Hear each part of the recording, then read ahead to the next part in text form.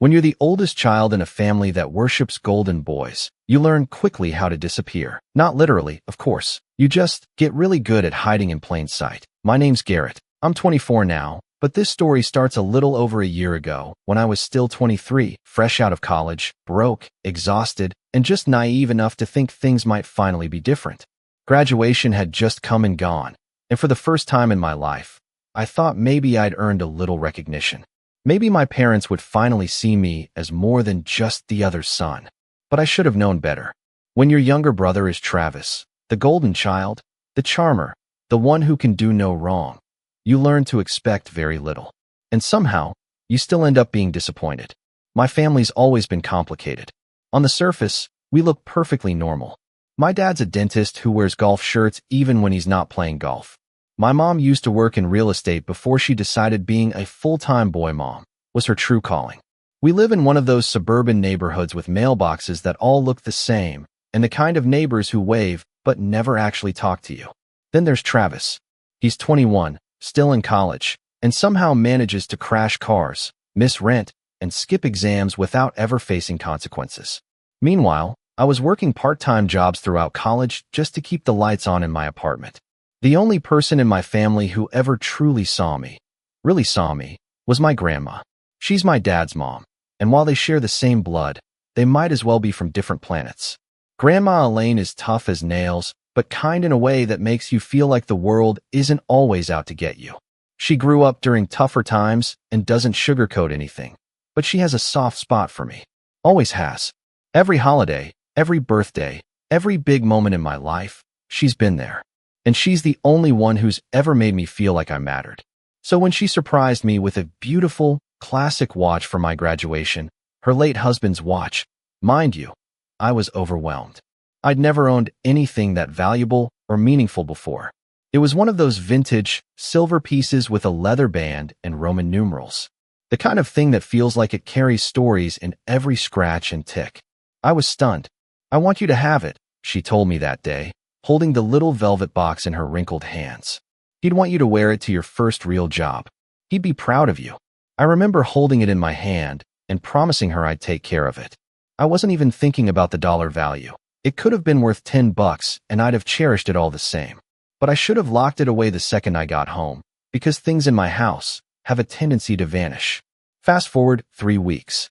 I was invited to a small family dinner at my parents' place. Nothing fancy, just one of those midweek get-togethers they like to call casual, which usually meant my mom slaving over an unnecessarily elaborate meal while my dad critiqued the wine pairing. Travis was home from school, lounging on the couch like he owned the place, and Grandma Elaine was visiting for the weekend. I hadn't seen her since graduation, and I was genuinely excited to catch up with her.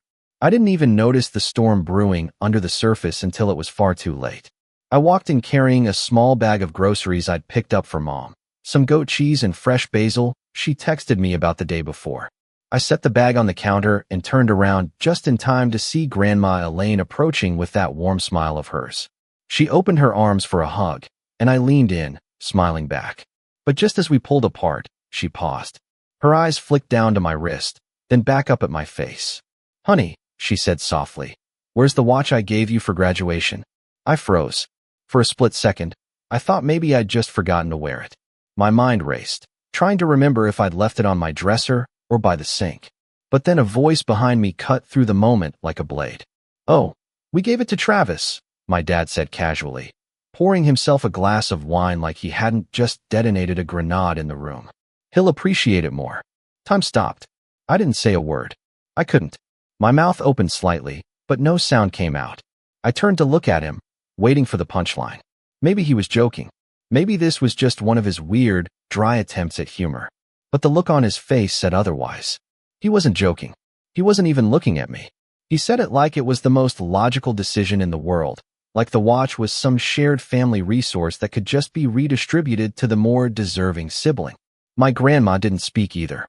She just stared at him, not with confusion or anger, but with something else entirely. Disbelief. Disappointment. That kind of look that strips a person bare and exposes all the things they pretend to be. My dad, unfazed, took a sip of wine and started talking to my mom about the roast in the oven. I stood there, fists clenched at my sides, heat rising in my chest. My heart pounded so hard I could hear it in my ears. Travis, of course, looked smug, wearing the watch right there on his wrist like it had always belonged to him. He noticed me staring and had the nerve to wink. That was the moment something broke inside me. Something subtle, but deep. I'd spent years brushing things off, telling myself it wasn't worth the fight. But this wasn't just favoritism. This was theft. This was betrayal. And the worst part was, they didn't even try to hide it. I tried to pull my grandma aside later that night, but she seemed distant. She barely touched her food, and her usual spark had dimmed. When I finally found a moment alone with her in the hallway, she looked at me and said, "Don't worry, sweetheart. I'll handle it." I didn't know what she meant by that, and I didn't ask. But over the next few weeks, things started to shift in strange and subtle ways. Phone calls went unanswered. Tensions in the family group chat rose. My dad grew unusually quiet during dinners. Travis started making more snide comments than usual. And then, one Sunday afternoon, everything changed. I didn't hear from Grandma Elaine for 2 weeks after that dinner. That alone was enough to put me on edge. She wasn't the type to stay silent, especially not after something like that. She'd always been a phone call away, checking in on my classes, asking about job interviews, recommending documentaries I'd never get around to watching. Her silence was like a missing note in a song you didn't realize had always been playing in the background. Meanwhile, things at home took a turn for the worse. My parents, especially my dad, began to act like the watch situation never happened. I was expected to show up for Sunday dinners, text back in the family group chat, and congratulate Travis on every minor success like I was part of his fan club. And Travis, well, he turned it into a game. Every time we saw each other, he found a way to flash the watch in my face. Polishing it at the table, holding up his wrist to check the time in an exaggerated fashion, resting his arm on the back of the couch just so the silver glint caught the light. He was always smirking, like he knew exactly what he'd done and didn't feel the slightest bit of shame. One night, a week after that dinner, my mom texted me, "Don't forget to RSVP for Travis's internship dinner next month. We're all so proud of him." I read it 3 times before I could even process the absurdity. Travis had landed some cushy, unpaid internship at a family friend's company, some PR firm downtown that only hired kids through connections, and now we were throwing him a dinner party like he'd cured cancer. I didn't respond. I couldn't. Instead, I stared at my phone and let the anger simmer. Not because Travis got the internship. I'd long accepted that opportunities would always find him, whether he earned them or not. But because of the way my parents celebrated him like he was the family's great success story, while I was barely acknowledged. I was working 2 jobs by then. One as a temp at an office downtown, answering phones, printing documents, doing the kind of mind-numbing tasks that made you question every life decision, and the other as a barista on the weekends. It wasn't glamorous, but I was paying my own rent, buying my own groceries, living like an adult. You'd think that would count for something. But no. In my parents' eyes, Travis still shined brighter. And then came the breaking point. It was a Sunday afternoon. I'd just gotten off a 7-hour shift at the coffee shop and made the mistake of stopping by my parents' house. I hadn't been in weeks, and I figured maybe, just maybe, things would feel normal again. They didn't. The moment I walked through the door, I knew something was off. My mom was in the kitchen with a wine glass, laughing a little too loudly. My dad was on the patio grilling burgers, acting like a sitcom dad. And Travis? Travis was in the living room, surrounded by a group of extended family members, cousins, uncles, people I hadn't seen in years. They were all there for some kind of impromptu barbecue in his honor. Apparently, word had spread about the internship. Oh, look who finally decided to show up. Travis called out the moment he saw me, lifting his drink like he was toasting me. "Everyone, this is my brother Garrett, the family's philosopher king." Everyone laughed. I didn't. I stood there awkwardly, still in my work uniform, sweat drying uncomfortably on my back, and tried to smile. But inside, something was fraying. I stayed for 15 minutes, just long enough to avoid the guilt text from my mom, and then slipped out the side door. No one even noticed. That night, I got a call from Grandma. "I've been watching," she said, her voice low and steady. "You okay, sweetheart?" "I don't know," I admitted. "It's like I don't exist to them." She didn't respond right away. When she did, her voice was firmer. "Don't let them convince you that you're less than what you are. You've always carried yourself with grace, Garrett. even when they don't deserve it. I didn't cry. Not then. But I felt something shift. Like her words had unlocked a door I'd kept sealed for too long. The next week, things got worse. One morning, I got a notification on Facebook. Travis had posted a photo with the watch. A close-up, captioned, "Some things just suit you better #gifted." I felt my stomach drop. The comments poured in from mutual friends, old classmates, family members. "Isn't that the one Grandma gave Garrett? Looks expensive. Wow, classy." I didn't comment, but others did. A few friends messaged me privately, asking what was going on. I didn't answer them either. What could I say? Later that day, my mom called. "Hey, sweetie. So, I know things have been a little tense lately, but I was wondering, Travis needs a suit for his internship dinner, and your old one would be perfect. You're about the same size, right?" I didn't respond right away. My hand clenched around the phone. "You want me to give him my suit? Well, you don't wear it much, do you? And he doesn't have time to go shopping before the dinner. He already took my watch," I said, voice low. "Now he needs my clothes, too?" There was a long pause on the other end. "Oh, Garrett, don't be dramatic. You know he looks up to you. You should be flattered." I hung up. That was it. That was the moment something inside me snapped. It wasn't just about the watch, or the suit, or even the years of being overlooked. It was the complete and utter erasure of me. Like I was nothing more than a backup plan for Travis. A wardrobe. A spare part. I didn't sleep that night. I kept thinking about Grandma Elaine. About the way she looked at my dad at that dinner.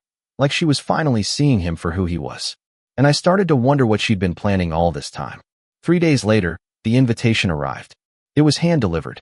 A cream-colored envelope with my name written in delicate script. Inside was a formal invitation to a private family gathering at Grandma's house. No details. No RSVP number. Just a date and time. I called her immediately. "What is this?"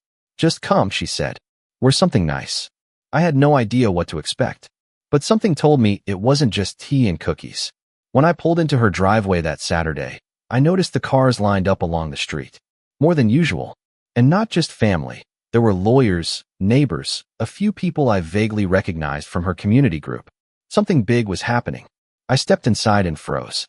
There, in the living room, were my parents, Travis, a few cousins, and a handful of strangers seated like they were waiting for a show to start. Grandma Elaine stood near the fireplace, wearing her best pearls and a blazer I hadn't seen her wear in years. She looked directly at me and smiled. "Glad you made it, Garrett." Then she turned to the room. "Now that everyone's here," she said, "we can begin." I wish I could tell you what Grandma said right away, but the truth is, I barely heard the first few sentences. My heart was pounding so loudly it drowned out everything else. The whole room had turned their attention to her, and I just stood near the doorway like a shadow. Like I didn't belong. Like I'd accidentally walked into someone else's life. I caught bits and pieces. Phrases that made my chest tighten. Taken advantage of. One-sided favoritism. Time to set things straight. Then, suddenly, she turned to Travis. "Not my dad. Not my mom. Travis." "Young man," she said, voice sharp but not unkind. "That watch wasn't a gift for you.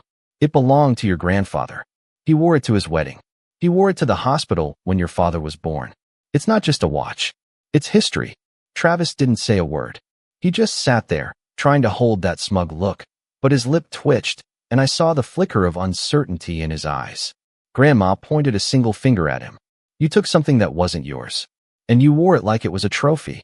My mom opened her mouth to speak, but Grandma raised a hand, silencing her with nothing but posture. That's the kind of woman she is. When she wants the room, she takes it. My dad was staring at the floor. He knew. He'd always known. But for the first time in years, he looked small. And then she said it. The sentence that cracked open the entire house. "I'm changing the will." Gasps. A few murmurs from the cousins. Even one of the lawyers raised an eyebrow. Grandma didn't flinch. "I've watched too much silence in this family," she continued. "Too much enabling. And Garrett? He's the only one who never asked me for a dime. The only one who never expected something just for existing." I felt like the floor had vanished under me. "I've made arrangements," she went on. "He'll be the executor and the primary beneficiary." I couldn't breathe. I didn't know what to do. Part of me wanted to shout, "Don't do this." Not because I didn't want it, of course I did, but because I didn't want the fallout. I didn't want to be blamed for tearing the family apart. But that's exactly what happened. The next few weeks were a blur. My parents were furious, but not at her. At me.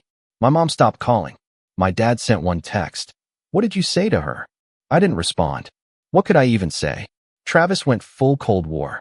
Blocked me on everything. Sent a passive-aggressive group chat message that said, "Just so everyone knows, I won't be attending Grandma's birthday this year." Some people can't help but turn family into business. He got plenty of sympathy emojis from extended family. No one dared take sides. And that's when the silence really hit me. Because as much as I wanted to believe I could handle it, that I was strong enough to stand on my own, the reality was something different. I'd lost them. Maybe they were never truly mine to begin with, but it still felt like loss. Like walking away from a burning house, knowing your favorite childhood things are still inside.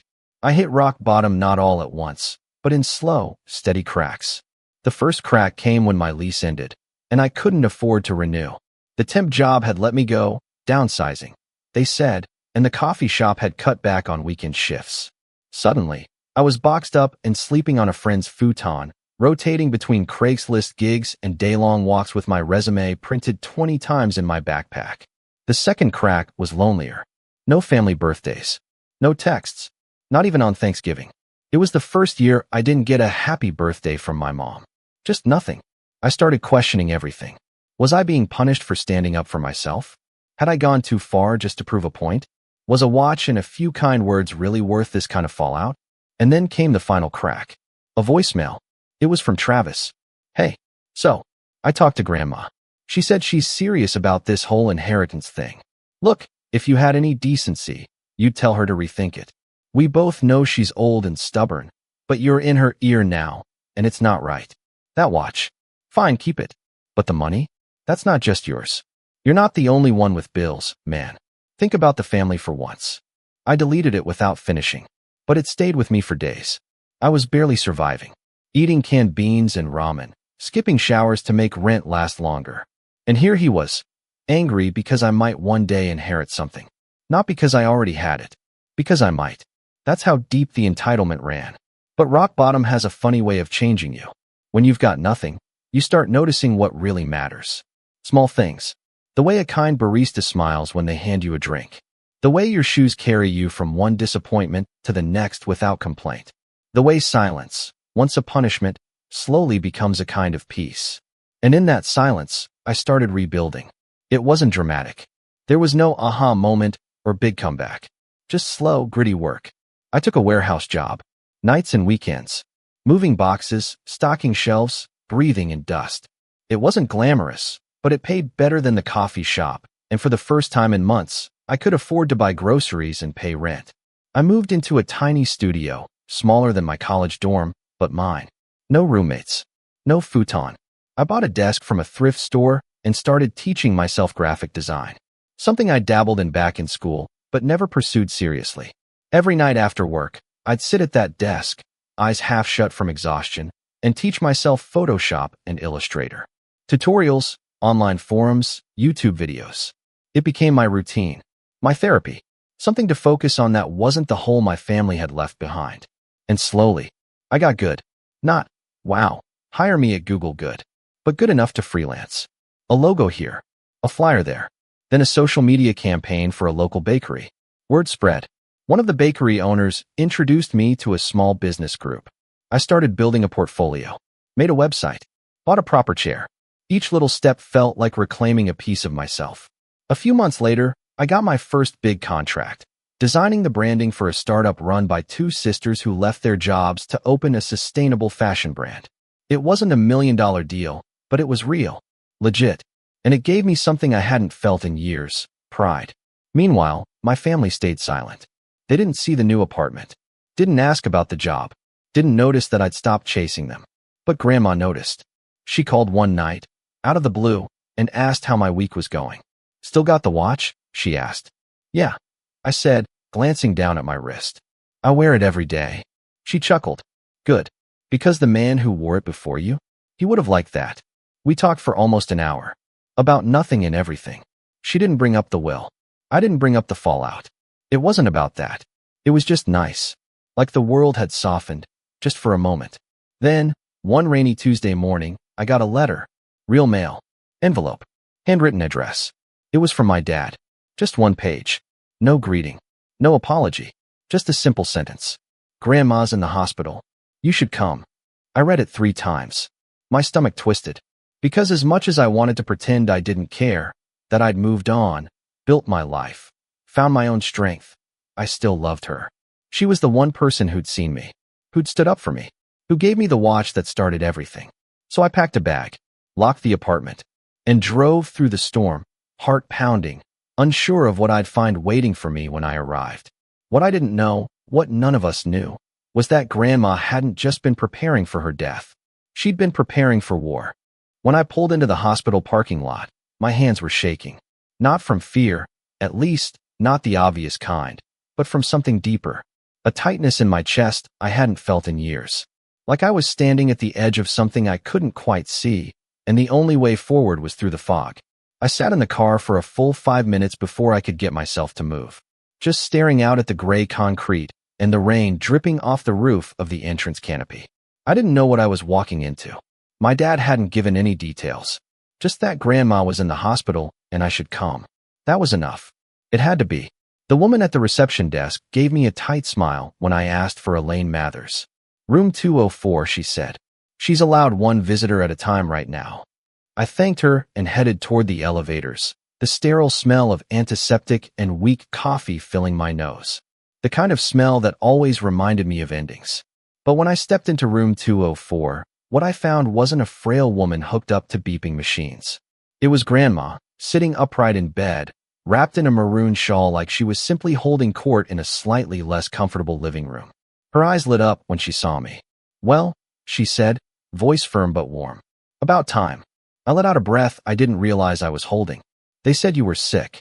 "I am. Just not dead," she replied, smirking. "Though judging by your father's behavior, you'd think I was halfway in the ground." I stepped closer and sat beside her. "What's going on?" She paused, watching my face. Then she reached over to her nightstand and pulled out a thin file folder. No label, just a single rubber band wrapped around it. She placed it in my hands. "I need you to read this," she said. "Not here. Not now. But soon." I opened it slightly. Inside were documents, legal ones, from the looks of it. A few handwritten notes, a couple of typed letters, and a signed statement from her lawyer. "Grandma, what is all this?" Her eyes sharpened. "This is your blueprint." I blinked. Blueprint for what? Her lips twitched into a smile, but there was no humor in it. "For setting things right." We sat in silence for a long moment. Outside the window, the rain softened, tapping gently against the glass. "I don't have much time, Garrett," she said finally. "Not because I'm dying, but because your father and Travis think they're about to win. They've circled the wagons, whispered in every cousin's ear, twisted every story. They're preparing for war. But what they don't know is, I've already built the battlefield." I stared at her. "Why me?" "You know why," she said gently. "Because you never asked for any of it. You just kept showing up. That's what makes you dangerous to them. And that's what makes you perfect for this." I left the hospital that night with the folder tucked under my coat, the pages pressing into my chest like a secret. When I got home, I didn't sleep. I spread the documents out on my tiny kitchen table and started reading. What I found wasn't just a plan, it was a legacy. Grandma had spent the last 6 months transferring her estate, not just to me, but into a trust one controlled. She'd named me executor and placed detailed notes outlining every financial account, property deed, and contingency clause. It wasn't just wealth. It was leverage. And she'd made one thing very clear in her notes. Do not confront them until everything is in place. Let them make the first move. And when they do, let them bury themselves. The next few weeks felt like training for a quiet war. I met with her lawyer, Mr. Haskins, a soft-spoken man with owl-like glasses and a surprisingly dry wit. He walked me through every legal form, every clause, every fallback plan. She was methodical, he told me, nodding at the stack of documents between us. Didn't miss a single step. Frankly, I've seen corporate CEOs plan less carefully. We also talked strategy. Grandma had left behind 3 properties: her home, a rental cottage in Vermont, and a small commercial building she inherited years ago that had since become a boutique wine shop. I hadn't even known about the last 2. "All of them are in the trust now," Mr. Haskins confirmed. "Travis and your parents have no legal claim. But they'll think they do, I muttered. He smiled faintly. That's the beauty of it. They'll reveal their intentions the moment they think she's gone. That was the plan. Let them believe what they wanted. Let them show their hands. But I needed more than legal power. I needed allies. So I started calling the people they didn't think I'd talk to. Aunt Claire, who'd quietly left the family group chat 2 years ago after Travis crashed her car and my dad guilt-tripped her into not asking for repairs. Cousin Mia, who'd always been polite but distant, until I reminded her of the time Travis spilled soda on her laptop and my mom told her it was her fault for putting it in harm's way. And Uncle Dean, who worked in finance and had warned Grandma years ago not to trust Dad with money. One by one, I reached out. Not with accusations. Not with anger. Just quiet, honest conversations. And one by one, they started to shift. I always knew something wasn't right, Aunt Claire told me over coffee. But your dad makes it so hard to speak up. Cousin Mia texted me. Just say the word. I'll back you. Uncle Dean said simply. Your father's weakness is thinking he's the smartest man in the room. But there was one more piece I needed. The watch. I hadn't worn it in weeks. Not since Travis's Facebook stunt. It felt tainted somehow, like it wasn't mine anymore. But Grandma had made it clear, it was more than a timepiece. It was proof. A symbol of her intent. The first domino. So I made a decision. I called Travis. He didn't answer. I called again. Still nothing. On the third try, he picked up. What do you want? His voice was flat. I want the watch back. He laughed. You're joking, right? You know she gave it to me. She gave it to the family, he snapped. You're just trying to play the victim again. No, I said, calm but firm. I'm done being the victim. And you're going to wish you'd handled this differently.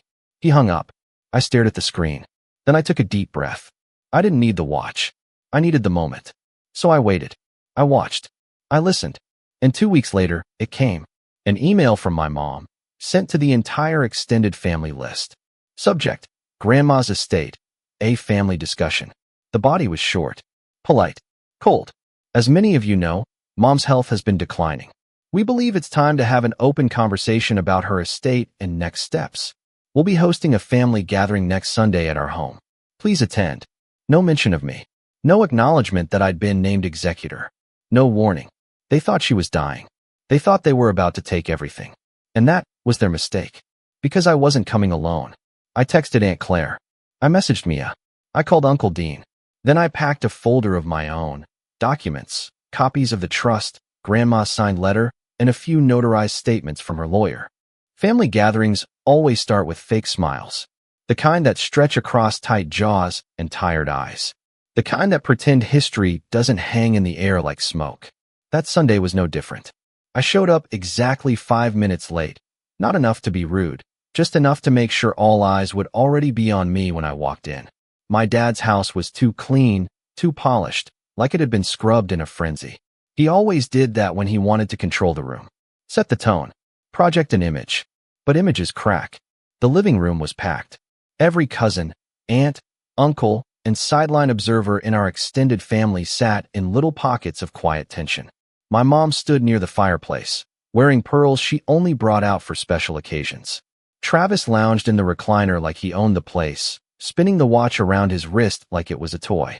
I didn't flinch. The moment I stepped in, the room shifted. Conversation stalled. My dad, standing near the entryway to the kitchen, cleared his throat and stepped forward. Garrett, he said with a practiced smile. Glad you could make it. I nodded and took a slow step inside. I didn't respond. I didn't need to. He motioned toward the center of the room, where a coffee table had been cleared. A thick folder sat there already, his version of control, no doubt filled with paperwork he thought would make him look official. We wanted to talk through everything as a family, he began, voice calm, rehearsed. With Mom's health being what it is, we believe the most responsible thing is to have transparency about the estate. We don't want confusion or disputes later. I stayed quiet, watching him dig his own grave with every word. He glanced at my mom. She nodded. Then he looked to Travis, who gave me the kind of smug, dismissive smirk that had haunted me for years. My father took a deep breath. Given the circumstances, and with Grandma not fully lucid anymore, we think it makes the most sense for Travis and I to assume joint financial responsibility for her assets. Until she's not dead. My voice cut through the room like a knife. My dad blinked. Excuse me. She's not dead. And she's not confused. I spoke with her yesterday. She's very clear about what she wants. The silence was instant. My mom's face twitched, but she kept her smile. Travis stopped spinning the watch. She's resting, my dad said carefully. We've talked with her doctor. She's not in a state to be making. She's resting, I repeated, but she's lucid. And she had her attorney revise her estate documents months ago. That's why I'm here. I placed my own folder on the table, calm, deliberate. Then I pulled out a single document and handed it to Aunt Claire, seated nearest to me. She named me executor. Months ago. Everything's in a trust now. Her house, the cottage in Vermont, the commercial property, every account, every asset. All of it's protected. My father stepped forward. That's ridiculous. She didn't. She did. I turned to Mia, who was already flipping through another notarized document. Her jaw dropped slightly as she read. These signatures are real, she whispered. Uncle Dean took the next page. His brows lifted. And this clause, Garrett has full discretionary control of the trust. No one else named. No co-executors. No conditions. My dad's smile faltered. You forged this. There's no way. Her attorney is here, I said, nodding toward the door. Right on cue, Mr. Haskins stepped inside, holding a slim leather briefcase and an expression like he'd walked into a boardroom, not a living room. Everyone turned. Good afternoon, he said pleasantly. Apologies for being late. Traffic. He opened his case and pulled out his own set of documents. Elaine Mathers authorized me to serve as her legal counsel regarding her living trust and estate. All documentation has been reviewed, notarized, and filed with the county. She also requested I be present should her intentions be challenged. My father's face paled. I want to speak to her, he said, but the confidence was slipping. You can, I replied. She said she'd take your call. But she also said, and I quote, if he raises his voice, hang up. Laughter rippled through the room, small at first, but unmistakable. Aunt Claire smiled. Mia bit her lip. Uncle Dean folded his arms and leaned back. That's when Travis stood up. This is a setup, he snapped. You're trying to steal what's ours. She gave you a family heirloom, I said, locking eyes with him. And you flaunted it like it was a party trick. She watched how you acted, how you treated people, and she made her decision. His face turned red. She gave me that watch because she wanted to. She gave it to me. You stole it. He opened his mouth, then closed it. His hand twitched toward the watch on his wrist, but he didn't take it off. I don't want the watch back, I said calmly. Not anymore. Because that's all it ever was to you. Just a shiny thing. But it's not going to help you now. I looked around the room. She built this trust because she was tired of watching this family tear itself apart. She wanted someone to protect what she worked for, not exploit it. My father turned to Mr. Haskins. We'll contest it. You're welcome to try, the lawyer said smoothly. But I'll warn you, the documents are airtight. And if the trust is contested without cause, your client, Garrett, has the right to restrict beneficiary disbursements. What does that mean? My mom asked, her voice finally cracking. It means, I said, that if you try to fight this in court, the money stops. The inheritance freezes. No checks. No payouts. No emergency transfers. For anyone. Murmurs. Eyes turned to me, some wide with surprise, others with quiet approval. We don't want to fight, I said. I just want honesty. And respect. Things this family forgot how to give. No one spoke. And then, to my shock, Aunt Claire stood up. I support this, she said firmly. Grandma's watched too many people take advantage of her generosity. Garrett's the only one who never asked her for anything. I second that, Uncle Dean added. I do too, Mia said softly. One by one, the room shifted. And my father? He sat down. Slowly, like his legs could no longer hold up the weight of his pride. The meeting ended quietly. No screaming. No chaos. Just the sound of paper being shuffled and illusions crumbling. My mom didn't say goodbye. Travis stormed upstairs. My dad lingered by the door as I left, his eyes blank. You planned this, he said. No, I replied. She did. I just followed instructions. That night, Grandma called me. Well, she asked. They didn't take it well. She chuckled. They never do. You okay with the fallout? I've been ready for years, she said. And you? You ready for what comes next? I looked around my apartment, still small, still humble, but finally mine. My desk. My routine. My future. Yeah, I said. I am. She was quiet for a moment. Then she whispered, "He never deserved that watch, Garrett. But you? You deserve so much more." We hung up. I walked over to my closet and opened the little box I'd kept tucked behind my winter coat. The watch was inside. Not the old one. Travis still had that. But a new one. A gift from Grandma, delivered through Mr. Haskins that same night. A simple inscription on the back. "This time it's yours. E." I slipped it onto my wrist, smiled at the weight of it, and finally felt the time was mine to take. And that's how the golden boy lost everything. To the brother he never saw coming. My parents told me they were going out of town and that I should stay home for a quiet weekend. I didn't think much of it until I saw photos online of them hosting a huge party with all our relatives and not a single invite for me. When they finally called to apologize, saying it was complicated, I was left wondering if I could ever trust them again. Hi, everyone. I'm 27F, and I've been holding this in for a while. I wasn't sure if posting would help or just make me feel more exposed, but the weight of what happened is too heavy to keep to myself anymore. I still don't know how to process it all. Maybe writing it out will bring some clarity. Let me give you some context before I jump into the weekend that changed everything. I'm an only child, born to two parents who, from the outside, seem like the picture of stability. My mom, Joran, is a retired school administrator who always insists on having the final say in every conversation. My dad, Lyle, works in finance. And let's just say he has never once missed an opportunity to talk about discipline, image, and how appearances are everything. Growing up, our house was immaculate. Not because we were wealthy, though we were definitely comfortable, but because my mom needed everything to look perfect for anyone who might drop by. Neighbors, relatives, former coworkers, church friends, anyone.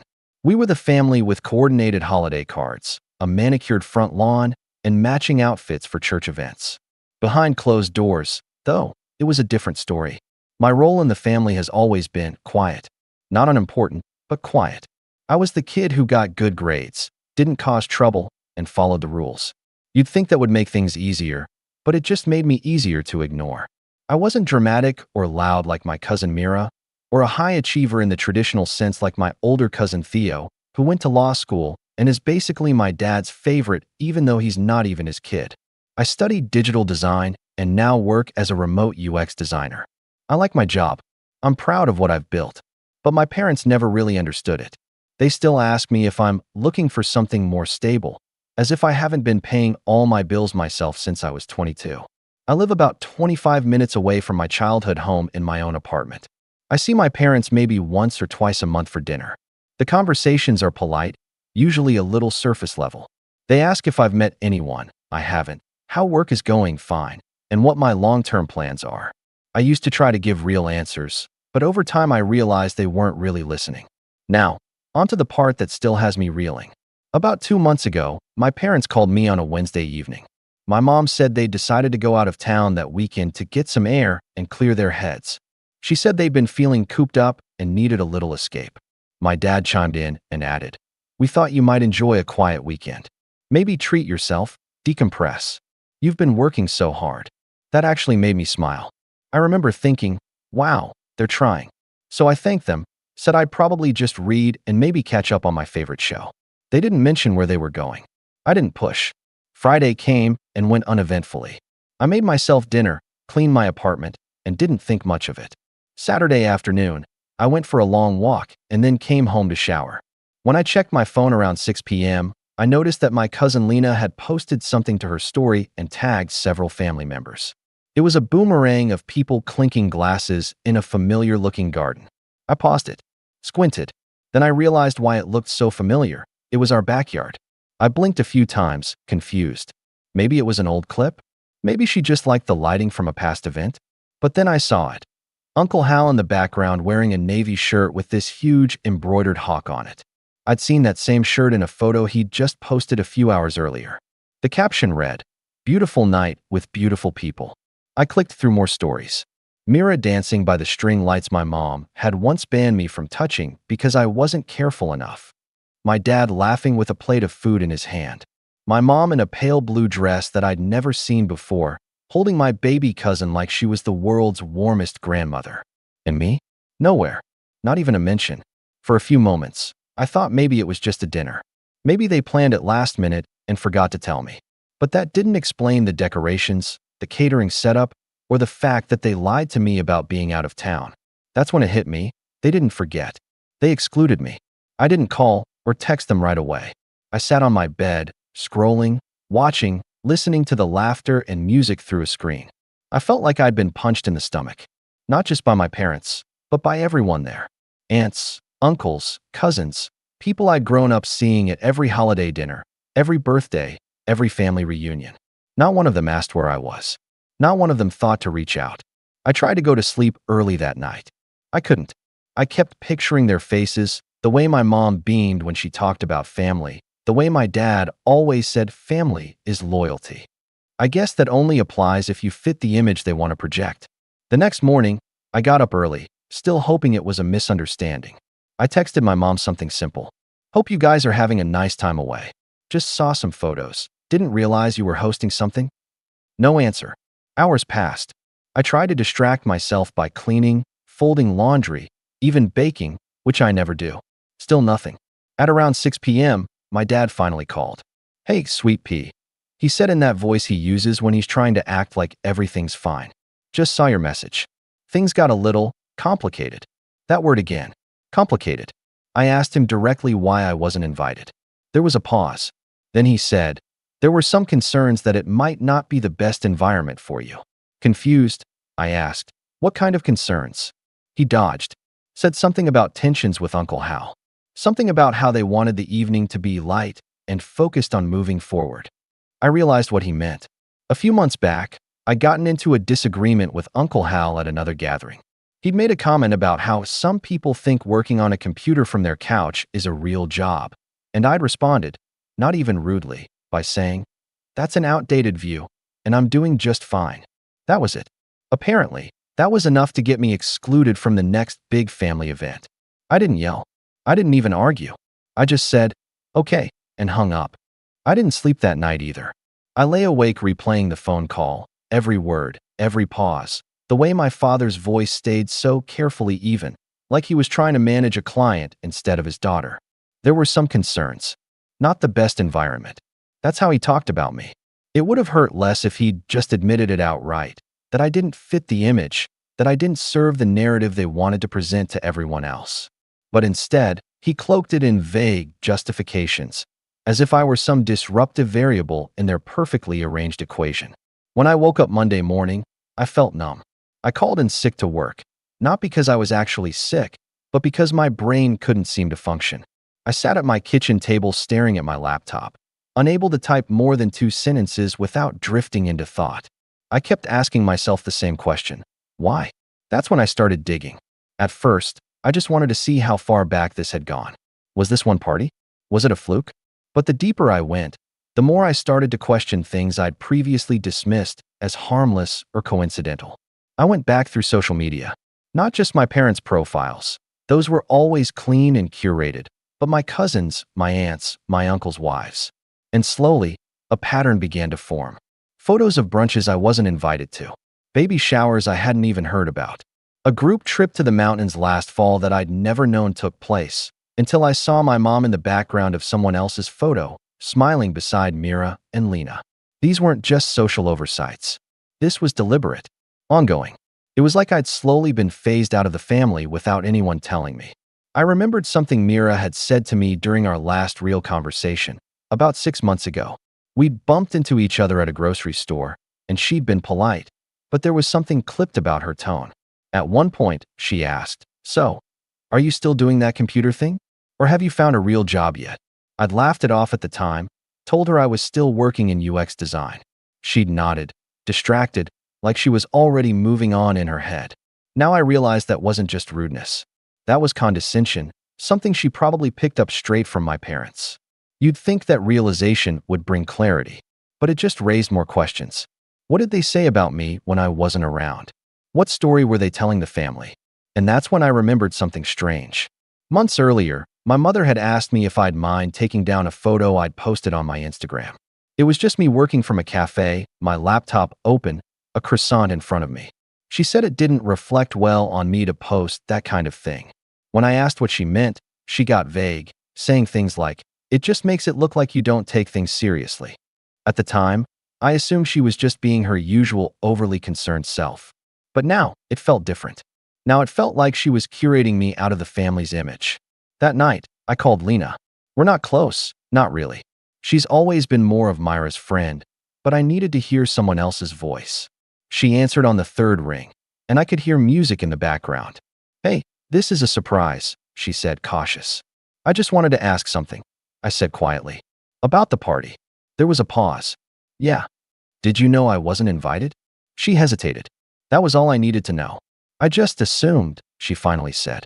"Your parents said you had something going on that weekend. They told me they were leaving town." Another pause. Then, almost nervously, "I'm sorry. I didn't know that. I just thought maybe you didn't want to come." That stung more than I expected. They hadn't just excluded me. They'd painted me as someone who chose not to be there. I didn't blame Lena. Not really. But it confirmed something I hadn't wanted to admit until then. My parents were lying to other people about me, making excuses, inventing reasons for my absence. They weren't just shutting me out. They were rewriting the narrative to make themselves look like the reasonable ones. After we hung up, I went digging again. This time, deeper. There's a private Facebook group for our extended family, something my Aunt Liv created years ago to share photos, coordinate get-togethers, and post updates about the older relatives. I rarely check it. Most of the time, it's baby photos and casserole recipes. But now I was looking for something else. I started scrolling back, way back, and that's when I saw it. A post from 3 weeks before the party, written by my mom. "So excited to host a celebration at our home later this month. It's been such a hard year for so many, and we feel deeply grateful for the strength of our family bond. Looking forward to seeing all of you." In the comments, a few people asked about dates and RSVPs. My mom responded promptly, even joked with Aunt Renee about finally showing off the new garden lights. The entire family had known, and not a single person had thought to ask why I wasn't in the loop. I stared at that post for a long time. My hands were cold. I kept reading the words "family bond" over and over again. What kind of bond was this? I thought about calling them again. I really did. But what was I going to say? Why did you erase me from my own family? I already knew what their answer would be. Something polished. Something rehearsed. Something that made it sound like I was the problem. Instead, I started writing. Not this post, just notes. Things I remembered. Moments I'd brushed off. Times I was told not to bring up uncomfortable topics at dinner. Times I was left out of photos, gently nudged away so they could get just the cousins or just the immediate family. Slowly, a picture started forming, and it was uglier than I wanted to admit. They didn't just exclude me once. This was a long, slow exile, hidden under politeness and plausible deniability. But here's the thing. If they wanted me gone from their version of the family, fine. I could accept that. But I wasn't going to let them lie about why. And I wasn't going to keep playing along, pretending not to notice. So I started preparing something. I didn't want to react out of anger. I'd done that before, in smaller moments, and every time I had, my parents found a way to twist it. If I brought up how something they said hurt me, I was overly sensitive. If I asked why I was left out of a gathering, I was trying to start drama. If I pointed out how they favored other family members, I was making everything about myself. I wasn't going to give them that narrative again. Not this time. So I got quiet, but not passive.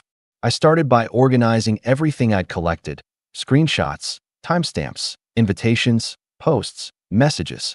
Every piece that showed a clear pattern of exclusion.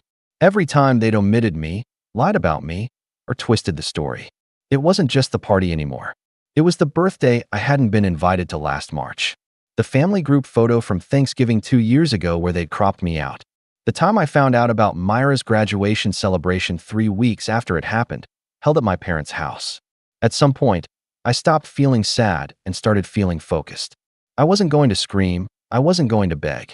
I was going to make them see the version of me they'd tried to ignore. The version that remembered everything. My opportunity came 3 weeks later. My Aunt Liv, the one who manages the family Facebook group, sent out a message. There would be a big family lunch to celebrate my grandfather's 80th birthday. It would be held at a nearby country hall. Casual, outdoors, catered. I wasn't tagged directly in the post, but the guest list included all the immediate and extended family members. No one had messaged me personally. Again, but I RSVP'd anyway. Then, I made a few quiet preparations. I created a small printed booklet. It wasn't flashy. Just a neat, simple layout with about 12 pages. I titled it, What I Missed, by Invitation Only.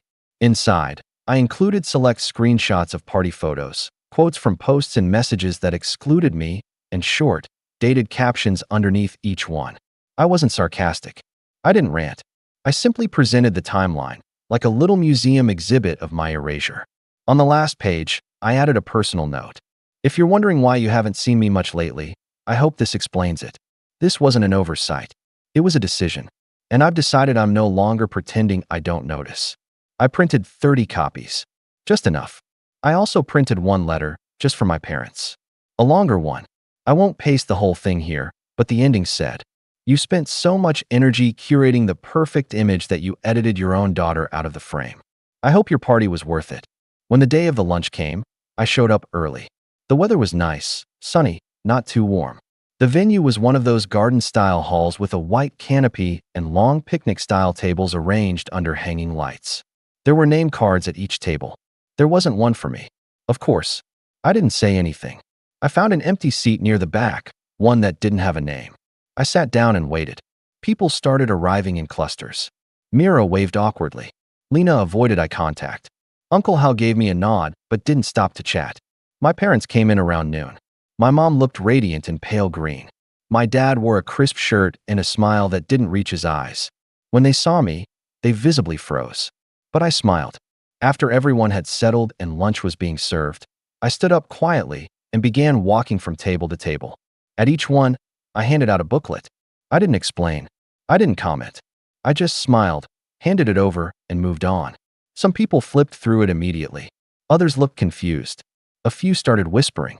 When I reached the head table, where my parents were sitting with my grandfather, I placed the longer letter envelope in front of them and said, softly but clearly, This is for you.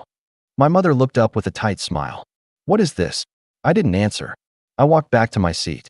I saw Mira flip through the booklet, her expression shifting from amusement to discomfort. Aunt Renee whispered something to her husband and kept glancing over at me.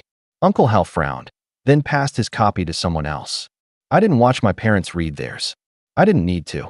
I knew they would. And I knew they'd recognize every single screenshot, every date, every phrase. By the time dessert was served, there was a noticeable shift in the air. Conversations were quieter. Some people were clearly uncomfortable. A few looked at me like they didn't know what to say, and that was fine. I hadn't done this to make a scene. I'd done it so they'd finally see what they'd all played a part in, whether actively or passively. As people began to leave, a few cousins came over. One of them, Elise, who I'd always thought of as neutral, said quietly, I didn't know it was that bad. I'm sorry. I just nodded. It's okay. I'm not angry anymore. I just needed the truth to be seen. When I got home that evening, I put my phone on silent. I didn't want to read any explanations or reactions. I'd said what I needed to say in the clearest way I knew how. But the next morning, I woke up to 5 missed calls. 3 from my mom, 2 from my dad. A handful of messages followed. Mom, we need to talk. That was completely inappropriate. Dad, you ambushed your family at your grandfather's birthday.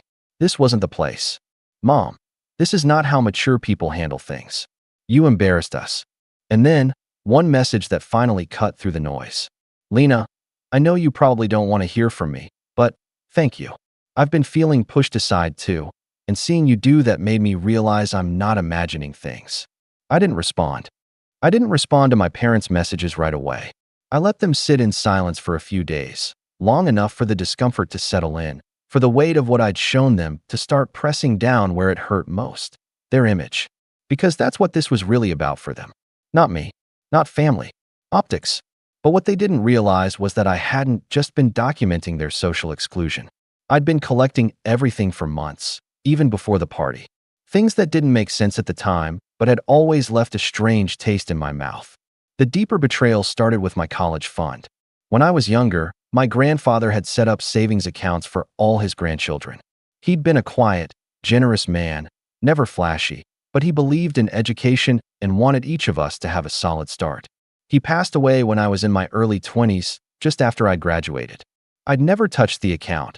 I'd gotten scholarships and small part-time jobs to get through school. My plan had been to use what was left to help with grad school or maybe a down payment someday. A few months ago, While I was organizing old paperwork, I realized I hadn't received a statement from that account in years. I tried logging in through the online banking portal.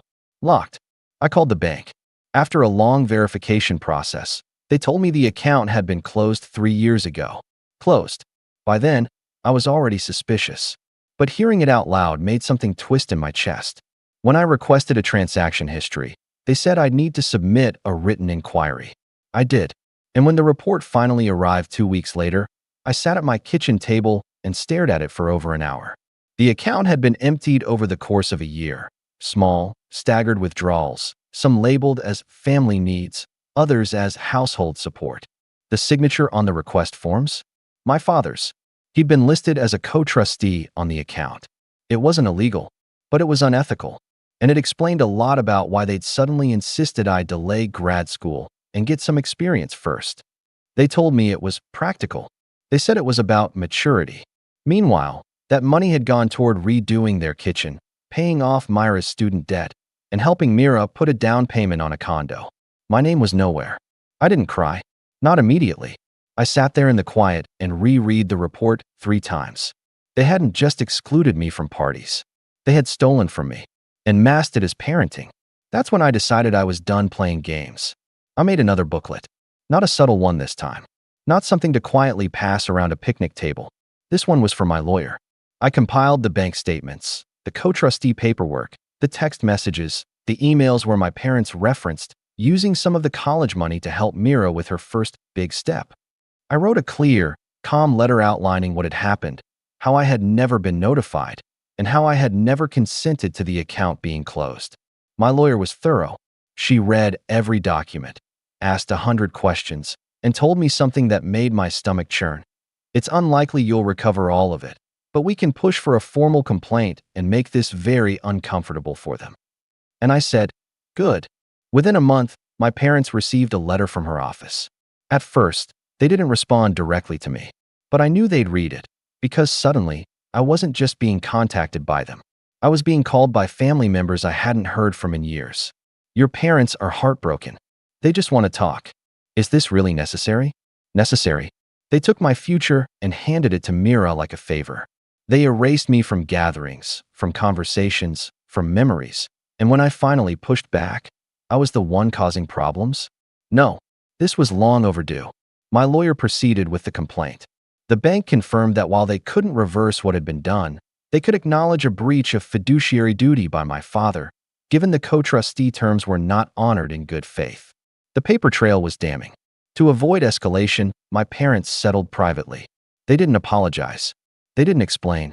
Through a formal agreement, they transferred a restitution amount, about 70% of what had been withdrawn, back to me. Not as a gift, not as a favor, as a debt repaid. I took that money and finally applied for the graduate program I'd been putting off. I got in. I started in the fall. I moved out of the city a few weeks ago. Found a small, quiet place near the coast. Somewhere with long walks and wide skies. Somewhere they wouldn't think to find me. I didn't tell anyone in the family where I was going. I deleted the family Facebook group. Blocked my parents. Blocked Mira. I kept Lena unblocked. Not because I forgave her, but because I sensed she, too, had been caught in the machine. I don't miss the birthdays. I don't miss the passive-aggressive texts or the carefully worded emails. I don't miss having to wonder whether I was wanted or merely tolerated. What I do miss, sometimes, is the illusion. The version of my family I used to believe in. The version where I thought I mattered, where love wasn't conditional on performance or appearance. That version never really existed. But grieving it took time. Now, I'm not angry. I'm free.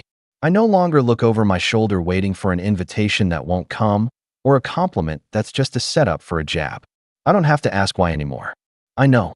And I'm done letting villains rewrite the story just because they call themselves family.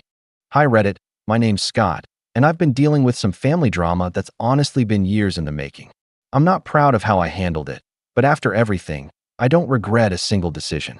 A little backstory. My Aunt Muriel and my cousin Ezra run a small, family-owned home goods store in our hometown. It's the kind of place that's been in the family for decades, though it's been slowly falling apart. They've always been dismissive of me. Growing up, every idea I had, school projects, small business attempts, even hobbies, was met with sarcasm or outright ridicule. Ezra, especially, loved to remind me that I was not serious and that whatever I was doing would never go anywhere. Muriel just laughed along, like it was funny to crush my confidence. Fast forward to a few years ago. I started a small online business selling custom home decor items. Nothing huge, just me experimenting, making things that people actually seemed to like. I kept it quiet at first, mostly because I didn't want the inevitable eye rolls from family. But as it grew, I realized something. I was doing better than anyone in my family had expected me to. Orders kept coming in, and slowly, my little side projects started making serious money. Now here's where things start to get interesting. Last weekend, my aunt invited me over for family dinner, though we all know it was just a setup to make me look bad in front of Ezra.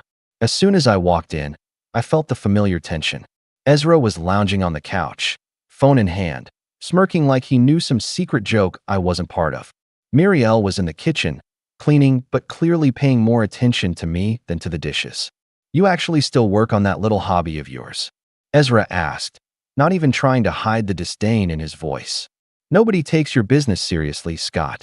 Muriel laughed, one of those high-pitched, condescending chuckles that makes it clear she's delighted by someone else's misery. "Oh, come on, Ezra. Don't be too hard on him. He's trying." I smiled, but inside, my blood was boiling. It wasn't just that they were insulting me. It was the fact that they had done it for as long as I could remember. Every success I ever had, they had to belittle it. Every idea I brought up, every effort I made, they had a response ready to tear it down. I decided I wasn't going to let it slide this time. I stayed calm, poured myself a drink, and sat down across from them. "You know," I said slowly, choosing my words, "it's funny how little faith you've always had in me." Ezra scoffed, like he was ready to interrupt, but I kept going. "Because the truth is, I never needed your approval. And I certainly don't need it now." At that point, Muriel raised an eyebrow, clearly sensing that something big was coming, but she didn't interrupt. Ezra leaned forward, curious. "What are you talking about?" I took a deep breath, let the silence stretch just long enough to make them squirm, and then said, "I just bought your store." There was a pause. Ezra's phone slipped from his hand. Muriel's mouth fell open. The look on their faces, the shock, disbelief, and maybe a touch of fear, was better than anything I could have imagined. Ezra finally managed to stammer, "You what? How? Why would?" I smiled. "Consider yourselves employees now. And I hope you both enjoy working for someone whose ideas you never respected. Because now, every decision you make, every customer interaction, goes through me." Muriel tried to laugh it off, but it came out hollow. Ezra's face turned red, but not from embarrassment. Anger, pure, simmering anger. He opened his mouth, probably to argue, but I raised a hand. "Not yet. Let's just sit and enjoy dinner. We can talk about your new roles afterward." The next few days were a whirlwind, and I could feel the shift in the air long before I walked into the store. Ezra called me on Monday morning. Well, technically he didn't call. He texted, but the tone was unmistakable. Every message was short, clipped, dripping with sarcasm, trying to make it seem like he wasn't rattled. "Guess you'll want to stop by to learn how to run a store, boss?" he wrote. I didn't reply right away. Part of me wanted him to stew a little, to feel the frustration that decades of mocking me had never allowed him to experience. When I did respond, it was calm, deliberate. "Why don't you show me how things are running? I'd like to start the week with a full understanding of the operations." That afternoon, I walked into the store, and I could feel every eye on me. Even the few regular customers were staring, as if they could sense that something monumental had changed. Ezra was behind the counter, pretending to be busy, but I could see the tension in his posture, the way his shoulders were tight, hands gripping the register like it was a lifeline. Muriel hovered near the aisles, pretending to stock shelves, but I caught her eyes darting toward me more than once, as if she were calculating the exact moment to launch a verbal attack or undermine me. "Morning," I said casually. "Looks like everything's running smoothly." Ezra smirked, but it was forced. "Of course it is. I mean, it's not like running a small store is rocket science, right?" I nodded, letting the comment slide over me. I knew better than to get into a shouting match. Patience was a weapon here. True, but sometimes the smallest details are the ones that make the biggest difference. I'd like to start by seeing the financials. I want to understand exactly where we are. Muriel's eyes widened, just slightly, but enough to betray her composure. The financials?" she asked, her voice tight. "Well, I guess you could look at them in the back office." I followed Ezra to the office, and as we walked, I noticed subtle changes in the store layout. Small ones that made me realize they had tried to do things their way without me. Some displays were outdated. A couple of shipments hadn't been unpacked properly. One section had a stack of products gathering dust. It wasn't disastrous, but it was sloppy. It wasn't the chaos of incompetence. It was the chaos of people who thought they could ignore the rules. "This," I said, gesturing to the disorganized back shelves, "is exactly what I mean. We need systems. Everything in its place, everything accounted for. Otherwise, small mistakes turn into big problems." Ezra crossed his arms, clearly bristling. "Systems. Right. You think a spreadsheet is going to save the store?" I smiled politely. "It's not just a spreadsheet. It's a method. Something you clearly never cared about." He froze for a moment, and I knew I had struck a nerve. "Cared about?" He spat, but the words didn't land with force. They were more defensive than threatening. "I've been running this place for years. I know how things work. And yet," I said slowly, pulling out the financial statements I had already reviewed before coming in, "we're still missing several key metrics, customer data, and inventory reports. If you knew how things worked, this wouldn't be an issue." I could see the anger rising in him, but instead of confronting me directly, Ezra did something I had anticipated. He started to try to sabotage me. Small things, subtle, almost invisible unless you were paying attention. Prices were slightly off on certain shelves, labels misaligned, a few key items placed in the wrong sections. He was testing boundaries, seeing if I would notice. I noticed, and I didn't respond immediately. Patience, again, was key. I took notes, quietly observing, letting him think he had the upper hand. Meanwhile, Muriel was whispering to a few staff members, trying to coordinate some kind of resistance, but they were hesitant. I had already met most of them individually, offered incentives, shown them that I was serious about running the store efficiently. Loyalty was slowly shifting, unnoticed by the aunt and cousin, and I could feel the tension building between the three of us. By midweek, the sabotage attempts became bolder. Ezra started calling in fake complaints from customers. I later discovered some were actually friends he had roped in. He tried to tell the employees to ignore certain procedures I had implemented. Muriel suggested cutting corners on deliveries to save time, which, of course, would have resulted in complaints and lost revenue. It was all so petty, but also infuriatingly bold. Instead of reacting angrily, I escalated quietly. I adjusted the workflow, personally oversaw inventory checks, and began documenting every attempt they made to undermine the business. I started having subtle meetings with the employees, reinforcing loyalty without making it obvious I was turning the tables. They began to see me not just as the kid who was laughed at, but as someone who knew what he was doing, someone capable of keeping the business afloat and profitable. Then came Thursday morning. That's when I realized Ezra had crossed a line. He had secretly negotiated a discount with a supplier behind my back, intending to bypass standard procedures and pocket a small profit on his own. It wasn't huge, but it was enough to constitute fraud and breach of trust. I walked into the back office with the invoice in hand, and I could see the panic on both Ezra and Muriel's faces before I even said a word. "Care to explain this?" I asked calmly, placing the paper on the desk between us. Ezra opened his mouth, but no words came. Muriel's lips pressed into a thin line, eyes darting to the door like she might escape. I leaned back, letting the silence stretch. "Do you realize how serious this is? Not just for the store, but for both of you personally?" "Because I do. And I've already contacted our legal advisor about how to proceed if this continues." Ezra's jaw tightened, and for the first time, I saw a real fear in him. Muriel shifted uncomfortably, her usual smugness evaporating entirely. The realization was hitting them. They were no longer in control. And now, I had the upper hand. It was at that moment I knew the game had truly begun. But I also knew that pushing too hard, too fast could backfire. So I waited, patient and deliberate, watching them squirm, calculating every move, every possible outcome. And that's when I started planning the next phase, the part where I would ensure this wasn't just a temporary shakeup, but a permanent shift in power. Because they didn't just underestimate me. They had humiliated me for years. And now, I had the chance to make sure they realized exactly what that cost them. The confrontation came on a Friday afternoon, when the store was at its quietest and the light angled just right through the front windows. I called a staff meeting and told everyone we needed to go over new procedures and a few policy changes. I framed it as housekeeping, neutral, the kind of thing that gets people nodding and not suspicious.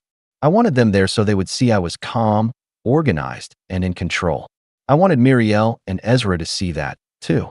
They showed up 5 minutes late, of course, because punctuality had always been a flex for them, showing they were above the rules. Muriel's face was the exact shade of beige she wore on her "I'm worried for you" card. Ezra swaggered in like he owned the place, but his hands fidgeted with his phone, which told me everything I needed to know. "Thanks for coming," I began, folding my hands on the counter like someone who'd rehearsed the lines a dozen times. "I'm going to make this quick. New inventory procedure, cash close protocol, and a reminder about vendor approvals." I kept my tone steady, like I was reading the morning announcements at school. Boring, safe, unthreatening. That's how you make them lower their guard. I had a stack of documents on the counter. Invoices, emails, a nicely bound printout of our supplier agreements. I spread them out, making sure everyone could see. I've also noticed some discrepancies in the accounting. Small stuff at first, mispriced items, a missed shipment, but then something larger, an unauthorized discount line that doesn't match our supplier terms. I didn't call anyone out by name. I didn't have to. The room hummed with the soft shuffle of feet and the rustle of paper. Eyes flicked to Ezra. He bristled. "We've always done discounts for regulars," he muttered. "That's not what I'm talking about," I said evenly. This was a vendor-level discount that was applied outside of our approval channels. That means either someone bypassed the system or someone negotiated terms without documenting them. That opens us up to liability. Muriel's hand went to her mouth, like she might burst into tears. "This is ridiculous." Ezra wouldn't. "You don't get to defend someone without hearing the facts," I said. "I've pulled the supplier history and talked to their rep. They confirmed we didn't authorize that discount. I also checked the inventory logs, and you'll see a pattern of missing documentation. If we don't close those gaps, we could lose supplier trust, and creditors won't be far behind." The employees exchanged looks. Loyalty is a quiet thing. It shifts under your feet without an announcement. I'd been working on that shift since I took over. Small raises for consistent staff, better scheduling, clearer roles. People like structure when it treats them fairly. Those who were tired of watching Ezra and Muriel snipe and shrug suddenly had an anchor. "You're making allegations," Muriel said, voice forced thin. "Against family. These are business facts," I replied. "Family doesn't give anyone a pass when the business is at risk. If the goal is to keep this place open and profitable, we address the problem." She opened her mouth, closed it, then did the one thing she'd always done when cornered. She called our relatives. It was the oldest trick in the entitled playbook: distract and overwhelm by assembling the choir of approval. Within an hour, the store had more relatives milling around than customers. Cousins, a second aunt, an aunt's neighbor who liked gossip. People who hadn't set foot in the store in years all suddenly had opinions on inventory reconciliation. "I thought buying the store would make you humble," Aunt Lorraine said, leaning on the checkout counter with a drink she'd sipped straight from a paper cup. "But look at you, bossing everyone around." I kept my calm. "I'm not bossing anyone. I'm protecting the business." That night, after everyone had gone, I sat in the dark office with the accounts open on my laptop and a cup of coffee gone cold beside me. I'd already taken steps I knew were necessary. Changed passwords for the POS system, updated user permissions so no one could create vendor discounts without 2 signatures, and scheduled an independent inventory audit for the following week. I'd also set up a basic camera in the back room and placed a plain text recorder on the office phone line. I didn't relish trickery, but they'd been tricking me for years, and this was business, not Sunday mass. 2 days later, the sabotage escalated. It was subtle in the way of things meant to hurt, without leaving a trail that would point back at the instigators. The register shorted a few dollars during peak hours, tiny amounts, scarcely worth a second glance, but big enough over time. A popular item was mispriced in the window display, so customers complained and walked out. One of the regulars came in and said a staffer had told him a rumor that the store was closing next month. He left without buying. It smelled like panic to me. Either they were trying to make me look incompetent or they wanted to accelerate a crisis so they could claim the sale was a mistake.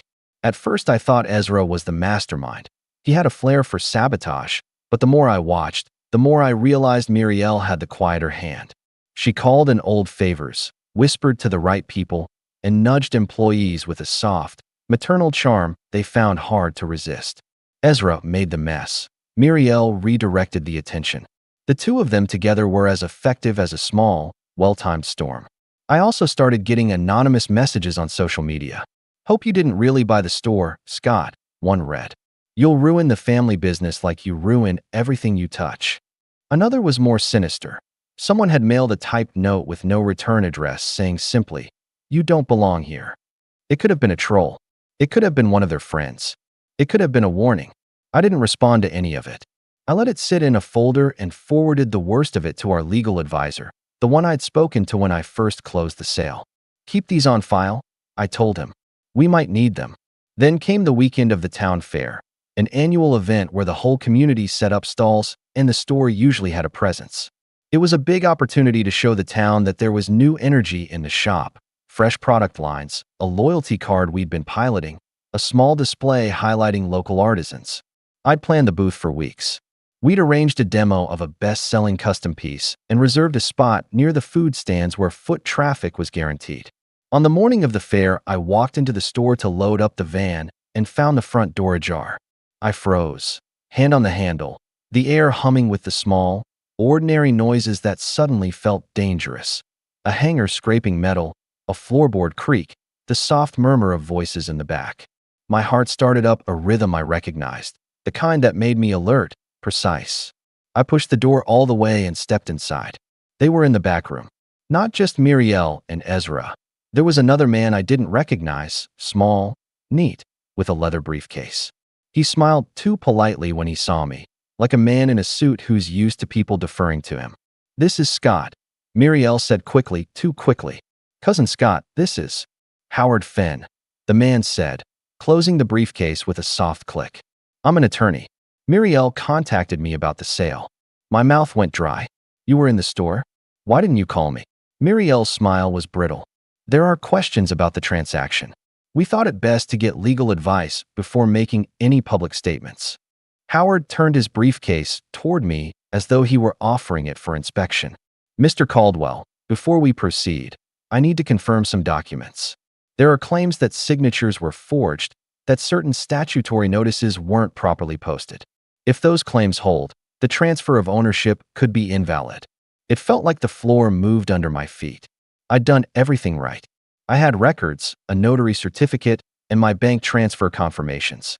But this was small-town legal theater, delay, doubt, the slow grind designed to wear you down. I swallowed. "Who brought these claims?" I asked. Howard didn't answer directly. He opened his briefcase and pulled out a typed letter with a seal from a local law office, one I recognized from a cousin's divorce years ago. There was a name at the bottom, Aunt Lorraine, my mother's sister. She hadn't been thrilled about the sale. "How long have you been working on this?" I asked, keeping my voice level. "A few days," Howard said. "We've collected a few affidavits. Nothing conclusive yet, but enough to ask the courts for a temporary injunction. That would freeze the current ownership while the matter is litigated." Muriel's eyes rounded with a mix of triumph and fear. Ezra's jaw worked like a man chewing a decision. "We can't let them freeze things, Scott," I heard myself say. "We have commitments, payroll, suppliers." Howard's smile was sympathetic. "I understand. But an injunction is a standard remedy in disputes over alleged improper transfers. If your opponents can show a prima facie case that the transfer may have been invalid, the court will typically preserve the status quo until there's a hearing." Status quo. Two words that felt like a guillotine. Freeze the ownership, freeze the accounts, freeze the store's ability to operate normally. I could see it laid out. Payroll missed, suppliers unpaid, customers confused, the goodwill I'd been building eroding in a week. Muriel's smugness regained momentum, and Ezra's anger sharpened into something that looked a lot like panic. "Who signed the affidavits?" I asked. Howard tapped his pen on the paper. "Lorraine, and a couple of other locals who signed statements. They claim there was coercion. They claim misrepresentation." My mind raced through every possible paper trail I had. the notary's stamp, the bank transfer logs, the SMS confirmations, the email thread with the previous owner agreeing to the terms. All of it felt suddenly fragile. "Give me 24 hours, I said. "Let me show you the records. If there's anything missing, I'll fix it. But please, don't file anything rashly." I was bargaining, which felt ridiculous, bargaining with people who wanted me disempowered. Howard's eyes were level. "If you have documentary proof, submit it. But be advised, if we file and a temporary injunction is granted, those documents will be part of the evidentiary fight." I left the store with my head spinning and my fare van half-loaded in the parking lot. The town fair that day felt surreal, as if I were watching life continue while the foundation of the store trembled. Customers smiled and bought small things. Children chased each other around the booths. I walked the fair in a daze, trying to look casual, trying to be Scott the owner and not Scott the man who could lose it all because a relative and a local attorney decided to test the paperwork. That evening, I sat at my kitchen table and laid everything out. The bank confirmation screens I'd printed, the notary's stamped receipt, the signed purchase agreement, the email chain confirming acceptance. I scanned everything into PDFs and sent a secure package to my legal advisor with a note. "If they file these first. Don't let them freeze the business on a technicality." He replied within the hour. "Received. Don't engage with them directly. Let me handle it. Keep a low profile. And if anyone confronts you, record it." Which is exactly what I did. I recorded, I documented, and I tried to fortify the business in the slow, tedious ways that make empires.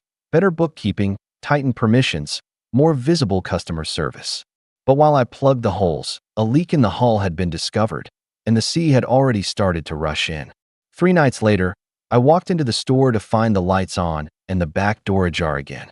My stomach dipped the same way it had the morning of the fair. I crept toward the office and heard voices, low and urgent. I didn't mean to listen, but the door was cracked, and the sound of my name pulled me to the threshold. "Forging signatures is risky," Howard was saying, in a tone used for men who didn't like being told no. "But there are alternative routes. We can claim undue influence. We can assert improper notice. We can pull in affidavits from community members who were concerned about the sale." Muriel's laugh was small and cruel this time. "Do what you have to. We're desperate." Ezra's voice was a snarl. "We need to freeze him now. If we can stop payroll, stop the card machine, they'll have to halt operations. The pressure will make him cave." My hand tightened on the doorframe. Howard's next words are what froze the air in my lungs. "If need be," he said, "we can also show that some of the transfer paperwork was executed with witnesses who have since stated they didn't understand what they were signing. Enough ambiguity, and a judge will almost always grant an injunction to avoid irreparable harm." Irreparable harm. The light in the room felt artificial, the words like a noose being adjusted. I realized then that this wasn't just a family argument. It had become a legal siege. They weren't planning to win by better service or product. They were going to try to take the store back by any means necessary. I stepped forward. The floorboard announced me with a loud creak. All heads turned. Howard smiled as if he'd been waiting for me. "Mr. Caldwell." "Good. We were just discussing your options."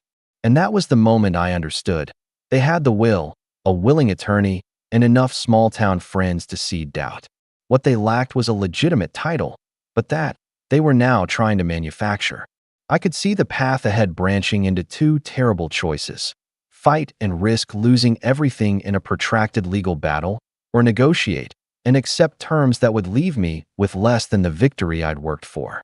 Either way, the next move would be decisive.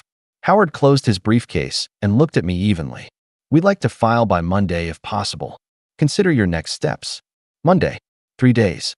Enough time to build a defense, maybe to expose their motives, or not enough if they already had affidavits queued and a judge ready to freeze the business. I swallowed hard and felt the dryness of adrenaline. I'd been patient, calculated, and methodical so far. But patience only gets you so far when people are willing to weaponize the courts and the town's gossip against you. I stepped into the center of the room and met Muriel's gaze. "You brought an attorney to try to take the store back," I said quietly. "You don't get to pretend this is about fairness. This is about control. If you do file, I'll fight every claim, and I'll expose what you've been doing. We can make this ugly." Muriel's mouth twitched. Ezra's posture shifted like a coiled thing. Howard's face didn't change. "Then you'll see us in court," Muriel said, almost conversationally.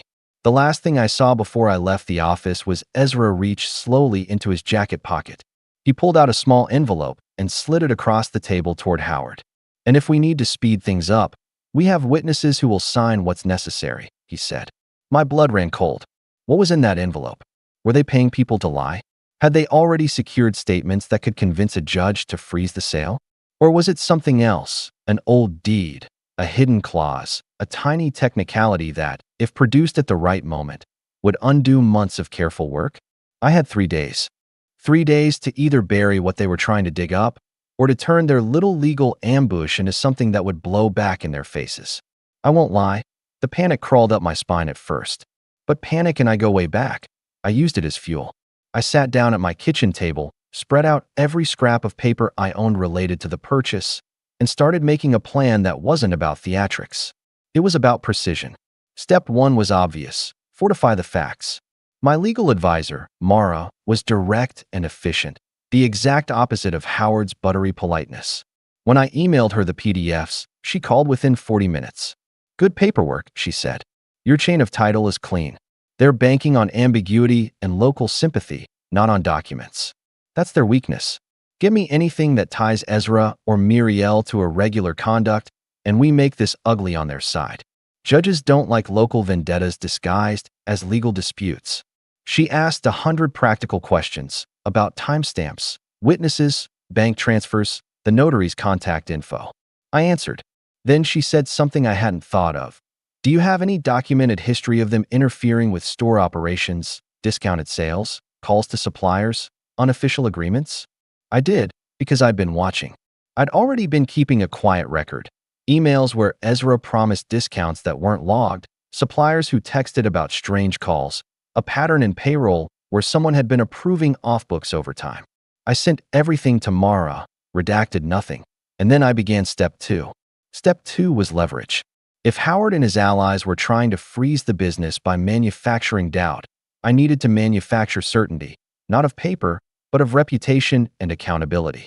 I scheduled a meeting with our top 3 suppliers, told them straight up that there had been unauthorized negotiations and that I suspected someone at the store was pocketing kickbacks. It was brutal, but suppliers hate uncertainty more than they hate being accused. I handed them the invoices I had collected and asked them to confirm their side in writing. 2 of them replied within hours. They had no record of the discounts Ezra claimed. One of them admitted they'd received a call from an unknown number asking for a favor a month ago.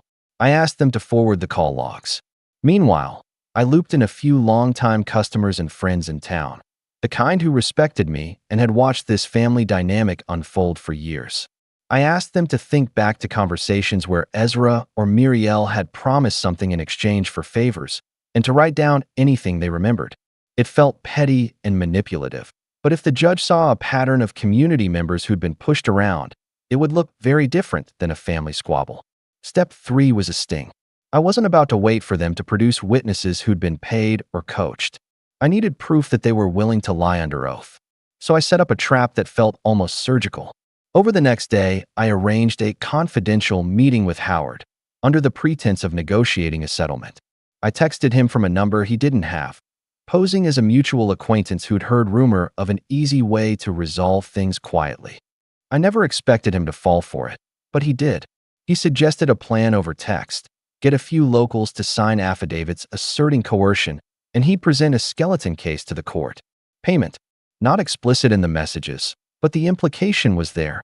Favors, future business, a slice of something. He suggested a name or 2. Neighbors who were known to be indebted to Muriel for small-town favors. I forwarded the text to Mara and told her exactly what he'd written.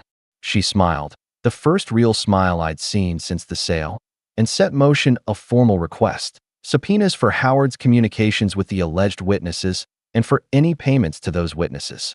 If Howard had been sloppy enough to put anything in writing, it would come back to him. While Mara prepared legal motions, I executed the second part of the sting. I invited one of the suggested witnesses for coffee, presented him with a friendly form I'd had a local paralegal draft, a simple statement of events, and asked casually if he'd be willing to sign a statement on behalf of the family if needed. He hesitated, then admitted he'd been offered a little something to back the family's claims.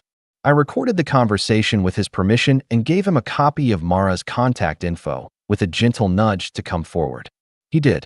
Within 24 hours, he signed an affidavit saying he'd been asked to lie. That's when things changed. The day Howard realized his scheme had a leak, his tone shifted. He started being careful in calls, asking for meetings only in public places, and suddenly his emails became bland and sterile. It was too late.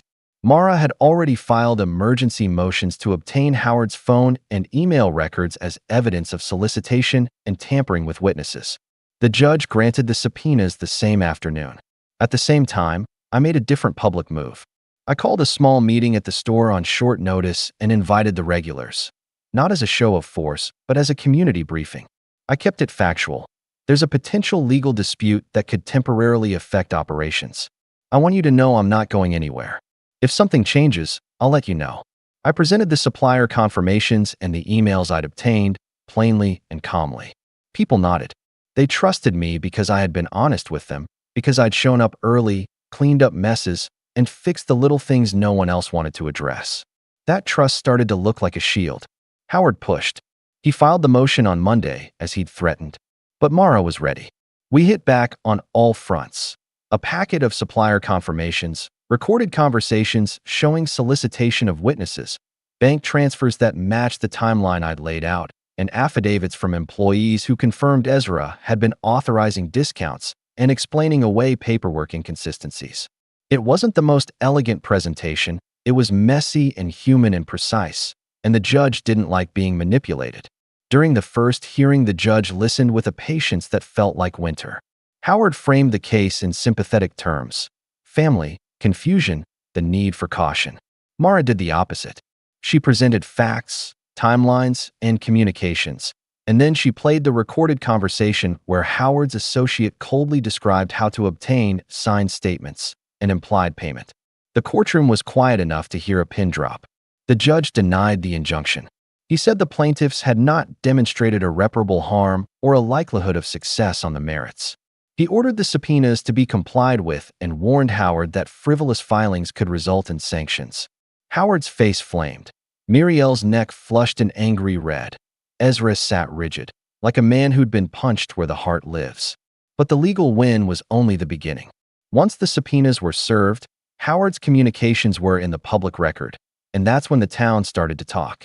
People didn't like lawyers who used the court to settle family grudges, especially when it took aim at a business that employed locals. The regulars who had been on the fence were now openly supportive. Suppliers stopped whispering and started showing up with contracts in hand, ready to renegotiate properly. A journalist from the small local paper called, not for gossip, but to ask clear questions about the attempted injunction and the evidence of witness tampering. I told the truth, calmly, simply, and the paper ran a measured piece about the dangers of weaponized litigation in small towns. The story spread in a way the family hadn't expected. Old neighbors who owed favors to Muriel and Ezra decided they didn't want to be dragged into court. A few of the affidavits Howard had claimed to have were withdrawn. One of the witnesses he'd counted on recanted, not because I'd paid him or threatened him, but because he'd been ashamed to parrot lies. Pride can be porous in a small town, and once the first leak appears, the rest follow. Ezra tried to retaliate in predictable ways. He started a whisper campaign, accusing me of bullying the family, painting himself as the victim of a hostile takeover. That got him sympathy from a few, but it also revealed the thinness of his arguments. The more he shouted, the more the record showed his hand. Checks in odd places, unauthorized discounts, angry texts to suppliers. Muriel doubled down on her bitterness publicly, telling anyone who would listen that I'd stolen a legacy. To many, though, it started to sound less like a lament and more like a confession of entitlement.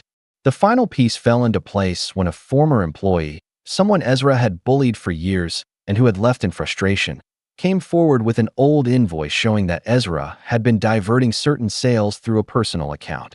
He'd been doing it quietly for years, pocketing small sums and telling himself it was harmless because it was family money. That document didn't just hurt his credibility, it painted a picture of ongoing bad faith. Faced with mounting evidence, Muriel and Ezra had fewer options. They could continue to fight, turn the conflict into a drawn-out spectacle, and risk criminal referrals for witness tampering and fraud. Or they could back down. They chose the latter. The day they signed the formal agreement to step back from day-to-day management was strange and quiet. I'd offered them a way to keep their dignity, reasonable roles with clear limits and oversight, severance for employees who wanted to leave, and a clause that allowed them to sell their remaining interest over time if they wished. Muriel agreed, tears forced and brittle. Ezra stormed out twice before returning, pounds of pride melting into a handshake he avoided making eye contact in. I didn't dance on their humiliation. I didn't make flashy announcements or gloat online. My revenge was quieter, more practical. I had reclaimed control of the store and made sure the people who had mocked me found themselves answerable to the systems they'd never respected. I rehired staff who'd left with better conditions, renegotiated supplier terms that favored transparency, and set up a community night to show the town what our place could be. Local artisans, a loyalty program, small classes teaching DIY home decor. The store started to feel like mine not because I'd bought it, but because I'd earned it from the community. There was one final moment that felt like the neatest twist. Ezra, who had loved to scoff about my little online hobby, was forced to stand behind a counter he'd treated like a throne and help a customer who needed an unusual custom piece. I showed him how the POS worked now, how inventory rotated, how customer feedback shaped our products. He did it clumsily at first, then with a grudging competence. No triumphant smile, no apology, just work. On a gray Tuesday morning, Muriel handed me a small envelope, the same size, oddly, as the one Ezra had slid to Howard months earlier. She said, "Consider this a goodbye." Inside was a note, a short sentence that read, "We were wrong about you." No explanation, no pretense, but it was something. Not forgiveness, not even contrition, just a tiny, brittle acknowledgement that the world had shifted. I kept the note in my wallet for a long time. I look at it when I need to remember how small wins can matter. When I close the shop now and lock the door, I don't do it to keep people out. I do it because there's a satisfaction in protecting something you built. Revenge, for me, wasn't about ruining them. It was about making the consequences of their choices visible, about replacing mockery with accountability, and about building something that couldn't be dismissed with a scoff. The months that followed were quiet, but in a way that felt louder than any argument or courtroom drama. Ezra and Muriel didn't leave the town. They were too invested, too entitled to vanish, but their influence evaporated. Staff who had been loyal to me from the beginning became pillars of the store, handling day-to-day operations while I focused on expansion and systems that made the business almost impossible to sabotage again.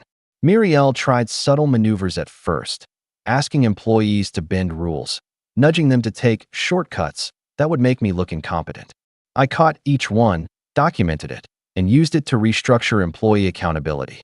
Each attempt she made to regain control only served to cement her as untrustworthy in the eyes of the staff. Ezra's efforts were more overt, but equally futile. He tried reminding suppliers about old favors, implying that they should offer discounts to the family, not the store. I had prepared for this. Every vendor contract now had clear terms and auditing mechanisms. The suppliers, many of whom had been annoyed with Ezra's past behavior, politely refused, citing their new agreements. His frustration was palpable, and the sight of him pacing the aisles muttering under his breath became a familiar one. The legal attempts were over.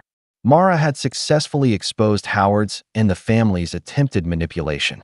The judge's ruling was final. The store belonged to me outright. The injunction had been denied, and any further frivolous attempts would carry fines and penalties. Howard never attempted another move. The records of his scheming had destroyed his credibility in the small town. Financially, the store recovered fast.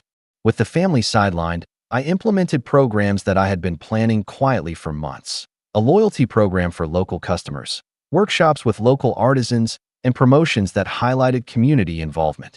Business grew faster than I had dared hope. The employees, many of whom had been demoralized under the family's petty conflicts, now thrived in a structured environment that rewarded performance, creativity, and accountability. Muriel and Ezra were still present in the building sometimes, hovering in the background, but their power was gone. They were effectively employees in name only, forced to comply with rules they had once ignored or mocked. Their arrogance remained, but now it had no leverage. The final humiliation was seeing them manage the same tasks they had once belittled me for, under my supervision, in front of staff who now looked to me for leadership instead of them. One Friday, Muriel tried a last-ditch effort. She cornered me in the back office, her face tight with forced civility. "Scott," she said, her voice sharp but brittle, "you can't keep this up forever. One day, the community will see this as excessive." I leaned back in my chair and smiled calmly. "I don't need their approval," I said. "All I need is for the store to run properly. And I think we can all agree I've done that." Ezra, standing just behind her, shot me a glance, a mixture of frustration and disbelief. You've turned everything around," he admitted, muttering it like a confession. I nodded. "I did. And now, you're part of it. Under my rules." They left the office silently. There was no fight, no reconciliation, no apology. Only the quiet understanding that the dynamic had shifted irreversibly. They had underestimated me, and I had systematically dismantled the control they had taken for granted for decades. The store continued to flourish. Profits rose, employees were happier, and the town slowly recognized the change. Customers noticed the difference in professionalism, and local media even highlighted the revitalized shop as a model of community business. Muriel and Ezra eventually stopped interfering altogether. Their pride prevented them from ever admitting wrongdoing, but the result was the same. They had lost. They were forced to watch as I ran the business competently, efficiently, and respectfully, while they had no power and no say. Every petty scheme they had tried had been countered, documented, or exposed. The final chapter of the family saga came quietly. I never celebrated their failures publicly, but internally, I felt the satisfaction of years of vindication. Their entitlement, manipulation, and scheming had met methodical planning, patience, and precision. In the end, the store was mine. The employees were loyal, the community respected the business, and the family had been reduced to powerless observers in a story they had thought they controlled. Ezra still sulks behind counters. Muriel still mutters about overreach, and Aunt Lorraine occasionally pokes her head in with a clipped comment, but nothing they do now carries weight. The family remains villainous, arrogant, entitled, and resentful, but their attempts to harm me or the store have been permanently neutralized. I am Scott Caldwell. The store is mine. And while they remain in the picture, powerless and bitter, the business thrives, and I have ensured that no future attempt to sabotage it, no matter how cunning, will succeed. The family learned, too late, that scoffing at someone they thought insignificant can have consequences. And for the first time in years, they understand what it's like to be the ones under someone else's rules. Thanks for watching. Share your thoughts in the comments. If you like this story, don't forget to like and subscribe for more content like this. I spent days planning my husband's birthday. He took one look and said, "My ex would have done better." His sister laughed. I just smiled and said, "Good. Call her next time." That night, he said, "You're lucky I settled." I didn't respond. 2 weeks later, he begged me to come home. "Hi, everyone. I'm Maddie, 29, and my husband, Alex, is 32. We've been married for 2 years, and like any marriage, it's had its ups and downs. I wouldn't say it's perfect, but we've always tried to make it work, even when things got hard. I thought we had a pretty solid foundation until, well, this happened." So, Alex's birthday was coming up. I'm one of those people who really enjoys birthdays. I know not everyone does, but for me, it's a chance to show someone how much they mean to you. And Alex, well, he's a little tough to please, but he deserves to feel special. I had been thinking about what to do for him for weeks. I knew he wasn't big on huge parties or anything too extravagant, but I wanted to make it something memorable, something that really showed I cared. I started planning way ahead of time. I knew he liked simple things, but also had a soft spot for surprises, so I tried to combine both. I took a day off from work, spent time researching his favorite things, his favorite foods, and even his favorite music from when he was younger. I wanted it to be personal. I figured if I put in the effort, he'd appreciate it. I knew he had been eyeing a leather jacket for months. He'd mentioned it once or twice, but never bought it himself. So I thought, perfect. This is something he's going to love. I went to a few shops, found the exact one, and wrapped it up nicely. On top of that, I spent hours preparing a home-cooked meal for him. His favorite pasta, a side of garlic bread, and a dessert I'd found an old recipe for, apple pie, just like his grandmother used to make. I thought it would be the perfect touch. I also put together a playlist of songs I knew he loved, ones that meant something to us.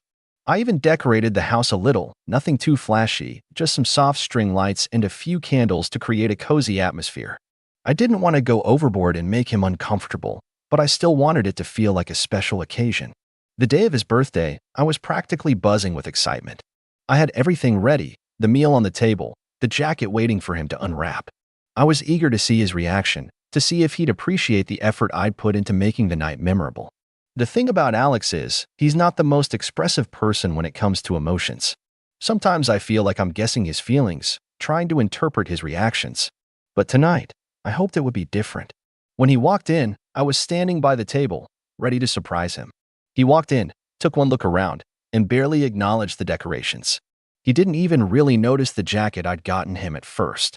Instead, he just stood there, almost like he was trying to figure something out.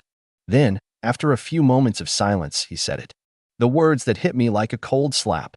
My ex would have done better. I froze. I thought I must have misheard him. It was like the world stopped for a moment. I didn't know what to say. My mind raced. Was he joking?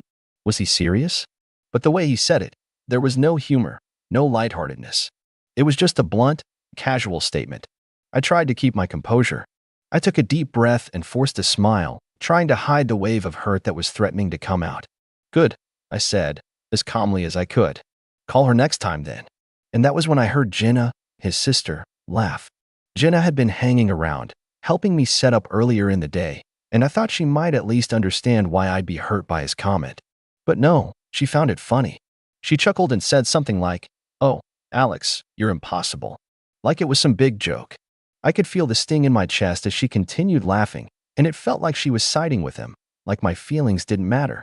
I stood there for a moment, processing what had just happened. Alex just looked at me, almost confused, like he didn't get why I was upset. His expression shifted from indifferent to defensive. I didn't mean it like that. I don't know. It's just that my ex always went all out. She used to know exactly what I liked. She'd pay attention. I felt a knot form in my stomach. Right, I said, trying to keep my voice steady. I guess that's what matters to you then. The effort someone else puts in. He didn't respond right away. He just stood there, shifting from foot to foot, avoiding my eyes. Jenna, seeing the tension, stepped in awkwardly. It's fine, Alex. I'm sure Maddie did her best, she said, like she was talking to a child. Her words didn't help, and honestly, they felt patronizing. I wasn't going to beg for validation. I wasn't going to sit there and explain why I'd put so much effort into the night just to be dismissed. So I smiled, but it wasn't a real smile. You know what? You're right. I'm sure my attempt at making you feel special doesn't measure up to your ex's perfect celebrations. I said it, but I didn't really expect him to understand. Without waiting for another word, I walked away. I went into the bedroom, shut the door behind me, and just sat there. My chest was tight, my hands were shaking, but I didn't want to cry. Not yet. I didn't want to give him the satisfaction of seeing me broken by his words. I stayed in the bedroom for the rest of the night. I didn't go back out. I didn't confront him. He didn't come after me, either. Not immediately. For a while, I just sat there, not knowing how to process what had just happened. It wasn't even about the birthday anymore. It was about how easily he dismissed me, how thoughtless his words were. Later that night, I could hear him knocking on the bedroom door. He sounded quieter, almost nervous, but I didn't answer. I didn't respond to him when he called through the door, either.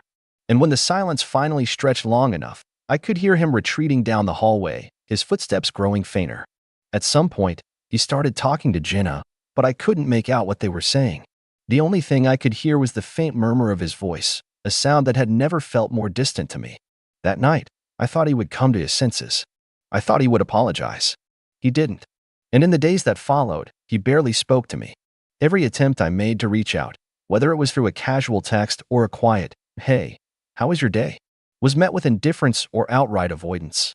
He acted like it never happened, like his careless words had no weight. 2 weeks went by. The silence was unbearable, but I kept my distance. I stayed in the spare room, trying not to let the bitterness take over. I was angry, yes, but I was also just tired. Tired of trying to be the person who always made an effort, only to be told it wasn't good enough. Then, one evening, as I walked into the house after work, I found him standing in the kitchen. He looked different. Tired, maybe. A little smaller somehow. Maddie, he started, his voice almost quiet. Can we talk? I didn't respond at first. I just stood there, watching him, trying to decide what I was feeling. Did I want to hear him out? Did I even care anymore? He sighed before continuing. I know I messed up. Please, come back. I don't know how to fix this, but I want to try. I'm sorry. I still didn't say anything. The hurt was still fresh, still raw. But for some reason, I didn't leave. 2 weeks of silence had left a strange emptiness in the house. It wasn't the kind of quiet that came from peaceful distance, but one born of tension and unresolved words. There were no arguments, no apologies, just this undercurrent of something. I didn't know how to feel anymore. My mind would replay that night, over and over, his words cutting through my thoughts like a dull knife. My ex would have done better. I still couldn't get over how easily he said it, like it was just another fact, like it didn't matter that I had spent days trying to make him feel loved. So, when I walked in and saw Alex standing there in the kitchen, looking at me with that look, vulnerable, almost pleading, I didn't know what to think. Part of me wanted to ignore him, slam the door, and lock myself in the bedroom, but I couldn't do that. Part of me was still hoping for that apology I'd been craving, that acknowledgement that maybe, just maybe, he understood how badly he had hurt me. I just stood there, staring at him. His posture was different, slouched almost, as if the weight of what had happened was finally starting to sink in. But I wasn't sure if I could trust him. Not yet. Not after everything. Maddie, he said again, softer this time, like he was trying to test the waters. I really messed up. I should have never said what I said. Please. I want to fix this. His voice was shaky, and for a moment, I almost believed him. He sounded sincere, and I could see the guilt written all over his face. But then the little voice in my head reminded me of something. Alex never apologized easily. He was the kind of person who would act like nothing happened until the silence between us became unbearable, and then he'd throw out some half-hearted attempt at reconciliation just to make things go back to normal. But that wasn't enough anymore. I wasn't going to be swept under the rug like I had been before. I crossed my arms, my eyes narrowing as I studied him. I wasn't going to make it easy for him. Is that all you've got, Alex? I asked, my voice calm but sharp. A few words and a sorry? Do you really think that's going to fix everything? He blinked, taken aback by my response. He wasn't used to me challenging him like this. Usually, I would have been the one apologizing, even if I wasn't in the wrong. But something had shifted inside me. I wasn't the same person I was when I'd married him. The woman who would sit back and let him dismiss her feelings, who would sweep everything under the rug just to keep the peace, she was gone. Alex took a step forward, almost desperate now. Maddie, I swear, I didn't mean it like that. You know how I am when I get frustrated. It's not about you. It's about me being stuck in the past. I've never had someone care about me the way you do. You've been so great to me, and I've taken it for granted. But I swear, I want to change. I can't keep doing this. I listened to his words, and I almost felt sorry for him. Almost. But the reality was different. I could see right through him now. His charm, his apologies, they were just part of the same cycle he had been putting me through for months. He'd make a mistake. I'd be hurt. He'd apologize just enough to make me forgive him, and then we'd rinse and repeat. The problem was, I wasn't going to fall for it anymore. You want to change? I asked, my voice cold now. You want to fix this? Then start by being honest with yourself, Alex. Start by recognizing that it's not just about your stupid birthday or some misunderstanding. It's about how you treat me, how you've been treating me for months, years. His face faltered for a moment, his eyes narrowing as if he was trying to process what I was saying. But then the defensiveness came back. He crossed his arms a little too quickly, and his expression hardened. So now it's my fault? He snapped. You're turning this all around on me? I felt a chill run down my spine. This wasn't an apology anymore.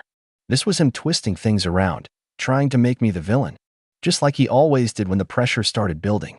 It was like a switch had flipped, and I could see it now, the real Alex. No, I said slowly, I'm not turning it around on you. I'm just not pretending like everything's okay when it's not. You made me feel like I wasn't enough, and I'm tired of pretending I don't care. He scoffed, rolling his eyes as if I were being unreasonable. It's a birthday, Maddie. It's not that deep. I felt my anger rise, but I tried to keep it in check. It's not just the birthday, Alex, I said, my voice barely above a whisper. It's how you treat me, how you dismiss everything I do for you, how you make me feel like I'm not good enough, like you're just waiting for someone better to come along. For a second, I thought I saw something in his eyes, regret, maybe? But it was fleeting. He was already shifting, his usual defensive walls going back up. I don't know why you're making such a big deal out of this, he muttered, turning away. I just don't get why you can't let it go. And that was when I realized how little he truly understood. How little he cared about me. This wasn't about the birthday. This was about everything, the years of me giving him more than I had to, and him taking it without ever truly appreciating it. I wasn't just some accessory in his life. I was a person, and I deserved more than his careless words and selfish behavior. I could feel the tears stinging in the back of my eyes, but I refused to cry. I refused to let him see how much his words had hurt me. Instead, I just stood there, my arms still crossed, staring at him. I'm done, I said quietly. I'm done pretending like this isn't a problem. I'm done pretending like you don't treat me like I'm not enough. Alex didn't say anything after that. He just stood there, silent, probably waiting for me to take it all back, for me to come crawling back to him like I always had. But this time was different. This time, I was done. I didn't know what to do after that. I wanted to leave, but the house felt like it was closing in on me. I didn't know if I should stay or go, but I needed to get away from him. I needed space to figure out what was next. The next few days were a blur. Alex didn't try to reach out. He didn't apologize again. The silence was deafening. It felt like we were strangers living in the same house. Then, 2 weeks later, he came to me again. This time, though, his approach was different. He was waiting for me in the living room when I got home from work. He didn't look angry or defensive. He just looked tired, broken, maybe. And when he saw me walk through the door, he stood up, his voice softer than I'd ever heard it. Maddie, please, come home. I need you. I stood there for a moment, the weight of Alex's plea hanging in the air between us. His face was soft now, like the anger and defensiveness that had been there just days ago had melted away.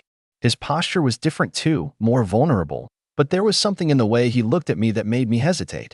His eyes, still searching for a sign from me, were filled with something I couldn't quite place, maybe guilt, maybe regret, but there was a hardness there too, like he wasn't ready to let go of whatever control he had over me. I didn't answer right away. Instead, I took a step back, letting the space between us grow. There was something in the silence that felt important, something that I needed to process before I gave him any kind of response.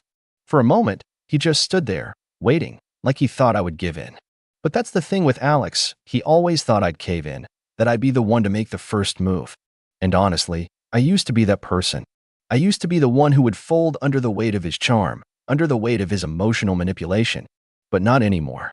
Not after everything. Please, Maddie, he said again, stepping forward. I can't lose you. I can't do this without you. I looked at him, trying to find the sincerity in his words, but all I saw was a man who was used to getting what he wanted. A man who had spent years thinking I'd always be there, that I'd always put up with his behavior, his disregard for my feelings. A man who hadn't bothered to truly change, to put in the work, until he realized I might actually walk away. For a moment, I almost felt sorry for him. Almost. But then the image of that night, the birthday, the words he'd spoken, the way he laughed it off as if it meant nothing flashed in my mind. That was when I realized how much of a villain he really was. He wasn't just someone who made mistakes. He was someone who saw me as an accessory, something to be used and discarded when it no longer suited him. I'm done being your backup, Alex, I said, my voice calm but firm. I'm done trying to make things work when you don't even see me. You only care about what you can get from me. That's all this has been. He recoiled, his face going pale. What are you talking about? He asked, his voice rising. I care about you. I've always cared about you. No, I said, cutting him off. You care about having someone who will always be there for you, no matter how badly you treat them. But that's not love, Alex. That's control. And I'm not going to let you control me anymore. He looked stunned, like he hadn't expected me to stand up for myself, like he thought I would just crumble. He took a step toward me again, but I held up a hand to stop him. Don't come any closer, I said, my voice colder now. I'm done. I'm not your safety net anymore. He blinked, his face flushing with a mix of frustration and confusion. This is ridiculous, he muttered, shaking his head. You're blowing this way out of proportion. It's just a few words. Just a few words? I echoed. You really think that's all this is? It's not about the birthday, Alex. It's about how you've been treating me for months. It's about how you've taken everything I've given you and thrown it back in my face when you didn't get exactly what you wanted. I could see the panic start to set in. I could see that he was finally starting to realize that I wasn't going to bend this time, that I wasn't going to apologize for having feelings, for being hurt. And I could feel a strange sense of satisfaction in that. But I wasn't done yet. I'd spent the last 2 weeks thinking about this, processing everything, and I knew what I needed to do. I knew that I had to take control of the situation, not just for myself, but to show Alex that his behavior had consequences. He couldn't keep pushing me around, treating me like I was disposable, and getting away with it. Here's the deal, Alex, I said, my voice steady now. I'm leaving. I'm taking some time for myself. I'm going to be on my own for a while, and I'm going to figure out what I want. And if you think for a second that I'm going to run back to you the moment you call, you're mistaken. He opened his mouth to protest, but I held up a hand again, cutting him off. And don't try to pull that. I can't live without you, I said. You've had plenty of time to appreciate me, and you've made it clear that I'm not a priority. I'm not just going to forgive you because you finally decided to beg for my attention. His face hardened, and the defensiveness started creeping back in. You're being dramatic, Maddie. I never asked you to do all this. You're the one making a mountain out of a molehill. Exactly, I said, taking a step back, feeling more powerful with each word. You always minimize everything. You always make me feel like I'm overreacting when you're the one who's been acting like I don't matter. But not anymore. His jaw clenched, and I could see the anger rising in his eyes. But I wasn't afraid of him anymore. I wasn't afraid of his manipulation, his emotional blackmail. I was finally seeing him for who he really was, a man who thought he could get away with treating people however he wanted, just because he had a way of making them feel guilty. Well, he said finally, his voice low, if that's how you feel, then maybe we shouldn't be together. Maybe you really are better off alone. I looked at him, my heart pounding, but I didn't feel sad. I didn't feel regret. All I felt was relief. Maybe I am, I said, turning to walk toward the door. As I grabbed my bag, ready to leave, I heard him call after me, his voice a mix of anger and desperation. You'll regret this. You're lucky I settled for you in the first place. The words stung, but they didn't have the same weight they once would have. I stopped for a moment, turned to face him, and without missing a beat, I said, You're the one who'll regret this, Alex. I'm not your backup anymore. You can't keep treating people like they owe you something. And with that, I left. I didn't know what would come next. I didn't know if Alex would try to come after me or if he'd just move on like he always did. But for the first time in a long time, I felt like I was in control. And I wasn't going to let him turn this around on me. Alex hadn't tried to reach out in the days following that confrontation, which only cemented what I already knew. He wasn't capable of change unless it was on his terms. He would never apologize unless he could somehow make it seem like my fault, and that wasn't something I was willing to accept anymore. I spent those 2 weeks focused on myself. I reconnected with friends I hadn't spoken to in a while, got back into hobbies I had put on the back burner, and for the first time in ages, I didn't feel like I was second-guessing every move I made. But then, one evening, the doorbell rang. I wasn't expecting anyone. I opened the door, and there he was, Alex, standing in the doorway with an expression I hadn't seen on him in years. His eyes were tired, and his shoulders slumped. Maddie, he said, voice low. We need to talk. I hesitated. I hadn't been sure about how I'd feel if he came back, if he ever tried to apologize again. Part of me had hoped he'd try, and part of me feared it. But now, seeing him standing there, the anger and defensiveness from before were gone. There was no smugness, no pride. There was only the man who had treated me as an afterthought for so long, now looking at me with something that resembled regret. Talk about what? I asked, keeping my voice steady, though my heart was racing. I know I've been an ass. I've treated you horribly, and I've taken you for granted. But I can't live with myself knowing I pushed you away over something so stupid. His eyes met mine, and I could see the sincerity there. I messed up, Maddie. I'm sorry. I've been thinking about everything, and I don't want to lose you. His words hit me hard, but this time, they didn't land like they once would have. This time, I had the space I needed to decide what I wanted. I wasn't going to just fall into his arms and forgive him because he said the right things. I needed to know if this apology was real, if it wasn't just a way for him to get what he wanted, me back in the same cycle of guilt and manipulation. I appreciate the apology, I said, taking a deep breath, but it's not enough anymore, Alex. I've spent so much of my life trying to make things work, trying to make you see me, and it's clear now that you don't even know how to value the person standing right in front of you. Alex's face hardened, the defensive wall starting to go up again, but I pressed on, determined to make him understand. You've said it yourself, you've settled for me. And I'm not some consolation prize, Alex. I'm not here to fill a gap in your life when it's convenient for you. You've taken me for granted, and I've let you. But I'm done with that. I'm done being second choice. I'm done pretending that everything will magically get better because you say the right words when you're about to lose me. He opened his mouth to argue, but I cut him off. You don't get to treat me like this anymore. I've spent so long wondering if I was the problem, if maybe I was overreacting. But now I realize you're the problem. You've been toxic, and I've let you drag me into it. Alex stood there, silent, his eyes searching mine. I could see that he wasn't expecting this response. He was used to me forgiving him, used to me bending, making excuses for his behavior. But now, I wasn't just standing up for myself. I was standing up for the person I had become, for the woman who was no longer afraid of leaving, of walking away if it meant preserving her dignity. I'm sorry, Alex. I am. But I can't do this anymore, I said, the finality in my voice clear. The silence that followed was thick, suffocating almost. I could see his jaw tighten, his hands fisting at his sides. But this time, I didn't feel the need to comfort him, to make him feel better. This wasn't about him anymore. So what happens now? He asked, his voice tight with frustration. You go on with your life, I said, and I go on with mine. We both need to move forward. But I'm not going to keep living in this cycle where you tear me down and expect me to forgive you just because you say sorry at the last minute. It's over. He took a long, shaky breath. I thought for a moment he might say something more, but then he just nodded, defeated, but still proud in that stubborn way of his. He turned to walk away, but before he did, he looked back at me one last time. Maybe someday, you'll realize that I was the best thing you had, he muttered under his breath. I stared at him, my heart no longer aching. The anger that had flared up in me was gone. I was at peace with the decision, and I knew it was the right one. Maybe, I said quietly, but I don't need you to define my worth anymore. With that, he turned and left. I closed the door behind him, and for the first time in a long time, I felt light. The days that followed weren't easy, but they were better. I felt free, like a weight had been lifted off my shoulders. There were moments of doubt, moments where I wondered if I had made the right choice, but those were fleeting.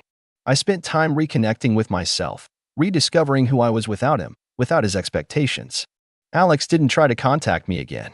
I never heard from him after that day. I don't know if he changed or if he found someone else to take my place, but I didn't need to know.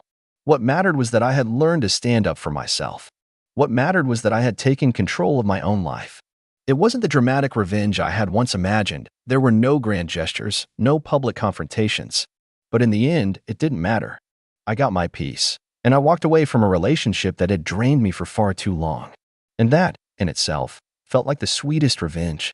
I still remember the way my mom stood in the hallway that night, backlit by the glow of the bathroom light, holding a mug of tea like she was about to offer me comfort instead of drop a bomb on my future. My name's Peter. I was 19 back then, a senior in high school, obsessed with street food videos and planning to open my own kitchen one day. I had just finished polishing the last section of my scholarship essay when she knocked. Not a frantic knock, not a hesitant one, just a soft, rhythmic rap, like she had something delicate to say. And I should have known. My mom never knocked unless something was wrong. We weren't rich, far from it, but I'd worked my butt off since sophomore year, bagging groceries, fixing bikes, helping Mr. Dunley at the mechanic shop during the summer just to pitch into what I thought was my college fund. And yeah, my parents matched it whenever they could. I was proud of that fund. It wasn't just money. It was proof. Proof that I could claw my way out. That I didn't have to end up stuck in our tiny Illinois town living paycheck to paycheck like most people I knew. My mom always said I was the resilient one, which sounded like a compliment until I got older and realized it was her way of saying, you'll survive if we mess up again. Anyway, that night, she opened the door without waiting for me to say anything, walked in, and sat on the edge of my bed like this was a normal mother-son chat. She didn't ask about my essay or how I felt about the upcoming deadline. She just looked tired, older than usual. Her hand reached for mine, and I remember how cold it was. And then she said it, calm as anything. We used your college fund to pay off your sister's credit card debt. She's been through a lot, Peter. You know that. I blinked. That was it. No build-up, no apology, no tears. Like it was a done deal, and I'd just nod and say, oh, okay. Thanks for letting me know. She followed it up with one of those long, heavy hugs, like she was doing me a favor. Then she whispered, you'll find another way. You always do. I didn't hug her back. I didn't say a word. I just sat there, fists clenched, heart sinking, staring at my laptop screen as the words I'd spent hours pouring my soul into started to blur. I didn't cry. That came later, after she left, after the door clicked shut, after I realized the account, the one labeled Peter's Dreams on our shared banking app, had been emptied without even a heads up. That was the night something inside me shut off. Not out of rage, not even bitterness, just a cold clarity. I wasn't going to be rescued. I wasn't going to be helped. I was a tool, the dependable one, the fallback guy, the resilient one. And the worst part? My sister, Rachel, had already done this before. I just convinced myself it was different this time. Rachel was 3 years older than me. She used to be cool when we were kids. Used to let me hang out with her and her friends and sneak me Halloween candy when Mom said I had enough. But once she hit high school, things changed. She got into dumb arguments with Mom, started skipping classes, dated guys who drove loud cars, and never looked anyone in the eye. Then came the debt. The first time it happened, I was 15. My parents drained some emergency savings to help her get back on her feet. She promised to pay them back. She never did. That time, they called it a family emergency. This time, it was just my turn to sacrifice. I didn't say a word to Rachel for days. Not because I was giving her the silent treatment, but because I didn't trust what would come out of my mouth. She barely acknowledged me anyway. She had this way of pretending nothing ever happened, like money didn't just vanish into thin air, like everyone around her was supposed to absorb the consequences of her messes. A week later, I skipped dinner. I stayed in my room, headphones on, scrolling through job listings in other states. I wasn't going to college, not with no money and no backup, so I figured I might as well make a new plan. I found one at a restaurant 2 states away, in Missouri. It wasn't fancy, just a roadside place with solid reviews and an owner who sounded desperate enough to hire someone over the phone. I told him I could start that weekend. He said sure, and offered me a cot in the back room if I didn't mind the smell of grease and pickles. I didn't. I left without saying goodbye. I packed a duffel bag, left a note that said, "Don't call me unless it's an emergency," and took the early morning bus. I remember sitting by the window, watching the fog roll over the highway, feeling more relieved than scared. I wasn't angry anymore. I was done. I figured maybe if I built something on my own, far away, I could finally stop being the one who had to figure it out for everyone else. For the first year, I didn't hear much from them. A few texts from Mom. Nothing emotional, just little guilt traps like, "Hope you're doing well," or "We miss you," followed by pictures of Rachel at brunch or some family barbecue. I never responded.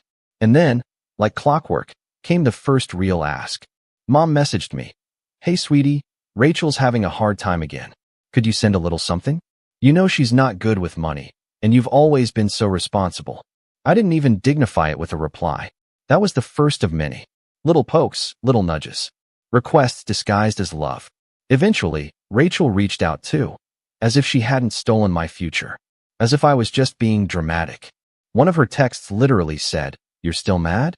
That was years ago. Grow up. I almost laughed. Years ago? It had barely been 18 months. But here's the thing. While they were pretending nothing happened, I was grinding. I started as a dishwasher, then prep cook, then line cook. I lived in that greasy little back room for 6 months before the manager helped me find a studio apartment with roaches and thin walls, but I didn't care. Every paycheck was a brick. Every night shift was another layer in the wall I was building between me and them. And somewhere in that chaos, I found clarity. The kitchen was where I belonged. Not just because I liked the rhythm of it, but because it was the first place in my life where hard work actually got noticed, respected. I started building my own recipes. I took every boring shift no one wanted.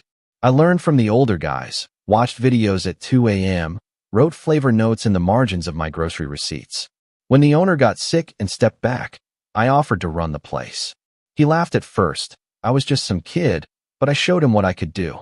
I revamped the menu, brought in new suppliers, doubled the weekend traffic. By year 3, I was running the kitchen like it was mine. Then came the article. A local food blogger stopped in one night and raved about the smoked chili chicken tacos I'd just rolled out. The piece got picked up by a regional magazine, which led to a spot in a national write-up about 10 underrated roadside restaurants in the Midwest. And just like that, things snowballed. Investors called. I negotiated a deal. A few months later, the restaurant officially reopened under my name. Peter's Smokehouse. That's when the invite came. It was cream-colored and expensive-looking, like it was meant to be framed. Rachel's wedding, downtown Chicago, fancy venue, a full itinerary. And in the top right corner, scrawled in a sticky note from my mom. Hope you can come. We'd love to have you. Rachel's stressed about the catering bill. Maybe you could pitch in? Love you. I stared at it for a long time. Not angry. Not sad. Just stunned that they still saw me as a lifeline. As someone to be used. They hadn't changed at all. But I had. So I wrote something back. Not a letter. Not a text. Just one page. One clean page, with a clipping of the Forbes feature about my restaurant paperclip to it. Underneath it, I signed it, still finding my way. And that was it. I sealed it, sent it, and waited. But that wasn't the end. A week later, I got a text from my cousin Lauren. She and I weren't super close growing up, but she was the only one in the family who ever spoke to me like I wasn't disposable. She worked in nonprofit legal aid out in Milwaukee, smart, sharp-tongued, always cutting through family drama with dry sarcasm and zero tolerance for nonsense. So when she messaged me, it was short and loaded. I know you're not going, but you should see this. Attached was a screenshot. A group chat, bridal squad, with a long paragraph from Rachel, written like a wedding day update, but layered with venom. So Peter, the chef, finally responded. Not coming, but of course he made it about himself. Sent me a magazine article like he's some celebrity now. Didn't even say congrats or RSVP, just signed it with that pretentious little note like he's in a movie or something. Whatever. I don't need his pity or his overpriced barbecue money. He always thinks he's better than everyone. He ran away, and now he's acting like we wronged him. I'm not even mad. It's just sad. Honestly, he should be grateful we bailed him out all those years. Grateful. That word hit me harder than anything else in that message. Grateful. Not only had they justified stealing my future, they'd rewritten it in their heads as if they'd helped me by taking what was mine. As if I should be thankful they gave me the chance to grow by robbing me blind. I couldn't even tell if it was ignorance or just pure audacity. But either way, it was the first time I felt something hotter than cold detachment. It was rage, and it didn't stop there. Lauren called me that night. You didn't hear this from me, she said. But your mom and Rachel are telling people you backed out of paying for the catering last minute. That you offered to help but flaked. What? I asked, blinking in disbelief. Yeah, apparently. The story now is that you promised a few grand and then ghosted. They're making you out to be the petty one. Classic Peter, runs when things get tough. That's the quote going around. I didn't know what to say. I just sat there on the edge of my couch, staring at the faded recipe board I kept pinned above my little desk. That board used to keep me focused. Now it was a blur. How many people are they telling this to? I finally asked. Lauren hesitated. Enough. Extended family. Friends. Church people. You know how they are. It'll grow legs. And it did. Over the next few weeks, I got a few strange messages on Facebook. Distant cousins I hadn't spoken to in years saying things like, hey man, I know family stuff can be complicated, but maybe you could have helped a little? Or worse, she's your sister. You only get one. One message from a great aunt literally said, money isn't everything, Peter. Sometimes forgiveness is worth more. Forgiveness? For what? I was the one who got robbed. I was the one who got tossed aside. And now I was being painted as the villain for not funding a wedding that was probably burning through 10 grand on flower arrangements alone. I tried to ignore it. Told myself it didn't matter. That the people who really knew me wouldn't buy into that narrative. But late at night, when the kitchen was quiet and the dishes were done, that's when it crept in. That itch. That voice that whispered, they're not done taking from you. They just changed tactics. And then came the real betrayal. It was a Friday afternoon when I got a call from the bank. One I hadn't used in over 3 years. The account had been frozen due to suspicious activity. I almost hung up, thinking it was spam, until the woman on the line verified an address, my parents' address, and told me the account had been accessed using a linked device. Turns out, when I left town at 19, I hadn't properly unlinked a joint access feature my mom had set up when we opened the savings account originally. I didn't even realize she still had access to anything. I thought I had drained it myself. I had transferred everything to a new account in Missouri, or so I thought. But apparently, I'd left a dormant connected account open, one that still had around $2,700 sitting in it. Money from some back pay I never touched. Emergency savings I forgot I'd parked there during the move. It was gone. Wiped clean. I called the bank immediately. They confirmed it was pulled in 2 separate transactions over the course of the past 3 weeks. The recipient account belonged to Rachel. I don't even remember hanging up. I just remember staring at the wall, feeling like the oxygen had been sucked out of the room. That money wasn't for a car or rent. It was for something worse. Lauren confirmed it that weekend. Rachel had spent most of it on a honeymoon upgrade. They're flying first class now, she said flatly. All-inclusive suite. Maldives. I saw the post before she made it friends only. I didn't speak for a full minute. Why? I finally asked, my voice hollow. Lauren sighed. Because she thinks she can. And because your mom enabled it, again. Don't kill the messenger, but apparently your mom signed off on the transfers. Said it was fair since you weren't going to contribute to the wedding. I leaned back in my chair, eyes closed, heart hammering in my chest. Fair. They used that word like it meant something. Like it wasn't just a shield for selfishness. It all came crashing down then. The lies, the manipulation, the way they'd twisted every part of the story to make themselves feel righteous. I saw it clearly for the first time. This wasn't just about money. This was about control, about using guilt as currency. And I had been letting them hold the pen, write the story, and cast me as the villain because I stayed silent. That silence ended that day. I didn't confront them immediately. I didn't shout. I didn't text some long-winded monologue about betrayal. I just went quiet, a different kind of quiet. Calculated. Focused. Cold. I went through old emails. Bank records. I tracked every transaction tied to that account. I called the bank again, got the login history, asked for device fingerprints. I confirmed it. The transfers came from an iPad registered under my mom's name. She had waited years, waited until I'd forgotten, and then she pounced when she thought I wouldn't notice. And worse, they weren't even hiding. Rachel had posted honeymoon photos within days of the last withdrawal. Hashtags like #deserved, #finally, and #blessed under pictures of champagne glasses clinking in the sun. I stared at that word, blessed, and felt something I hadn't let myself feel in a long time. Not sadness, not bitterness. Resolve. They wanted me to be the bad guy? Fine. I'd play it. But on my terms. And this time, I wasn't just going to disappear. I started making calls. I pulled out the notebook where I'd been drafting ideas for my next venture. A second location for the restaurant, something bigger. I flipped the page and began a new section. A different kind of plan. A plan that started with a lawyer. One that would eventually end with a phone call to a certain wedding venue. But I wasn't there yet. Not quite. First, I had to let them dig a little deeper. Because the best revenge is served exactly the way they never expect. And 3 weeks later, they gave me the perfect opening. I don't think people talk enough about what it actually feels like to hit rock bottom. Not the dramatic kind you see in movies where someone shatters a glass and screams at a mirror. I mean the quiet kind. The kind where you sit in a dark room with your phone turned off, staring at nothing for hours, and realizing no one in your family is coming to check on you. Not because they don't know something's wrong, but because they do, and they don't care.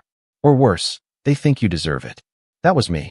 For a solid week after finding out my mom had emptied the last of my savings and funneled it to my sister's tropical honeymoon, I couldn't bring myself to step into the kitchen. My kitchen, the one I'd poured every ounce of myself into. I'd show up, nod at the crew, then lock myself in the tiny office and pretend I was doing inventory. But I wasn't. I was spiraling. Not angry, shaken. Because no matter how hard I tried to convince myself I didn't need them, that I was better off without them, the betrayal still hurt. It wasn't just the money. It was the confirmation that I never mattered to them as a person, only as a resource. A dependable ATM in an apron. I kept thinking about how my mom used to tell her friends at church that I was her miracle child. About the time she said I was her rock, while Rachel was her wildflower. It sounded poetic back then. Now it sounded like code for, he handles the hard stuff so I don't have to. I was their plan B. Their fallback. Always had been. And now, I was empty. I'll admit it. There were nights I thought about quitting. Selling the restaurant. Disappearing for real this time. Changing my name. Starting over in some small town where no one knew me or my family's mess. But something stopped me. Something that sat deep in my gut like an ember that refused to go out. I think it was pride. Or maybe defiance. I couldn't let them be the last chapter. So I did what I always did. I got to work. I started with little things. Rearranged the spice shelf. Replaced the cracked tiles in the back hallway. polished the metal hood until it gleamed. It was mindless work, but it kept me grounded. Tangible. Real. Unlike the twisted narratives my family had cooked up about me. Then I turned inward. I started running again, something I hadn't done since high school. At first, I could barely make it a block without gasping. But day by day, I pushed a little farther. I ran until my legs burned and the noise in my head quieted. I stopped eating takeout. Stopped doom scrolling. Cut off all social media. For the first time in years, I let myself breathe. And that's when the ideas started coming back. See, I'd always dreamed about opening a second location, something more ambitious than my smokehouse. A hybrid space. Part restaurant, part market. A place where people could not only eat but connect. Share recipes. Learn how to cook with whatever was in season. My notebook was full of half-baked sketches and menu plans, but I'd always been too caught up in survival mode to take them seriously. Now, I had nothing but time. And fire. So I got to work. I reached out to one of the investors who had originally backed my smokehouse expansion, a woman named Nadia, who ran a string of successful wine bars and had always told me to dream bigger. She took my call, listened to my pitch, and told me to fly out to Austin for a meeting. Bring your recipes, she said. And your story. I flew out a week later with a duffel bag full of spice jars, handmade rubs, and a laminated prototype menu. I didn't sugarcoat anything. I told her the whole truth. The family betrayal. The stolen savings. The way I'd clawed my way out of a gas station town and built something from ashes. I didn't cry. I didn't plead. I just told her what I wanted to build and why. She looked at me across the table, tapped her wine glass once, and said, I believe you. Let's do it. Just like that. Suddenly, I had a business partner. A real one. Someone who saw me not as a backup plan or emotional safety net, but as a visionary. She wired the first round of seed funding that same week. Told me to scout locations in Nashville, Denver, and Atlanta. I chose Nashville, not because it was close to home, it wasn't, but because it was just far enough away to be free and just alive enough to be a blank canvas. I found a small, struggling cafe on the edge of the gulch that had decent bones, but no traffic. Made an offer. Got the keys. And just like that, the real work began. I didn't tell anyone in my family. Not Lauren. Not even my friends from the old smokehouse. This was mine. My rise. My rebuild. I didn't want applause. I didn't want sympathy. I just wanted the work. I slept in the empty cafe on a blow-up mattress for 2 months while I renovated. Tore out the cheap tile. Painted the walls a soft, burnt orange. Brought in handmade light fixtures. Installed a brick oven. Sourced local produce from farmers markets. Every night, I fell asleep to the smell of sawdust and dreams. And every morning, I woke up thinking about that wedding invite. About the way my mother had looked at me that night years ago, like disappointment was a given. About the way Rachel had posted honeymoon selfies while I counted change to buy paint. It kept me moving. Opening day was small. A soft launch. Just 20 guests, all foodies Nadia had invited. I didn't expect much. I just wanted it to run smoothly. By the end of the night, we had 2 new bookings, 5 glowing Yelp reviews, and a local food writer asking for an interview. The next weekend, we were at 80% capacity. Then came the social media attention. A TikTok about our smoked apple cider went viral. A Nashville influencer came by for the brisket flatbread and posted a gushing review. And then, Forbes called again. They wanted to do a feature on young chefs disrupting the South. My name was at the top of their list. I stared at the email for a long time. Not because I didn't believe it, but because for once, I realized I did. I had built this. I was the guy on the other end of the headline. Still finding my way. Still fighting. But no longer falling. I agreed to the interview. They sent a photographer. Shot me behind the counter, sleeves rolled up, sweat on my brow, laughing with my prep team. The article ran 3 weeks later with the headline, From Betrayal to Brilliance. How Peter Foster Turned Pain into Purpose. And that's when the calls started again. First it was a text from my mom. Saw the article. Proud of you. Call me. Then a Facebook message from my aunt. You've done so well. Your mom talks about you all the time. She misses you. I ignored them. Then Rachel sent one too. A picture of her newborn baby girl with the caption, Your niece. Thought you should know. We're naming her Callie, partly after you. Family's forever, Peter. I almost threw my phone. Not because of the baby, but because of the audacity. The way they kept trying to patch over years of damage with shallow sentiment. But I didn't respond. Because I wasn't done. Not yet. And then, 1 month later, Lauren called. Her voice was shaky.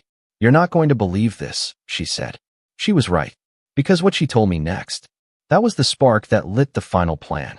The thing I'd been waiting for. And it started with one name. Grandpa's will. You're not going to believe this, Lauren said again, slower this time, her voice like the tight pull of a thread about to snap. I leaned against the kitchen prep table, pressing my thumb to the scar on my wrist where I'd sliced it deboning a trout 3 months ago, an old habit I'd picked up, grounding myself whenever I felt the adrenaline start to surge. Try me, I said. She took a breath.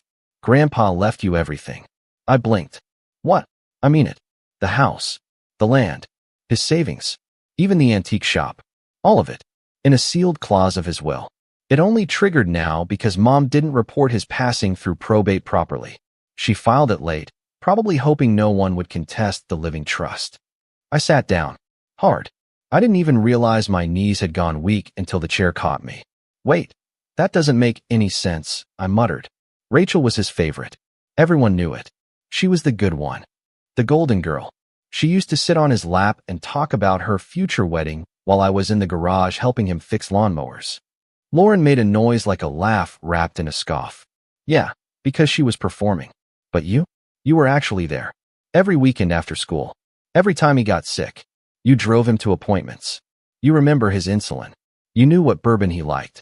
He noticed, Peter. Don't think he didn't. My mind raced, trying to piece together the timeline.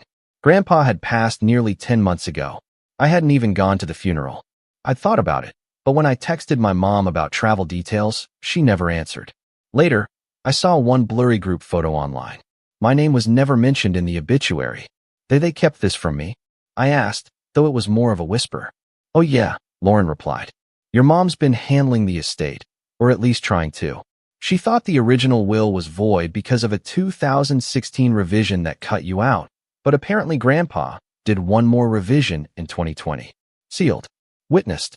Properly notarized. It showed up last week because his lawyer moved offices and finally processed it. She never saw it coming. I stared at the floor for a long time. I own Grandpa's house. I said, almost in disbelief. You own everything tied to the estate, she confirmed. His land, the deed to the workshop, his vintage record collection, even the trust fund he set aside for home restorations. And the kicker? You've got legal standing to remove your mom as the executor because she violated probate code by concealing a relevant heir. That's fraud, Peter. It didn't feel real. It felt like someone had handed me a movie script with my name penciled into the role of the underdog turned heir. And then, like a flood, the possibilities hit me. I stood up, walked to the back office of the restaurant, and pulled out the small corkboard above my desk. The one where I usually pin new dish ideas or employee schedules. I cleared it completely, and I began to write. Names, dates, loose threads, weak spots. I wasn't thinking about revenge the way a villain does in a comic book. No yelling, no smashing. I was thinking like a chess player now. Quiet. Intentional. 3 moves ahead. My mother had betrayed me, repeatedly. My sister had stolen from me and publicly mocked me. The two of them, drunk on entitlement, had built an entire narrative in which I was the selfish one, the ungrateful one, the abandoner. And now, I had something they didn't know I had. Leverage. But I wasn't going to rush it. I had watched them for years, studied the way they manipulated truth, how they used tears and selective memory like currency. That kind of power wasn't just taken down in one move. You had to bleed it out slowly. So I made a plan. Step 1, learn everything. I spent the next 2 weeks quietly working with Grandpa's old attorney, a meticulous man named Harold Bennett who wore wire-framed glasses and had a voice like gravel. He remembered me, said I used to draw pirate maps in the margins of his paperwork when I was little. We met in his office, and he laid it all out. The 2020 revision had completely cut my mother out of the inheritance due to a consistent pattern of financial manipulation and neglect. Rachel's name was never even mentioned. You were always the one in the background, but you showed up, Harold told me. He told me, if anything ever happened, he wanted the house and shop to go to someone who wouldn't sell it to developers or pawn off his vinyls for gas money. You were his guy. It wasn't just property, either. There were investment accounts, bonds, even a modest art collection stored in a climate-controlled unit under a pseudonym. The total value of the estate? Just over $2.1 million. I felt my heart lurch. Not because of the number, but because of what it represented. For the first time in my life, someone in my family had chosen me not for what I could do for them, but for who I was when no one was watching. Harold handed me the paperwork. It's yours. You just need to decide what you want to do with it. I did. Step 2. Don't strike first. Let them come to you. They still didn't know. That was the key. So I waited. I kept quiet. I didn't change anything publicly. I didn't post on social media. I didn't show up with a lawyer and bang on doors. I let my mother continue her charade of being the executor of an estate she no longer had legal rights to. It was a Friday morning when she called. I stared at the name flashing on my screen, Mom, a name that felt more like a brand at this point. I let it ring. Then I picked up. Hi, I said flat. Oh, thank God, she sighed. Peter, I need your help. Of course she did. I've been talking to the county assessor's office, and apparently there's been some confusion about Grandpa's estate. Something about missing documentation, or well, they hadn't processed. It's weird. I replied. That's strange. I mean, they said your name came up, and I just wanted to clarify in case there was a clerical mix-up, or, I don't know, someone pretending to be family. You never know with scammers, right? I could practically hear her trying to smile through clenched teeth. Right, I said. You never know. There was a long pause. Anyway, she continued, the house needs repairs, and we were hoping you might help out financially. Just temporarily. Rachel's husband got laid off, and with the baby coming. You mean the baby that was supposedly named after me? I asked. Another pause. Longer this time. She laughed, weakly. Oh, come on, don't be like that. You're still part of the family. No, I said. I was a backup plan. There's a difference. And I hung up. Step 3. Set the stage.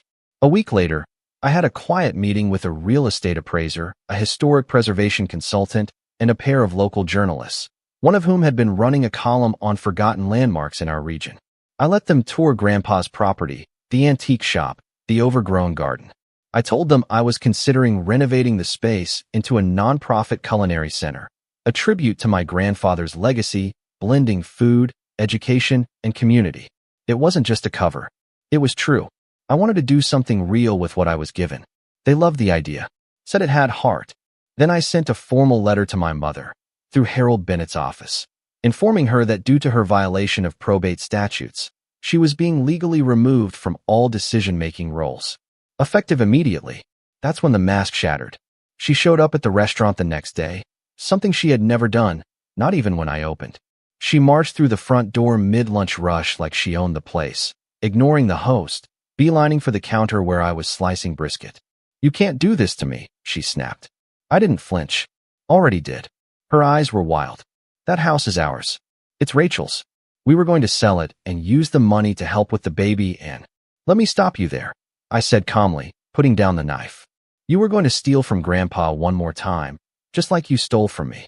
You ungrateful little... Finish that sentence, I said, stepping out from behind the counter. Please. I dare you. She froze. For the first time in years, she looked small. Not like a towering, disappointed mother, but like what she really was. A woman who thought she could gamble with everyone else's chips and never pay the price. You don't understand what you're doing, she hissed. No, I said. You don't. And then, for good measure, I handed her a printed copy of the Forbes feature. The one where I talked about rising from betrayal, starting over, learning to choose your family. She stormed out. Rachel didn't call. She didn't text. She FaceTimed, which told me everything I needed to know. She wanted an audience. She wanted witnesses to her performance. I let it ring twice before I answered. She appeared on screen with messy, just woke up, hair, and that trademark face she used anytime she wanted pity. Lips pressed tight, eyebrows bent like she was carrying the weight of the world instead of the weight of her own decisions. What did you do? She snapped. No greeting. No hey. No how are you. Just instant accusation. I followed the law, I said calmly, wiping my hands on a kitchen towel. You should try it sometime. Her nostrils flared. Mom is in tears. She says you blindsided her. You stole Grandpa's house. Stole? I laughed. You mean the house you and Mom planned to flip for profit? The same one Grandpa explicitly left me because he didn't trust either of you. Her mouth twitched, an involuntary tell she still hadn't learned to hide. You don't deserve that place, she said. You weren't there at the end. You skipped the funeral. You abandoned the family. I leaned back in my chair. Funny thing about abandonment, it isn't when someone walks away. It's when someone gets pushed. Don't be dramatic. You're right, I said. Let's talk facts then. I grabbed the folder sitting next to me, thick with documents. Fact 1. Mom unlawfully accessed a dormant savings account in my name and transferred nearly $3,000 to you. I have the bank logs. Rachel blinked. Mom did that because she thought. I don't care why she did it. It was theft. If you're going to throw money in my face again. Fact 2. I said louder. You've been telling people I flaked on your wedding after promising to pay for the catering. I never made that promise. I have your messages. I have Mom's. Not a single offer came from me. That's not how it happened. Fact 3. I continued. You lied about naming your baby after me, hoping it would soften me up. Her name is Callie because you thought it sounded cute on Instagram. She froze. Her silence was confirmation enough. You have been entitled, manipulative, and reckless with everyone's generosity, I said. And for years, I let it slide. I let you and Mom rewrite the narrative while I focused on building something real. Rachel let out a shaky scoff. You think you're some saint now? You're just a cook in Tennessee. Congratulations. I smiled. I'm a cook featured in Forbes. Twice. Her jaw clenched. I saw the jealousy spark behind her eyes, that familiar mix of envy and resentment she'd never been able to hide. She hated that I built something without her. Without them. What do you want? She finally asked. Because clearly this is revenge. Just tell me. Oh, I said. Revenge isn't something I have to do. It's something you and Mom walked right into. She frowned. What does that mean? It means, I said, the fallout is already happening. And it was. Just hours earlier, Harold Bennett had filed a formal notice with the probate court. Due to her concealment of a legal heir, my mother had been removed as executor. That removal triggered an automatic review of every financial transaction she'd conducted under the estate's authority. Every penny spent. Every form signed. Every document delayed. Rachel's voice quivered. Peter, what did you do? I told the truth, I said. And the truth is, you two illegally used Grandpa's emergency fund to pay off the wedding deposit. The accountant found it. There's a paper trail. And because you were the recipient, Rachel, I leaned in a little. You're legally responsible for paying it back. Her face went pale. I can't pay that, she stammered. We're already behind on rent and daycare, and that sounds like a you problem, I said quietly. Her voice shrank. This could ruin us. It won't ruin you, I said. It'll humble you. Before she could respond, I clicked the button to end the call. The screen went black. That was step 1. Step 2 came 2 weeks later. The county posted its findings, public record.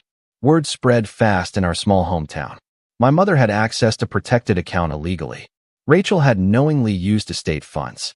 They weren't arrested. It wasn't criminal, just civil, but the court ordered full repayment with penalties. More than either of them could realistically afford. And the family? The same cousins, aunts, and church friends who once whispered about me? They turned on them. Hard. Lauren texted me nonstop with screenshots. My favorite was from Aunt Denise. You stole from your own father? And from Peter again? Shameful. Another. I can't believe I defended you. He built his life from nothing, and you bled him dry. My mom tried reaching out. Long, rambling voicemails filled with half apologies and half accusations. I didn't answer. Rachel sent one message after another. Please talk to me. We didn't think it would go this far. Can we meet? Just once. We're losing everything. I didn't reply. Not out of cruelty, but out of clarity. Because every step of this downfall was carved by their own hands.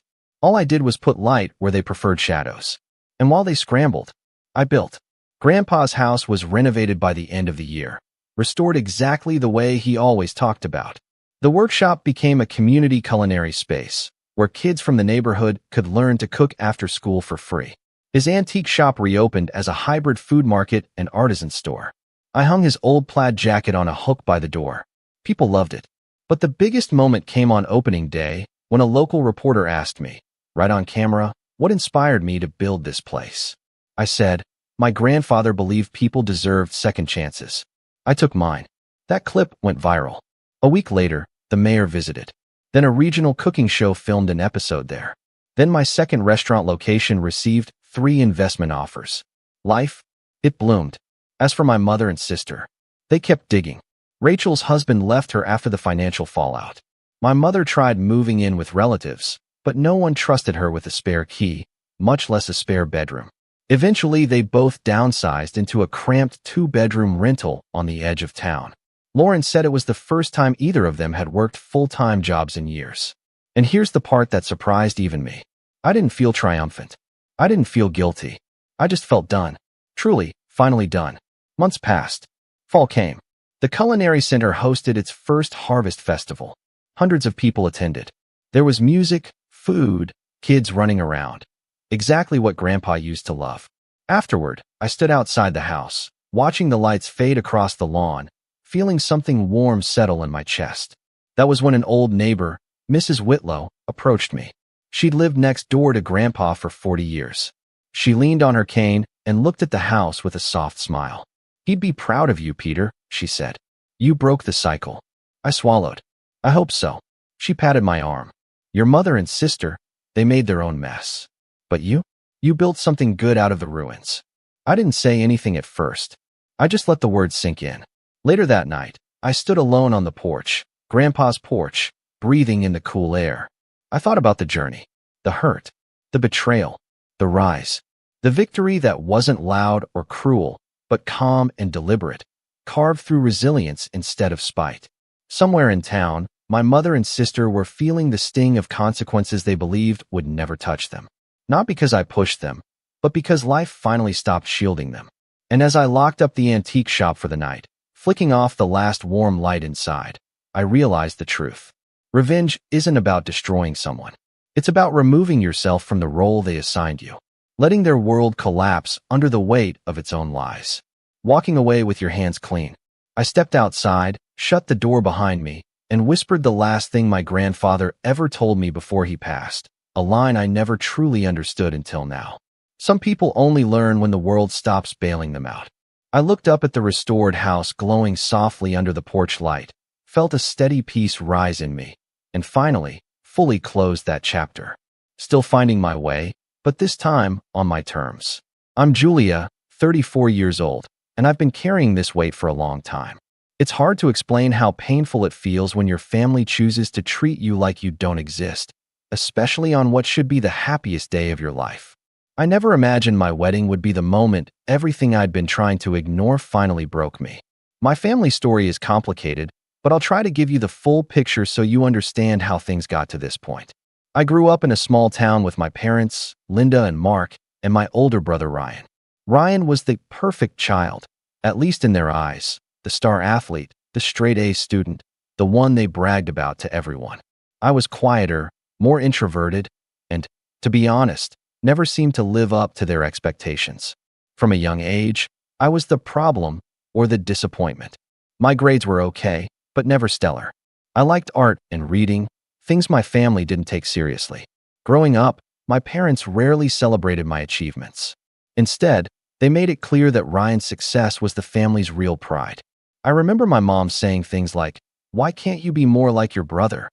Or, "You should work harder if you want to amount to anything." At first, I thought it was just tough love, but as years passed, the words stung more and more. I learned to keep quiet.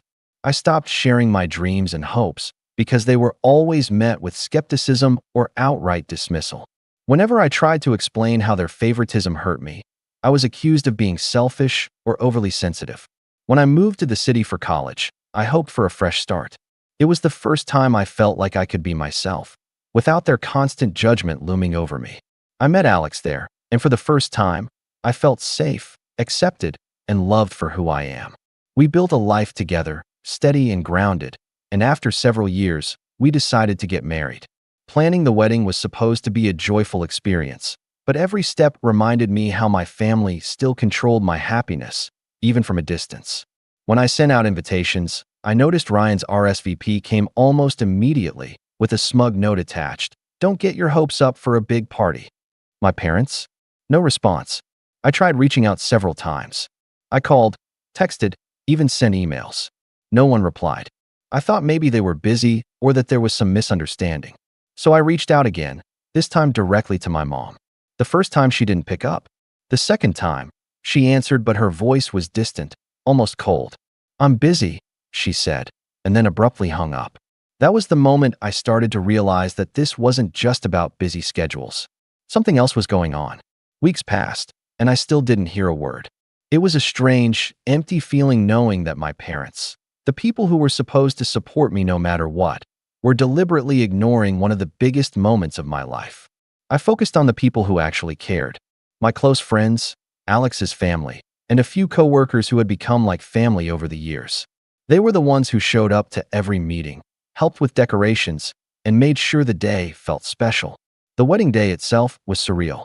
Standing at the altar, surrounded by genuine smiles and tears, I felt a mixture of joy and sadness.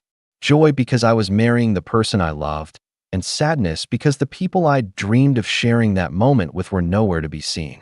After the ceremony, I tried calling my mom one last time. This time she answered, but what she said shattered whatever hope I'd held on to. "We're celebrating someone else today," she said flatly. "You're not worth celebrating." I didn't argue. I didn't cry. I simply hung up.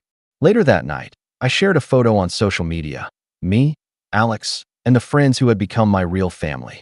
I captioned it, "Here's to the family that chooses you, not the one that abandons you." I thought that would be the end of it. But hours later, there was a furious knocking at my door. When I opened it, there stood my mom, dad, and Ryan, faces flushed with anger. They demanded to be let back into my life, claiming they had made a mistake and that I was overreacting. But after years of feeling invisible and worthless to them, I wasn't sure I wanted to welcome them back. After that night, when my family showed up at my door, the atmosphere between us shifted, not in a good way. They weren't there to apologize or to explain. No, they came with a kind of fury that left me cold. It felt less like regret and more like entitlement. Like they thought they owned a place in my life that I could just hand over whenever they demanded it. I remember standing there, holding the door open just a crack, and hearing my mom's voice raised sharply. "Julia, this is ridiculous. We're your parents. You don't get to shut us out because you're angry." Dad, who had been quieter until then, crossed his arms and added, "We were just waiting for you to come around. You're making a scene over nothing. This whole wedding business, you're blowing it out of proportion." Ryan, who was leaning against the doorframe with his usual smirk, said, "Seriously, who needs a bunch of hangers on anyway? We're the real family. The rest of those people are just strangers." That comment stung more than anything else. The real family line had been their go-to for years, a weapon disguised as a statement of fact. It implied that because I wasn't favored or invited by them, my chosen friends and husband didn't count. I had spent so many years battling the idea that I was less than, and hearing it again like that reopened old wounds. I took a deep breath and said quietly, "You're not welcome here right now. Not after how you treated me." My mom's face twisted into something bitter. "We didn't treat you poorly. You chose to make enemies of your own family. We tried reaching out before the wedding. You ignored us." I shook my head. "I tried reaching out. You didn't answer. You ignored every invitation. You didn't even acknowledge my calls. This wasn't a misunderstanding. It was deliberate." Dad scoffed. "You're playing the victim now. That's exactly the problem with you." For the first time, the anger in my chest started to bubble up. It wasn't just hurt anymore. It was rage at the years of manipulation and coldness I'd endured. But instead of yelling, I stayed calm. I needed to keep control. "I'm done trying to fix something you don't want to fix," I said. "If you want a relationship, it has to be on my terms. Respect and kindness have to come first." Ryan laughed. "You think you can just set the rules now? You're nothing without us. Don't forget who put a roof over your head all those years." That line was the most twisted one yet because it was half true. Yes, they had supported me in a way, but it had always come with conditions. Control disguised as generosity. I had learned to fend for myself as soon as I could. The confrontation ended with them storming off, slamming the door in my face. I was left standing there, heart pounding, wondering how my family could be so cold and cruel, especially on what should have been the best day of my life. The next few days after that were a blur of mixed emotions and cold silences. I was flooded with messages from friends and Alex's family, all expressing support and concern. They told me how proud they were of me for standing up to people who never truly valued me. But my phone also kept buzzing with blocked numbers, unknown callers, and even messages from my brother's friends, all pushing me to make up with my family. The message was clear: if I didn't forgive and forget, I was the problem. One evening, my mom sent me a text that made my blood run cold. It wasn't an apology or a plea. It was a demand. You need to fix this before it gets worse. We're not going anywhere. I didn't respond. I wasn't sure I could. The idea of fixing a relationship that had caused me so much pain felt impossible. But I knew that ignoring them wouldn't make the problem go away. Then came the emails from my dad, long, formal, and filled with guilt-tripping language about family unity, forgiving your parents, and remembering where you come from. But underlying all of it was a warning. If you continue down this path, you'll regret it. That word, regret, felt like a threat. It reminded me of the years when they tried to control every part of my life, from who I saw to what I did, all under the guise of knowing what's best. About a week later, I woke up to a knock on the door just before dawn. I wasn't expecting anyone. When I opened it, there was a man I didn't recognize, a lawyer holding a thick envelope. He handed it to me and said, "This is from your family." They asked me to deliver it personally. Inside was a letter, heavy with legal jargon. It said that my parents wanted to discuss the terms of our family relationship and that I was to cease all defamatory actions against family members, or they would consider legal action. It was as if they were treating family as a business dispute, not a deeply personal matter. That letter was the last straw. I realized then that I was dealing with people who saw me not as a daughter or sister, but as an obstacle to be controlled or punished. Slowly, I started to build a plan. I talked with a close friend who happened to be a therapist, and she helped me see that my feelings were valid and that protecting myself didn't make me cruel. It made me strong. I also began documenting everything: texts, calls, emails, everything that showed their toxic behavior. I knew that if this escalated, I needed evidence, not just feelings. At the same time, I leaned heavily on the people who chose me. Alex was my rock through it all. His calm confidence reminded me I wasn't alone. My friends, too, rallied around me, offering support and a reminder that family isn't always who you're born to. Sometimes, it's who chooses to stand by you. The tension didn't ease. If anything, it grew worse. One afternoon, Ryan showed up unannounced at my apartment. This time, he was less angry and more calculated. He tried to guilt me into making things right, accusing me of tearing the family apart. When I refused to engage, he sneered and threatened to tell everyone in town that I was ungrateful and selfish. I saw right through it. He wanted to isolate me, to turn others against me like they had for years. I refused to let him win. The breaking point came a few days later when my parents and Ryan organized a family intervention without telling me and sent word that I was expected to attend. They painted me as the villain to anyone who would listen, spinning stories about how I had disrespected and abandoned them. When I heard about this, I realized that if I wanted to protect myself, I had to take control of the narrative. So I did something I never thought I would. I posted a public statement on my social media. I shared my side of the story, carefully and truthfully, without bitterness or blame, but with clarity. I explained how I had tried to reach out, how I had been ignored and hurt, and how I had finally found happiness with the people who loved me for who I am. The response was overwhelming. Messages of support flooded in. People I barely knew reached out to say they understood what it felt like to be cast aside by their own family. For the first time in years, I felt seen. But of course, my family didn't take it quietly. The same night I posted, there was a knock at my door. When I opened it, they stood there again, this time with cold eyes and tight jaws. My mom's voice was low but dripping with venom. "You think you can embarrass us and get away with it?" My dad stepped forward, voice shaking with anger. "We're not done with you, Julia. You're going to regret this." Ryan's smile was cruel. "This isn't over. Not by a long shot." They demanded to come inside, to talk. But I knew better. I refused to let them in. That moment felt like a turning point. I realized that my family wasn't going to change. They weren't going to apologize or accept me. They were going to fight me, because to them, I was a threat, a mistake, a problem to be fixed or erased. After that night, when my family stood at my doorstep, full of rage and threats, I knew that things weren't going to get better by waiting for them to change. I realized that the only way to survive this was to stop letting them have power over me. And maybe, just maybe, to turn the tables on them. For years, their control had been subtle but suffocating. They made me feel worthless with silent treatment, backhanded comments, and public humiliation. They played the long game of eroding my self-worth until I was ready to give up on myself. But now, armed with clarity and support, I was ready to stop playing their game and start rewriting the rules. I began by organizing every interaction I'd had with them: text messages, emails, voicemails, and photos. I wanted to build a solid record of how they had treated me, not only to protect myself legally, but also to have undeniable proof if anyone questioned my version of events. I wasn't interested in escalation for its own sake, but I knew that documentation would give me power. The realization was liberating.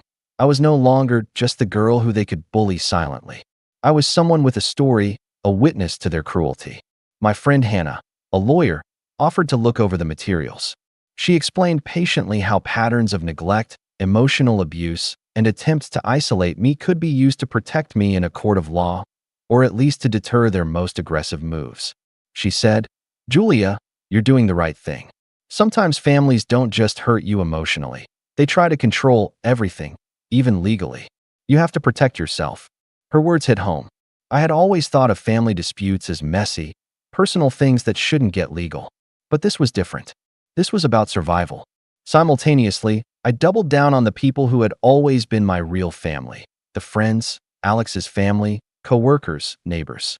I started inviting more people into my life, making connections I'd neglected because I was so focused on fixing my old family. One evening, I hosted a dinner at our apartment. It wasn't fancy, just good food and laughter filling the room. Alex's sister helped me with the cooking, and some friends brought over homemade desserts. The contrast between this and the cold distance from my parents couldn't have been clearer. I remember standing in the kitchen, watching everyone chat and laugh, and feeling something I hadn't felt in a long time: belonging. It was a small victory, but a victory nonetheless, because my family had tried to control the narrative, painting me as ungrateful, selfish, and unstable. I decided it was time to own my story publicly. I wrote a detailed post on a personal blog where I laid out everything I had experienced: the favoritism, the neglect, the attempts to silence me. I was honest, but I didn't lash out. I focused on facts and feelings, and the post quickly gained traction. People shared their own stories of toxic families and the complicated grief of cutting ties. It felt like I'd found a community of people who understood. The reaction from my family was furious. They called me names, sent angry messages, and tried to spread rumors about me at work and in my social circles. Ryan, in particular, was relentless. He contacted several of my friends, trying to convince them to distance themselves from me, claiming I was unstable and dangerous. When they kept showing up uninvited, sending unwanted gifts, or dropping passive-aggressive notes, I had to be firm. I told my neighbors about the situation and asked them to alert me if any suspicious visits happened. I installed security cameras around the apartment entrance and made sure Alex was always home when possible. At one point, Ryan showed up with a group of his friends, loudly demanding to see me. I called the police calmly and waited with the security footage ready. They left quickly after that, the first time I'd stood my ground without fear. It was exhausting, but it felt empowering. The real turning point came when I decided to confront the town gossip head-on. My family had been spreading a particularly nasty rumor: that I had been selfish to the point of ruining family relationships for no good reason, and that my marriage was a sham, destined to fail. They wanted to isolate me socially. I gathered proof: messages from my family, screenshots of their conversations, and photos showing their absence from key events. I reached out to people who mattered: old friends, neighbors, and community members, and explained the truth calmly and clearly. To my surprise, many people were sympathetic. They confessed they had suspected something was wrong, but had stayed silent because they didn't want to get involved. That moment was cathartic. For the first time, I wasn't just the scapegoat. I was someone with agency, someone who could fight back and be heard. The final step was the hardest emotionally: telling my parents and Ryan that I was cutting ties for good. I wrote a letter, carefully phrased but firm. I told them I wasn't interested in their apologies or explanations anymore. I made it clear that the years of neglect and cruelty had caused damage that wouldn't heal overnight, or maybe ever. I asked them to respect my boundaries, and I warned that any attempts to contact me against my wishes would be considered harassment. When I sent that letter, I felt a strange mixture of sorrow and relief. It was like closing a door on a chapter that had caused me so much pain. But of course, they didn't take it well. The day after they received the letter, I found that the rumors they'd started were spreading faster than ever. Someone had even vandalized the mailbox with nasty words about me. I realized they were escalating because I'd finally said no. One night, I got a call from a neighbor. She told me she'd overheard my family talking at a nearby cafe, planning to make sure Julia pays for turning her back on us. That's when I understood this wasn't going to end quietly. So I decided to turn their game against them. I started by sharing the security footage of Ryan and his friends showing up at my place uninvited, footage that clearly showed them yelling and causing a disturbance. I sent copies to local authorities and posted snippets on social media. I also talked to Alex about my plans to file a formal restraining order if necessary. He stood by me, unwavering. As I put these pieces in motion, my family's attacks grew more desperate. They sent messages claiming I was mentally unstable, tried to sabotage my work, and even showed up at Alex's office demanding explanations. Through it all, I stayed calm. I responded only with facts, and I let their own behavior expose their true colors. And then, one afternoon, everything changed again. I was at work when I got a message from my mom. It was short, almost chilling. "You'll regret everything you've done." For a moment, I hesitated. Was I ready for what might come next? But then I realized I was already in the fight of my life, and I wasn't going back.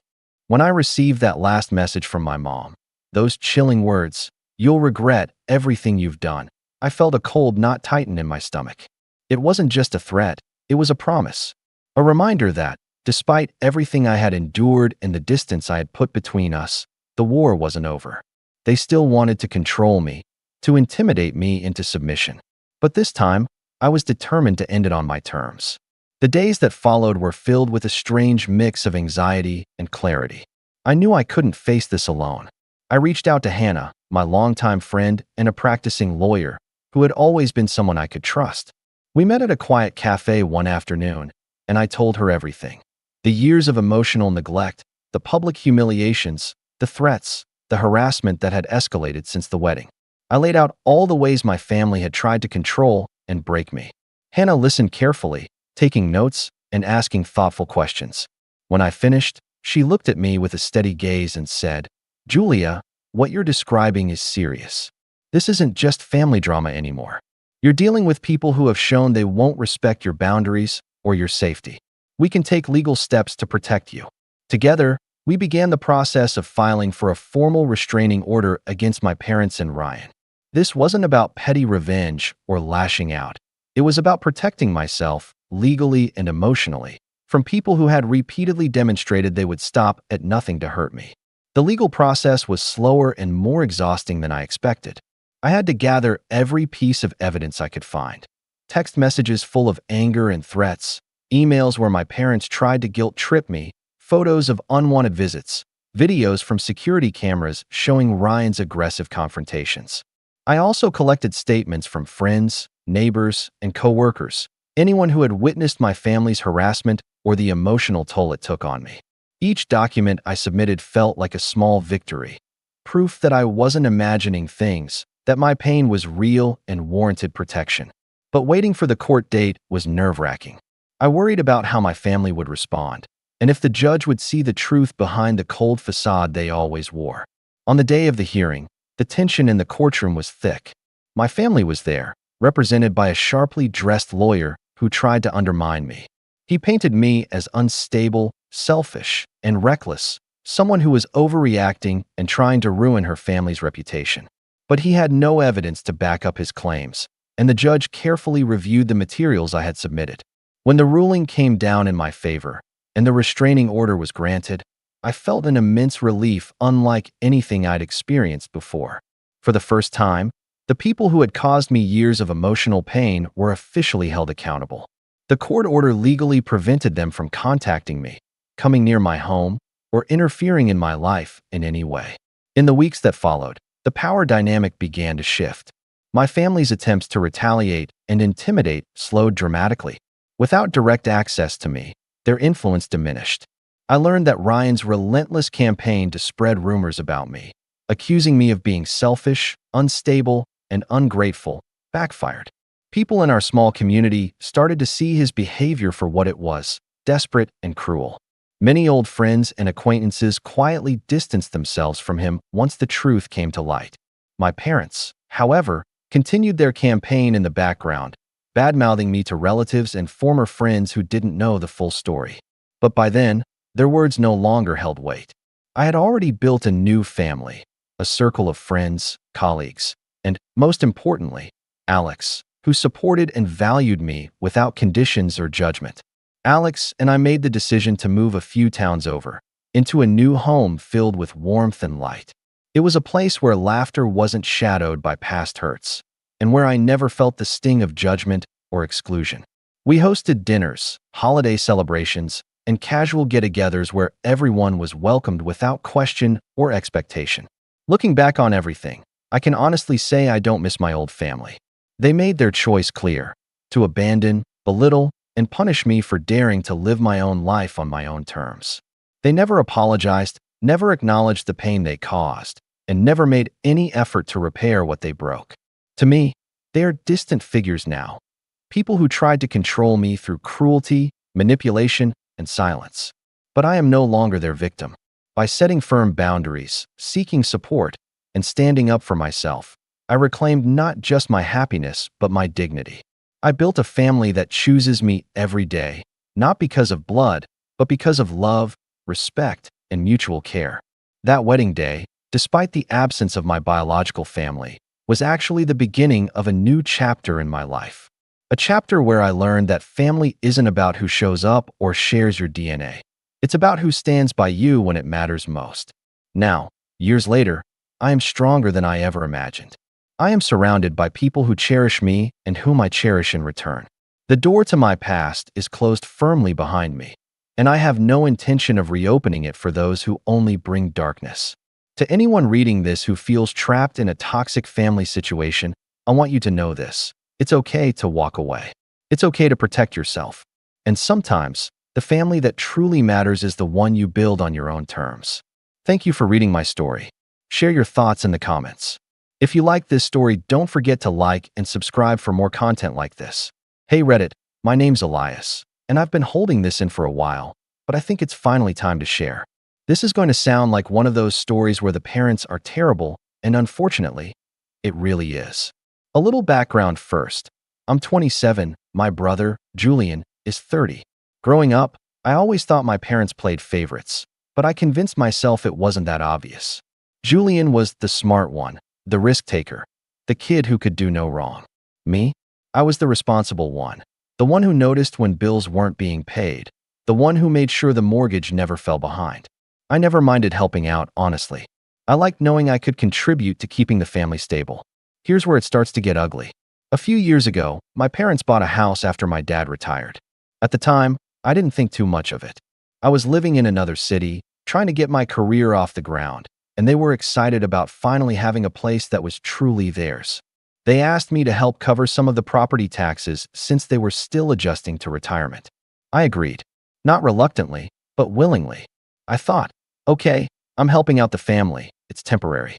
Fast forward a couple years, and I realized I had been paying thousands of dollars into a house I had no legal claim to. That's when I asked. Innocently, I thought, hey, Dad, can we talk about the deed? I've been helping out for a while, and I wanted to make sure my contribution is recognized. You would have thought I asked for their firstborn soul.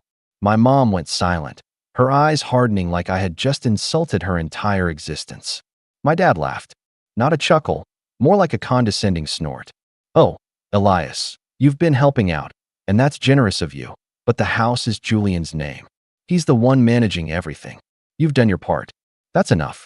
Julian, of course, chimed in with a smile that made my skin crawl. Don't worry, little brother. Mom and Dad have everything under control. You're being silly. I froze. Under control? I asked. So you mean I've been paying for a house I don't even legally own while I didn't even finish. It was too much to take in. From that moment, a seed of resentment grew. I kept helping for a few more months, but it started to feel like I was throwing money into a black hole. Every check I sent was a reminder that my parents didn't see me as an equal, just a backup plan for bills they didn't want to manage themselves. Julian, of course, continued to charm them, acting like I was overreacting. Then one day, I just stopped. I didn't announce it. I didn't even respond to my mom's subtle hints or Julian's fake concern. I stopped sending a single cent. 2 months later, my dad sent me an email that made my stomach drop. "We need the money now, Elias. Please transfer your share immediately." I stared at that email for what felt like forever. My fingers hovered over the keyboard. Part of me wanted to reply with all the frustration I'd bottled up over the years. Another part wanted to ghost them completely. But I decided to write back, and I didn't hold back. I wrote, "Dad, I've been paying taxes for this house for years while being left off the deed entirely. I'm not sending another cent until we discuss this arrangement and my contributions are properly recognized. It's your responsibility to figure out how to manage the house now without me." I hit send, and then I waited. For the first 24 hours, nothing. No reply, no guilt trip, no justification. Just silence. But after that day, the storm started. Emails started pouring in, each one more absurd than the last. My mom accusing me of betrayal. Julian acting wounded, saying I was destroying the family. My dad, who had always been so mild-mannered, suddenly became insistent, almost threatening. It was clear at that point, they weren't just upset about the money. They were furious that I finally recognized the truth. I'd been supporting a system that only benefited Julian, and they couldn't control me anymore. Then came the first hint that this was going to escalate beyond just money. My dad sent an email with a PDF attached. I opened it, and my heart sank. It was a set of legal documents, drafts for refinancing the house. But this time they were explicitly excluding me and making sure Julian had full rights to sell, rent, or leverage the property without any input from me. I spent the next few days thinking, pacing, rereading that PDF over and over. The legal jargon made my head spin, but the message was crystal clear. My parents had no intention of acknowledging my years of contributions. Julian had the keys, the title, and apparently, all the favor in the world. Meanwhile, I had, well, nothing, except a growing sense that this wasn't just about the house. It was about control, about showing me my place in the family hierarchy. And I wasn't going to let them get away with it. The first thing I did was take stock of everything I had documented. I had bank statements showing every property tax payment I'd made for the past 6 years. I had emails, texts, even notes I'd kept when I'd spoken to my dad about the house. Every time I'd suggested putting my name on the deed, every time I'd offered to help with repairs, every time I'd argued, politely or otherwise, that my contributions mattered, I had proof. The more I looked through it, the more obvious it became. They had intentionally ignored me. But confronting them legally didn't feel like enough. I wanted them to understand the full weight of what they'd done. I wanted Julian to squirm a little, to feel some of the insecurity and resentment I'd carried for years. So I started quietly mapping out a plan. The first move was subtle. I contacted a lawyer, not to immediately threaten them, but just to understand my options. I wanted the facts, the kind that could be brushed off with, "Oh, you're being dramatic." What I learned made my stomach twist. Technically, since I wasn't on the deed, they were within their rights. But my payments, my contributions, that was a different story. There were ways to make a claim, to prove that my involvement wasn't voluntary in the charitable sense. It was expected, enforced, and, frankly, exploited. My parents had left a trail, and I intended to follow it. I didn't tell them I had started digging. I couldn't afford to tip my hand yet. But the next family gathering, I'll admit, I was nervous. My parents had insisted on a weekend dinner, one of those subtle power plays disguised as a casual family event. Julian had texted me earlier that day. "Hey, can't wait to see you tonight. Don't make things weird, okay?" I didn't respond. I wasn't there to charm anyone. I was there to observe, to gather, to plan. When I arrived, the tension was almost tangible. My mom's smile was tight, her eyes scanning the room like she expected trouble. My dad greeted me with that same polite distance he always used when he knew he'd done something I wouldn't like. Julian, of course, came in acting as if nothing had happened, giving me a casual, friendly punch on the shoulder that I didn't return. Dinner started awkwardly, filled with forced conversation about work, weather, nothing substantial. Then my dad casually mentioned the house. "So, Elias," he said, cutting into a piece of roast, "you've thought any more about helping out with the property? Julian's taken care of most of the repairs, but there are still some things that need attention." I looked up at him, letting the silence stretch. "I've been thinking," I said carefully, and I realized I'm not going to be sending any more money. Not until we have a proper conversation about my contributions and the deed. The table went silent. My mom's fork froze halfway to her mouth. Julian blinked, his casual mask faltering just enough that I caught the first flicker of panic. You've been helping out for years, my mom stammered. I know, I said evenly, and I don't regret it. But I also know the house isn't in my name, and it hasn't been acknowledged. I've been paying for something I legally have no claim to, and I want that addressed before I continue. Julian scoffed, leaning back in his chair. You've got to be kidding me. Dad and Mom manage the house. They don't need you. You're overreacting. I met his eyes and didn't look away. Am I? Or have I just finally realized what's been happening for years? At that moment, the shift in the room was palpable. My parents were flustered in a way I'd never seen before. It was subtle, but I could tell. They didn't expect me to confront them directly. They didn't expect me to challenge the narrative that Julian was the golden child who could do no wrong. The conversation devolved quickly after that. My mom tried guilt. We didn't ask you to do this, Elias. You offered.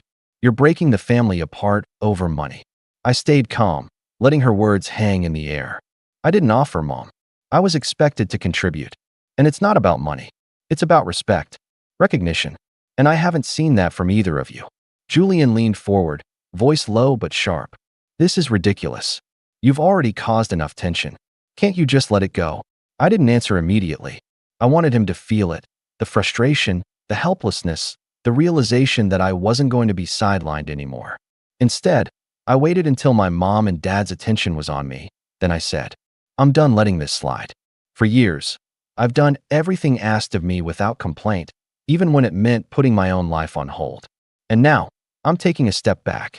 You can manage the house on your own. But make no mistake, I haven't forgotten, and I won't let this go without making sure it's addressed properly. There was a long silence. Then, the subtle shift started. I could see it in my dad's eyes first, like a flicker of panic behind his usual calm exterior. My mom's hand trembled slightly over her wine glass, though she quickly pulled it away, and Julian's jaw tightened. The first cracks were showing, and I knew the game had changed. But the real shock came later, when I got home. That night, my email dinged. A new message from my dad, subject line, Elias, we need to talk. Now, I opened it, and it wasn't just another demand for money. It was a thinly veiled warning. The language was careful, polite on the surface, but the undertone was unmistakable. They were panicking, and they were about to escalate.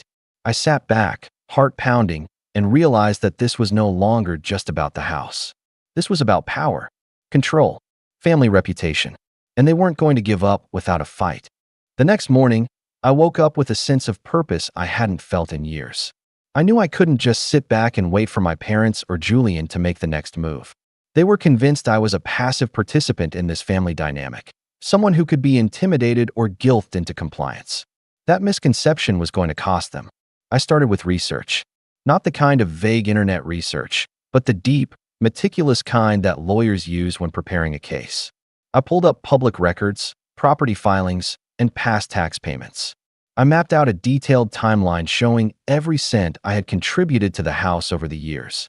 I even included repairs I'd financed, things my parents never bothered to tell me they had managed without receipts. The more I looked, the clearer it became. They had built a system where I carried the financial burden while Julian reaped the benefits and the praise. Then came the harder part, gathering evidence that wasn't just financial. I dug through old family emails, text threads, and voicemails where they subtly, but unmistakably, acknowledged my contributions while making it clear they expected me to continue paying without recognition. Every instance, every message, painted a picture of deliberate favoritism and manipulation. By the end of the week, I had a full dossier ready, one that could stand up in a legal setting but also serve as leverage in negotiations. I wasn't naive. I knew taking them to court would be messy and expensive, but this wasn't just about money. It was about showing them that their games had limits, that I wasn't the person they thought they could control anymore. I decided my next move had to be subtle. The goal wasn't to confront them immediately, but to plant seeds of doubt and fear.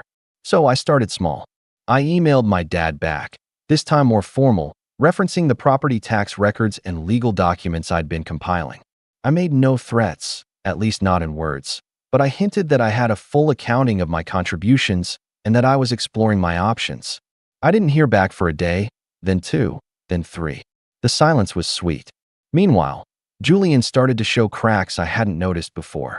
He'd been texting me with what he thought were casual, friendly messages. Hey, maybe we should talk, or can we work this out? But the underlying tone was defensive, almost desperate. I didn't respond. I wanted him to sweat, to feel that uncomfortable uncertainty for once in his life. Then came the tipping point. I got an unexpected email from a real estate agent in my parents' town, someone who'd clearly been copied on correspondence I hadn't authorized. The agent wrote that a loan application had been submitted in Julian's name alone for a large refinance. That was it, the first real move to lock me out completely. I stared at the email, heart racing, and realized they were moving fast, trying to cut me off before I could solidify any claim. I knew I had to act. I contacted my lawyer and explained the situation. Together, we drafted a letter laying out my contributions and requesting an accounting of all financial activities related to the property. I didn't send it immediately. I wanted to time it perfectly to maximize the impact. The perfect moment came a few days later when my parents invited me over again. They wanted to smooth things over after my silence and the subtle hints I dropped in my emails. Julian was, predictably, there, smug and overconfident as ever. I arrived with my folder tucked discreetly under my arm, containing all my documentation. I didn't open it in front of them. I didn't need to yet. But just the act of having it was enough to make Julian shift in his seat when I walked in. The smug smile faltered for a moment, and I knew my presence alone was starting to unsettle the carefully curated family dynamic. Dinner began normally, the usual small talk and forced smiles, but I let a single, strategic line slip into the conversation. I've been thinking a lot about the house, I said casually, placing my fork down. Funny how much of my money went into it over the years, considering I'm not even on the deed. The table froze.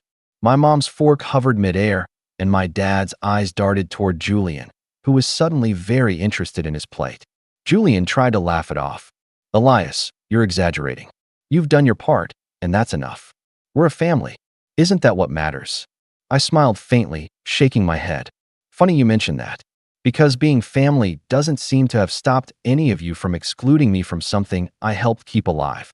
The tension thickened. My parents tried the guilt angle again. We didn't mean it that way, Elias. It's complicated.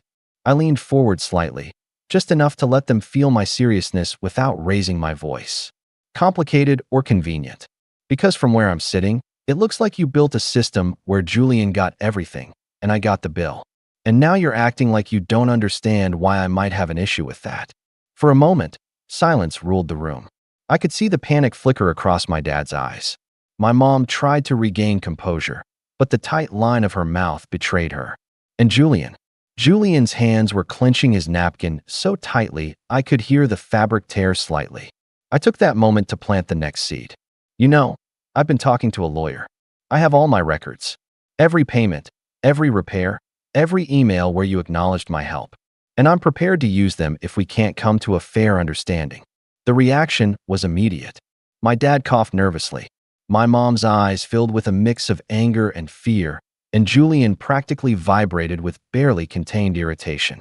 For the first time, I could see the cracks in their armor. They were scrambling, trying to figure out how to regain control. Julian finally spoke, his voice forced and sharp. You can't, we've been doing this for years. That's insane. Nobody's going to back you up in court. Mom and Dad will handle it. I didn't respond immediately. I let the weight of the moment settle, letting him feel every ounce of disbelief and frustration he could muster. Then I said calmly, deliberately, we'll see about that. Because I've already taken steps, and I'm not stopping until this is resolved fairly. That's my contribution, and I won't let it be ignored any longer. Dinner ended awkwardly. They were polite on the surface, but underneath, I could feel the tension coiling like a spring. I left knowing they were already starting to strategize, to think about how to counter me. But for the first time, I wasn't afraid. I was in control, and I knew the next moves would determine everything. That night, I stayed up late, reviewing my documentation again. I realized that I had more power than I'd thought. I wasn't just defending myself anymore. I could make them regret underestimating me for years. The thought made my chest tighten with anticipation. And then, just as I was about to log off, I received a text from Julian. "Elias, we need to talk. This is getting out of hand. Meet me tomorrow." Alone. My heart raced. This was the first time he reached out without parental oversight, without trying to appear casual. For the first time, I sensed fear on his end. And I knew, without a doubt, that the moment had come to start turning the tables in a way they would never forget. The next morning, I woke up before my alarm, the message from Julian burning in my mind. "Meet me tomorrow." Alone. I knew exactly what this meant. He was panicking, scrambling to regain some control over a situation he didn't understand. And I had every intention of letting him realize just how powerless he really was. I didn't respond to the text. I wanted him to stew, to feel that gnawing anxiety that comes from not knowing what the other person is planning. Instead, I spent the day preparing. I printed out copies of all my records, the property tax payments, repair receipts, emails, and text messages. Everything that showed I had been financially responsible for the house while they acted as if I didn't exist. I organized them chronologically, clearly labeled, and even highlighted the points where my parents had knowingly excluded me. When the next evening came, I drove to the small coffee shop Julian suggested. I arrived a few minutes early, scanning the place. He was already there, fidgeting with a cup of coffee, his usual confidence completely gone. "Elias," he started, trying for casual, but it didn't work. His voice had a nervous edge. "Look, I think maybe we can figure this out. I don't want things to get messy." I pulled out the folder, setting it deliberately on the table between us. "I've been thinking a lot about the house," I said evenly. "And after reviewing everything, it's clear that for years I've been paying for something that legally isn't mine while being left off the deed entirely. I've brought proof, and I've also talked to a lawyer. I'm prepared to take this as far as I need to." Julian swallowed hard. "Elias, you wouldn't really." "I would," I interrupted. "But I don't want to go to court. I want you to understand what fairness looks like. And I want my parents to see that ignoring my contributions has consequences." He leaned back in his chair, running a hand over his face. "So what do you want me to do?" I smiled faintly. "You're going to step aside. Legally, I can fight for recognition, and I will. But there's a simpler solution. My parents need to add me to the deed, retroactively acknowledge the years I've paid, and we establish clear boundaries going forward. Otherwise, everything you've relied on, your control of the house, is going to be challenged in ways you can't predict." Julian's face drained of color. For the first time, he looked small, vulnerable, stripped of all the unearned confidence he'd relied on his entire life. They'll never agree to that," he said quietly. I shrugged. "Then we proceed without their cooperation. I've got the evidence, and I've got a lawyer. I'm not bluffing. And you know what? This doesn't have to be messy, but if they refuse, it will be. And that mess will be on them.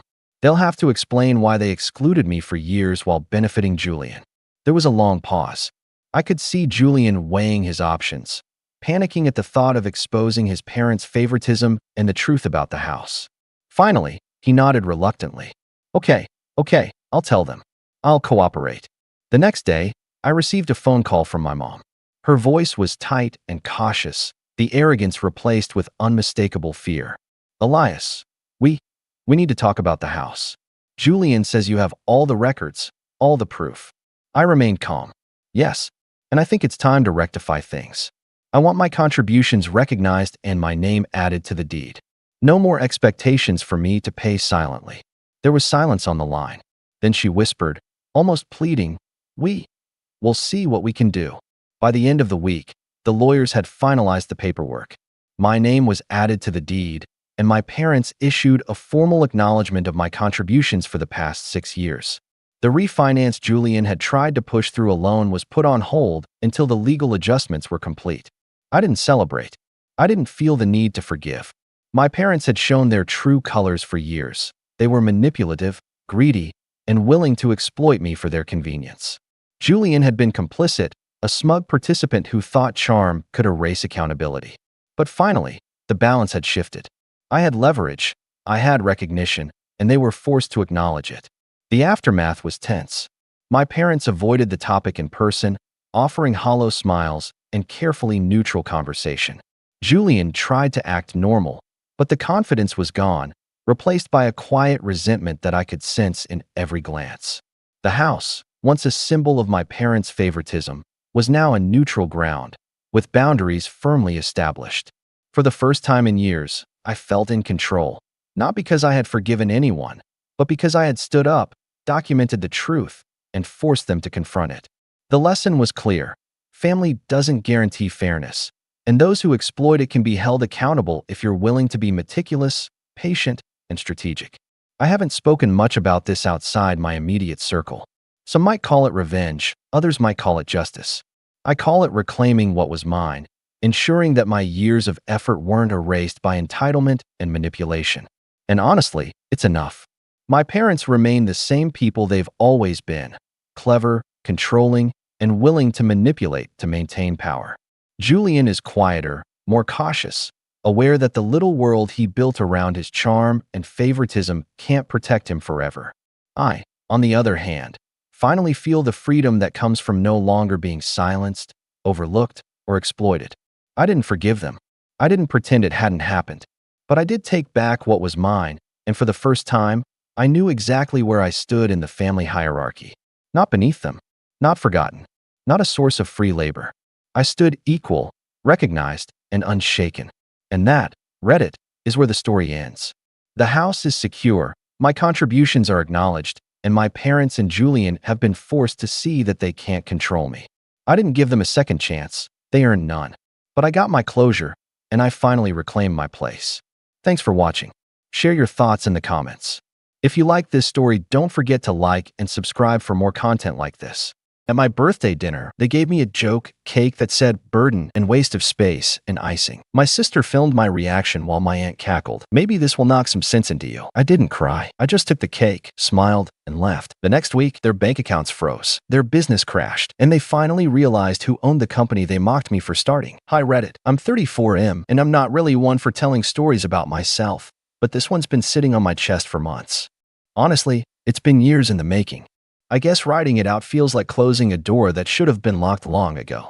So, this is about my family. Or maybe more accurately, about people who called themselves my family but treated me like a stray dog they couldn't quite justify kicking out completely. You know the type, all smiles in front of neighbors, all claws behind closed doors. I was born into what outsiders saw as a hardworking, respectable family. We lived in a mid-sized town where people still waved at each other from porches and remembered your business better than you did. My family, the Holcombs, ran a regional hardware chain called Holcomb & Sons. It had been in the family since my grandfather's day. He was the kind of man who shook hands with steel workers and expected his grandkids to be at work by 6 a.m., whether they were 8 or 18. From the outside, we looked like a model of blue-collar grit and generational pride. But inside, it was colder. Not loud or violent. Just cold in a way that settled into your bones and stayed there. I was the youngest of 3. My sister Colette, 38F, was the golden child. Sharp-tongued, business-minded, and cruel in that polished, smiling way that made people outside the family think she was charming. Then there was Everett, 36M, the legacy, the one expected to take the business into the next generation. He had the handshake, the jawline, the arrogance. And then there was me. I was different. I liked books. I liked computers. I liked being left alone. Growing up, I was called a lot of things: quiet, sensitive, too soft, a drain. The one that stuck longest was extra. As in, he's just extra. Like I was a miscalculation on a recipe card they didn't have the heart to throw out, so they just shoved me to the side of the plate. When I was 12, I remember asking my dad if I could help with the store's inventory system. I'd read about a new way to digitize it and thought maybe it could save time. He looked at me like I'd asked to burn the place down. My Aunt Muriel, my mother's sister, muttered from the corner, "He wants to play with toys while the rest of us do the work." And that was how it went, year after year. By the time I hit my 20s, I'd been quietly disowned without anyone ever saying the words. I wasn't invited to business meetings. I wasn't trusted with anything more than watching the front counter when someone needed a bathroom break. Eventually, they stopped scheduling me at all. They framed it like a favor. You're not really into this kind of thing, right? But it was exile, dressed up as mercy. So I left. I packed up, moved to a city 2 hours away, and stopped trying to earn scraps of their approval. I found work in operations for a logistics firm. Not glamorous, but I was good at it. Really good. I built something for myself. Slowly. Quietly. Just like I'd always done. And then years later, I built something bigger. A software and consulting startup focused on inventory and vendor management systems for small to mid-sized hardware and home goods retailers. The kind of thing the Holcombs would have sneered at. I didn't tell them. Not out of spite. Just, I knew they wouldn't care. Fast forward to this year. My 34th birthday came around, and out of nowhere, I got a group message from Colette. We're hosting a little dinner for your birthday at Mom and Dad's. 6:30. Be on time.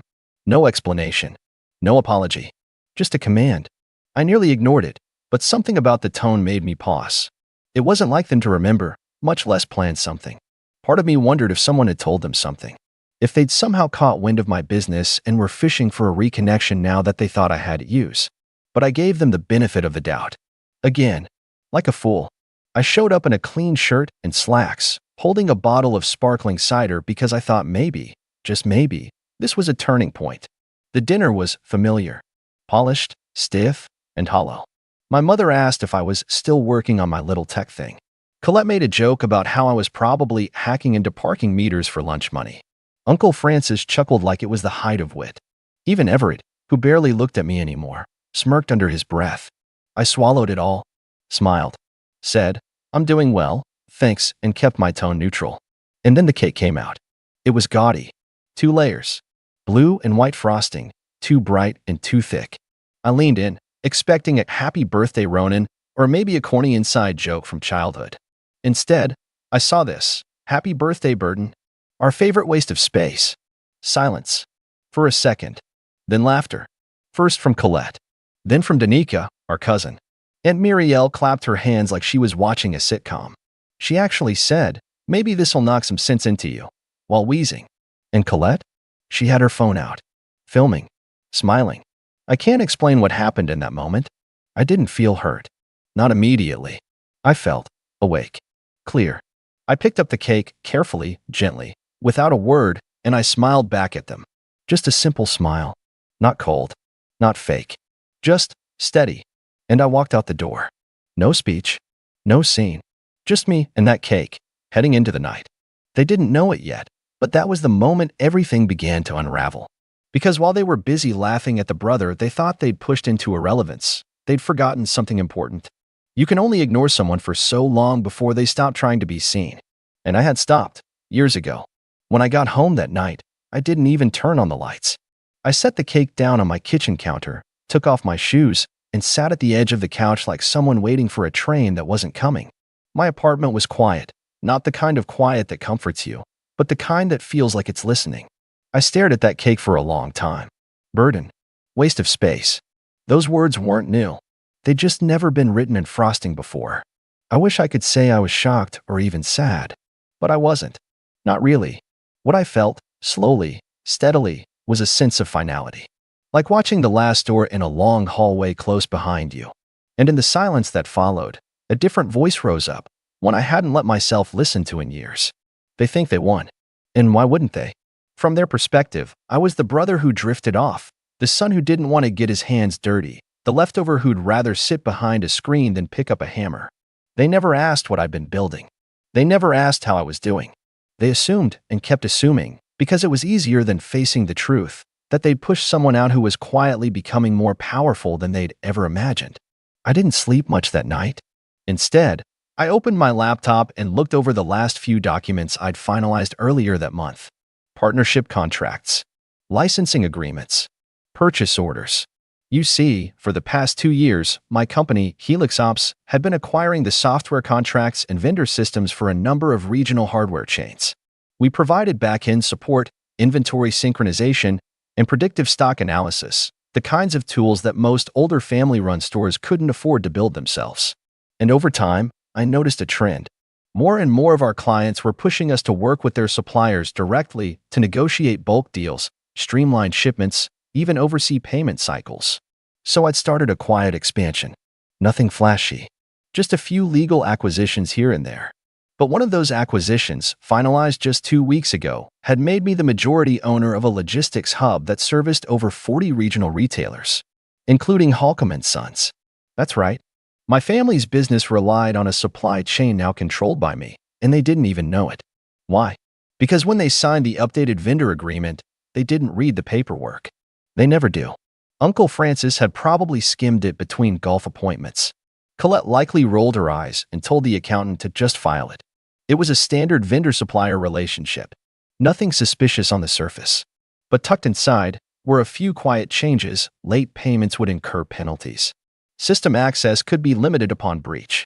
And most critically, data sharing was now owned and governed by Helix Ops.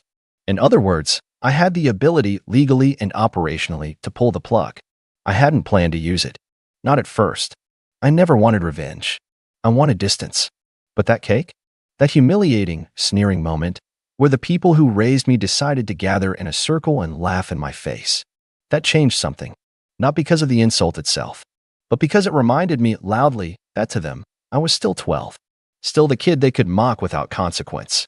They hadn't just forgotten who I was. They'd never bothered to learn. The next morning, I sent a short, professional message to my operations manager, Celine. Hi, flag Holcomb & Sons for an internal compliance review. There are a few inconsistencies I want verified. Temporarily pause vendor payments and shipments until further notice. We'll release access once documentation is reviewed. No anger. No drama. Just policy. By Thursday, I got my first text from Colette. Colette, hey. Weird question. Our PS is glitching out. Orders aren't syncing. Can you look at it? I let it sit. Friday afternoon, another one. Colette, are you ignoring me? Francis says the system locked us out of back-end inventory. We can't reorder anything. What's going on? Still, I said nothing. Saturday morning, my mother called me for the first time in almost a year. I let it ring. That afternoon, my cousin Danica, the same one who'd laughed while filming the cake, sent me a message. If this is about the cake, seriously, grow up. It was a joke. You're always so dramatic. That one almost made me laugh. Not because it was funny, but because it was so predictable. When entitled people hurt you, and you finally respond, even with quiet refusal, they call you the problem. On Sunday, I finally replied to Colette. Hi Colette. I believe all necessary details are outlined in the supplier agreement you signed in March. Let me know if you need help locating it. She didn't respond right away. But Monday morning, everything fell apart. They tried to place a rush order for seasonal lawn equipment. Denied. The system flagged their account for multiple unpaid invoices and compliance issues. Autolock triggered. Phone support redirected them to a legal team. By noon, I received an email from Uncle Francis. There must be a misunderstanding. We've been with this supplier for years. We don't understand why these sudden blocks are occurring. We expect immediate resolution. I replied with a link to the clause he'd agreed to. Helix Ops reserves the right to restrict access in the event of system abuse, delayed payments, or failure to adhere to data compliance standards. Violations may result in full suspension until review is completed. That was it. I didn't gloat. I didn't send a follow-up. I just let the silence stretch. By the end of the week, Holcomb & Sons had empty shelves, no incoming shipments, and a growing customer list of complaints. Their bank accounts were frozen, not because I touched them, but because unpaid supplier fees triggered a series of cascading holds from their partners. And that's when the panic truly set in. Colette started calling twice a day. Francis sent emails marked urgent. Danica sent me one final text. Did you do this on purpose? Did you actually plan this? I didn't reply, but I did screenshot the message. Just for me.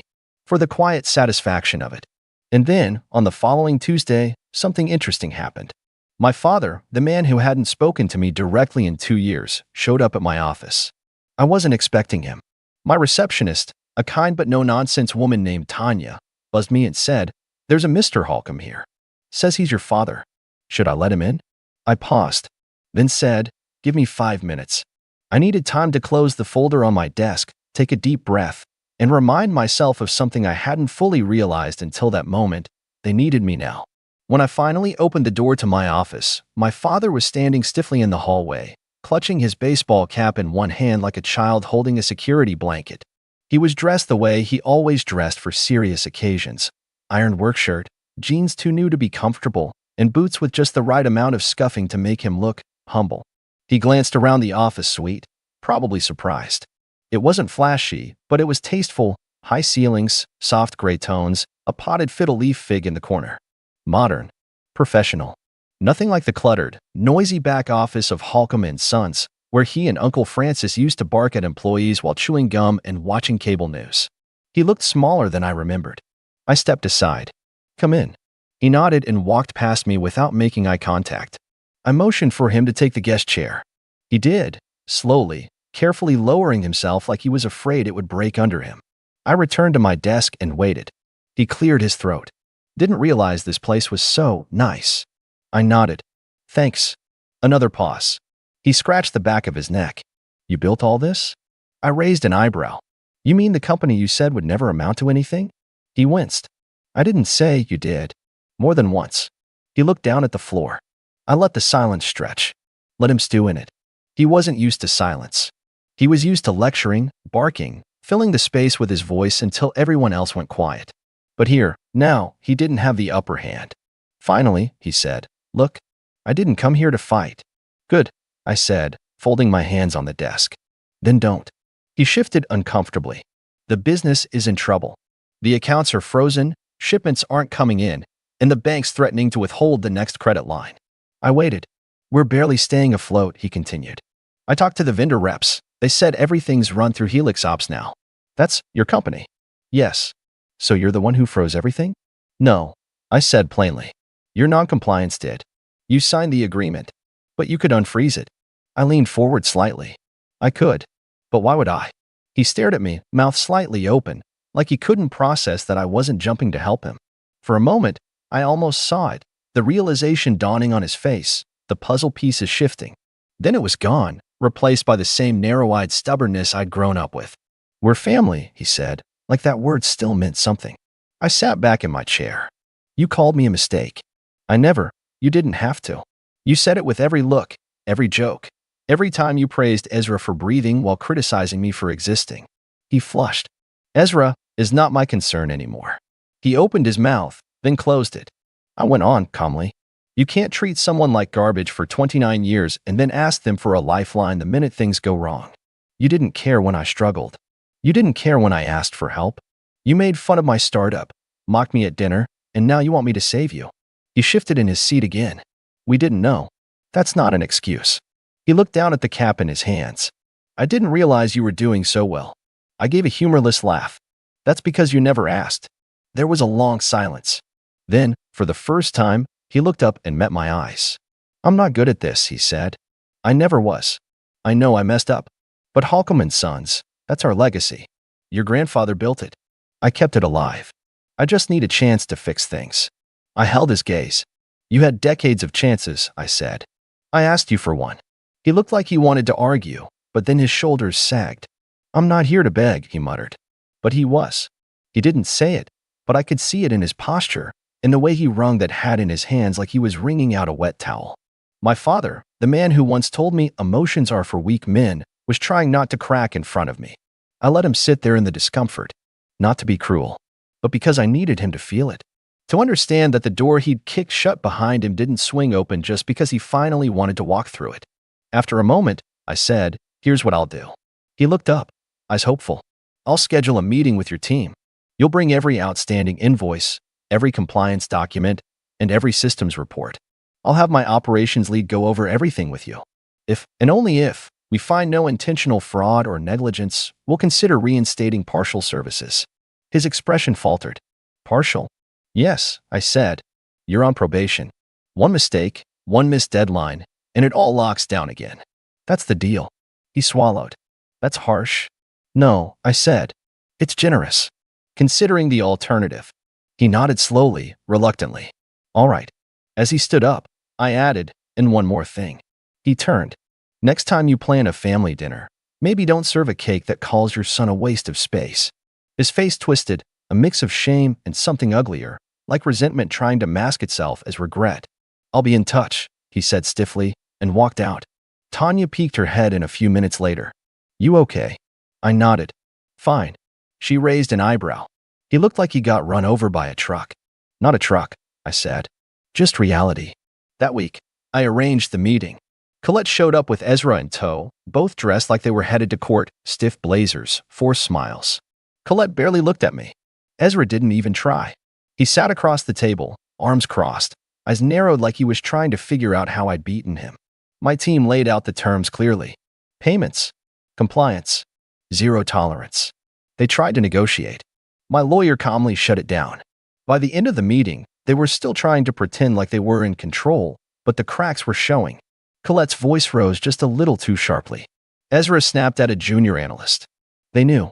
Deep down, they knew the tide had shifted. And I hadn't even played my full hand yet. Because while Holcomb and Sons had been stumbling over their paperwork, I'd been meeting with a developer who specialized in converting defunct hardware stores into co-working hubs. Modern, minimal, affordable. Exactly the kind of space my company needed for its regional expansion. And it just so happened that one of his top acquisition targets was a family-owned building on the edge of town. The same one my grandfather had built. Holcomb and Sons' original store. Still owned by the family. Still worth far more as real estate than as a business. I stared at the proposal on my desk that Friday afternoon. It took 6 months to finalize everything. The paperwork, the rezoning, the inspections. I didn't rush it. Revenge, when it's earned, doesn't need to be loud or fast. It needs to be thorough. The original Holcomb hardware building was structurally sound but outdated, chipped bricks, faded paint, warped windows that barely sealed in the winter. Still, it held value. Not just monetary, but symbolic. It was where my grandfather built his dream, and where my father and uncle ran it into the ground under the weight of arrogance and denial. They never saw it coming. By the time the deed changed hands, the family business was holding on by threads. Frozen accounts had thawed only under strict terms, but suppliers no longer prioritized them. Too many late payments. Too many broken promises. Reputation matters in that world. People talk. Vendors compare notes. And the Holcomb name, once a staple, became shorthand for trouble. I didn't buy the building directly. I used a holding company. A common name on paper, neutral, professional. They never thought to look deeper. I waited until renovations began. It was a cold morning in late October when I pulled into the lot across the street. A demolition team had already started tearing down the rusted awning out front. The faded red, Holcomb Hardware and Sons Estate 1967 sign had been taken down just an hour before, laid flat on the pavement like a fallen relic. Across the street, Colette's car slowed as it approached the site.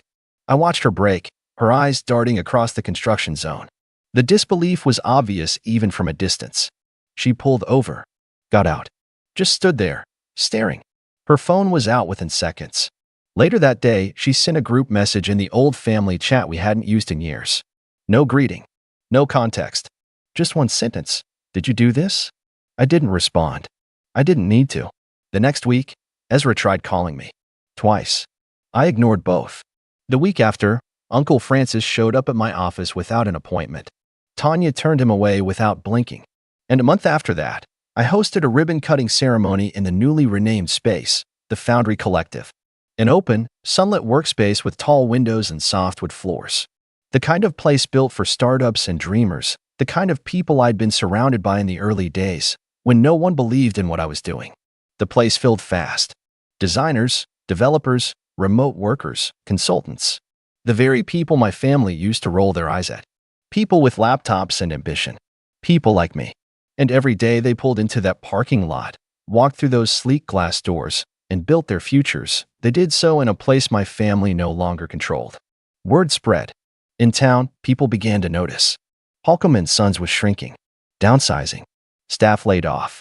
The second location, the one Ezra had convinced them to open a few years ago, quietly shuttered. Meanwhile, the Foundry Collective buzzed with energy. Local business journals started writing about it. My name started coming up. And then the final blow came from the bank. After a year of declining revenues, missed targets, and a failed attempt to restructure the company under Ezra's leadership, the bank withdrew its credit support entirely. They'd had enough. The moment that news hit, I knew what was next. I showed up the next morning just to see it for myself. A for sale sign had been planted on the lawn of Holcomb and Sons. The second building, their main branch, not the original, was going on the market. There was a smaller sign below it, property listed by Foundry Realty Group. My team had acquired the listing quietly, a few weeks prior. That afternoon, I stood at the edge of the sidewalk and watched as my father, Colette, and Ezra emerged from the building. The blinds were still closed behind them. Ezra's face was red.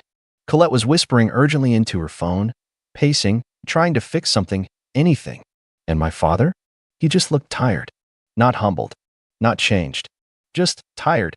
He saw me. I didn't move. I didn't wave. I didn't gloat. I just stood still. He looked away first. They got into their cars and left. No words. No acknowledgement. Just retreat. The building sold within weeks. My company didn't buy it. I didn't need to. Watching it leave their hands was enough. I never heard from them again. No letters. No calls. No awkward attempts at reconciliation. They knew. Maybe not everything, but enough. They knew I had outgrown their ridicule, outlasted their cruelty, and outmaneuvered their legacy. They knew they'd lost. As for me, life moved forward. Quietly. Steadily. The Foundry Collective expanded to a second city. Then a third. I didn't chase headlines. I didn't post revenge stories online. I just kept building. Because revenge, real revenge, isn't just about watching someone fall. It's about rising so far above them that they can't reach you anymore, even if they stretch every inch of themselves try. I don't miss them. I don't wish them well. I don't think about them often. But every now and then, when I drive past that old stretch of road, I glance at the spot where the old hardware store used to stand and I smile. Not because I destroyed them, but because I built something better without them. And they had to watch it rise. When I was 15, my family left me behind at a rest stop on vacation. They said they'd be back, but never came. I walked 15 miles to a neighbor's house for help. Years later, they showed up wanting a family reunion. I told them, I'm not your family anymore. Hi Reddit. I'm Ethan, M, 40, and this is something I've kept quiet about for most of my life. It's not exactly a fun story, and honestly, I'm still sorting through how I feel about all of it. I grew up in a small rural town in northern Oregon. Think more trees than people, where the biggest event of the year was the high school homecoming parade, and the only place open after 8 p.m. was the gas station. Our town was so small, the school district combined middle and high school into one building. Everyone knew each other, for better or worse. I used to think there was something comforting about that. I don't anymore. My family, well, we were what people around us called decent folks, just going through a tough time. That's the phrase people like to use when they didn't want to admit things weren't really all that decent underneath. My dad, Barry, was one of those guys who could fix almost anything with duct tape and some muttered instructions to no one in particular. He worked construction when the jobs came through, but there were more dry spells than paychecks. He wasn't a mean man, not in the way you'd hear in dramatic stories, but he carried this weight of frustration that clung to everything he touched. You could feel it when he walked into a room. My mom, June, was a little harder to read. On the surface, she was the heart of the family, at least according to the church ladies and the neighbors. She was always busy, folding laundry, sweeping the porch, baking banana bread for someone down the street who just had a baby. But under all that effort was this coldness that was hard to name as a kid. It wasn't cruel, just distant. Like she'd build a house inside herself and lock the doors from the inside. You could knock all you wanted. She might even smile through the window. But she wasn't letting you in. I had 2 siblings. Luke, my older brother by 2 years, and Abby, my younger sister, who was born when I was 7. Luke and I used to be close. He taught me how to sneak into the neighbor's apple orchard and which rocks along the creek were safe to jump between. But after Abby was born, he started pulling away. He spent more time locked in his room or out with older boys who didn't go to school anymore. Luke was always on the edge of something. Trouble, mostly. I think he wanted out of that house more than anything, but he didn't know how to leave without setting fire to everything first. Abby was the baby. The miracle child, as Mom liked to call her. She was unexpected, and for some reason that gave her a kind of golden glow in our family. Everything she said or did was charming, even when it wasn't. She cried. She's sensitive. She threw her dinner across the table. She's testing her independence. If Luke or I had done the same things, we'd be told we were being difficult or ungrateful. So we learned quickly, keep your head down, help out, don't ask for too much. And that brings us to the summer I turned 15. We didn't take vacations. That just wasn't something our family did. Money was always tight, and my parents weren't the type to load up the car and head to the beach for a weekend. But that year, something changed. Dad had finished a big roofing project, and the company had actually paid on time. Mom had picked up extra hours cleaning houses. There was this odd sense of hope in the air for a few weeks. For once, it seemed like things might be looking up. So when Mom announced at dinner one night that we were going to take a road trip down the coast, I thought I'd misheard her. We'll stop at some campgrounds, see the redwoods, she said, spooning mashed potatoes onto Abby's plate. Make some memories. Luke looked up from his plate like she'd grown a second head. I stayed quiet. I'd learned that it was safer to wait and see whether something was really happening before getting excited. But Abby clapped her hands and shouted something about wanting to see a real bear, and that was that. We packed up the car the next week, an old blue station wagon with a temperamental A, C, and duct tape over the back window where Luke had broken it with a baseball years earlier. Dad insisted we didn't need to bring much. "We're not moving, just getting away for a few days," he said. The morning we left, I remember the house being oddly quiet, like it knew something the rest of us didn't. Mom had made peanut butter sandwiches to eat in the car. Luke was already irritated before we pulled out of the driveway, and Abby was bouncing in her seat, excited beyond words. I sat behind Dad, watching the pine trees blur into each other as we drove. I didn't know then that I'd never come home the same way again. For hours into the drive, we pulled into a rest stop.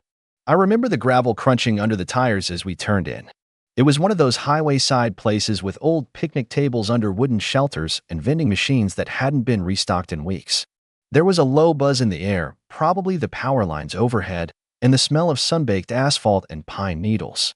Dad parked and turned off the engine. "Stretch your legs," he said. "We'll be back on the road in 10. Abby was fussing about needing the restroom, so Mom handed me her little pink backpack and asked me to take her. I didn't argue. Abby might have gotten on my nerves, but it was easier to say yes than deal with the size and the comments about how unhelpful I was becoming. We went into the concrete restroom building. Abby took her time, talking the whole way through about how she hoped we'd see sea lions and if they wore sunglasses like the ones in her book. I just nodded, distracted. I was thirsty, and all I could think about was getting a cold soda from the vending machine. I didn't even have cash. I'd found 3 quarters under the passenger seat and figured I could make them work. When we came out, I told Abby to head back to the car while I tried my luck with the machine. She skipped off across the lot, and I dug in my pocket, dropped the coins in. The soda didn't come out, but the machine made that fake humming sound like it might. I stood there for a moment, staring at the display. Then I turned back, and the car was gone. Not just moved. Gone. I blinked, confused. Maybe they'd pulled around to the other side? Maybe Dad was playing one of his strange jokes, circling the lot to teach me not to dawdle. I started walking. 1 lap. Then 2. The rest stop wasn't big. There weren't many hiding spots. The more I looked, the quieter everything felt. Just the sound of insects and the distant hum of the highway. They were gone. And I was alone. I didn't panic at first. I stood there under that hot, blinding sky trying to figure out what kind of twisted plan this was. Maybe they'd driven off to get gas and would be back in 5 minutes. Maybe they'd turned around to scare me, a weird kind of lesson in being responsible or not wasting time. It wouldn't have been out of character. My parents were fond of teaching lessons that no one asked for. So I sat on one of the warped wooden benches near the vending machine, facing the lot, hands in my lap like I was waiting for a bus. I told myself not to look worried. Don't let the few strangers drifting in and out of the rest stop see that something was wrong. I stared hard at the spot where our car had been, where I'd watched Abby skip off in her flower print sandals. The back window had that peeling Oregon Duck sticker in the corner. That's what I kept focusing on. That little detail. Like it would bring the car back. 5 minutes passed. Then 10. A woman walked by with a couple of noisy kids in tow. She glanced at me, then looked away. I remember her pausing like she might say something, ask if I was okay. But she didn't. Just herded her kids to the bathroom and kept going. It wasn't until the vending machine lights shut off, probably tripped by the timer, or maybe a short circuit, that I really felt the shift inside me. The hum stopped, and with it, the noise in my head. And all that was left was the silence and the truth I didn't want to name. They weren't coming back. I stood up slowly.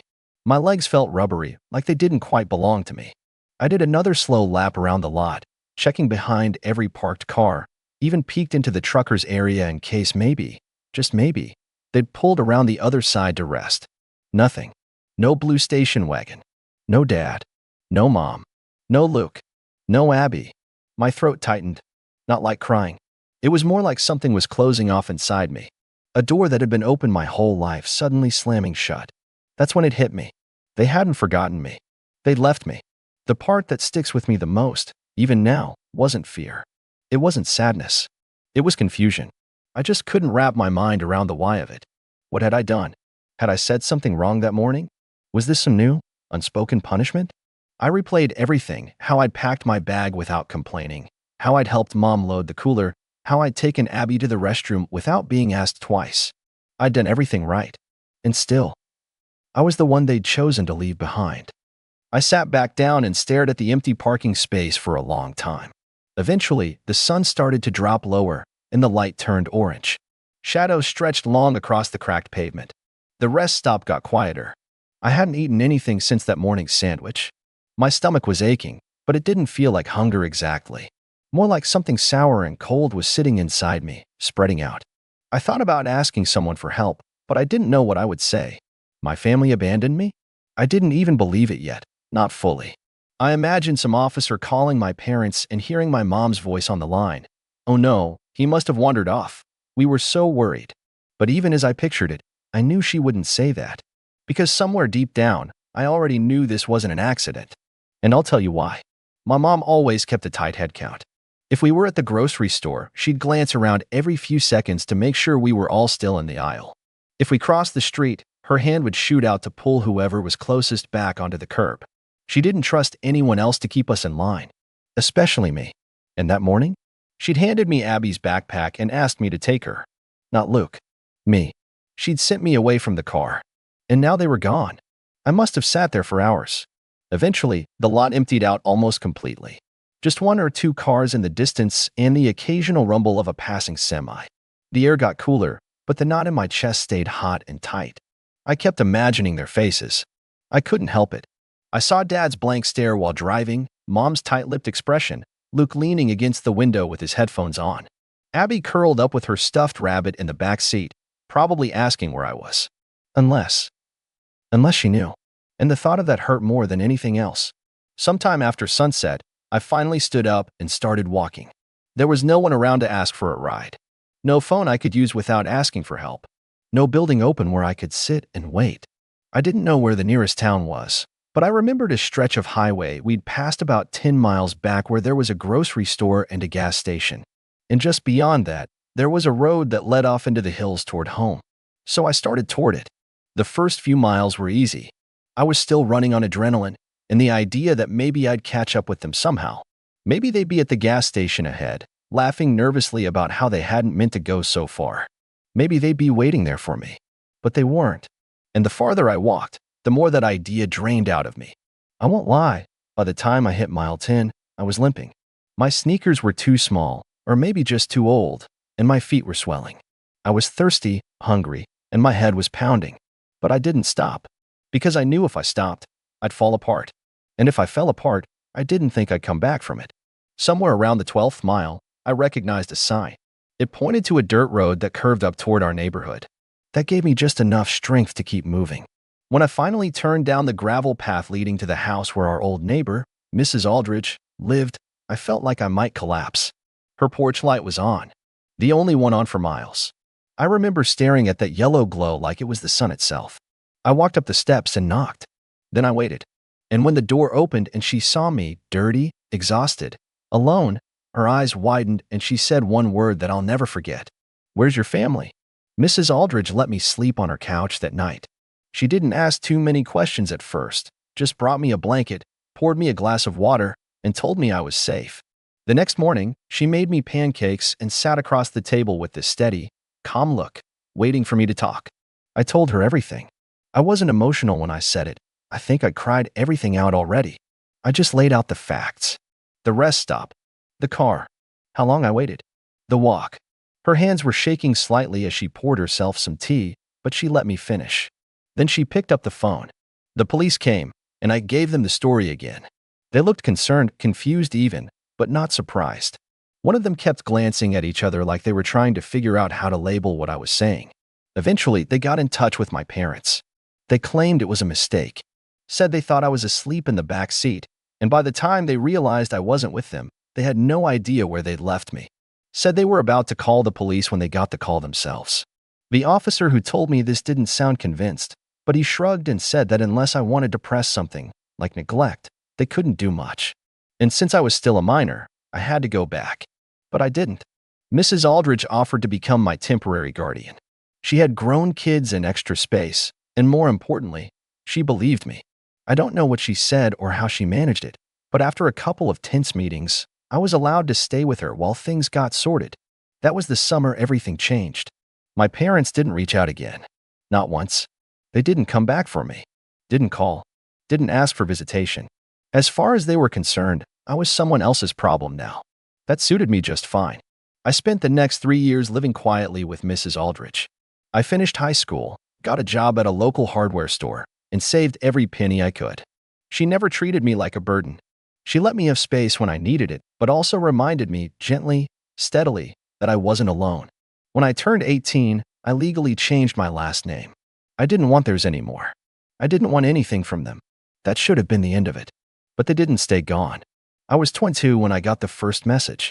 It was a short email, just a few lines. Hey, it's Luke. Mom and Dad are planning a family reunion. Thought maybe you'd want to come? No hard feelings? I stared at the screen for a long time, unsure if it was a joke. Luke and I had never been close, but I never thought he'd be the one to reach out. Not Abby. Not Mom. Not Dad. Luke. The one who used to call me extra luggage under his breath. I didn't reply. But a few days later, there was a letter in the mailbox at my apartment. Handwritten. From my father. We know things got strained for a while. But families move on. That was a long time ago. We'd like to talk. Maybe clear the air. There was no apology. Not even a reference to what they did. Just an invitation to pretend like nothing had happened. I tore the letter up and threw it away. But it didn't stop there. I started getting calls from unknown numbers. Someone, probably Abby, judging by the voice, left a message saying she missed me.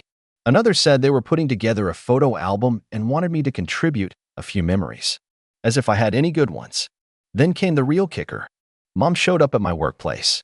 I was in the back helping unload some inventory when one of my coworkers tapped me on the shoulder, saying a lady with short blonde hair was asking for me at the counter. I knew before I walked out. She was standing there in a floral blouse, sunglasses on top of her head, smiling like we were old friends meeting for lunch. Charlie, she said, you look so grown. I didn't say anything, just stared. She glanced around nervously, like she wasn't sure how public this was going to be. I just wanted to see you. We're trying to bring everyone back together. Life's too short, you know. I asked her why they left me. She blinked. Oh, honey, we didn't mean to. It was a chaotic day. Everyone was tired. No, I interrupted, voice low. Tell me the truth. She faltered. I was a kid. You had one job to look out for me. And you chose to leave me there. People were starting to stare, so she dropped her voice and leaned in, her tone changing. You were always difficult, Charlie. Always pulling away. We thought maybe a little time apart would teach you something. But we didn't know you'd go running to that old woman. That was it. That one line. That old woman saved me when they threw me away. I stepped back and told her, you're not my family. And I meant it. She didn't come back. But the letters didn't stop. And then something strange happened. They weren't just asking me to come back anymore. They started needing things. Luke emailed me again, said he'd run into some trouble and was wondering if I'd be open to a small loan.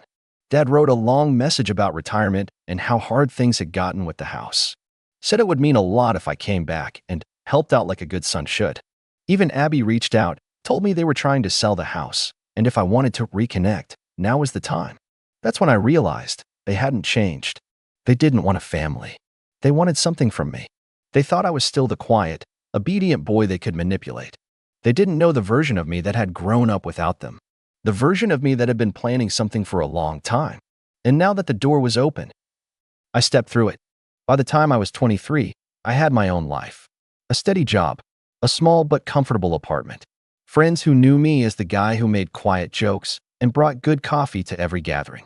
A girlfriend named May who asked gentle questions and never pushed when I got quiet around certain dates. I wasn't rich or famous or anything dramatic. I just had peace. And I guarded it. So when my old family came sniffing around, I didn't respond right away. But I didn't delete the messages either. I kept them. Every email. Every letter. I even started writing down the calls and voicemails. Not because I wanted to keep in touch, but because I had a plan. When I turned 24, I found out through a mutual acquaintance, someone I barely remembered from childhood, that my parents were facing foreclosure. They had remortgaged their house twice, and the money was gone. Luke had gotten into debt. Abby had dropped out of school and was working odd jobs. My dad had retired early, assuming he'd get help from his kids like normal families. I decided that was the moment. I called back, not to reconnect, not to make peace, but to let them think they'd won. My voice was calm. I told them I'd been thinking about the past, that maybe I was finally ready to be part of the family again. I didn't say much more. I let them do the talking. They were all so eager. Luke offered to catch up over lunch. My dad invited me to a family dinner. Mom cried over the phone and said, "This is the best news we've had in years." I didn't tell May at first. I wanted to be sure I could keep a clear head. So I went. One dinner. One awkward, too loud dinner in their now slightly run-down house. The moment I walked in, I could feel it. The desperation in the air. Their smiles were wide but paper-thin. The house smelled like mildew and dust. There were boxes near the door like they were halfway through packing, but had stopped, unsure if they'd be moving or selling. They kept calling me son, like it was something they had to remind me of. Abby showed up late and acted like nothing had ever happened. I sat there and listened to their stories. They asked me questions about my job, my apartment, my opportunities. And then the pitch came. They needed help. Just a little. Maybe I could co-sign on a small loan. Or maybe I could contribute monthly. Just until we get back on our feet. It was like they had been rehearsing it. I didn't say no. I didn't say yes either. I just said I'd think about it. What they didn't know was that I had already hired a lawyer. Not to sue them. There was nothing left to gain that way, but to protect myself. I made sure every call was logged. Every request was documented. Then I went one step further. I filed a legal statement, formally disowning them from any future estate matters, my estate. It sounds dramatic, but it was simple. I wanted it in writing that they were not my dependents, not my beneficiaries, and that I would never take financial responsibility for them. I signed it, notarized it, and filed it away. A few weeks later, they followed up. I told them the truth.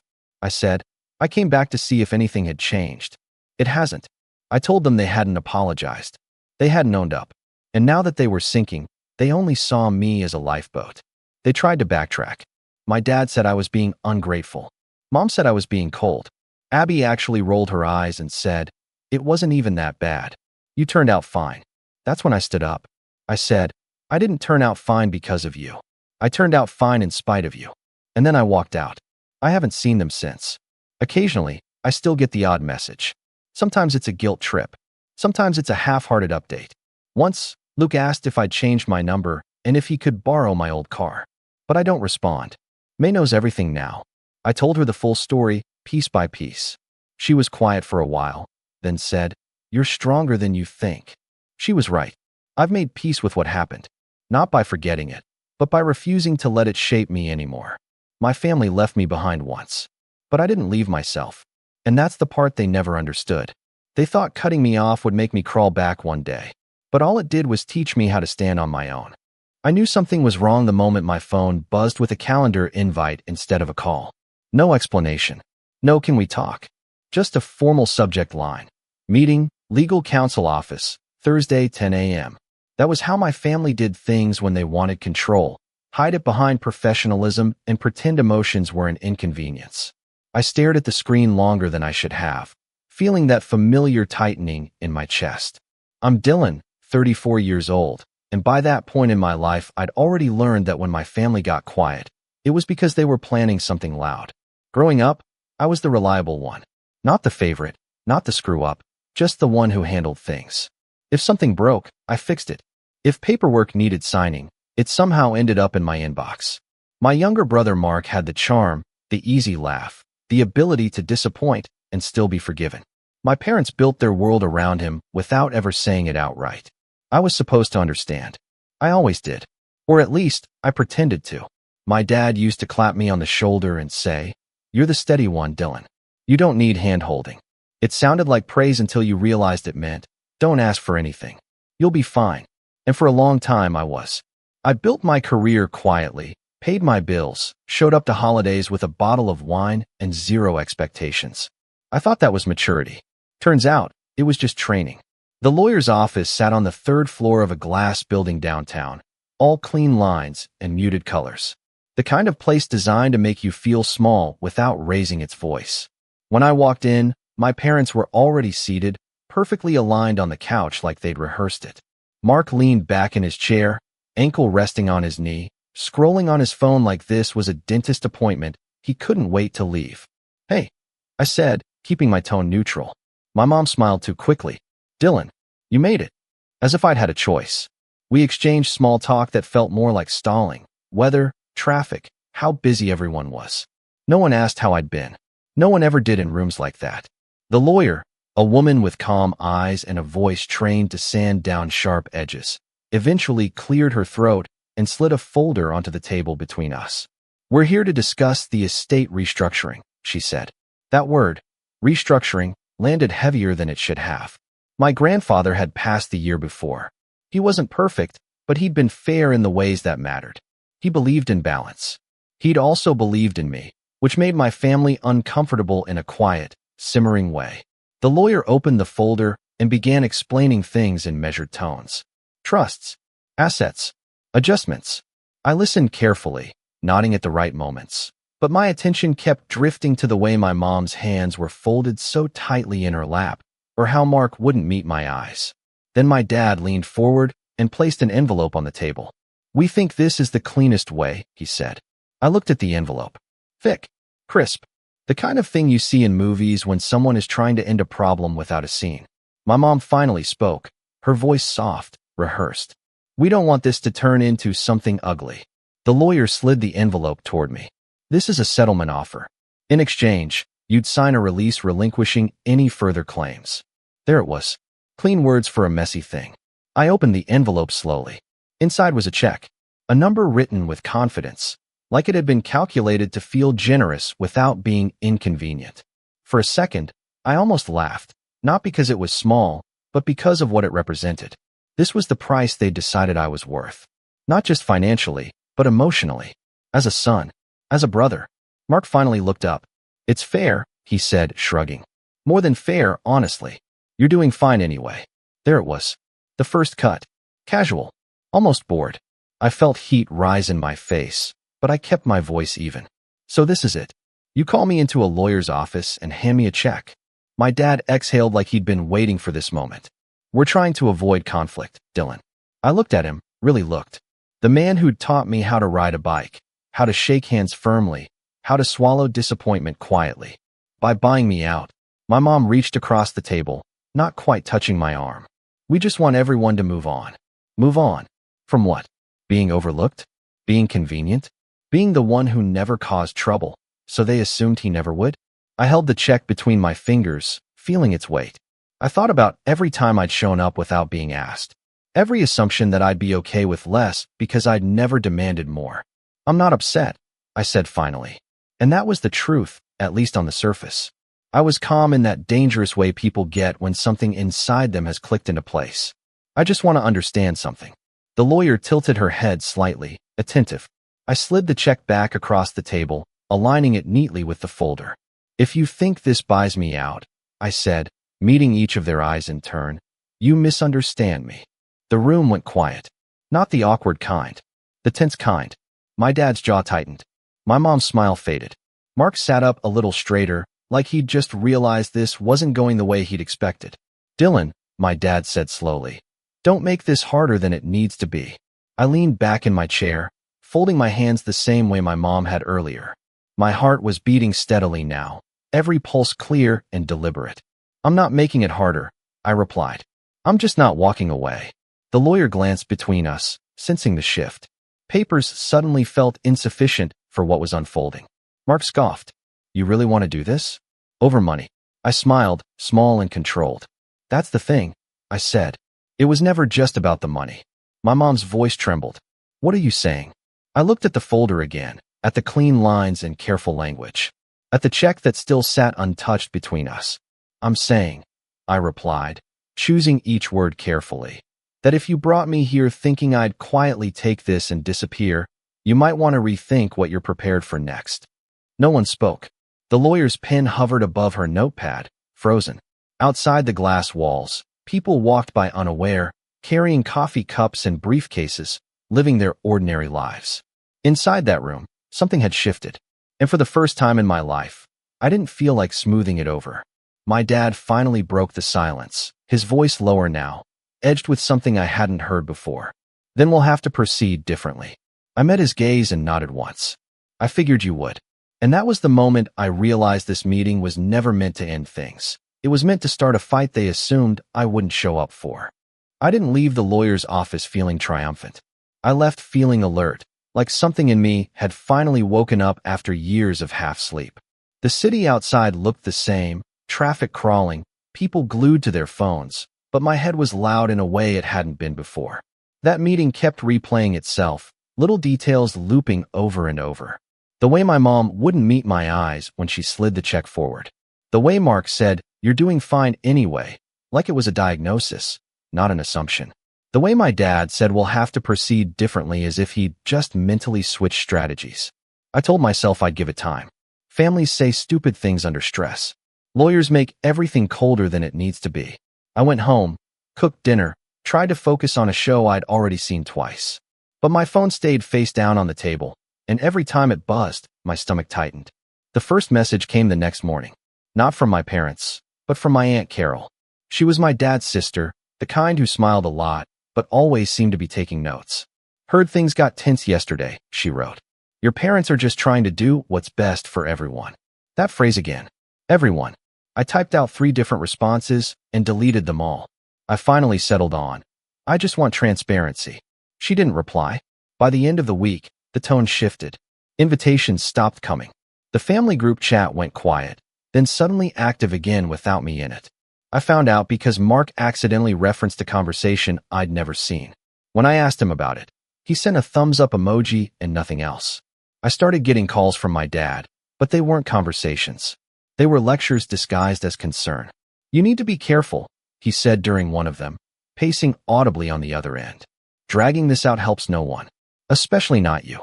"I'm not dragging anything out," I replied. "I just didn't agree to your terms." He sighed, long and theatrical. "You've always had trouble letting things go." That one stung. Not because it was true, but because it was so obviously backwards. Letting things go was my specialty. I'd let go of attention, credit, expectations. I'd let go of being included in decisions that affected me. The one time I didn't, suddenly it was a flaw. My mom took a different approach. She started sending photos. Old ones. Childhood holidays, birthdays, moments where we all looked happy in that frozen, curated way families do. "Remember this?" she'd write. "We were so close then." No mention of the lawyer. No mention of the check. Just nostalgia used like a lever. Then there was Mark. Mark didn't call. He didn't pretend to smooth things over. He showed up unannounced one evening, leaning against my doorframe like he owned the place. He looked relaxed, almost amused, like this was entertainment for him. "You're really sticking to this?" he asked, glancing around my apartment. All this over pride. I closed the door behind him, slow and deliberate. "It's not pride." He laughed, sharp and dismissive. "That's what people say when it is." I felt that familiar urge to explain myself, to justify, to soften. I didn't. "Why are you here, Mark?" He shrugged. "Dad asked me to talk sense into you." "By insulting me?" "By being honest," he shot back. "Look, you were never going to get what you think you deserve. You should have taken the money." There it was again. What you think you deserve. Like fairness was a delusion I'd invented. I watched him carefully then. The way he leaned back, confident, unbothered. The way he didn't ask if I was okay, only if I was going to be difficult. "Why are you so invested?" I asked. "This doesn't change your life either way, does it?" He hesitated. "Just a fraction. Barely noticeable." Then he smiled. "You worry too much." That hesitation lodged itself in my chest. The next few weeks felt like being slowly edged out of a photograph. I still existed, but only on the margins. Family dinners happened without me. Decisions were made without my input, even ones that directly involved things I'd helped manage for years. When I asked questions, I got vague answers. When I pressed, I was told I was being dramatic. Then came the paperwork. I received an email from the lawyer's office, CC'd to my parents and Mark. It was polite, professional, and deeply unsettling. It outlined next steps in the estate restructuring process and referenced documents I had never seen. Amendments, transfers, authorizations that apparently no longer required my consent. I called the lawyer immediately. "I think there's been a mistake," I said, keeping my voice steady. "I haven't agreed to any changes." There was a pause. "According to our records," she replied carefully, "your consent is no longer required under the revised framework." My heart thudded. Revised how? Another pause. Longer this time. "Perhaps it would be best to discuss this with your family." I hung up and sat there, staring at my phone like it might explain itself if I waited long enough. That night, I drove to my parents' house. I hadn't planned to. I just ended up there. The lights were on. Cars in the driveway. I walked in without knocking, something I hadn't done since I was a teenager. They were all there. Mom, Dad, Mark. Papers spread across the dining table. Notepads, folders, a laptop open to something I couldn't see. Everyone froze when they saw me. What's going on? I asked. My dad stood up slowly. You should have called first. I tried, I said. No one answered. Mark closed the laptop halfway. Too late. I'd already seen my name on the screen. Or rather, my absence. We're finalizing things, my mom said softly. There's no need for you to be upset. I laughed then. I couldn't help it. It came out sharp and hollow. You're restructuring an estate that includes assets I helped build, without me, and you're telling me not to be upset? You forfeited your seat at the table, my dad snapped. The moment you refused to cooperate. There it was. The punishment. Clear and unambiguous. I felt something crack inside me then. Not anger. Something colder. So that's it? I asked. Because I didn't take your check, I'm out? Mark finally spoke, his voice smug in a way that made my skin crawl. You walked away, remember? That's what everyone thinks. I turned to him slowly. What do you mean? He smirked. Come on, Dylan. Don't act surprised. The story is you got emotional, refused a fair offer, and decided to move on. Clean break. Makes things easier. My mom didn't correct him. My dad didn't deny it. That's not what happened, I said, my voice barely above a whisper. It is now, my dad replied. I looked around the room, at the faces I'd trusted my entire life. At the papers I wasn't allowed to read. At the quiet agreement humming between them. You lied, I said. You told people I walked away. It was necessary, my mom said quickly. You were making things complicated. Something in me hardened completely then. Necessary for who? No one answered. I took a step toward the table. My dad moved in front of it instinctively, blocking my view. That told me everything I needed to know. What did you change? I asked. What did you take? Mark rolled his eyes. You're being paranoid. I leaned closer, my voice steady, dangerous in its calm. Say it. He hesitated again. Longer this time. Then he glanced at my dad, who gave the slightest nod. Mark exhaled. The company, he said. Your shares. They were reassigned. The room seemed to tilt. Reassigned to who? He met my eyes, and for the first time, there was no humor in his expression. To me. My chest tightened so hard it felt like I couldn't breathe. You couldn't do that without my signature. Mark smiled, slow and satisfied. That's the thing, he said. Turns out, you already signed. I stared at him, my mind scrambling, flipping through memories, documents, moments where I'd trusted them without question. That's impossible, I said. I never. My dad interrupted, his voice firm. Do you remember the financial power of attorney you signed years ago? When you said you trusted us to handle things. The words landed like a physical blow. I remembered. Of course I did. A stack of papers after my grandfather got sick. This is just in case, my dad had said. For efficiency. I'd signed without hesitation. Because that's what I did. I trusted. I didn't complicate things. My mom's voice shook. We didn't think you'd make it difficult. I felt sick. Truly sick. You used that, I said. You waited until I disagreed. And then you used it. Mark folded his arms, looking almost proud. You should have taken the check. I backed away from the table, from all of them, my legs unsteady. Everything I thought I understood about my family collapsed into something ugly and deliberate. This wasn't favoritism anymore. This was theft wrapped in family language. I turned toward the door, my head buzzing, heart pounding. My dad called after me, his voice sharp. Don't do anything you'll regret. I paused, my hand on the doorframe. You already did, I said quietly. As I stepped outside into the night, my phone buzzed in my pocket. A new email notification. From the lawyer. Subject line, confirmation of transfer. I didn't open it. I didn't read that email until the next morning. Not because I was in denial, but because I already knew what it would say, and I wasn't ready to let the words make it official. That night, I drove aimlessly for hours, windows down, radio off, letting the city lights blur together until everything felt distant and unreal. I kept replaying that moment in my head. Mark's voice, casual and smug, saying you already signed. I'd always thought betrayal would feel explosive, like shouting and slammed doors. Instead, it felt quiet. Administrative. Like something had been erased while I wasn't looking. When I finally got home, I sat on the edge of my bed fully dressed and stared at the wall until the sky outside my window started to lighten. I don't think I slept at all. Every time I closed my eyes, I saw documents, signatures, my own handwriting turned against me. Trust weaponized. That was the phrase that kept circling in my head. The next morning, I opened the email. It was exactly what I expected, formal confirmation that the transfer had been executed in accordance with existing authority. No apology. No hesitation. Just a polite acknowledgement that what I believed was mine wasn't anymore. At least not on paper. I called in sick to work for the first time in years. I didn't even bother explaining. I just said I wouldn't be in and hung up before anyone could ask questions. Then I sat on my couch and let the weight of it all settle. The anger came in waves, sharp and hot, followed by something worse, doubt. Maybe I should have taken the check. Maybe I really had been naive. Maybe this was my fault for assuming fairness where there had never been any. The call started coming later that day. Not from my parents. From people I didn't expect.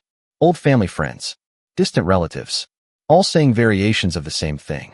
We heard you decided to step away. Your parents said you wanted out. That must have been a hard choice. They'd rewritten the story. Cleaned it up. Turned me into the unreasonable one who'd stormed off over money. I corrected a few people at first, carefully, calmly. Most of them went quiet after that. A few gently suggested I let it go. Family is family, they said. Is it worth tearing everyone apart? I stopped answering after that. The lowest point came a week later, when I logged into an account I'd helped manage for years and found my access revoked. No warning. No explanation. Just a polite error message telling me I didn't have permission. That was when it hit me fully. This wasn't just emotional. It was practical. They'd cut me out completely. I felt embarrassed in a way I hadn't felt since I was a kid. Embarrassed for trusting them. Embarrassed for not seeing it sooner. I started questioning everything. Every memory, every favor, every moment I'd been told I was the steady one. Had that just been code for the expendable one? For a few days, I didn't do much of anything. I moved from bed to couch and back again. Ate whatever was easiest. Let dishes pile up. I wasn't depressed in the dramatic sense. I was numb, like my system had shut down to protect itself. Then, slowly, something shifted. It happened in a small, almost stupid way. I was cleaning out an old drawer, looking for a document I wasn't even sure I still had, when I found a notebook. One I'd kept years ago, back when I'd been helping my grandfather with his business. It was full of scribbles, notes, ideas he'd thrown at me offhandedly and trusted me to refine. I flipped through it, expecting nostalgia. What I felt instead was clarity. Those ideas were still good. Better than good, actually. I'd just never thought of them as mine. For the first time since everything fell apart, I sat at my desk with intention. I opened my laptop and started writing. Not angry emails. Not messages to lawyers. Just plans. Rough, imperfect, but mine. I listed skills I'd picked up quietly over the years. Negotiations I'd handled. Systems I'd streamlined. People I'd connected. All the invisible work I'd done while others took credit. I realized something uncomfortable and empowering at the same time. They hadn't succeeded because I was weak. They'd succeeded because I'd been useful. And usefulness didn't disappear just because they'd taken my title. That realization didn't fix everything overnight. I still had bad days. Days when I woke up with that heavy feeling in my chest. When I'd reach for my phone instinctively and remember there was no one on the other end anymore. My mom sent one message during that time. Just one. We're worried about you. No apology. No acknowledgement. I didn't reply. Instead, I started making quiet moves. I reached out to an old colleague I trusted, someone who'd seen my work firsthand without family bias. We met for coffee. I didn't spill everything. I just said I was exploring options. He listened, asked thoughtful questions, and by the end of the conversation, offered to introduce me to someone who might be interested in partnering on a project. That introduction led to another, and another. Nothing flashy. No big announcements. Just steady progress. The kind I was used to. I worked late nights again, but this time it felt different. Not like obligation. Like reclaiming something. I was building without asking permission, without waiting for approval. Every small win felt earned in a way nothing in my family ever had. There were moments of temptation. Moments where I considered calling my dad and demanding explanations. Or showing up unannounced again and forcing a confrontation. But each time, I stopped myself. Not because I was afraid, but because I was starting to understand something important. They expected me to react.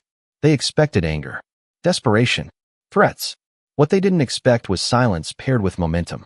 A month passed, then two. The noise around me faded. Fewer calls, fewer concerned messages. I started sleeping better, eating better, thinking more clearly. I even caught myself laughing one evening, genuinely, at something stupid on TV. It startled me. It felt like proof that they hadn't broken me after all. One afternoon, I got a notification from a professional platform I hadn't updated in years. Someone had viewed my profile. Then another. Then a message. An inquiry about consulting. Legitimate. Specific. Interested in my experience. I stared at the screen for a long time before replying. That night, I updated my resume. Not out of panic, but pride. I wrote it honestly. No downplaying. No deferring credit. Just facts. Just work. Just results. And as I typed, I realized something else had been happening quietly in the background. I was no longer thinking about what they'd taken. I was thinking about what I could build. The shift wasn't dramatic. It didn't come with a speech or a victory montage. It was subtle and steady, like pressure building behind a wall. I still hadn't decided what I was going to do about my family, about the company, about the lie they'd told on my behalf. But for the first time since that meeting in the lawyer's office, I felt something solid under my feet again. And somewhere deep down, beneath the calm, a plan was starting to form.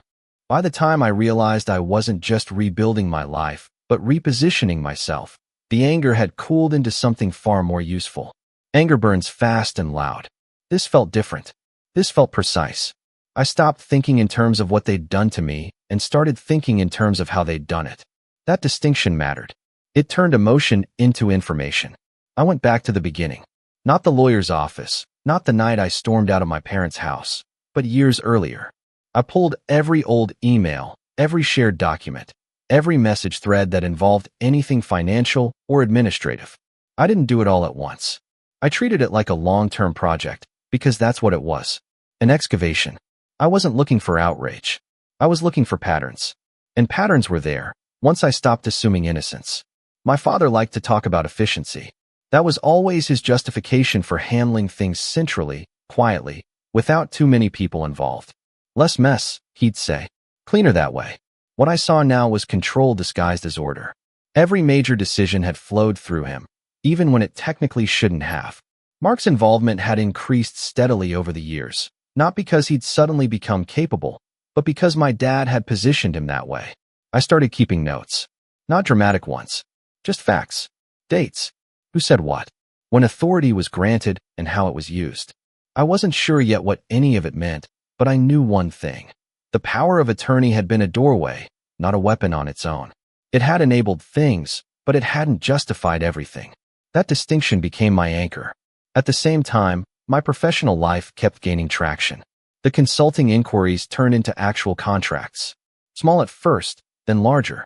I was careful about who I worked with. I asked more questions than I answered. I listened. People talked. They always do. Especially when they think you're just a neutral professional and not someone quietly recalibrating their entire worldview. One conversation, in particular, stuck with me. I was meeting with a mid-sized firm that operated in the same general space as my family's company. Not a competitor exactly, but adjacent enough to overlap. Over coffee, one of the partners casually mentioned a recent acquisition my family's company had made. Bold move, he said. Surprised they had the liquidity for it. I kept my expression neutral. Why is that? He shrugged. We'd heard they were tight. Leveraged more than they let on. That was new. I didn't press him. I didn't need to. The seed had been planted. Over the next few weeks, similar comments surfaced in different contexts. Nothing explicit. Just hints. Concerns. Side glances. The kind of things people say when they assume you already know. I realized my family's version of events wasn't just dishonest to me. It was selective to everyone. That realization changed my approach. I stopped thinking like a wronged son and started thinking like an outsider with insider knowledge. Someone who understood the internal logic of the operation without being emotionally invested in preserving its image. I began mapping relationships. Vendors. Partners. Consultants. I wasn't contacting them directly, but I was paying attention. Reading between lines. Tracking shifts. Meanwhile, my family stayed silent. No more "we're worried about you" messages. No invitations. No updates. The quiet felt intentional now, like they were hoping time would dull the edges, that I'd settle into my new life and stop looking backward. They underestimated how good I'd gotten at working in silence. The first real confirmation came from a document I almost overlooked, buried in an old shared drive, labeled something generic and forgettable. I only opened it because I recognized the formatting. My grandfather's formatting. He had a specific way of structuring notes, a rhythm to how he outlined things. This document wasn't signed, but it was detailed. It referenced contingencies, protections, conditions tied to the very authority my father had used against me. I read it twice, then a third time. It didn't undo what had been done, but it complicated it. There were clauses my dad had never mentioned, safeguards that triggered under specific circumstances. Circumstances that, based on recent actions, might very well apply. My grandfather had been many things, but careless wasn't one of them. He'd trusted my father, yes, but not blindly.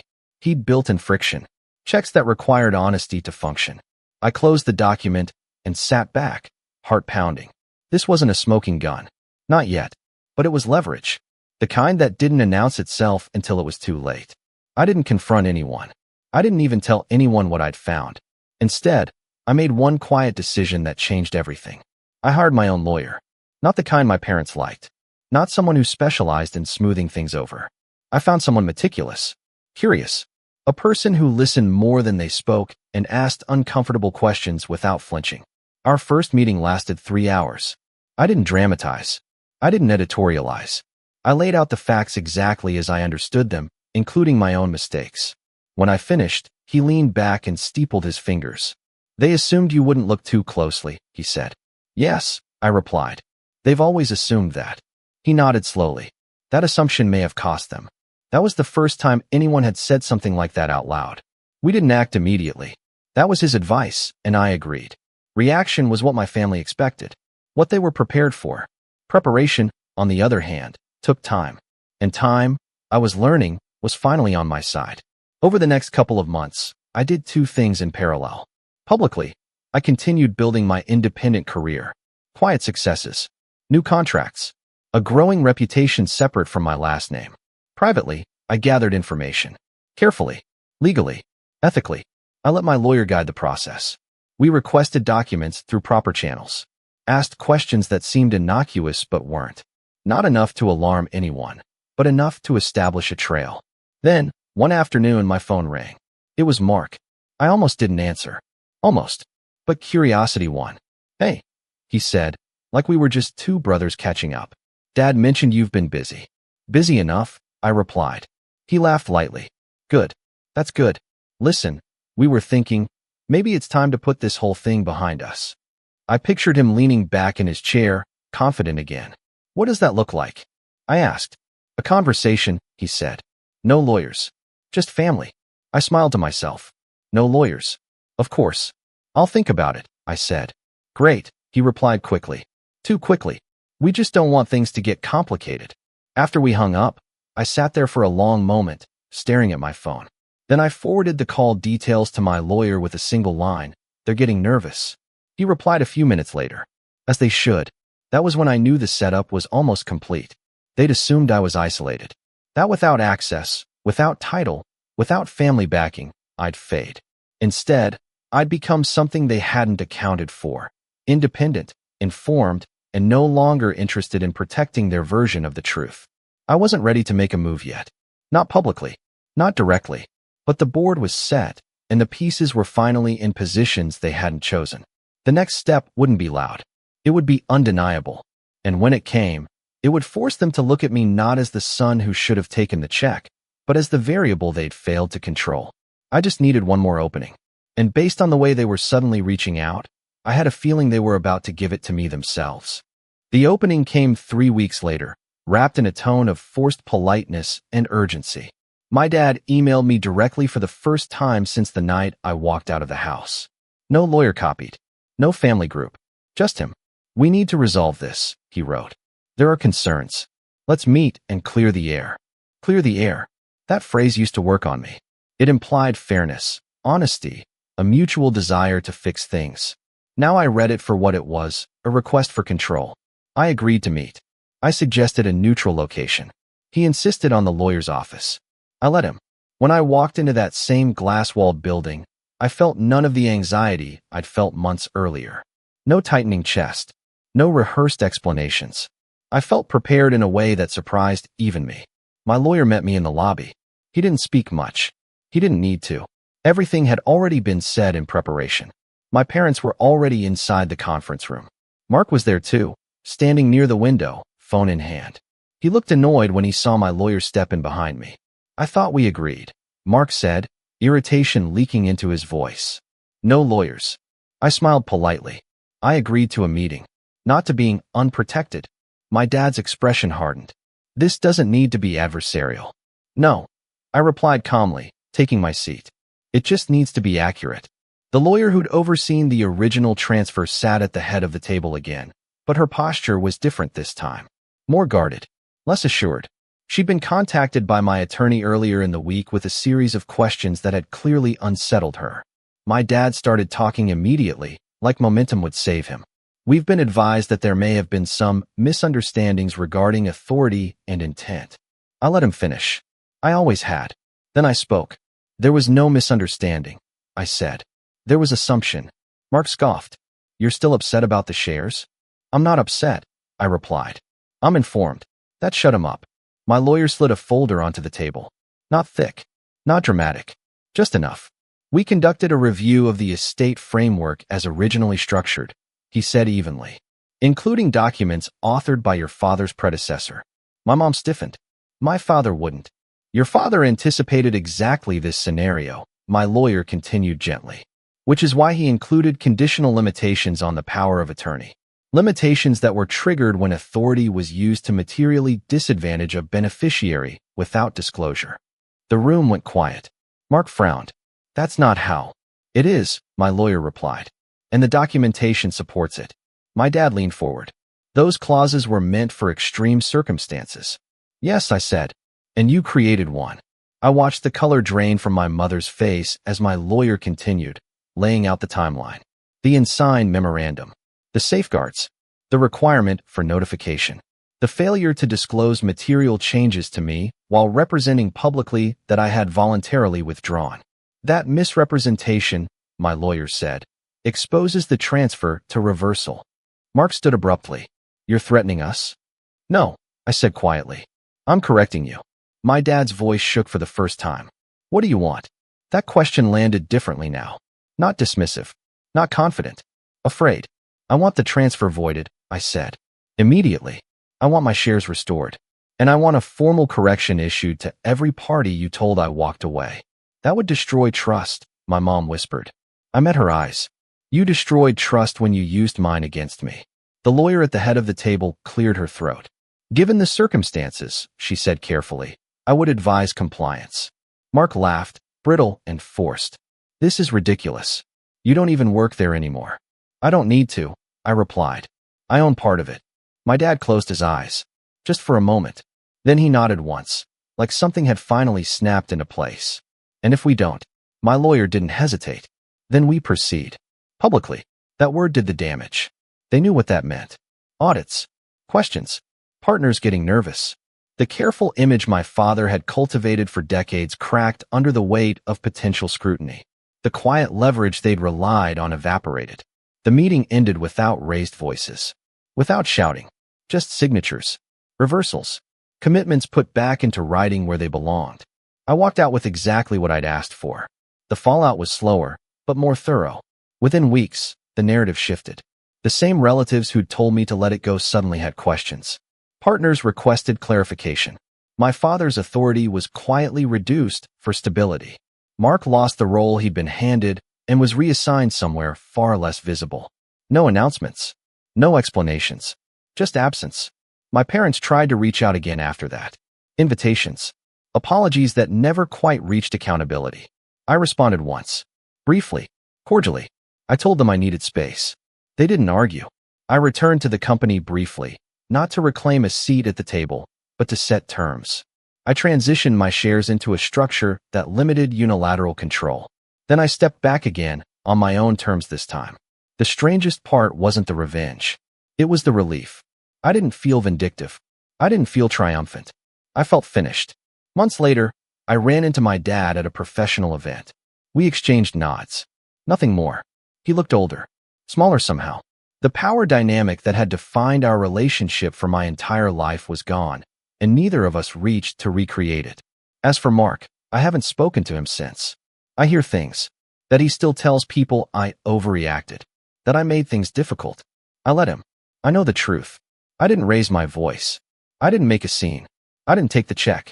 I let them believe I was walking away, right up until the moment they realized I never had. And the last thing I learned from all of it is this. Some people mistake your silence for surrender, right up until it costs them everything they thought they owned. My name is Kevin. I'm 27, and I've always been the responsible one in my family. The one who pays bills on time, who doesn't make a scene, who stays out of trouble. I work a steady job at a logistics company, nothing fancy, but enough to live decently on my own. I moved out 3 years ago and thought I had finally carved out a bit of peace, until my sister, Ava, decided she wanted to be her own boss. Ava is 25, and if you ask her, she's too creative for traditional work. In reality, that means she's hopped from one idea to another for years. Online boutiques, digital art, event planning, none of which lasted longer than a few months. Every time, she insists this one is going to be huge. Every time, my parents rally behind her like she's about to become the next great entrepreneur. And every time, I'm expected to quietly support her while she figures it out. This time, though, things escalated fast. It started 2 weeks ago during Sunday dinner at my parents' house. I was halfway through my mashed potatoes when Ava cleared her throat and said, "So, Kevin, I have the best opportunity ever, and I want to let you in on it first." I didn't even look up from my plate. "Let me guess," I said, "another business idea?" She smiled like she was already a millionaire. "Not another, Kevin. The one. I'm starting a wellness brand, skincare, essential oils, the whole vibe. I already have the logo, the Instagram handle, and a manufacturer in Korea." Dad leaned back in his chair, smiling proudly. Mom nodded like she'd been in on it from the start. I just kept eating. "That's great," I said eventually. "What's the plan?" She launched into a 10-minute pitch that sounded rehearsed. Something about community-driven beauty and mindful living. I zoned out halfway through, but one phrase brought me back. "I just need a little help getting started financially." I put down my fork. "How much help?" Ava smiled again, this time with that tone she uses when she's about to say something outrageous but expects you to agree anyway. "Well, all of it." I frowned. "All of what?" "Your paycheck," she said, as if it were obvious. "Just this month's. You make good money, and I need a few thousand to cover the first shipment. Once it takes off, I'll pay you back double."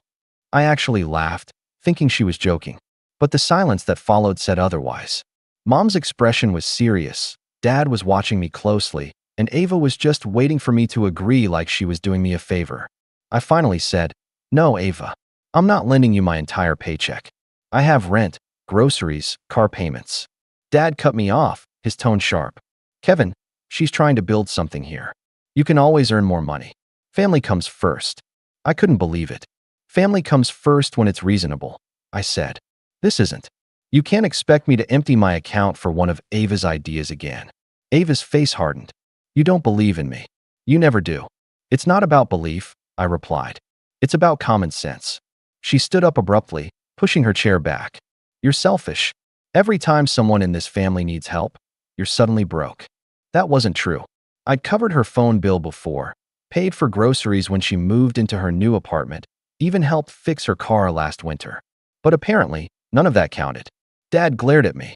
"We're not asking you to give it away, Kevin. It's a loan. Support your sister for once." At that point, I knew reasoning with them was useless.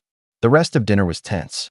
Mom tried to change the subject, but Ava sulked the entire time, muttering under her breath about how no one wanted to see her succeed. When I left that night, my phone buzzed nonstop. Texts from Ava, "You'll regret not helping me. You always act like you're better than us." Then from Dad, "Think about your priorities. We raised you better than this." By the next morning, I had 5 missed calls from Mom. I ignored them and went to work. But the guilt started creeping in around lunchtime. Not because I thought I was wrong, but because it felt like I'd just walked into another one of those traps where standing up for myself meant being labeled the villain. That Friday, Ava showed up at my apartment unannounced. She knocked like a police officer, hard, fast, and loud. I opened the door, and she marched right in, holding a folder full of papers. "I came to give you one last chance," she said. "You can either help me now, or you can explain to Mom and Dad why their daughter's dream died because of you." I leaned against the counter, crossing my arms. "That's not my responsibility, Ava." She dropped the folder onto my kitchen table. "You could change my life, Kevin. I just need the transfer by tonight." Her tone wasn't even pleading anymore. It was commanding, like I owed her this. I picked up one of the papers, a fake-looking business plan, with half the sections empty and a few Pinterest pictures pasted in. "This isn't an investment, Ava. It's a gamble." She rolled her eyes. "That's what every successful person hears before they make it big. You'll see." That's when I said something I'd been holding back for years. "You don't want to be successful, Ava. You just want shortcuts." She went quiet for a moment, then said, "You'll regret saying that." She left without another word. I didn't know it yet, but that sentence would be the start of something much bigger and far uglier than a sibling argument. That night, I decided to take a drive to clear my head. I packed a small bag, threw it in the car, and started driving north. No destination, no plan, just the road and the fading daylight. By the time I reached the mountains, the sky had turned orange and pink.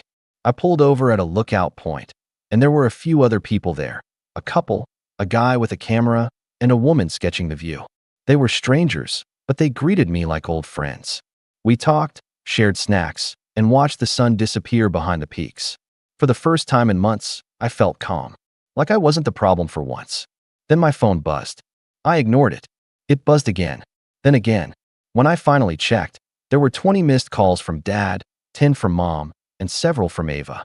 The last message from Dad froze me completely. "Help her or don't come back." That was the moment I realized things had gone too far. I didn't sleep much that night. The road trip had been spontaneous, a desperate escape from the tension building back home. But as I sat in the car under the quiet mountain sky, the weight of Dad's message pressed on me like a stone. "Help her or don't come back." Those 6 words looped in my mind until sunrise. It wasn't the first time my parents had tried to guilt-trip me into something, but this felt different. This was an ultimatum. They weren't just disappointed, they were cutting me off if I didn't obey. I watched the early morning light spill over the peaks, trying to calm myself. The air was cold and sharp, the kind that makes you feel alive, but inside, I was restless. I thought about driving home, explaining myself again, trying to make them see reason. But then my phone vibrated, lighting up the screen with more notifications. 57 missed calls, countless texts, and a brand new family group chat I'd never been added to before. The group name was Ava's Future. At first, I thought it was a joke. But when I opened it, my heart sank. Ava had sent a long message to the chat, tagging Mom, Dad, and several relatives I hadn't spoken to in months. Her message painted me as some sort of villain, the selfish older brother refusing to help his struggling sister chase her dreams. She claimed I'd promised her money and backed out, that I'd humiliated her by calling her lazy in front of the family. The replies poured in beneath her message like a wave of judgment. "Uncle Ray, Kevin, that's not how family works. You're older. You should be setting an example. Aunt Linda, you always were a bit cold, Kevin. It wouldn't kill you to show some heart. Mom, we didn't raise you to turn your back on blood. And finally, Dad, if you can't support your sister, then maybe you don't belong in this family anymore." I scrolled through the messages in disbelief. No one had even asked for my side. It was like they'd been waiting for an excuse to turn against me.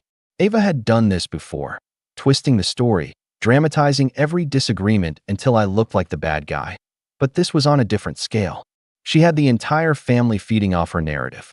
I could have defended myself. I could have typed out a message explaining everything. How she'd asked for my entire paycheck, how she'd stormed into my apartment demanding it, how her business plan was barely more than a fantasy. But then I saw that she'd posted a screenshot of our private texts, cropped carefully to make me look harsh. She left out her own manipulative messages and only included my blunt responses like, "I'm not giving you my paycheck," and "You need to stop asking me for money." To anyone reading, I probably did look cold, detached, maybe even cruel. I set my phone down and just stared at the steering wheel, letting the silence swallow me. For the first time in a long time, I didn't feel angry. I just felt tired. A part of me still hoped someone, anyone, would reach out privately and ask what really happened. But hours passed and nothing came. Just more group messages, piling up like stones in a wall I hadn't built. Around noon, I decided I needed to clear my head again. I walked down a trail that led to a lake, where a few campers were setting up hammocks. The woman from the previous night, the one who had been sketching, waved when she saw me. "Hey, mountain guy," she said with a grin. "Did you sleep at all?" "Barely," I admitted, forcing a small smile. She introduced herself as Natalie. She was traveling alone too, just taking a break from her city life to breathe, as she put it. We sat by the water, talking about nothing and everything. Work, travel, how strange it feels when family stops feeling like family. At some point, I told her the truth. I didn't go into every detail, but I explained that my sister was demanding money, that my parents sided with her, that I was basically exiled for saying no. Natalie didn't interrupt, didn't give unsolicited advice. She just listened, nodding softly. When I finished, she said something simple but grounding. "People who love you don't give you ultimatums for doing the right thing." Her words stuck with me for the rest of the day. When I returned to my car that evening, I checked my phone again, partly out of habit, partly curiosity. The group chat had exploded. Apparently, Ava had announced that she was moving forward with her business idea and had found an investor. She thanked everyone for their emotional support and said something that made my stomach turn. "I'll make sure everyone who believed in me gets rewarded." As for Kevin, I guess he's too busy on his little getaway to care about family anymore. Below that, my mother had commented, "We're all proud of you, honey. Don't let negativity distract you." Then Dad chimed in, "Forget Kevin. He made his choice." I stared at that line for a long time. He made his choice. Like refusing to be used was a betrayal. That's when something inside me shifted. I realized they didn't just see Ava as the dreamer of the family. They saw her as the favorite. Always had. I'd spent years trying to earn their approval, being the reliable one, paying my own way, staying out of trouble. But in their eyes, responsibility was invisible. Drama was louder. It wasn't even about the money anymore. It was about control. They wanted to see how far they could push me before I broke. I sat there until dusk, thinking about every moment that had led to this. The birthdays where Ava got lavish gifts while I got a "you don't need much." The times Dad lectured me for saying no. The nights Mom called asking me to be the bigger person. It all made sense now. I wasn't the son they were proud of. I was the son they used. The son had almost disappeared when I decided to take back some control. I opened my banking app, changed every password, and set up security alerts for withdrawals. Then I called my HR department and requested to redirect my direct deposits to a new account entirely, one Ava and my parents didn't even know existed. It wasn't revenge, not yet. It was protection, but it felt like the first move in something bigger. By the time darkness settled, I turned off my phone completely. No GPS, no social media, no constant buzzing reminders of their chaos. I sat under the stars with Natalie and a few other travelers who'd gathered around a campfire. We talked, laughed, and for the first time in what felt like years, I didn't feel like I had to prove anything. When I finally went to sleep that night, I felt calm. Not happy, exactly, but steady. Like I'd taken one small step toward peace. That calm lasted until the next morning. I turned my phone on out of habit, expecting maybe a few more angry texts. Instead, my lock screen flooded with notifications. Dozens of missed calls, voice messages, and screenshots from friends who had apparently been added to the chaos. Ava's business had gone public overnight. A slick-looking Instagram page, product teasers, and a link to a donation page. But the caption was what made my stomach twist. "Starting small with help from those who believe in me." Except one person who didn't. My own brother. Some people just can't stand to see others succeed. The comments section was already filling up with sympathy and outrage. Strangers were attacking me, tagging my name in replies, demanding I make things right. It had spiraled beyond family now. It was public humiliation, orchestrated by my own sister. And the worst part? The donation page showed hundreds of dollars already raised, all from relatives, family friends, and coworkers of my parents who only knew one side of the story. I sat in the driver's seat for a long time, the phone heavy in my hand. It wasn't just about defending myself anymore. Ava had gone too far. She'd made me the villain in a story she controlled, but I wasn't going to let her keep the pen forever. That morning, I decided I was going to fight back, carefully, quietly, and with proof. Because if Ava wanted to make this public, I'd make sure everyone saw the truth when the time was right. I sat there for nearly an hour, staring at my phone, watching the notifications pour in like an avalanche. I couldn't stop.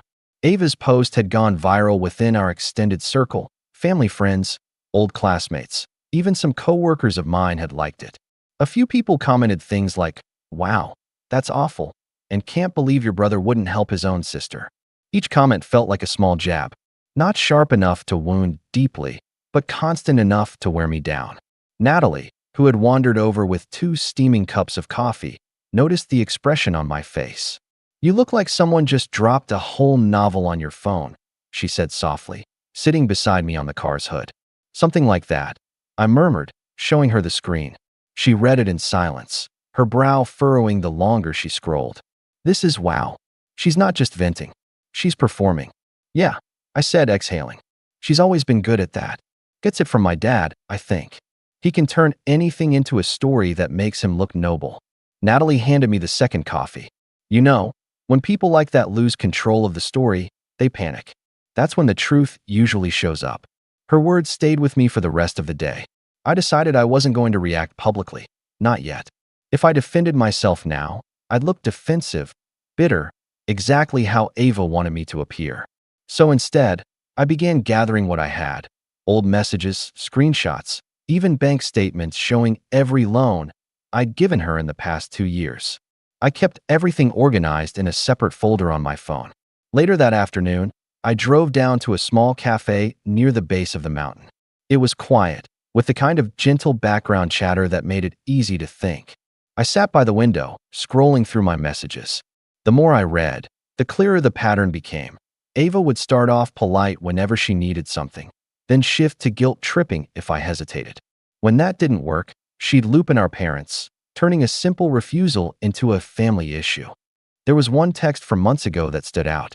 She'd written, "You know Mom and Dad won't forgive you if you keep choosing yourself over us. Don't make me prove that." At the time, I brushed it off. Now it read like a warning I'd ignored. I wasn't sure yet how I'd use this, but one thing was certain: I needed to protect myself before things escalated further. That night, I booked a small cabin nearby and decided to stay a few more days. The air up there was cold and clean, and the silence gave me space to think. For the first time in years, I didn't have to tiptoe around someone's moods or walk on eggshells to keep the peace. But peace never lasts long when someone like Ava feels ignored. The next morning, a new wave of messages came through, this time from my mom. "Kevin, please call me. Your sister is very upset. We saw your account was locked. What are you doing? You're scaring everyone. Just talk to your father." Each message felt less like concern and more like control. I didn't reply. Then, at noon, my phone rang again. Dad. I almost ignored it, but something in me wanted to hear what he'd say. I picked up. "Kevin." His tone was clipped. "Where are you?" "I'm fine," I said calmly. "Just taking a few days away. You need to come home." "I'm not doing that." There was silence on the line for a few seconds. Then he sighed heavily, the kind of sigh meant to make me feel guilty. "Do you realize what you've done? You humiliated your sister publicly. People are talking." "I didn't post anything, Dad." "She did. She wouldn't have if you hadn't pushed her to it," he snapped. "You could have avoided this entire situation by helping her when she asked." I felt my jaw tighten. "You mean by giving her my entire paycheck?" He ignored that. "Your mother's been crying all morning. Your aunt called. Everyone's asking what happened. You're making the family look divided." "The family is divided," I said quietly. "You just don't like that it's not on Ava's terms anymore." He didn't answer right away. When he spoke again, his voice was low, almost warning. "If you want to stay part of this family, you'll fix this. Apologize to your sister. Publicly. You owe her that much." I actually laughed, but it wasn't out of humor. "You want me to apologize for not funding her latest project?" "I want you to make things right," he said firmly. "If you don't expect us to welcome you back into this house." And just like that, he hung up. I sat there, staring at the screen, the call still echoing in my ears. For years, I'd believed that if I just worked hard and stayed respectful, they'd eventually see me, really see me, as more than the one who cleaned up their messes. But they never would, because they didn't want a son who set boundaries. They wanted a son who obeyed. I didn't go home. Instead, I went for a walk through the pines, letting the crunch of gravel and leaves drown out my thoughts. Every step felt like shedding something heavy. Guilt, anger, frustration, all of it. By the time I returned, I knew what I needed to do next. If they wanted to play this publicly, I'd use the same stage, but carefully. I wasn't going to post angry rants or point fingers. I'd simply tell the truth in a way they couldn't twist. The first step was to gather more evidence. I reached out to a few of Ava's former business partners, people she'd worked with briefly on her past failed projects. One of them, a woman named Clara, responded within an hour. "Oh, her," Clara wrote. "Yeah, she scammed me out of $200 for product samples that never existed. Said she'd pay me back when her brand took off. Never did." I asked if Clara still had proof. She sent screenshots, messages, receipts, even a PayPal transaction. Everything matched Ava's tone and wording perfectly.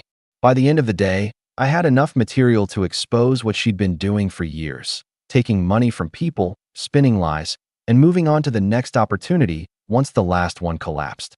But I didn't post anything yet.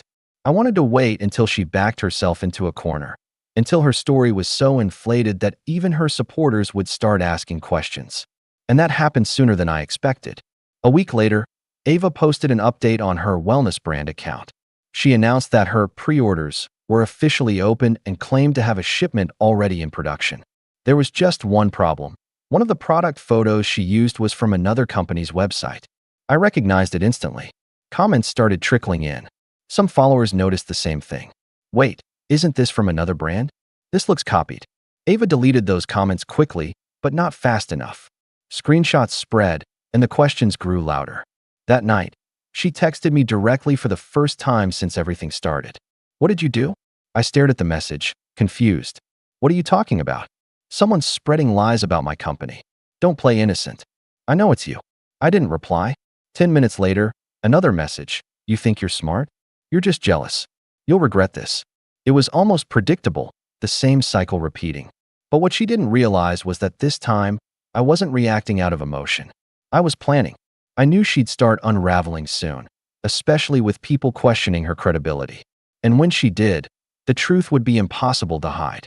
That night, I drafted a document, not to post online, but to prepare my statement. I wrote everything chronologically, every request for money, every manipulation, every time my parents backed her while I stayed silent. I attached proof for each claim. When I read it back, it didn't sound bitter. It sounded factual, honest. The next morning, I sent a short message to my dad. "I'm not coming home. When the truth comes out, I hope you remember this moment." He didn't reply, but within an hour, Mom sent a text instead.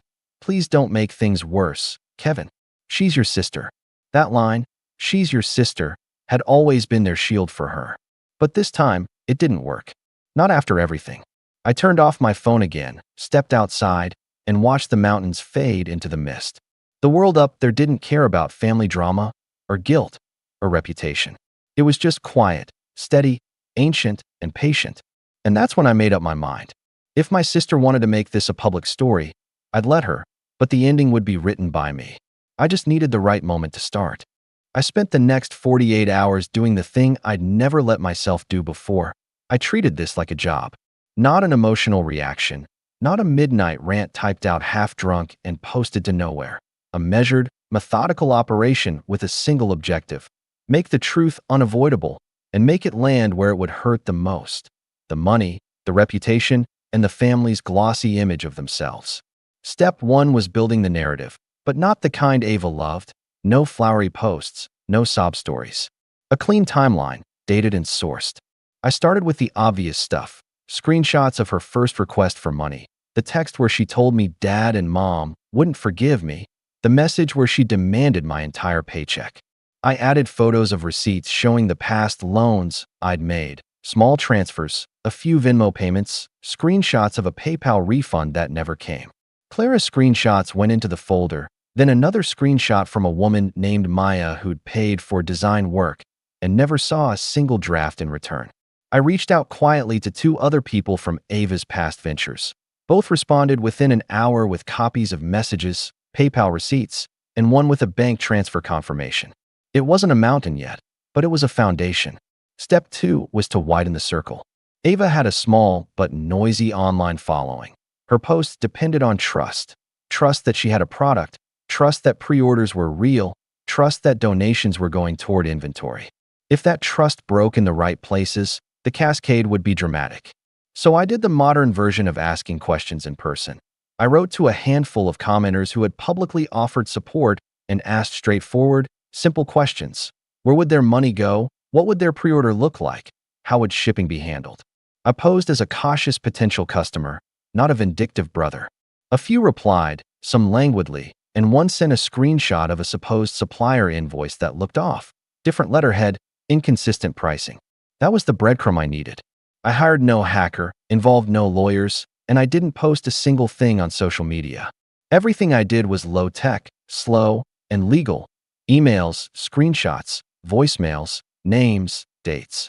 I created a file, timeline, and supporting docs, and I backed it up in 3 places. I printed a copy and left it in the glove compartment of my car, because when things escalate, you want a paper trail you can hold. Meanwhile, at home, the family machine began to stutter. I could sense it from the messages I kept seeing, passive-aggressive questions, sudden concern pivoting into panic. The donation page that Ava tied to her pre-order link had reached a few $100s in small increments. Neighbors, distant cousins, a co-worker of my dad's. Tiny amounts that multiplied into a number worth noticing. People had started asking for shipping dates. That's when I saw the cracks. One commenter asked directly in the Insta thread, "When will shipping start?" I paid last week. Ava replied with a vague, early summer answer and a heart emoji. The commenter followed up, "Do you have a tracking number?" No answer. Another user posted a side-by-side of Ava's product photo with a nearly identical image from a small indie brand overseas. The similarity was uncanny. Ava deleted the comment and blamed a mistake, but the screenshot had already spread. She started to lose her cool in ways she couldn't fully hide. Her DMs became angrier, shorter. She texted me in caps, "Who is doing this?" I didn't respond. I wanted her to move, to make mistakes. And she did.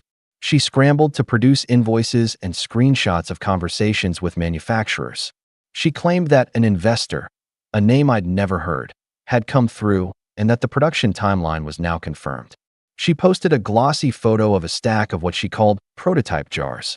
But one of the people who had donated wrote back publicly, "I donated under the impression this was a personal fundraiser. I thought this was going to pay for basic supplies. I didn't donate to what looks like a business pre-order." That comment opened a new front, platform rules. Donation pages sometimes have protections, and when people complain enough, platforms will freeze funds pending verification. I didn't want to be the one to suggest that. I wanted them to demand it. Within 48 hours of that comment, 3 people had disputed their donations. The platform sent an automated message asking the fundraiser to verify proof of purchase and to show receipts for the funds used. Ava's responses were panicked and deflecting. Meanwhile, my inbox, which I tried to keep quiet, filled with messages from 2 more women who'd been burned by Ava in the past. One had screenshots of a contract Ava never honored. The other had a grainy receipt and a banknote that matched a missing deposit she'd used to cover sample costs. I added everything to the file. The folder was starting to look like evidence, not grievance. At home, the family's walls began to close in on them. Mom called me, voice trembling, saying she'd received a message from the platform asking for proof. Dad, who had been the loudest voice in the family chat, went quiet for reasons I suspect he didn't want to admit. Money. He'd encouraged people to donate. He'd urged relatives to back Ava. That got under his skin when it mattered. I wasn't interested in piling shame on Dad. My aim was narrower. Expose the pattern. Make it undeniable. Make the place those donations lived, the ledger, the receipts, the paperwork, impossible to fake after the fact. So I set a trap. I created a fake business inquiry. Not malicious, not illegal, purely business-like curiosity. I messaged Ava's business contact email, the one listed on her Instagram, posing as a boutique owner interested in wholesale. I asked for a line sheet, minimum order quantities, and proof of existing shipments. The reply arrived quickly, a polished PDF that looked convincing at a glance, mock-ups, pricing tiers, an invoice template. But there were inconsistencies if you looked closely. The supplier's phone number used a mobile format from a different country. The business registration number didn't match the country listed, and the shipment confirmation file was a low-resolution photo of a packing slip that, when zoomed in, showed obvious signs of being edited. I replied with follow-ups that were meant to sound professional, not accusatory. Could you provide the shipment tracking number? Could I speak to the supplier? Where is your fulfillment center located? I kept the tone neutral. We need this for our records before placing a wholesale order. The idea was simple. Force her into specifics she couldn't invent. Her reply was telling. First, she deflected with a request for a down payment for samples. Then she asked if I could call. When I called the number she provided for the supplier, it went straight to voicemail with a name that wasn't what showed on the invoice. That was enough. The invoice and the supplier didn't match up. The document was plausible, but the trail ended in static. I saved the voicemails, the call logs, and the timestamps. Each small inconsistency was another thread to pull. At the same time, I reached out to Clara and the others and asked if they'd be willing to testify, not to the public, but privately, to a platform investigator or in a statement that could be used if things escalated. They agreed. One, especially, was eager. She told me she'd been embarrassed and that seeing Ava now earn sympathy made her blood boil. She gaslights until people feel sorry for her, she said. I want to help make sure she can't keep doing that to others. With testimony in hand and supplier inconsistencies cataloged, I had more than just a personal vindication. I had the makings of a complaint that could get the donation page and the pre-order storefront scrutinized. I drafted a calm, factual email to the platform support team. I attached the timeline, the dates of the donations, the screenshots of Ava's public solicitations, the contradictory supplier documents, and copies of messages from people who had paid and not received proof of fulfillment. I requested an audit under the platform's fraud and misuse policy. I didn't sign it with a dramatic plea. I signed it as a concerned contributor who trusted the platform to do the right thing. Then I did something else I'd never planned on doing. I forwarded a redacted version of that complaint, without my personal notes about family dynamics, to a small local consumer protection group I found through a simple public directory. I explained that a fundraiser tied to a commercial venture was using donation-style platforms and that donors deserved verification. I wasn't trying to destroy Ava. I wanted accountability. If this was a business, it needed to operate as one. If it was a scam, it needed to stop.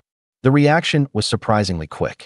Within 24 hours, the platform froze the fundraiser pending verification.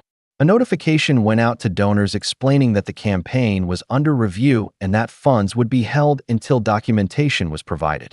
Pre-orders on her storefront, which used the same processing partner, began showing delays as well.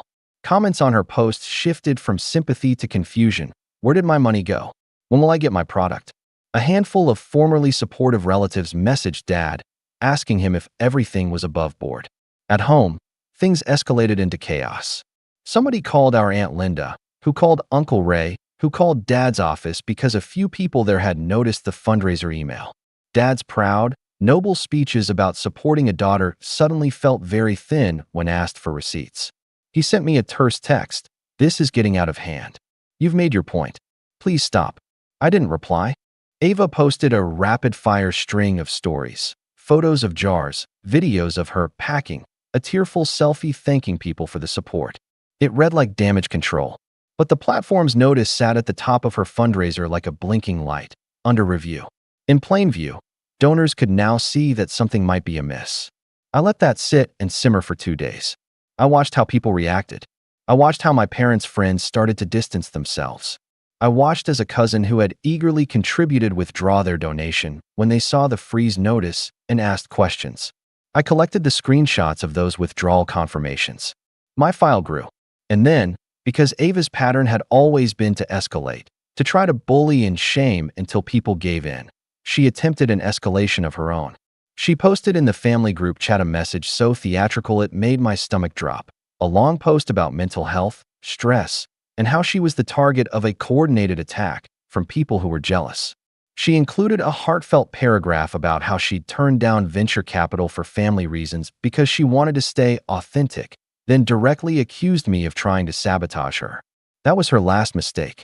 She forgot, or ignored, that when you play the victim, you sometimes create witnesses who can't stomach the performance any longer. One of those witnesses was Clara, who posted in the group chat with a screenshot of the contract Ava had promised months ago and never delivered. Aunt Linda, who had initially sided with Ava, suddenly wrote, out of the blue. I donated thinking this was for a personal hardship. I didn't realize this was a business pre-order. The messages in the family chat that had been one-sided for so long began to fracture. People started asking real questions in public places where silence previously ruled. That fracture was the opening I'd waited for. I didn't run to them with gloating or vindictive posts. I did something smaller, more surgical. I compiled the cleanest, most damning parts of the folder into one PDF labeled Simply Evidence, the zip, and attached a brief, calm note. For family and contributors, I've compiled a chronological record of requests for funds, promises of repayment, and documented instances where those funds were not used as represented. I'm sending this to the platform for review and to a couple of people who were directly affected so they can make informed decisions. I recommend you read it before making judgments based solely on curated posts. If you have direct questions, email me. I hit forward to Dad and Mom first, then Aunt Linda, then Clara, and the small list of contributors who had written me privately. I did not blind copy. I wanted transparency. I wanted them all to have the exact same information at the same time. Then, because I wanted the moment to register and wanted them to feel the weight of seeing everything at once, I opened a new email and addressed it to the platform, the Consumer Protection Group, and a local small business association that advised on legitimate product launches. I attached the evidence.zip, my notes, and a single line in the subject, request for review, possible misuse of donation/pre-order platform. My finger hovered above the send button for a long time. It felt intimate and heavy, like standing on a bridge with the responsibility to either step back or let go. For years, I'd been the one to let things go, let slights slide, let favors be unpaid, let people tell stories that made me look like the villain because confrontation felt worse than the resentment. This moment felt different. It felt like reclaiming a narrative I hadn't realized belonged to me too. I thought about how Ava would react. I imagined the fury, the public tweets, the late-night calls to friends asking for moral support. I thought about Dad's pride and how fragile it seemed when confronted by receipts and timestamps. I thought about Mom crying and then composing herself to call relatives and defend her favorite child. I thought about Clara, relieved, maybe vindicated. I thought about all the small people who had quietly been taken advantage of, the ones who had paid without fanfare and now might get answers. I thought about consequences. I'd spent years avoiding them for others. Now I was deliberately creating them. That felt like both a burden and a relief. My thumb trembled slightly. The cursor blinked. I did not want to be a monster. I didn't want to watch the family implode for sport. I wanted the truth out so that people could decide with full information what kind of family they wanted to be. I pressed send. Or at least, that's what I almost did. Before the confirmation screen could load, my phone buzzed with a call, an unknown number with a city code I didn't recognize. I answered on instinct, and a crisp voice said, "Mr. Wells? This is Sarah with the platform's trust and safety team. We've received an anonymous report about a fundraiser tied to your family. Can you confirm some details?" My heartbeat skipped. The moment I'd engineered, slow, patient, careful, had finally catoned to the things I had nudged into motion. The voice on the other end asked for dates, names, and a plain recounting of what had happened. I answered, giving them the concise, factual lines I'd prepared. I didn't raise my voice. I didn't plead. When I finished, she said something that made the air go thin around me. "Thank you. We'll need copies of any receipts or communications that show fund usage and supplier confirmations. If this is what it looks like, we may pause disbursement to the organizer's account. We'll also reach out to the organizer for verification." I listened to the rest and took notes. The platform wanted documentation. They would move carefully, legally. That meant the freeze I'd seen was likely to become official if Ava failed to produce verifiable proof. It also meant the message I had just been about to send would be unnecessary or redundant. The platform was already acting. When I hung up, my inbox chimed again, a notification from the family group chat. A new message from Dad, "Call me."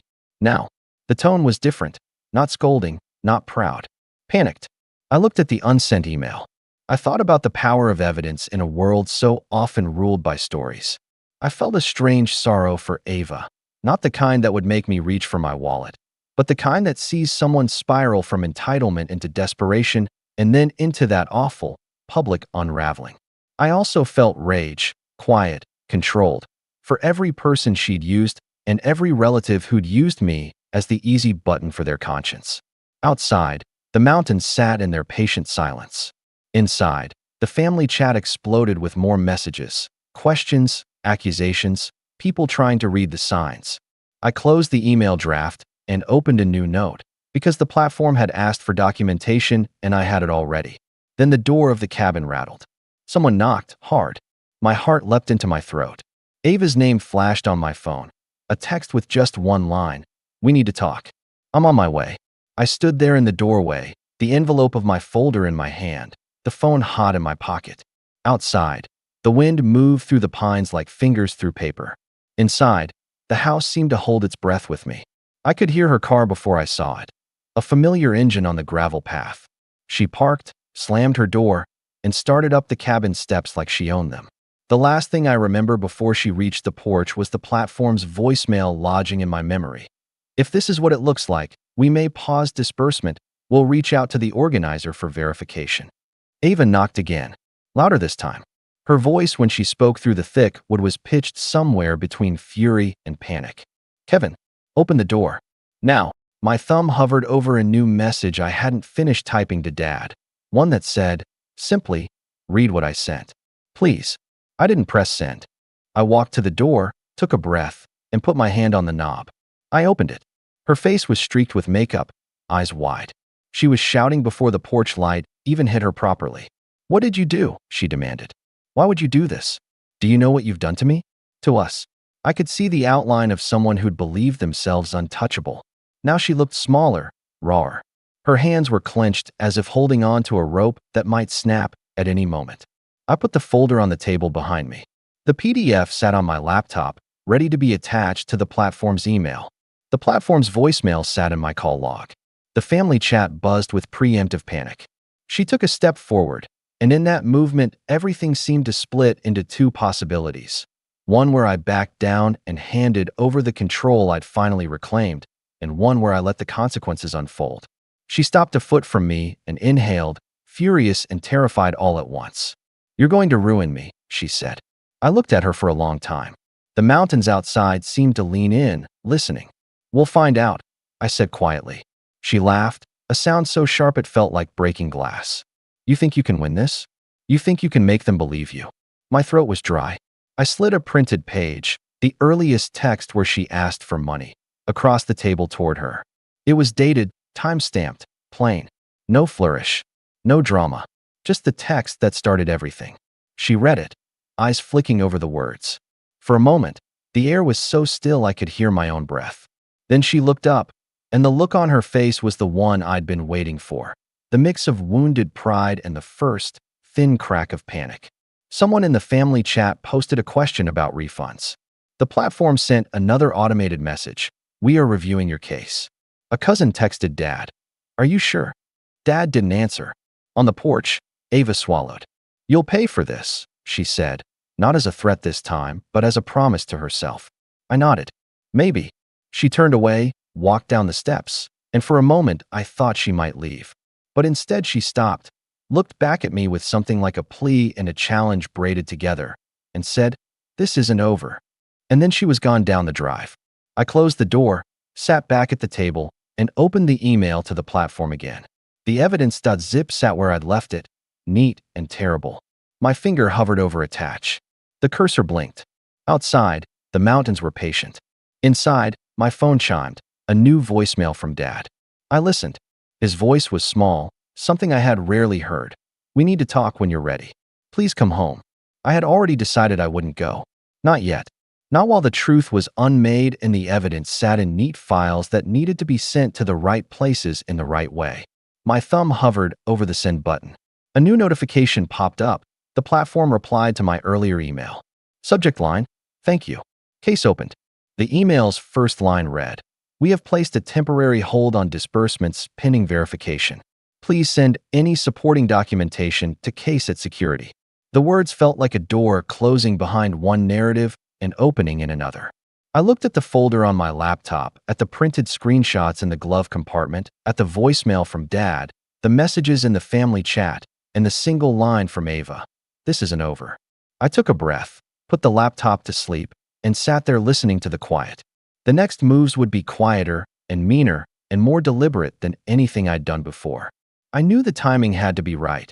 When the platform came back with a formal question to Ava, when relatives demanded answers, when the small donations needed receipts. That's when the pattern would be undeniable. I also knew there would be collateral damage. Families break over smaller things. Pride gets wounded, reputations bruise, people take sides and never come back. But I didn't want to be the reckless brother in this story anymore. I wanted to be the one who kept the ledger straight, who made the receipts match the story. And so I waited until the platform's case number blinked in my inbox and a reply from someone who donated came through asking if I'd be willing to speak with them directly. My finger hovered over the send button on the email I drafted to Dad and the others. The one that said, "Read this before you judge." I exhaled. Then, very slowly, I hit send. The ping from the platform came almost immediately. Case ID 823 PLT Delta. Your documentation has been received and is under review. We will notify the organizer and will request verification of funds usage and supplier authenticity. If verification cannot be produced, disbursement will be withheld and donors notified. The next sound was my phone ringing again, Dad. The family chat filled up with messages, questions, and panicked thumbs. Ava's account posted a new story, a shaky video of her crying, lipstick smudged, hands trembling as she spoke about betrayal and family. Comments exploded. A few people offered support. A few asked for refunds. I put the phone down. I picked up the printed timeline and read one entry again. The night she pushed me for my whole paycheck. The words were simple. No flourish. No martyrdom. Just a demand and my refusal. There is a moment in a slow-burning thing where the pressure you've been building finally spots a seam and decides to push. I could feel that seam now, like a fever crawling up under the skin. My phone buzzed with a new message. This one made my chest hollow out a bit. An email notification from a local small business council asking if I'd be willing to give a statement about consumer safety and pre-order verification. I sat back. The machine I had nudged into motion was clicking through gears I hadn't fully imagined. That was both reassuring and terrifying. And then, as if the universe wanted the moment to be cinematic, my phone chimed one last time. A voicemail from an unknown number. I listened. "Mr. Wells." The voice was quiet, almost conspiratorial. "I work at a shipping company. We've been contacted by someone about a bulk shipment linked to your sister's brand. The paperwork we were given looks suspicious. I'm going to need a bit more time, but well, call me." I closed my eyes. The pieces were moving in ways they rarely did, quietly, behind the scenes, with institutions, platforms, shipping companies, and consumer groups, doing the work that gossip and family drama never did. I stood, made coffee, and watched the light change across the pines. The mountain air felt the same, but the world I'd come back to when I eventually returned home would not be the same. There would be questions. There would be accusations. There would be people who had to choose which side of the ledger they believed. And Ava, who had always been skilled at shaping stories, would have to explain to strangers what she had done with the money people had given her and how she'd proven the authenticity of her suppliers. That was the moment I waited for, when the veneer cracks and the logistics, the receipts, the shipment tracking, the real invoices, either exist or they don't. My phone buzzed again. Another text from Ava. "This is your last chance. Stop now, or I'll make sure everyone knows what kind of brother you really are." I replied with 3 words, typed with a steadiness I hadn't felt in years. "Do your worst." She didn't respond. A minute later, the platform pinged. "Organizer notified. Request for verification has been sent. Response due in 72 hours. I set the phone face down on the table, the screen dark. The cabin hummed with the sound of the refrigerator and the distant creak of settling wood. Outside, the mountains were unreadable and indifferent. I poured myself another cup of coffee and sat at the table with the printed timeline in front of me. The next 72 hours would write the next chapter. I had done my part, gathered the facts, placed them in the right hands, and waited for the institutions to do theirs.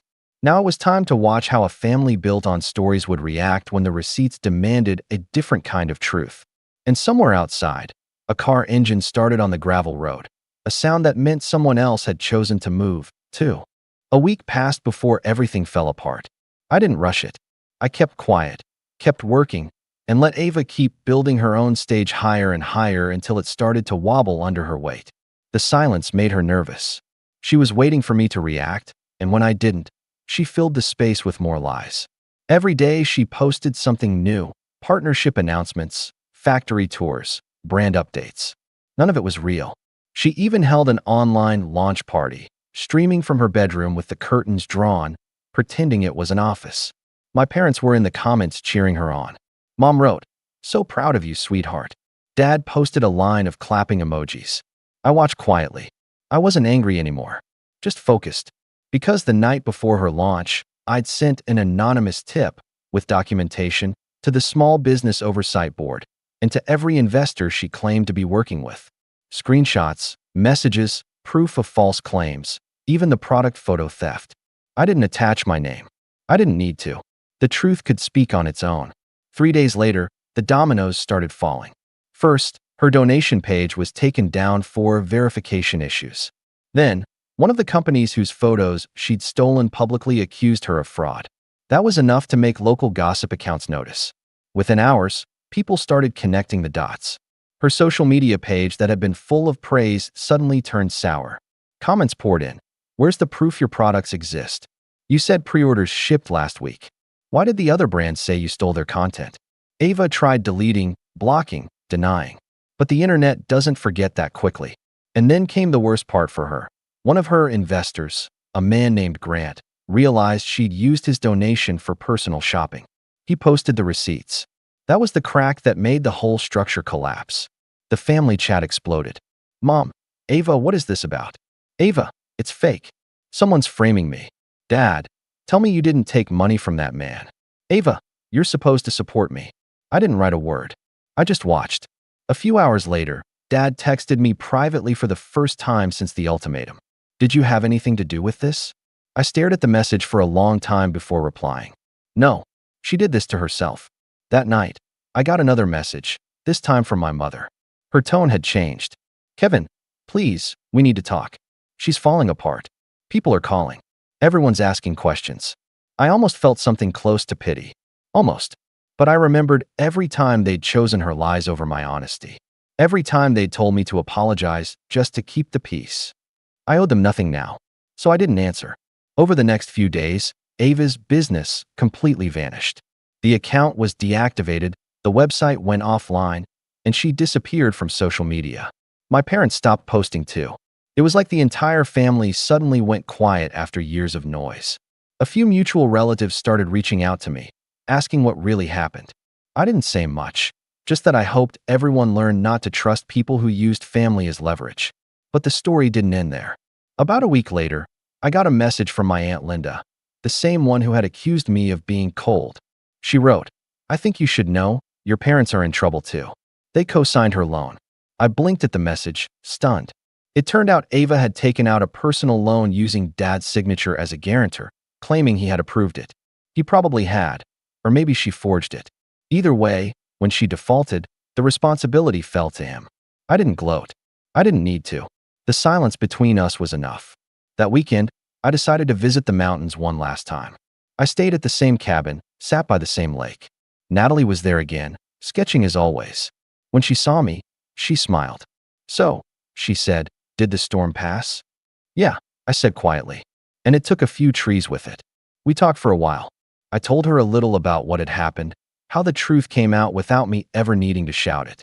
She nodded, smiling softly. That's what happens when you stop feeding a fire. It burns itself out. When I drove home, it wasn't to my parents' house. I went back to my apartment, small, quiet mine. I unpacked, cleaned, and realized how peaceful it felt to live without waiting for my phone to ring with another demand. 2 weeks later, Dad showed up at my building. He looked older. Not in years, in weight. Like the stress had settled into his shoulders. I let him in because part of me still needed closure. He didn't waste time. "Your sister's staying with friends," he said flatly. "We've had to pay back part of that loan. Your mother hasn't been sleeping." "I'm sorry to hear that," I said calmly. He gave me a long look. "You really didn't have anything to do with it?" "I didn't post a thing," I said. "All I did was keep records." He nodded slowly, eyes narrowing like he finally understood what that meant. "You always were careful. I should have realized sooner." For a moment, I thought maybe he would apologize. But instead, he said, "You should have warned us." That was when I knew nothing would change. Even now, after all the lies, they were still trying to shift the blame. Still unwilling to admit that Ava's behavior, their behavior, had consequences. I stood up. "I think you should go." He hesitated, looking around the apartment like he wanted to find some trace of the old, obedient son he used to control. But that person was gone. When he finally left, I closed the door and leaned against it, feeling an unexpected wave of calm. No guilt, no anger, just distance. Over the next months, I rebuilt quietly. I focused on my job, my health, and the simple routine of living for myself. Sometimes, distant relatives still messaged me to check in, clearly fishing for gossip. I never gave them any. Ava never apologized. She never would. From what I heard, she moved to another city, trying to start again under a different name. My parents still send her money when they can. They haven't spoken to me since that day my father came over, except for a single short message months later. "We hope you're well." I didn't respond, because the truth was, I was. I wasn't rich or famous or surrounded by admiration, but I was free. Free from their demands, their guilt, their twisted version of love. I didn't need revenge and flames. The quiet, steady kind was enough. The kind where I got to live peacefully while they sat in the wreckage they built. And that was the real ending. Ava lost her reputation. My parents lost their control. I lost them too, but I gained something I'd been missing my whole life: peace. Sometimes I still drive up to those mountains, park near the lake, and watch the sun set behind the peaks. The air up there is sharp, still, and honest. It reminds me of that first night I left everything behind. Only now, I don't feel like I'm running anymore. I feel like I finally arrived. Hey everyone, I never thought I'd be posting here, but I could really use some outside perspective. I, 23F, have a cousin, Lily, 28F, who I've always been pretty close to. We grew up together, and even though she's a bit older, we've always had this bond. She's a single mom, and she has 2 kids, Mason, 5, and Grace, 3. I've never had a problem helping her out in the past, whether it was babysitting for a few hours or running errands for her. I always try to be there when she needed me. So, last week, Lily reached out to me with a pretty big request. She told me she had been invited to this huge party in another city. It was a big deal, and she didn't want to miss it. But the thing was, she didn't have anyone to look after Mason and Grace for the weekend. She called me up and basically said, "I really need your help. I need you to babysit for the entire weekend while I go." At first, I was a little surprised. I mean, a whole weekend? That's a lot of responsibility. But I tried to stay open-minded. Maybe it wouldn't be as bad as it sounded. Still, I couldn't help but feel a little overwhelmed just thinking about it. I've never really been around kids that much, and the thought of watching them nonstop for 2 days straight was making me anxious. I told her I'd think about it. I didn't want to give her an immediate answer, so I asked for some time to consider it. I wasn't sure if I was the right person for the job, and I didn't want to make a rash decision. The next day, she called me again, and I knew she was hoping for a yes. She said, "Look, I know it's a big ask, but I don't have anyone else who can do this. I really want to go, and I promise I'll make it up to you. Please, I just need you for the weekend." I try to keep my cool. "Lily, I get it, but this is a lot for me to take on. I don't have the experience to handle 2 kids for that long. I'm not sure if I'm the best person for it." She didn't seem to take that very well. There was this long silence on the other end of the line before she said, "I really need you, though. It's just 1 weekend." I could tell she was getting frustrated, and honestly, I didn't want to let her down, but I was feeling more and more unsure at that point. I said, "I'm sorry, but I don't think I can do it. A whole weekend is just too much for me right now." I thought that would be the end of it, but it wasn't. The next day, she sent me a text that made me feel, well, a little guilty. But also, something else started to feel off. The message was short, but packed with emotion. She wrote, "I can't believe you won't help me out when I've always been there for you. I thought family was supposed to be there for each other." Reading that stung more than I expected. I hadn't realized how much pressure she was putting on me until I saw it in writing. It made me feel like I was somehow failing her, like I was being selfish for not just saying yes. I mean, I love Lily. She's family. But I also knew deep down that this wasn't something I could just brush off. Babysitting 2 kids for an entire weekend? It felt like a lot for me to take on, especially when I wasn't comfortable with it. I sat there staring at the screen for a while, torn. Part of me wanted to reply and say, "I'm sorry, but I really can't do it," and just end the conversation. But another part of me felt guilty for leaving her in such a tough spot. I decided to send a quick response. "I know you need help, and I wish I could be there for you, but I just don't think I'm ready for something like this. I'm really sorry." A few minutes passed, and I started to feel relieved until my phone buzzed again. This time, it was a longer message, and it wasn't just from Lily. It was from my aunt, her mom. The message said, "Hey, I heard about what happened with Lily. You know, she's really upset that you won't help her out. She's a single mom, and she's been under a lot of stress. I think you could really be there for her, especially since it's just one weekend. Don't you think you could help her just this once? She's always done so much for you." That really threw me off. I hadn't even known my aunt was involved in this, and now it felt like the pressure was coming from multiple sides. I hadn't even been expecting my aunt to step in, and now I felt like I was stuck between two people I really cared about, both asking me for something I wasn't sure I could give. But then I started thinking about it. Did I owe Lily this favor? I'd helped her out before, but this felt like something different. This wasn't just watching the kids for a few hours while she ran errands. This was an entire weekend. And not to sound dramatic, but it felt like a huge responsibility that I wasn't sure I could handle. The guilt started creeping in. Maybe I was overthinking things. Maybe I was being selfish. Was I supposed to just suck it up because she was family? I went back to my phone and typed out a response to my aunt. "I understand she's upset, but I just don't think I'm the right person for this. I don't feel ready to take on that much responsibility, and I don't want to make things harder for her or the kids." I was hoping that would be the end of it, but when I put my phone down, something gnawed at me. I wasn't sure if it was guilt or doubt, but I couldn't shake the feeling that I'd made the wrong choice. And now, things started to spiral. The next few hours felt like the longest of my life. I kept checking my phone, half expecting to see a message from Lily or my aunt. But it was quiet. Too quiet. I felt like maybe I was overreacting, but at the same time, the more I thought about it, the more I felt like I had made the right decision. But then, the next morning, Lily called me. I had a sinking feeling in my stomach before I even picked up. The tone in her voice was different this time. She didn't sound as desperate, but more hurt. "Hey," she said, her voice softer than usual. "I've been thinking about it, and I get why you don't want to do it. I know it's a big favor, and maybe I shouldn't have asked you, but I don't know who else to turn to. You're the only one I thought could handle it." That caught me off guard. She wasn't angry anymore. It almost sounded like she was apologizing, but there was still a sadness underneath it. "I don't know what to say, Lily," I replied, trying to keep my voice calm. "I really don't feel like I can do it.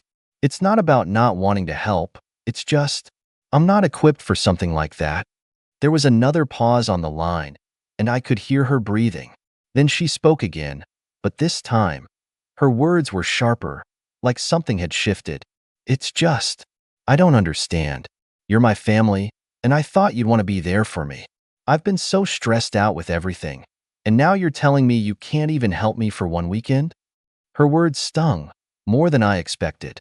I could feel the weight of her disappointment, and it hit me harder than I anticipated. I wanted to explain again, to tell her that it wasn't that I didn't care, but I was starting to feel the pressure building up from all sides. I didn't want to be the bad guy here, but it felt like that's exactly what I was becoming. "I do want to help, Lily," I said, trying to keep the frustration from creeping into my voice. "But I just can't do this right now. I'm not prepared for it, and I don't think it would be fair to you or the kids if I said yes just because I felt guilty." I could hear her let out a frustrated sigh, and then she said something that made my heart drop. "Well, I guess I'll just have to figure it out on my own then. I thought I could count on you, but I guess not." And just like that, the conversation ended. I was left holding my phone, feeling like the worst cousin in the world. I didn't even know if I had made the right decision anymore. Maybe I had overthought it. Maybe I should have just pushed through and agreed to help her. But the truth was, I didn't feel comfortable with it, and that's something I couldn't just ignore. Still, the guilt ate away at me. Things didn't end there, though. I didn't hear from her for a couple of days, and I figured maybe she had moved on. But then, out of nowhere, I got a text from her. But it wasn't what I expected. It was a picture of Mason and Grace playing together with the caption, "I just wanted you to see how much they miss you." I stared at the photo for a while, and I'll admit, it made my heart ache. Maybe I had made a mistake. Maybe I had hurt her more than I realized. But was I really in the wrong here? Or had I just been honest about my limits? I didn't know what to think anymore. All I knew was I was caught in this web of guilt, confusion, and doubt, and I wasn't sure how to untangle myself. But then, something happened that I didn't see coming. The next day, I got a call from my aunt again. This time, her tone was completely different. She wasn't just trying to guilt-trip me into changing my mind. She was angry. "Look, I get it. You're not a mom. But this whole thing is really starting to piss me off," she said, her voice sharp. "Lily has been trying to make it work, and you're over here acting like this is the end of the world. Do you really think she wanted to put this on you in the first place? She's just trying to have some time for herself, and you can't even do her this one favor?" I was shocked. I never expected my aunt to talk to me like that. Sure, I understood she was probably on Lily's side, but this was crossing a line. "Aunt Rachel, I've already told you, I'm not comfortable doing this. I don't feel ready to take on that responsibility, and I don't think it's fair to anyone, especially the kids, if I say yes when I'm not prepared." She didn't seem to care. "This is ridiculous. You're acting like taking care of them for a weekend is some monumental task. Do you think she doesn't do this every day? She has no help, and you're acting like this is some big favor you're being asked. You could at least be there for her when she's already struggling so much." I felt my blood boil. I wasn't just being asked to watch her kids. I was being told I had no right to say no, and that I was selfish for even considering it. "I am there for her," I said, my voice trembling with frustration. "But this isn't just about me saying yes. I can't just pretend I'm okay with something when I'm not." She scoffed. "You're being ridiculous. She doesn't even know what to do anymore. I can't believe you're making her feel like this. Just do the right thing." Before I could respond, she hung up. The call ended so abruptly, I almost didn't believe it happened.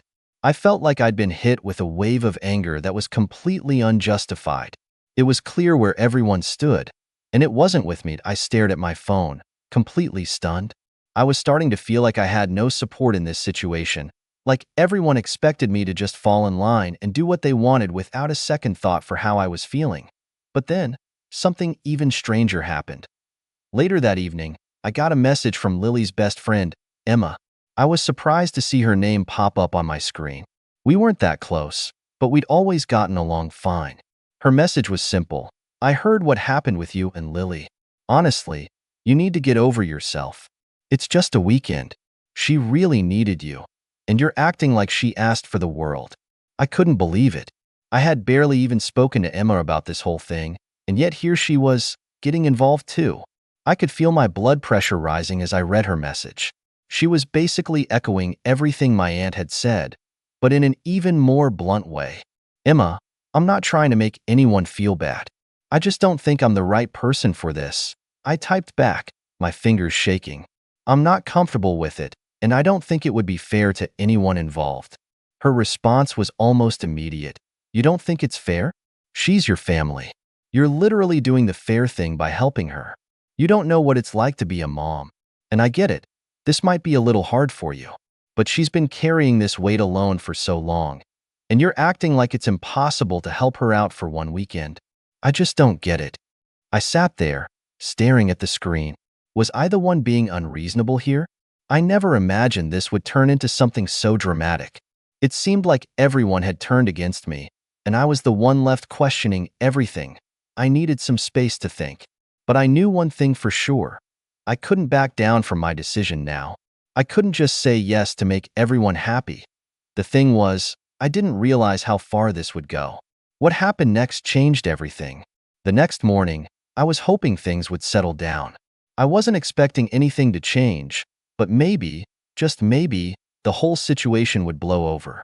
I should have known better. I woke up to find a group chat had been created between me, Lily, my aunt, and Emma. The subject line was simple: help. I was immediately on edge. I knew this wasn't going to be a calm conversation. The messages started rolling in, one after another. Lily texted, "I just feel like I can't count on anyone. It's frustrating. I'm trying to do the best I can with everything, and then people turn their back on me when I need them the most." Aunt Rachel texted, "I can't believe you're making her feel like this. She's doing everything alone. Can't you just put yourself in her shoes for once? One weekend. That's all I'm asking." Emma texted, "Honestly, this isn't just about a favor. It's about being a family. You don't just say no when someone asks for help, especially when it's something like this. It's not that hard, and you're making it a bigger deal than it needs to be." I sat there, frozen. This wasn't just a conversation anymore. This was an intervention. I took a deep breath, feeling the pressure mounting. There was no escape from this. It felt like everyone was against me, like I was the villain in a story I never wanted to be part of. It was suffocating. I typed back, trying to keep my cool. "I get that Lily is going through a tough time, but that doesn't mean I should agree to something I'm not comfortable with. I'm sorry, but I really don't think I can do this." The responses came immediately, and it felt like I was being attacked from every angle. Lily texted, "You just don't get it. You never get it. This isn't just about me needing help. It's about you not caring enough to even try." Aunt Rachel texted, "This is ridiculous. You're going to regret this. Lily is trying to keep her life together, and you're making it harder." Emma texted, "I get you have your reasons, but they're not good enough. You're choosing not to help her, and you need to own that." The words stung, but there was a bigger part of me that was holding on to something else, the truth. I couldn't help them if I wasn't ready to, no matter how many people told me otherwise. I sat there, staring at the screen, trying to think of what to say next. Then, I saw something that made me freeze in my tracks. Lily had posted a story on social media, a picture of her kids sitting on the couch, looking sad. The caption read, "When you realize your family doesn't care enough to help." That was it. I felt my chest tighten, and for a moment, I could barely breathe. My heart raced as I stared at the image. I hadn't expected her to do something like that. It felt like she was airing out our private problems for everyone to see. I quickly closed the app, my mind spinning. Was this how far she was willing to go? Was I supposed to just back down and give in?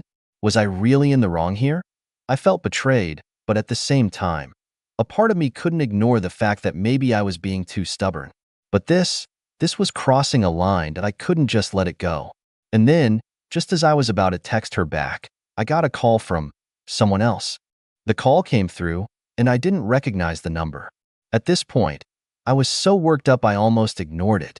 But something inside me told me to pick up. "Hello?"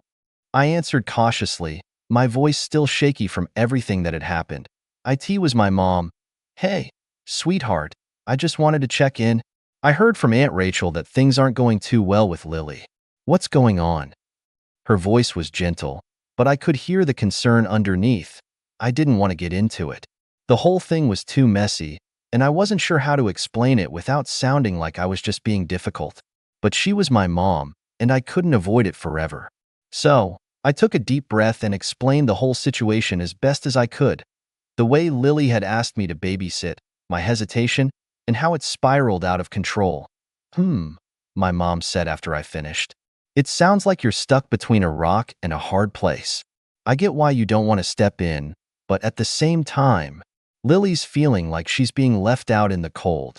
I know, Mom, but it's not just about feeling guilty. It's about me knowing I can't give her what she needs. I'm not ready for something like this, and I feel like I'm being dragged into this situation where I'm expected to just drop everything for her, and I don't know what to do." There was a pause on the other end. When my mom spoke again, her tone was more understanding, but it wasn't entirely free of frustration.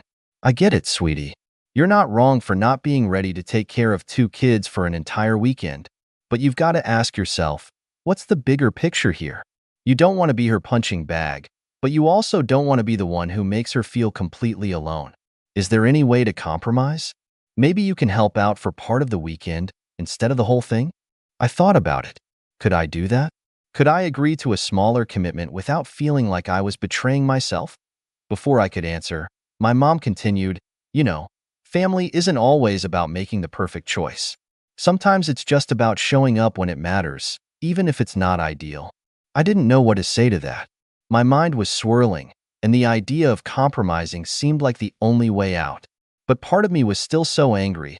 Angry that Lily had posted that picture, angry that everyone was pressuring me, and angry that I felt so stuck in the middle of all of this. I didn't know what to do.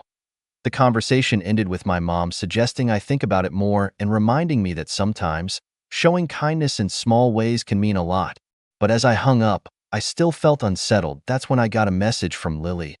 Are we really done here? Is this how you want things to end? I stared at the text for a long time. My thumb hovered over the keyboard as I considered my response. Part of me wanted to just let it go, to tell her that I wasn't interested in continuing the argument, but another part of me wanted to explain myself again. Maybe I hadn't made myself clear enough before. But then, another message popped up. This time, it wasn't from Lily, but from my aunt. Your mom is right. Maybe you should think about what you're doing. You're making this a bigger deal than it needs to be. Just help her. She's your family. That was it. The last push. I knew my aunt was trying to help, but I didn't feel helped. I felt like I was being pushed into a corner. I didn't know what to say anymore, so I did the only thing I could think of. I put my phone down, grabbed my jacket, and went outside to clear my head. The wind was cold, and I let it sting my face as I walked aimlessly through the neighborhood. I needed space to think. But little did I know, this was only going to get messy. I wasn't prepared for what happened next. As I walked through the quiet streets, the cool air helped clear my head, but it didn't make everything feel any less overwhelming. I was replaying every conversation in my mind, trying to figure out if I was in the wrong or if I was just holding firm to what I believed. I knew I needed to stand my ground, but the pressure was getting to me. I stopped in front of a small coffee shop, debating whether I should go inside. I needed some comfort, something to take my mind off of all this drama. Just as I was about to walk in, my phone buzzed again. It was a message from Emma. Emma, you know, I really think you're making a huge mistake. Lily's been through so much, and this is the one time she's asking for help. Maybe if you cared more about her than your own discomfort, this wouldn't be such an issue. I stared at the message, the words cutting deeper than I wanted to admit. She didn't even know the full extent of everything that had happened. How hard it was for me to even consider babysitting in the first place. But somehow, her words stung more than they should have. Before I could even begin to process it, my phone rang. I glanced at the screen. It was Lily that I almost didn't pick up. The last time we spoke, I felt like I was only a pawn in her emotional game. But I couldn't avoid this forever. Hello? I answered, trying to sound calm. Are you really going to leave me hanging? She asked, her voice tight with frustration. I don't understand why you're making this so hard. You've always been there for me before. This is the one time I need you, and you can't even do this one thing. Why are you acting like this is a huge sacrifice? Her words hit me like a punch in the gut. I had already been feeling guilty, but now she was making me feel like I was a terrible person for not helping her. It wasn't even just the guilt. It was the way she was framing everything, making it feel like I was choosing to be selfish. I'm not choosing to be selfish, Lily, I said, trying to keep my voice steady. I've told you, I'm not comfortable with it. I can't just pretend I'm okay with this when I'm not. I don't want to take on something I'm not ready for, and I don't think that's wrong. She was silent for a moment, and I could almost feel the tension growing on the other end of the line. When she spoke again, her voice was quieter, but there was still an edge to it. I thought you were my family. I thought I could count on you. The words stung, and I felt my heart drop in my chest. This wasn't just about babysitting anymore. It felt like she was questioning our relationship, and that hit harder than I expected. I am your family, Lily, I said softly, but that doesn't mean I should agree to something that makes me feel uncomfortable. I want to help you, but I also need to take care of myself. The silence on the other end felt like an eternity. Finally, Lily spoke again, her voice thick with emotion. I don't know if I can keep doing this without you. I need my sister. I was torn. Part of me wanted to give in, to just say yes and make it all go away. But another part of me felt like I would be losing myself in the process. If I agreed now, what would that mean for me down the line? Would I always be the person who had to say yes just to keep the peace? I'm sorry, Lily. I just can't do this, I said, the words feeling final as I spoke them aloud. There was a long pause before she responded, and when she finally did, her voice was cold. Fine, but don't expect me to forget this. You'll regret this. The call ended, and I sat there in silence, staring at my phone in disbelief. I couldn't believe she had said that. It was like everything had come crashing down all at once. I had just told her I couldn't babysit, and now, it felt like our whole relationship was unraveling. I didn't know what to do. Would I regret this decision? Would things ever be the same again? And then, just as I was trying to gather my thoughts, another message came through. This time, it was from my aunt. Aunt Rachel, I've been thinking about everything, and I've decided to step in. You're clearly not cut out for this, so I'll take over. I guess you've made your choice. I stared at the message, my hands trembling. I couldn't believe this was really happening. The reality of everything hit me harder than I expected. Things were escalating quickly, and I was beginning to realize I was in way deeper than I ever thought possible. I read Aunt Rachel's message over and over, the words searing into my mind. I'll take over. I guess you've made your choice. The finality of it left me feeling hollow. It was as if I wasn't just stepping away from babysitting for a weekend. I was stepping away from being part of this family that I couldn't tell if I was more angry or hurt. On one hand, I felt like I had every right to set boundaries. On the other, the weight of everyone's expectations was crushing me. I had just become the villain in my own story. I wasn't sure how long I sat there, staring at my phone, trying to make sense of everything. Eventually, I pulled myself together enough to walk back to my apartment. The cool air no longer felt like a relief. It felt like an emotional barrier that I couldn't cross. When I got back inside, I saw the notifications had piled up. There were messages from my mom, my aunt, and a few from friends, all asking if I was okay or giving their own opinions about what I should have done. The guilt was overwhelming, but I couldn't answer them. I didn't know what to say anymore. After a while, I decided to take a break from it all. I needed some space, some clarity. So, I turned off my phone and decided to distract myself with a movie. But even as I tried to immerse myself in the film, my mind kept drifting back to Lily, to my family, and to what I had just done. It wasn't long before I heard the knock on the door. My heart sank. I wasn't expecting anyone, and I wasn't sure I was ready for another confrontation. But when I opened the door, there stood my mom. She didn't wait for me to invite her in. She just walked past me, heading straight to the couch, her expression stern. "Mom?" I said hesitantly, unsure of what she was about to say. She looked at me, her eyes filled with both concern and disappointment. "We need to talk." I closed the door quietly, taking a seat next to her on the couch. The tension between us was thick, and I could feel the weight of her gaze on me. "You made a choice, honey," she said after a long pause, her voice measured. "I understand that you're upset, but you have to realize that sometimes, family needs us, even when it's hard. And you can't just walk away from that responsibility." I felt my heart drop. The words stung, but I knew she was coming from a place of love. She was right in some ways. I'd always been there for my family, but this felt different. "I'm not walking away, Mom," I said, my voice trembling. I don't know how to help without losing myself in the process. I don't want to resent anyone, but I feel like I'm being asked to give everything for something that isn't even my responsibility." She sighed, clearly conflicted.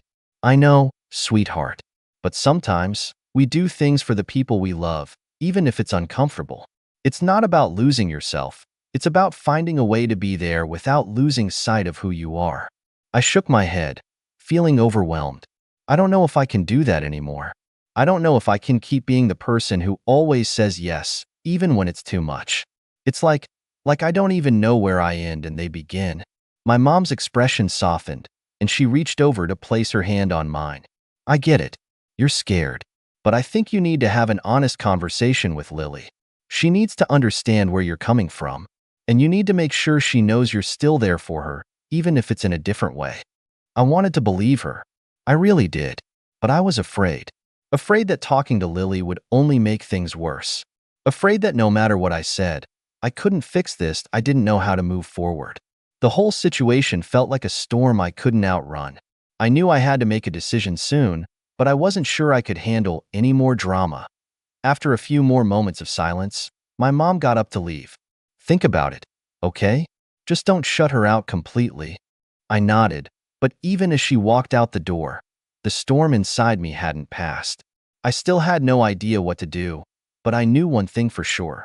No matter what happened next, everything had changed, and I was beginning to realize that maybe I couldn't go back to the way things were. Would I find a way to make things right with Lily? Could I repair the damage without compromising myself? Or was this the beginning of something that I could never fix? Before I could answer that, my phone buzzed again. Another message from Lily. I don't think you understand how much this hurts me. I guess I was wrong about you. I thought you cared. It was like a punch to the gut all over again. I was trapped. Well, that was intense, right? If you want to find out what happens next and see how this all plays out, hit that subscribe button and turn on notifications. Trust me, you won't want to miss what's coming. It's about to get even crazier. Hi Reddit. I'm 36F, and I never imagined I'd be posting here. But something happened recently that still doesn't sit right with me. And the more I think about it, the more I realize just how deep the cracks in my family have always been. Maybe writing it out will help me process. Maybe someone out there has been through something similar. So, a bit of background first. My dad, Leonard, just retired this summer after nearly 4 decades as a senior architect. He's always been a quiet, methodical kind of man, measured, even-tempered, not easily ruffled. Growing up, he was my hero.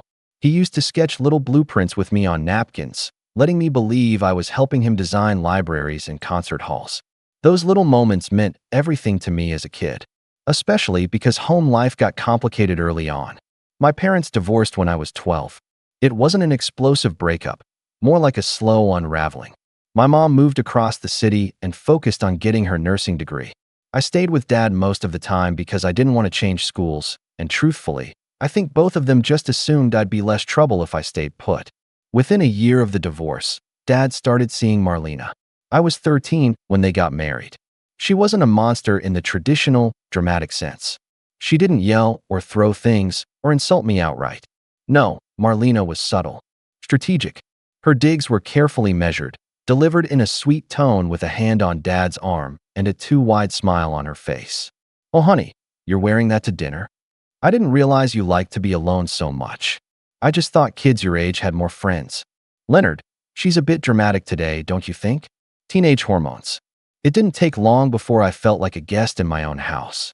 My room was moved to the back hallway so her daughter, Kinsey, could have the one with more sun. I came home from school once to find some of my drawings, ones Dad used to put on the fridge, gone, replaced by Kinsey's macaroni crafts. When I asked about them, Marlena said, I thought you'd outgrown that phase. Kinsey was only a year younger than me, but the way Marlena treated her, you'd think she was a young princess in need of constant praise and protection. Everything Kinsey did was exceptional. Her B+ in math. The teacher must be tough. My A in chemistry? Well, you've always been a bit of a bookworm, haven't you? Still, I tried. I really did. I stayed polite. I helped with chores without being asked. I told Dad I loved him every night. But over time, it became clear that no matter how much I tried to hold on to that bond, Marlena was always nudging him just a bit further away. When I went off to college, the distance wasn't just physical. Calls from Dad became fewer. Holidays were shorter. When I visited, I was treated like a guest rather than family. I wasn't even allowed to keep anything in the guest room. Yes, they started calling it that, because Marlena wanted to keep it tidy for real guests. By my late 20s, I had carved out my own life. I started a small event planning business with a college friend, worked my way up through the chaos of weekend weddings and last-minute catering emergencies, and eventually got hired by a mid-sized firm that specialized in private events. It was fulfilling work, even if it wasn't flashy. My family never seemed all that interested. When I told Dad about landing a huge corporate gala, he said, "That's great, sweetheart." But I could hear Marlena's voice in the background asking him what time Kinsey's recital was. Anyway, now you've got the background. Let's talk about the party. I found out about my dad's retirement bash from my cousin Harper, who texted me a photo of the invitation along with. Are you going to this? I figured you'd be making the decorations, or something LOL. That was the first I heard of it. I stared at the photo for a long time. It was a glossy, embossed card with gold script, celebrating the legacy of Leonard H. Stratton. Date, time, venue, all there. Catered dinner, live quartet, RSVP by June 1st. The RSVP deadline had passed. The party was in 5 days. I tried to stay calm. Maybe it was a mistake. Maybe they sent the invite to an old address. Maybe it got lost in the mail. I texted Dad. No response. I called, straight to voicemail. I called again the next day. Still nothing. Finally, I caved and texted Marlena. Just a short, polite message. Hey, I saw Harper's invite to Dad's party. Did mine get lost in the mail? Just want to make sure I didn't miss anything important. She replied 2 hours later. Hi dear. We figured you'd probably be too busy with your own life. We didn't want to pressure you. Hope you're doing well. That's what she said. Like I was some distant relative they sent a holiday card to once a year. Like I wasn't Dad's only child. Like I hadn't spent years trying to be included in a family that always seemed to pretend I wasn't really part of it. I stared at her message for a long time before replying. I kept it simple. No worries at all. I'll catch you at the next big family event. And then I smiled. Not out of warmth. Out of clarity. Because what Marlena didn't know, what none of them knew, was that I had received an invitation. Just not the kind they sent by mail. The event venue had hired our firm to help manage 3 large private functions that weekend. One of them just happened to be the retirement party of a certain Leonard H. Stratton. I wasn't just invited. I was about to be behind the scenes. So I wasn't invited. But I would still be there. Not as a guest, but as the person who would know exactly what flowers Marlena chose, what music she wanted played during the speech portion, and what table layout she insisted on after submitting her 5th revision to the venue manager.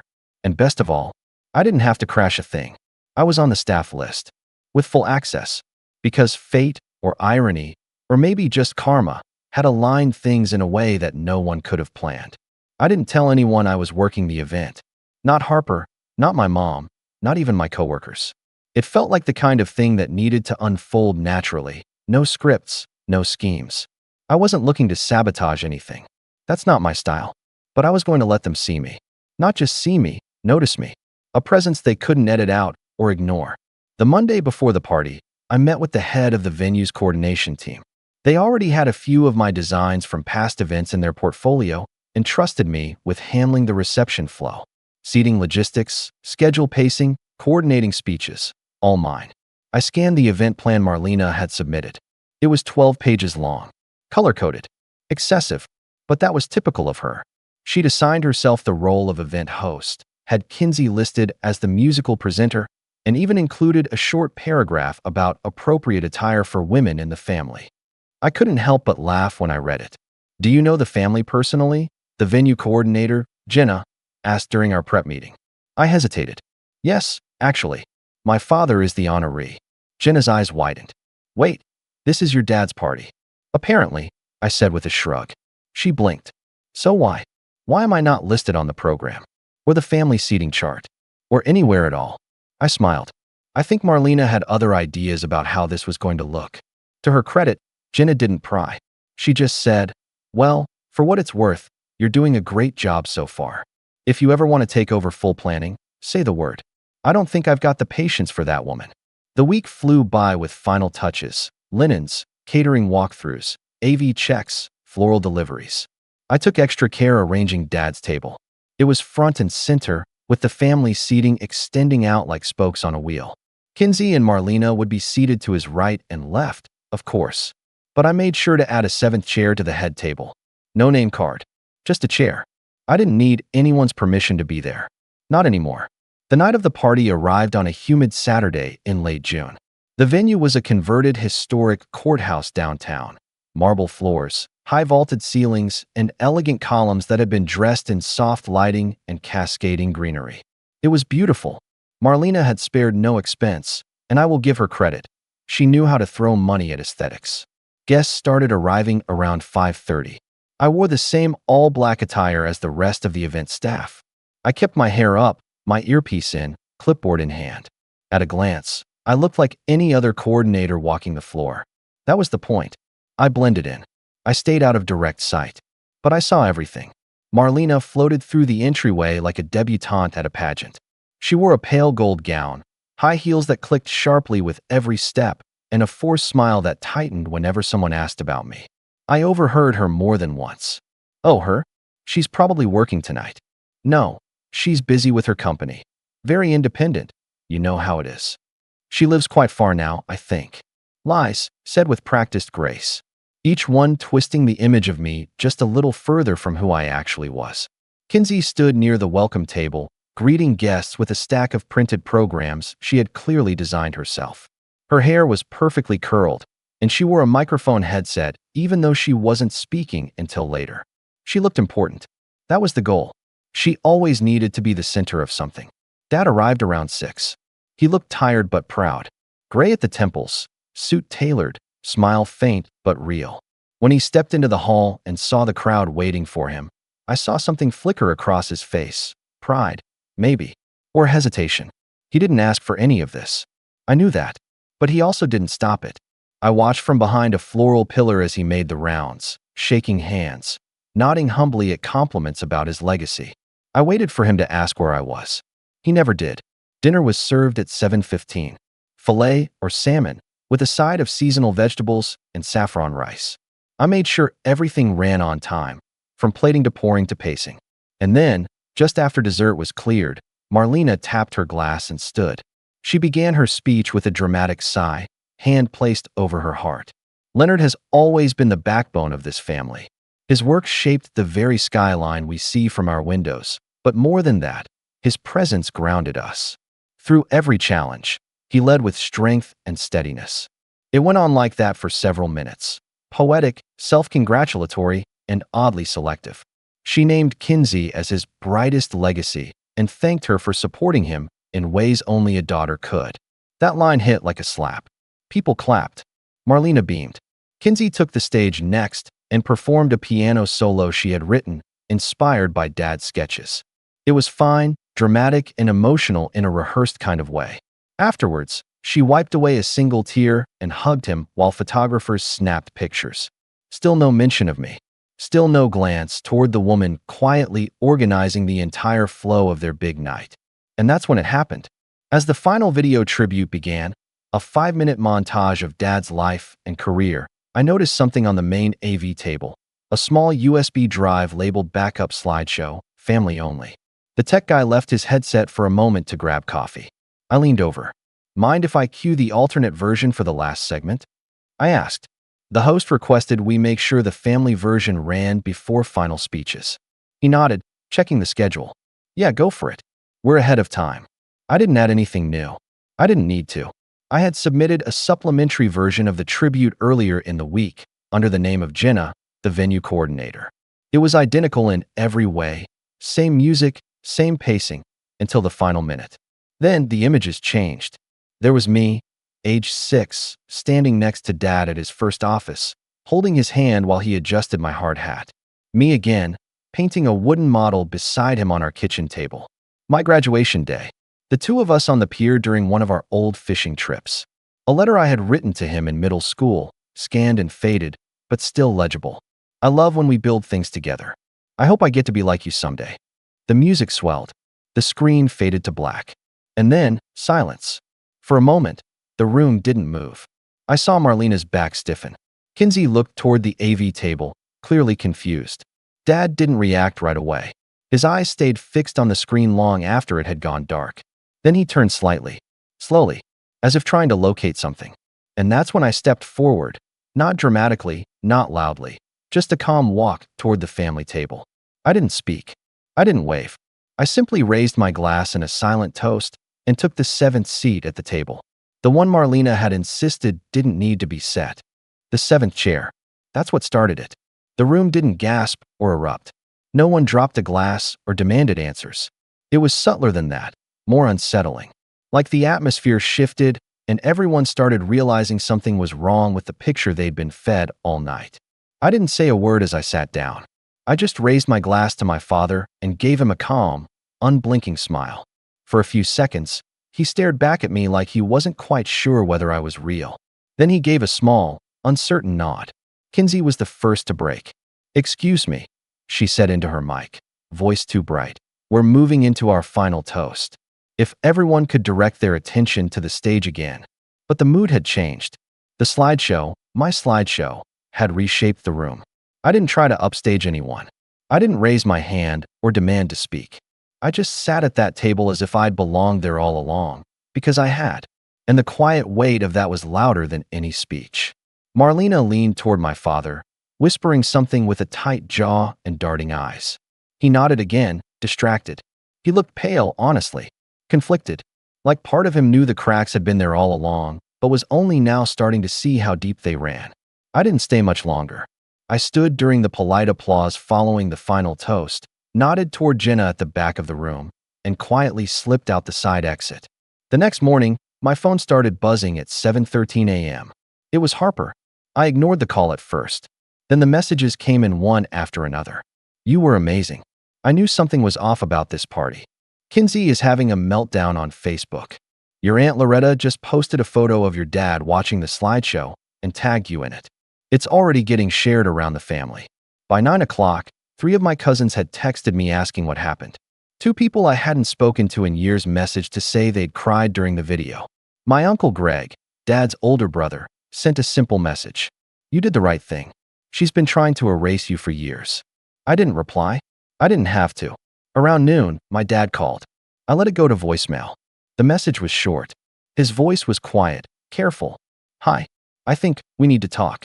I didn't know everything that was going on. I owe you a conversation. Call me when you're ready. And then came Marlena's message, an hour later. I think it was inappropriate, what you did. You put your father in a very uncomfortable position. I had everything planned, and your little stunt threw things off. I really thought we were past all this. I'm disappointed. That word, disappointed, hit me like a flashback. The way she used to say it when I got too quiet at dinner. When I didn't want to wear the sweater she picked out.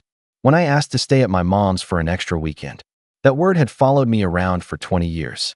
And for the first time, it made me laugh. I didn't respond to either of them that week. Instead, I focused on my work. I had another event coming up, a large benefit gala, and I threw myself into planning every detail. The team was buzzing about the slideshow from the retirement party. Apparently, the venue had received several inquiries about the AV production and the personal storytelling touch. I didn't correct them when they assumed our team had planned the whole thing. It wasn't until I got a call from my mother that I finally addressed the fallout. She hadn't been at the party, not invited, of course, but word had reached her through her sister. She said you walked into that party like someone who remembered who she was, Mom said, half proud, half sad. I told her everything. The slideshow, the chair, the reaction. She was quiet for a while. You've spent most of your life trying not to rock the boat, she said eventually. I'm glad you stopped trying to fit into a mold someone else carved. I didn't cry, but I felt something loosen. Now here's where the story shifts again, because it didn't end at the party. If anything, that night was just the beginning of something Marlena and Kinsey never saw coming. See, when I slipped out of the party, I didn't just walk away. I took with me a copy of the full client file, the design sheets, budgets, payment structure, and most importantly, email chains. Turns out, when you work on an event of that size, your company gets CC'd on everything. And Marlena, in her usual obsessive fashion, had emailed daily. There were message threads about seating arrangements and menu changes, but also ones where she specifically requested I not be included in the invitation list. There was one that stood out, dated April 3rd. We've decided not to invite Leonard's daughter. She tends to make things about herself, and we want the focus to remain on his legacy. She likely wouldn't come anyway. I stared at that sentence for a long time, and then I forwarded the file to my personal email. For safekeeping. I wasn't planning on using it, not at first. But that changed when Kinsey posted a long, carefully worded caption on social media the following weekend. A photo of her and Dad, arm in arm at the event. So honored to celebrate my father's career and legacy last week. It was a private, intimate gathering of close family and friends. Some people tried to make it about themselves, but the night was really about our story. I've always been proud to carry on his name. The comments were full of praise. People congratulating her, admiring her speech, asking about the slideshow. One even said, "Didn't I see your sister in one of the photos?" Kinsey replied, "Half-sister." She wasn't invited, but managed to insert herself anyway. And that's when I decided to act. Not publicly. I didn't post a rebuttal or write a thread calling them out. Instead, I made an appointment with my father's former business partner, Raymond Bell. Ray had retired 5 years earlier, but still held honorary influence in the firm where Dad had worked. He'd been like an uncle to me once. We used to get ice cream after school when I visited Dad at the office. I hadn't seen him in over a decade. He greeted me warmly and listened as I explained everything. The party, the invite, the photo, the deliberate exclusion. I didn't beg for sympathy. I didn't need to. When I showed him the email from Marlena, the one explicitly excluding me from my own father's celebration, he leaned back in his chair and shook his head. "That's not going to sit right with some people," he said quietly. "What do you mean?" "I mean," he said, "your father's legacy isn't just about buildings. It's about mentorship, about family. I still get calls asking who's taking over the Stratton name. And if people start thinking there's trouble inside the family, well, they start wondering about everything else, too." He asked if he could keep the file. I said yes. 2 days later, an article appeared on a small but well-respected architectural review blog. It was a glowing piece about Leonard Stratton's retirement, highlighting his career, his designs, and a brief paragraph about the beautiful tribute video played at his celebration. The article closed with this: "Special thanks to his daughter, Elise Stratton, whose creative direction and heartfelt visual tribute reminded everyone in the room that legacy is more than blueprints. It's the people we build with." It was unsigned, but I knew exactly who had written it. And the phone call started again. The article spread faster than I thought it would. By the end of the week, it had been shared across multiple architectural forums and local news groups. Former clients of my father's firm commented about the slideshow. A few even reached out to our event company, asking if we could provide similar tribute videos for their own retirement celebrations. My boss was thrilled. She thought I'd managed some kind of niche marketing tactic. I didn't correct her. I didn't need credit. I just wanted truth. That article marked a shift, not a loud one, but a noticeable one. People started looking at Marlena and Kinsey differently, quietly, thoughtfully, like something in their perfect picture didn't quite line up. Marlena, of course, noticed. 3 days after the article dropped, I got a handwritten letter in the mail. Not from my dad, from her. The envelope was cream-colored and smelled faintly like perfume. Her handwriting was neat, almost rehearsed. Inside, the letter read, "Elise, I understand you feel slighted, but your actions have caused unnecessary tension within the family. The event was meant to be a dignified, orderly farewell to Leonard's career, not a place for personal displays. I ask that you refrain from further dramatizing the situation publicly. Your father is under a great deal of stress, and I would hate to see his health affected by more negativity. We trust this chapter can be closed gracefully, with maturity. Marlena." It was the kind of letter meant to sound civil, even elegant, but every word was sharp beneath the surface. I read it once, then again, and set it aside. I didn't respond. I didn't need to, because a few days later, I got a call from Raymond again. "Elise," he said, "I wanted you to hear this from me directly. The firm's board met yesterday. There's been discussion about setting up an alumni outreach program, mentorship, design lectures, the whole thing. Your father's name is going to be attached to it." "That makes sense," I said. "He earned it." "Yes," Raymond replied. "But the board voted to include your name alongside his. The Elise Stratton Lecture Series, as a continuation of his legacy." I didn't say anything for a moment. "We want you to speak at the first one," he added. "The theme is building with intent. You can interpret it however you want." I felt the corner of my mouth lift. "Thank you. I'd be honored." It wasn't about revenge anymore. Not fully. It was about reclaiming what had been taken, quietly, deliberately, without apology. Marlena tried to do damage control. Over the next month, she appeared at every function she could squeeze herself into: luncheons, club events, garden tours. Always with Kinsey at her side. They posted photos in coordinated outfits, wrote captions about family unity and private matters staying private. But the silence around them was growing. No one said anything to their faces, not yet. But there were glances, pauses in conversation, polite, clipped smiles. They weren't being celebrated anymore. They were being observed. Kinsey, of course, did not handle it well. One morning, I woke up to find a public post from her on social media. A long, bitter caption attached to a filtered selfie of her and my dad. When people can't get attention through achievement, they resort to drama. Let's remember who stood by Dad during his hardest years, not who showed up for one night and pretended it meant something. The comments were worse. A few people chimed in, parroting her language. One even tagged me, asking if I had anything to say for myself. I didn't reply. I didn't post. I didn't argue. Instead, I made a quiet phone call to the editor of the blog that had published the original article. He was an old contact of Raymond's and had asked me weeks earlier if I wanted to write a follow-up. I had declined then. This time, I accepted. My piece wasn't angry. It wasn't defensive. It was honest. I wrote about growing up around architecture, how my dad used to explain strength and balance by sketching arches on napkins. I wrote about the importance of recognition, how legacies aren't just what we build, but who we build for. I never named Marlena or Kinsey. I didn't need to. The truth was woven between the lines.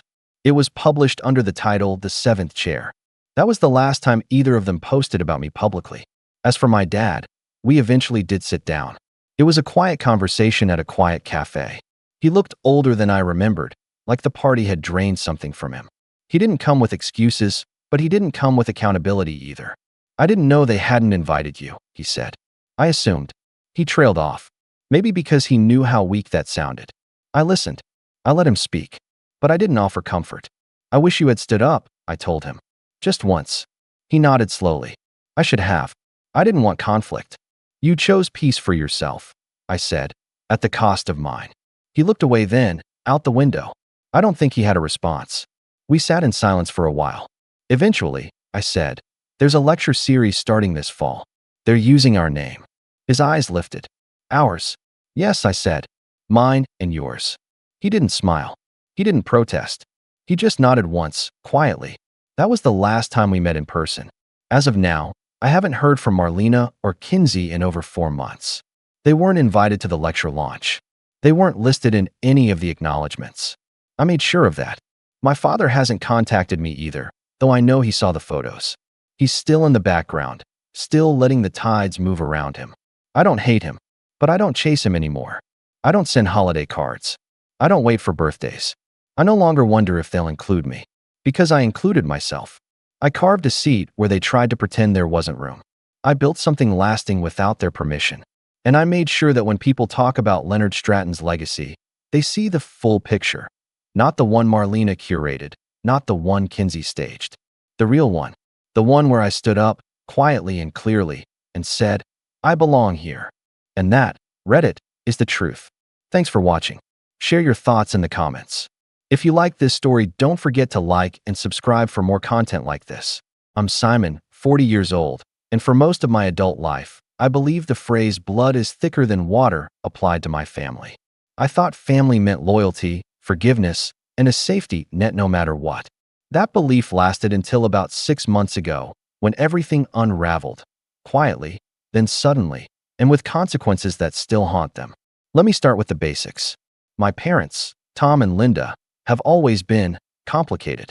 From the outside, they look like the perfect suburban couple. Neatly kept house, respectable jobs, involved in church and the community. But inside, behind closed doors, they ran a tight ship where appearances mattered more than feelings, and control was their currency. Tom, my dad, is the kind of man who expects absolute obedience, especially from me. I'm the oldest child, but to them, I was always the disappointment. I never followed their career expectations, never married the right person, never did anything that fit their narrow idea of success. Evelyn, my sister, was the golden child. She checked every box and then some. Marcus, my younger brother, floated in between, usually siding with whoever had the upper hand at the moment. Over the years, my parents manipulated everything. Family finances, holidays, even the way stories about us were told to friends and extended family. It wasn't outright cruelty all the time.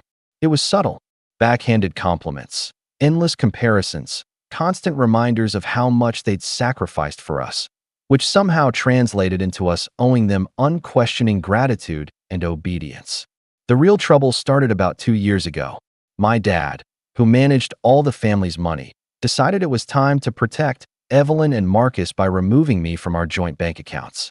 He didn't bother to discuss it with me. One day, I logged in and saw my name missing from the list of authorized users. When I confronted him, his response was cold and dismissive. We have to look out for the family's future. You've made your choices. I tried to reason with them, to explain that cutting me off wasn't just about money. It was about trust and respect. But Linda brushed me aside, accusing me of being selfish and creating drama where none existed. Evelyn took it a step further. She texted me, "Maybe if you acted more like family, this wouldn't be happening." That text hurt more than I expected. For months after that, the family gatherings became unbearably tense. My parents would exclude me from conversations about anything important, and Evelyn made sure to remind me of my place through constant passive-aggressive remarks. Marcus tried to stay neutral, but his loyalty always seemed to side with them. Then, last November, after a particularly painful Thanksgiving, I sent a simple message to my parents. "Can we talk about the finances? I'd like to understand what's going on." The reply was immediate and devastating. "We can't deal with you right now. Do not contact us." That message wasn't just a rejection, it was a declaration that I was no longer part of the family, at least in their eyes. What shocked me even more was that Evelyn liked that message in the group chat. She even added a smiley face emoji. That was the moment I realized they weren't just upset, they were celebrating my exclusion. Instead of reacting with anger, I took a deep breath and calmly replied, "Understood. I'll redirect the joint account payments today." I didn't explain what I meant by that. I didn't threaten or beg. I simply let them know I was taking action. What happened overnight was almost surreal. By morning, the credit cards linked to the joint accounts were frozen. The property titles, which had been held jointly in my name, were quietly redrawn, transferring full ownership to my parents and siblings. When the lawyer's letters started arriving, the responsibility for those hefty fees suddenly fell squarely on their shoulders. Marcus began calling my phone repeatedly, pleading for me to reconsider and not burn bridges. I ignored every call. Later that day, I sent a final message to him. "Enjoy the silence you wanted." But the real shock came when my parents returned home that evening. They discovered something was missing from the house, something valuable that had never been theirs to begin with. A decision I made quietly, carefully, and deliberately. After the shock of the frozen accounts and the sudden legal shift, my parents returned to their house like it was just another day, but it wasn't. Something had changed beneath the surface, and it showed almost immediately. That evening, I stopped by my old family home. Not because I wanted to, but because I had to. There were a few personal items I needed to collect before cutting all ties. The air was thick with tension before I even stepped through the door. The moment Linda saw me, her eyes narrowed, not with the usual disappointment or fake warmth, but pure, cold fury. Tom didn't look much better, and Evelyn's smugness was gone, replaced by a cautious, calculating stare. Marcus was standing awkwardly in the background, avoiding eye contact. "Simon," Linda said, her voice sharp, "you shouldn't be here." I shrugged, keeping my tone calm. "I'm just picking up what's mine." Tom stepped forward, voice low and steady, but with an edge. "You've taken what's not yours already." It was Evelyn who spoke next, the venom barely masked beneath a polite tone. "You don't understand how much you're tearing this family apart. Maybe it's time you realize some things aren't yours to take." I looked at her, my voice even but firm. "Funny, because everything I'm taking belonged to me, legally and morally. I'm only claiming what you decided to deny me." That's when they noticed. The item. The one thing they didn't expect me to move, the one thing that had been tucked away for years under their noses. It was an old box, roughly the size of a shoebox, that I'd quietly removed from the house earlier that day. To anyone else, it might have seemed insignificant, dusty, worn, unremarkable. But for me, it held everything. Letters, photographs, documents, evidence of years of manipulation, lies, and the ways they tried to rewrite history to favor Evelyn and Marcus. I placed the box on the kitchen table, sliding it toward them. "This is why you're so desperate to cut me out. Because the truth isn't on your side." Linda's face went pale. Tom's jaw tightened. Evelyn's eyes flickered with something close to panic. "What do you mean?" Marcus asked, finally stepping forward. His voice was tense, no longer the easygoing middle child. I opened the box slowly, revealing stacks of letters and old bank statements, receipts showing money transfers that were never discussed, even a few notarized affidavits from family friends who had witnessed the subtle gaslighting and financial exclusion over the years. "This is the proof that the joint accounts weren't just about money," I said. "It was about control. The property deeds I lost. That was part of the plan too. You wanted to erase me from the family story." Linda snapped, "You're twisting things. We've done nothing but support you." I shook my head. "Support? You supported Evelyn by funneling money her way, all while I struggled to pay rent. You told Marcus to stay out of it, but he sided with you whenever it suited. This box proves everything. Evelyn stood up abruptly, voice sharp. You're a liar and a thief for taking those documents. You think you can just rewrite the past with scraps of paper? I'm not rewriting anything. I'm revealing what you've worked so hard to hide. I glanced around the room, my gaze steady. This family isn't what it appears to be. Tom's usual cold demeanor cracked, his face flushed. You're destroying the family, he hissed. I took a deep breath. No, you destroyed it a long time ago. I'm just cleaning up the mess. The room fell silent, heavy with the weight of unspoken truths. Marcus's phone buzzed repeatedly, but no one reached for it. The tension was suffocating. Then, Evelyn's phone chimed. She looked at it and smirked, pulling up the family group chat. She read aloud the message their lawyer sent just that morning. A formal notice that the property titles had been legally transferred to their names alone, that the joint accounts had been permanently severed. You think freezing our cards and shifting ownership is enough?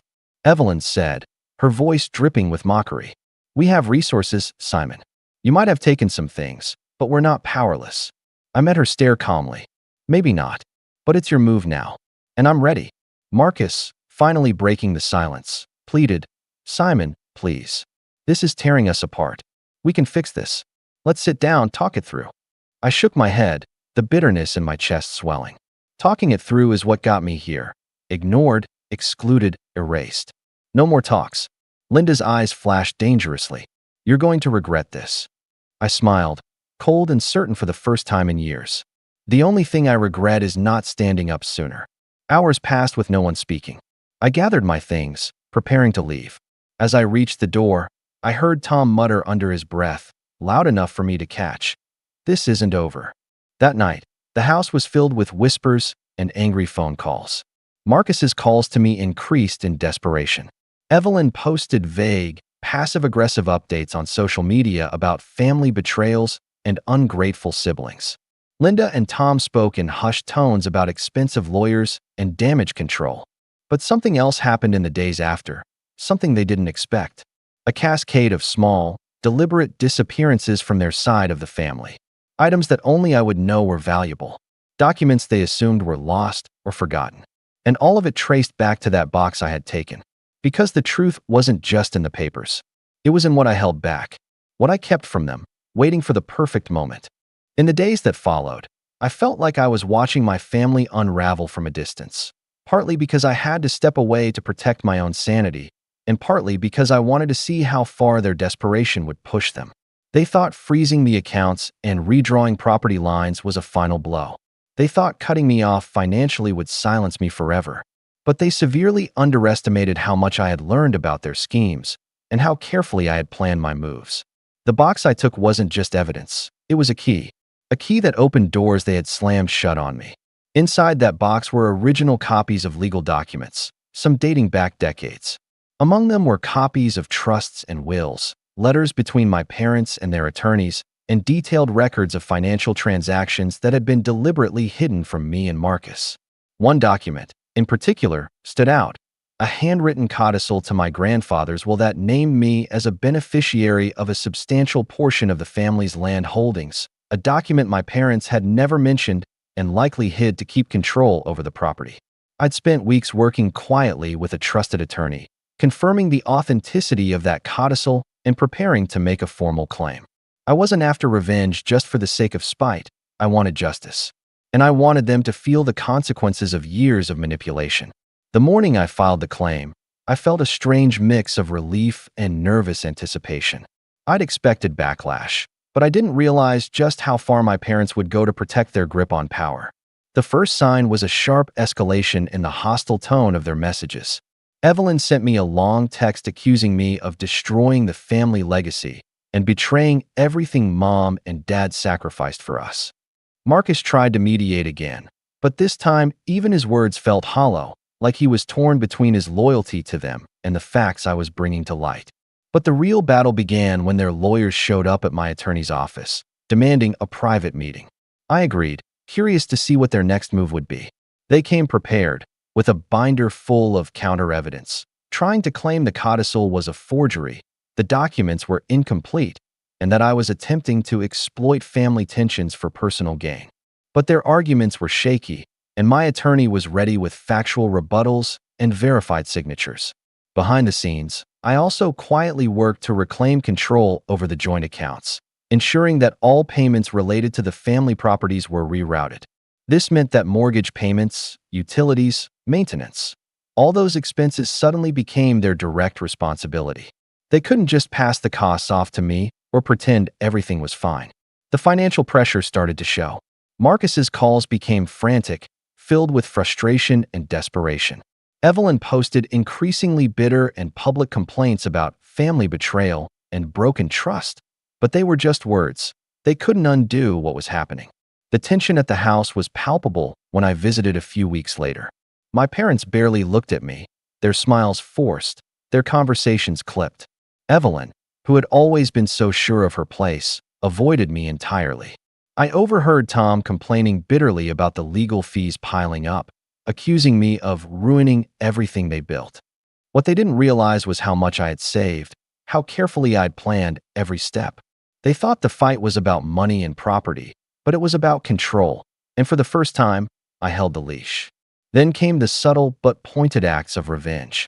One evening, I received a message from a close family friend, someone my parents had trusted implicitly for years. The message was short but loaded. "Simon, be careful. Your parents are not taking this well. Things at the house have changed." That night, I found out why. The next morning, my attorney called. The opposing side had filed a motion to freeze all transactions on the properties, claiming I was acting in bad faith. The court hearing was set for the following week. It was an attempt to stall, to intimidate me. But I was ready. On the day of the hearing, I arrived with a folder thicker than theirs, including expert testimonies and forensic analysis of the documents. I spoke calmly, laying out the evidence with clarity and precision. The judge listened carefully, then ruled in my favor, allowing me to proceed with the claim and lifting the temporary freeze on payments. When I left the courthouse, I could feel the change. My parents were losing their grip. The foundation they'd built on manipulation and control was cracking. Back at the house, things escalated quickly.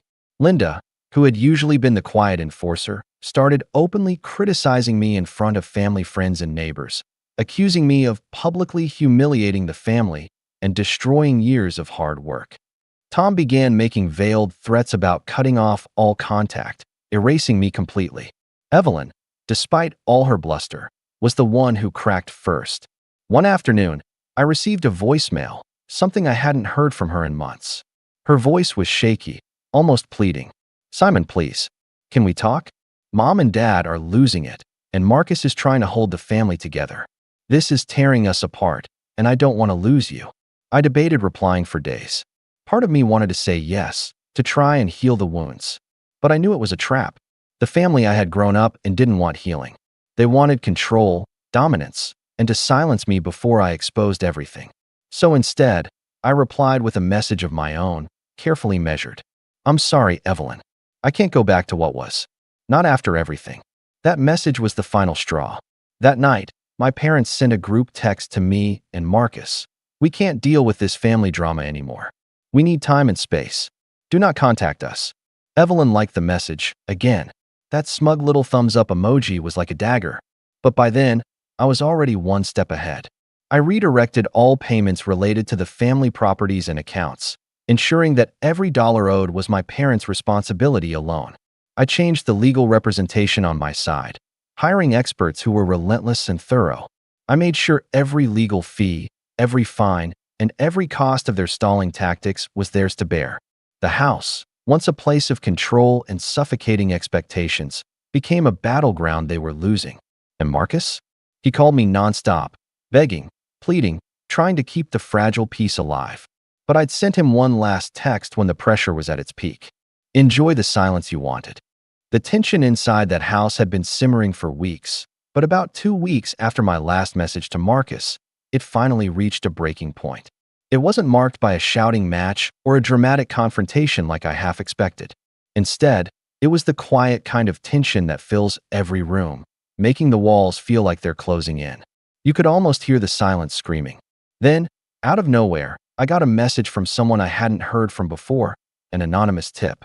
The sender said they had been quietly observing my parents for months, maybe even longer.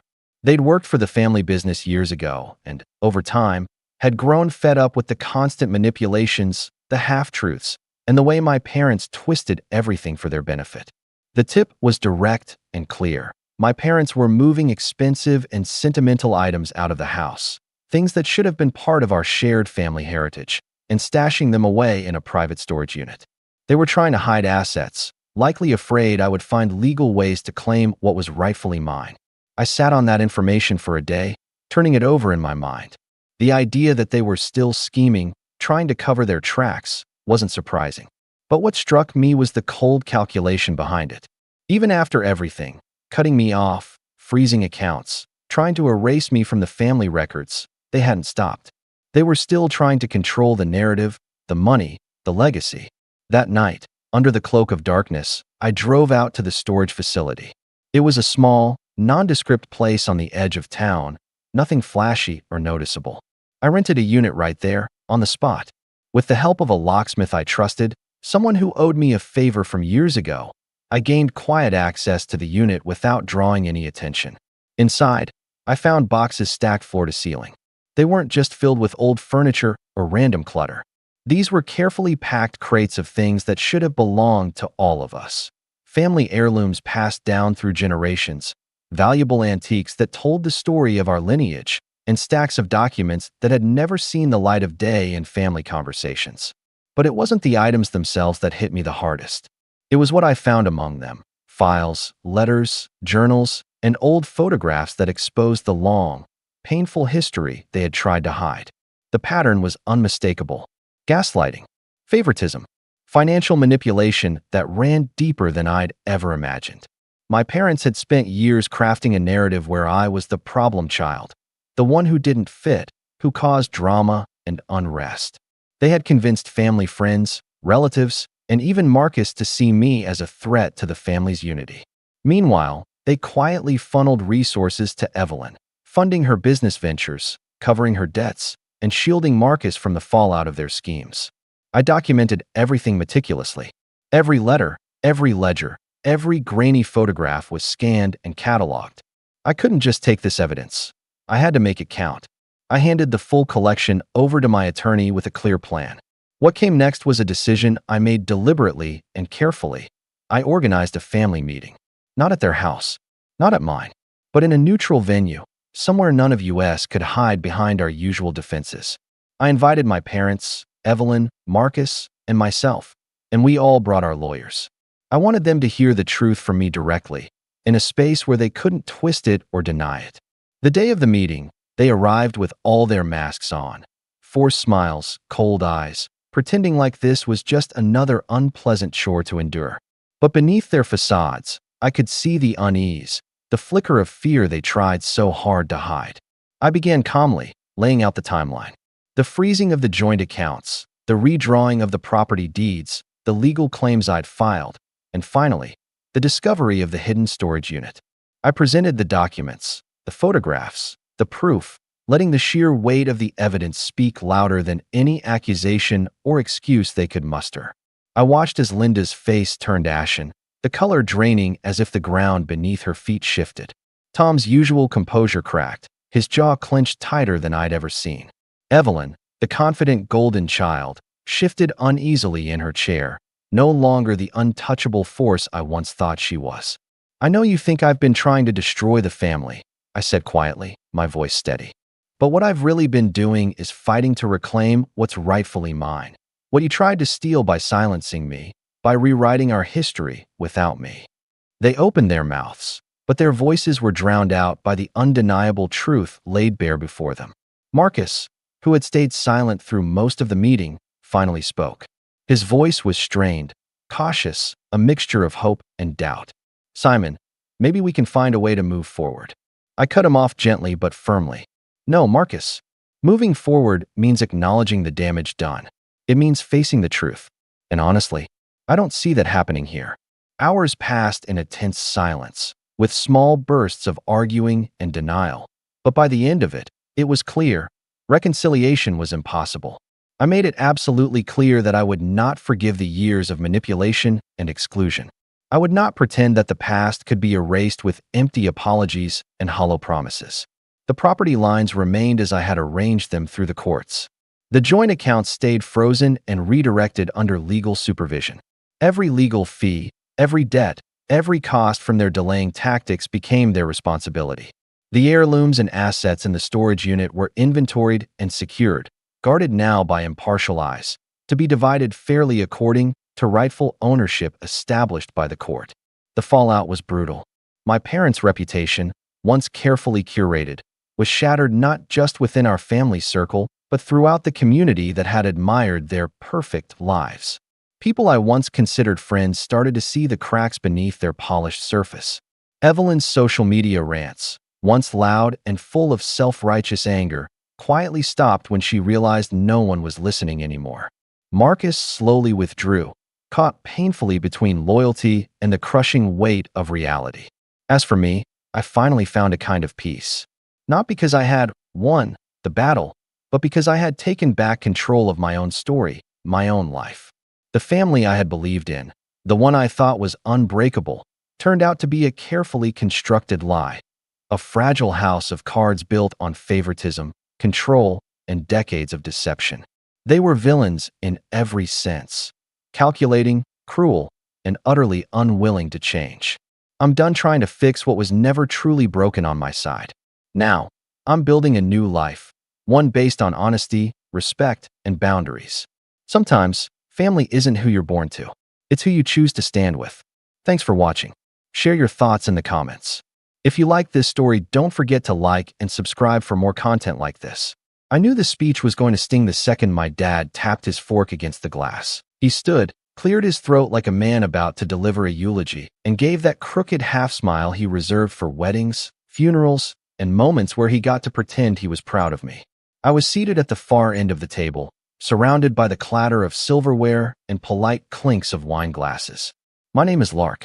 I'm 28, and 3 days ago, I got promoted to senior lead architect at a firm that, until recently, didn't even have someone under 35 in that role. I'd worked hard for it. I'm talking sleepless nights, caffeine-induced heart palpitations, deadlines so tight I nearly moved into my office. So this dinner? It was supposed to be a celebration. My celebration. Imagine, Dad said, swirling his wine with a dramatic pause. Just imagine what our Lark could have achieved if he weren't so lazy. There was laughter. Chuckles from aunts who barely knew what I did for work. Forced smiles from cousins who came for the free food. Even a scoff from my younger sister, Zoe, who never passed up a chance to ride my coattails and criticize the stitching. I smiled too. Or at least, I think I did. I'd practiced that smile in the mirror as a kid, when Dad would make jokes at my expense in front of dinner guests. It didn't reach my eyes then, and it sure didn't now. I let them take the photos. One with Mom and Dad on either side of me, their arms draped over my shoulders like they'd supported me all along. One with my boss, who'd stopped by to say a quick congratulations, looking visibly uncomfortable at the awkward tension in the air. One with Zoe, who leaned in and whispered, "Maybe now you'll finally stop acting like you have something to prove." I excused myself before dessert. No one followed. No one noticed. Or maybe they were too busy digging into tiramisu and clinking forks to care. I sat in my car for 20 minutes, gripping the wheel, trying to breathe normally. I didn't cry. I don't think I could have, even if I wanted to. I just felt hollow, like I'd thrown everything into this moment, only for them to hand me a punchline in return. 3 days passed in a weird haze. I avoided my phone, ignored texts from coworkers congratulating me again, from friends wanting to meet up and celebrate. I worked late and ate leftover takeout. Then came the call from Aunt Julie. "Lark," she said, her voice soft, almost guilty. "Your mom hasn't stopped crying." I didn't respond right away. I just held the phone to my ear and waited. "She thought you'd be happy," Aunt Julie continued. "She says she doesn't understand why you left. Why you didn't say goodbye. Your father, well, you know how he is. But your mother, she's taking it hard." That's when the guilt crept in, like a cold draft under a locked door. Not because I'd done anything wrong, but because I'd made the mistake of hoping things would be different. That this time, maybe they'd see me, not the projection of who they thought I was, or wasn't, but me. The kid who stayed up studying while they laughed at how I'd never survived the real world. The teenager who quietly started freelancing to pay for college applications they refused to fund. The adult who worked his way through internships, low-paying jobs, and burnout to land a role they didn't even understand. But maybe that's the thing about family. They remember you at your worst and hold you there forever. Aunt Julie tried to pivot the conversation to something lighter, asking if I'd come by next weekend for her birthday. But I mumbled an excuse and hung up. I knew I wasn't going. Not now. Maybe not ever. I should probably explain how we got here. Why my father, the man who was supposed to teach me how to believe in myself, thought the word lazy was the best way to honor my biggest achievement. Why my mother, sweet as she sometimes was, never stepped in. Why Zoe's words always landed like little knives. It wasn't a single moment. It was a slow drip. Years of subtle digs, backhanded compliments, and dinners where the only thing on the menu was disappointment. Growing up, I was never the golden child. That was Zoe.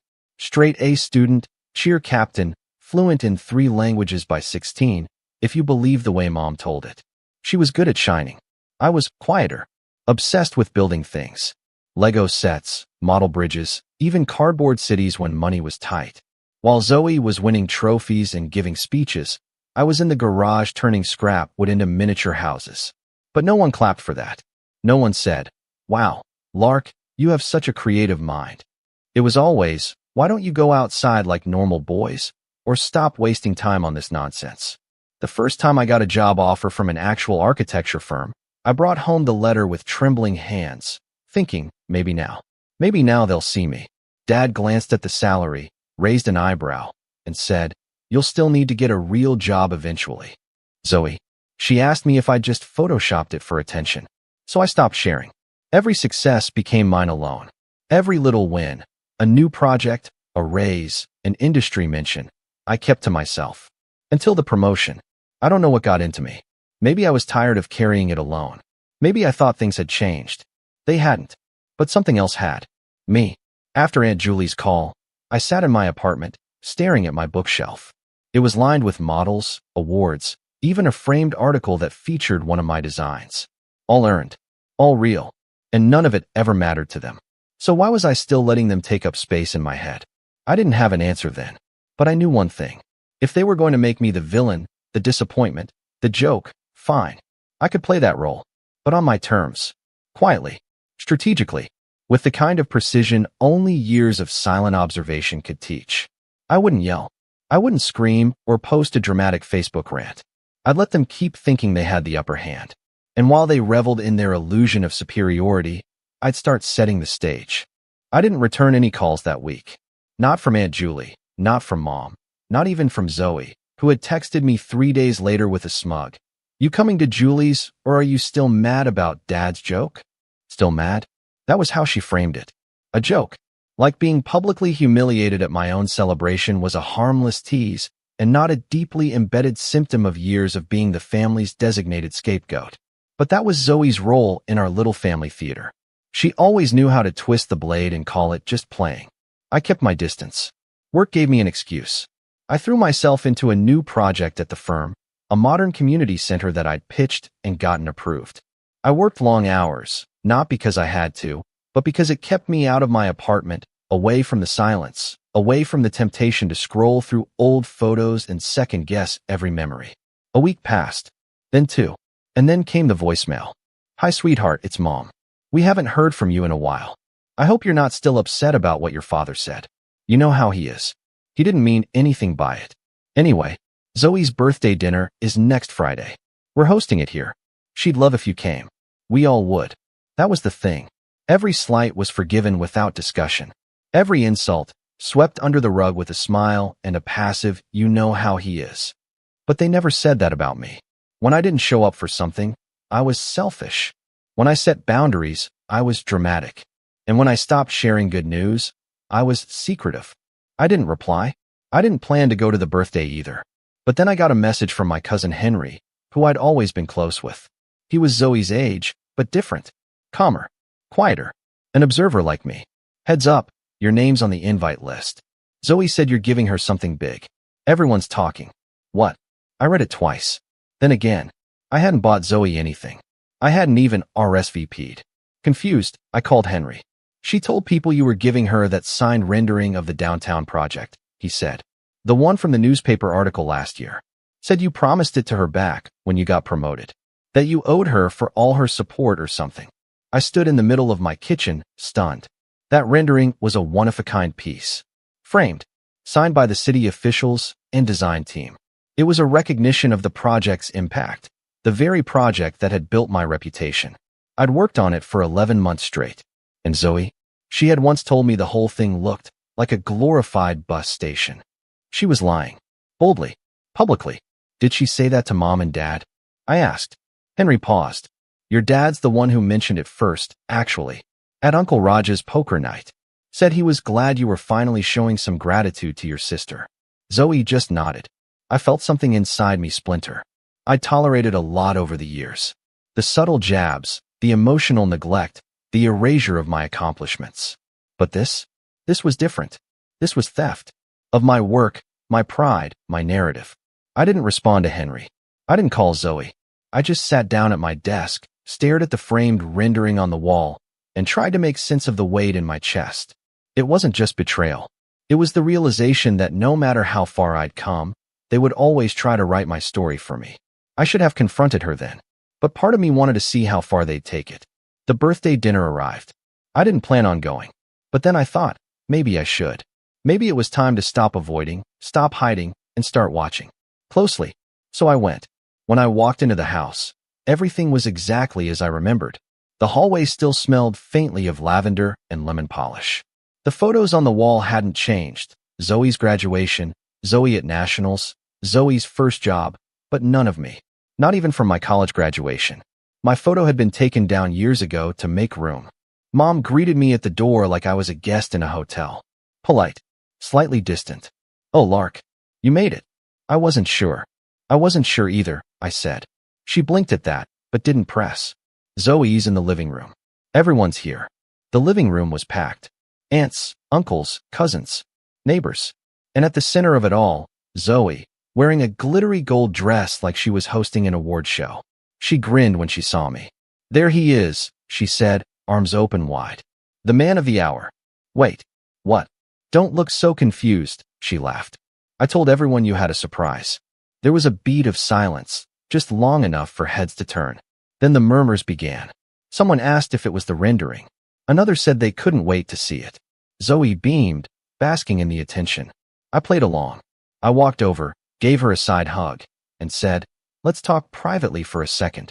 She hesitated. Why? You didn't bring it. I just looked at her.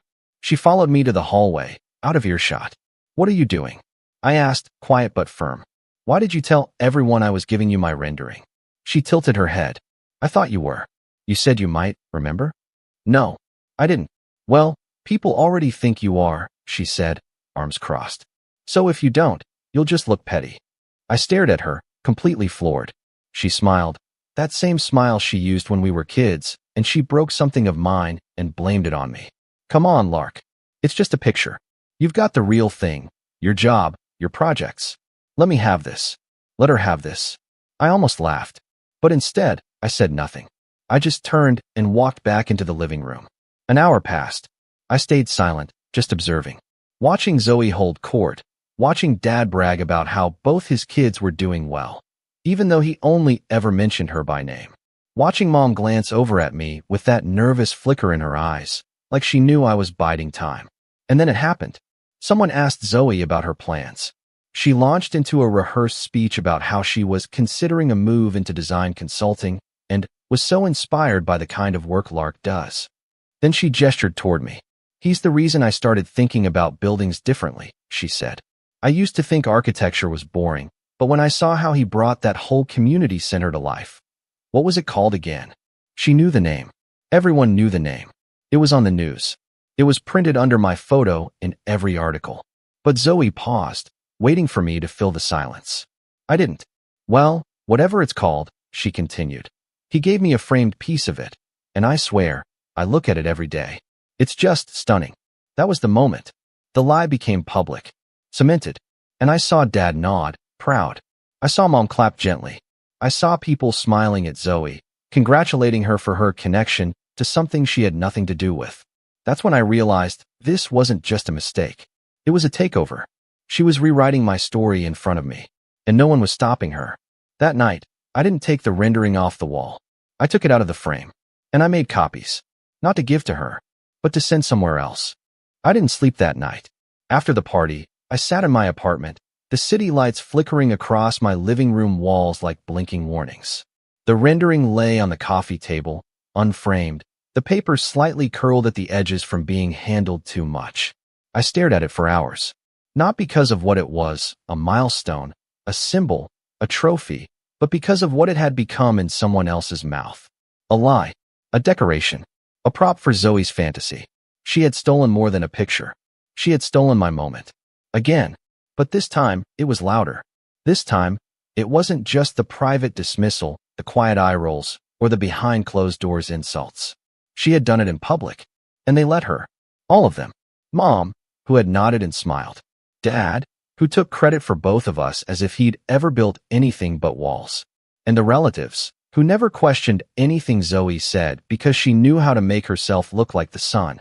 For a few days, I crashed emotionally. I wasn't ashamed to admit it. Not to myself, anyway. I didn't go into work. I didn't answer calls. My fridge was empty, but I didn't have the energy to go to the store. I ordered cheap food I barely touched and let dishes pile up in the sink. I watched the same 3 movies on a loop, not because I liked them, but because they asked nothing of me. I kept thinking of the birthday dinner. Her words. The applause. The way she turned the whole room with one smile and a made-up story. And I thought, maybe I deserved it. Maybe they were right all along. Maybe I was too sensitive. Maybe I didn't do enough to earn the space I wanted in that family. But that voice, the one that had always been quiet, the one I buried under years of self-doubt, started to push back. Because deep down, I knew better. I had earned it. Every inch. Every sleepless night. Every drawing redlined at 3 a.m. Every team meeting where I pitched ideas no one else believed in until the models came to life. I hadn't coasted on charm or borrowed inspiration. I'd built my career from the ground up, brick by brick. And I wasn't going to let someone who'd never lifted a finger in my world claim my legacy. Especially not my sister. So slowly, I stood back up. I went back to work. I walked into the firm like I hadn't missed a day, and if anyone noticed the bags under my eyes or the way I kept to myself, they didn't mention it.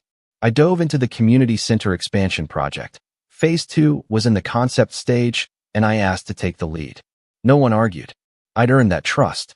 Outside of work, I started reaching out to people who'd worked with me on past projects, to contacts I hadn't spoken to in a while. Not to gossip, not to complain, just reconnect. Remind them I was here. Remind myself I existed outside of my family's shadow. I also took the copies of the rendering and wrote a letter.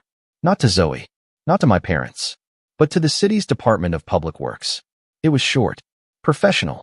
I explained that I was the original designer behind the award-winning West Side Community Center and wanted to contribute framed, signed copies of the original renderings to hang in the newly approved satellite locations. It wasn't grand or flashy, just a quiet way to say, "This is mine." They said yes. They even asked if I'd speak at the groundbreaking ceremony for the next site. I didn't tell my family, not because I was hiding, but because I was done giving them front-row seats to my life if all they did was throw popcorn. Meanwhile, Zoe's design consulting career was getting louder online. She'd made a website, social media pages, even started offering remote consultations for small residential projects. She name-dropped my community center 3 times in the About Me section. She used phrases like collaborated with award-winning architects and instrumental in early design ideation. All vague enough to sound impressive, all lies. I took screenshots. Every single one. I wasn't sure yet what I would do with them, but I knew one thing. Truth has a way of revealing itself. Eventually. And I was patient. Mom called again a few weeks later. "Lark, honey, your sister said you've been distant. Is everything okay?" I paused, weighing my response. "I've been busy," I said.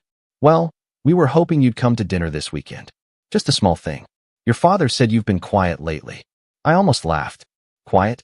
That's what they called self-preservation now. "I'm not coming," I said. There was a beat of silence on her end. I could picture her frowning, pressing her fingers to her temple like she always did when she didn't want to deal with something. "Lark, we're family. You can't just disappear because you're upset." I'm not disappearing, I said calmly. I'm just done pretending things are fine when they're not. You know your father didn't mean anything by that joke at the promotion dinner. It's not just about the joke, Mom. Then what? I wanted to tell her everything. About Zoe's lies. About the rendering. About how they'd applauded a fantasy version of me while ignoring the real one for years. But I didn't. Because deep down, I knew she wouldn't believe me. Or worse, she'd believe me and still side with them. So instead, I said, I need space. That's all. She sighed. Well, don't take too long. Your cousin Amelia's wedding is in a month. It would mean a lot to everyone if you came. I didn't answer. Because the truth was, I would be there. Just not the way they expected. In the meantime, things started to shift. Quietly. Slowly. People at work began asking for my input more often. A few colleagues mentioned how they'd seen me featured in an architecture blog about young innovators in public design. I hadn't even known I was in it. I was invited to guest speak at a university design class. The students were sharp. They asked questions about function and community equity and sustainable structures. And for the first time in a long time, I felt like what I said mattered. Not because it made someone else look good, but because it came from me. And through all this, I kept watching Zoe. She was getting bolder. At a small networking event, one of my old colleagues told me they'd met her at a mixer. Said she'd casually implied she had helped design the blueprint for the community center. She said you were close, he added. That you two collaborate a lot. I smiled. Not exactly. Zoe was playing a dangerous game, and she didn't know I had started keeping score. The fall was slow, but the rise? That was mine. I didn't need their approval anymore. I didn't need the applause. I'd finally stopped trying to rewrite my place in their family story. Instead, I was writing my own. One without applause lines and punchlines. One with truth. One where I didn't flinch every time my phone lit up with my father's name. One where I didn't let my sister wear my skin like a costume. But the story wasn't over. Because just when I thought things had stabilized, when I'd carved out a quiet peace and found a rhythm, I got an email. From a publication. A big one. One I'd submitted a project featured months ago, with little hope of it going anywhere. Subject line, feature approval, final interview request. I opened it, heart racing. But halfway through reading, I stopped cold. Because they weren't asking to interview me. They were confirming a co-feature. With Zoe. Apparently, she'd reached out after hearing I submitted. Claimed to be my co-designer. And they believed her. For now, I closed the email. Sat back in my chair. And stared out the window. That night, I stared at the email for hours. Every time I read the lines, "We're thrilled to feature your work," and Zoe mentioned she'd be happy to share insights from your collaborative design process. My jaw clenched tighter. My fingers hovered over the keyboard, itching to respond, to correct the lie. But I stopped myself, because something had shifted.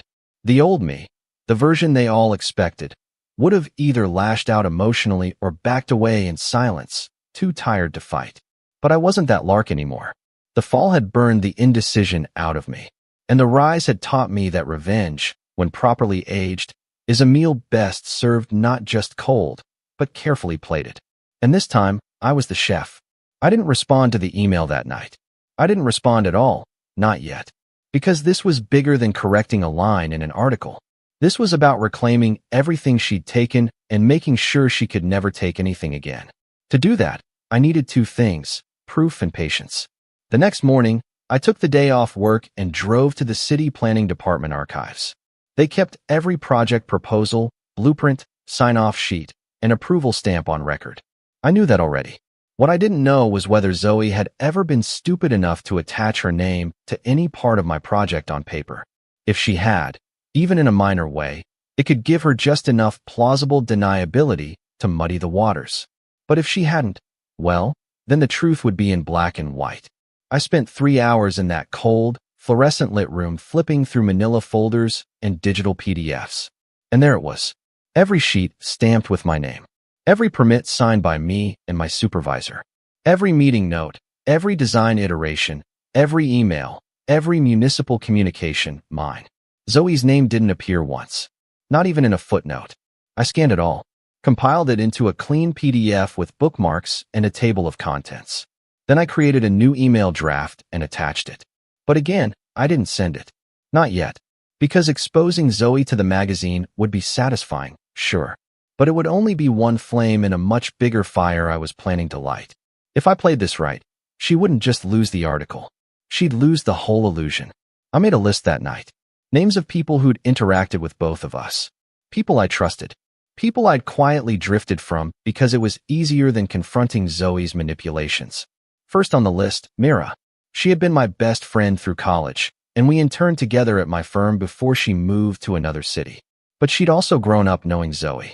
Back when we were younger, Mira had seen firsthand the way my sister treated me, how Zoe would borrow my ideas and present them to others, how she always made it sound like I needed her to translate my work to the world. I hadn't spoken to Mira in almost a year. Not because of anything bad, just time, life, and distance. But I sent her a message that night. Hey, I know it's been a while. I could really use your help with something. Do you have a few minutes to talk? She replied in 5. 10 minutes later, we were on a video call. I filled her in, slowly, carefully. I explained how Zoe had hijacked my promotion party, claimed the rendering as her gift, spun up a fake consulting career off the back of my work. And now, this article. Mira didn't interrupt. She didn't blink. She just leaned back, exhaled, and said, "She's always done this to you." That hit me harder than I expected, because it was true. And hearing someone else say it made me feel less crazy. I never thought she'd go this far, I admitted. She's always been this far, Lark. She just finally found an audience big enough to clap. We talked for over an hour. By the end of it, Mira had offered to write a formal statement confirming Zoe had no part in the community center design. She even offered to reach out to the article's editor herself, since she now worked in PR and had media connections. But again, I told her to hold off. I wasn't quite ready to trigger the avalanche. Not yet. Next, I called Henry, my cousin, my one honest link to the family web. I hadn't spoken to him since the birthday party, but he picked up instantly. "You okay?" he asked, voice quiet. "I'm getting there," I said, "but I need a favor." I explained what happened with the article, how Zoe had inserted herself into the publication feature and was building her brand off of my work. Henry wasn't surprised. In fact, he told me something that made my stomach turn. "She's planning to launch a course," he said. "Online design basics or something. Says she's going to use your community center project as a case study. Already filmed some promo stuff." "What?" I asked, stunned. "Where?" "She rented studio space. Said a friend from college is helping her produce it. Wants to call it design thinking, from concept to community." I let out a slow breath. That was the exact phrase I'd used in my last TDX-style talk. Word for word. "Can you find out where she's filming?" I asked. Henry hesitated. "You're not going to, storm the place, are you?" "No," I said. "I'm going to make sure it's the last place she ever lies." He texted me the address that evening. It was a small media studio in Midtown, one of those rented spaces that influencers use to film courses, reaction videos, or fake startup promos. I scoped it out the next day. Quiet, easy to access, nothing high security. She was filming again that Saturday, according to Henry. That gave me 3 days. I spent those days preparing. I went through every piece of evidence I had. The planning documents, the signed contracts, the timestamp drafts. I recorded a video walking through the entire process of the community center project, from the first concept sketches to final construction. I included timelines, photos of my meetings with city planners, interviews with team members, even drone footage from the day we opened the building to the public. And at the end, I looked directly into the camera and said, "Design is about solving problems." But the biggest problem I've faced wasn't a building. It was someone trying to build a career on top of my life's work. Then I reached out to the article's editor. I was calm, polite, professional. I told them there had been a misunderstanding, that Zoe had no involvement in the design project, and I had attached documentation to verify that. I didn't trash her. I didn't demand they remove her. I just asked that the feature reflect the truth. The editor responded the next morning. They thanked me for the clarification, said they'd be revisiting the story structure.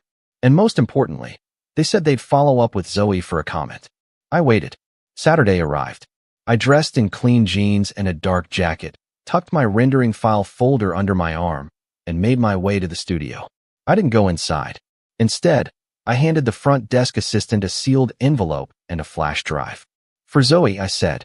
"She's expecting it." She wasn't. Inside the envelope was a letter. No threats. No insults. Just a list of everything she'd claimed. alongside the evidence disproving each one. At the bottom, I added a line. You always said I needed you to help tell my story. But the truth speaks just fine on its own. The flash drive? That was the video. The one showing the entire project timeline. The one that had already been shared privately with the magazine, the city's PR department, and several professional contacts who had begun noticing Zoe's name popping up in places it didn't belong. The one Mira was preparing to publish if Zoe didn't back down. I left the studio without waiting for a reaction, because I didn't need to see her fall to know it was already happening. But the real stage was still ahead. Amelia's wedding, a massive family gathering, where every relative, friend, and old acquaintance would be present. And Zoe? She'd planned to give a speech. A toast, according to Henry. About creativity. About legacy. About the people who inspired her most. I'd seen the draft. And guess whose name showed up 3 times? The wedding was next weekend. And I had already RSVP'd. Amelia's wedding was held at a country estate an hour outside the city. The kind of place that tried too hard to look effortless. Strings of white lights, manicured hedges, and waiters in black vests handing out overpriced finger food. I arrived early, not to mingle, but to settle in. To observe. I wasn't nervous. I felt steady, calm, like a chess player walking into the final match with every move already mapped. I wasn't here to start a fight. I was here to finish a story. Inside the reception hall, they'd arranged the tables in clusters, family up front, friends, and extended toward the back. My parents were already seated at the head table, Mom fussing with her necklace, Dad sipping white wine like it owed him something. Zoe hadn't arrived yet. When she finally entered, the entire room tilted.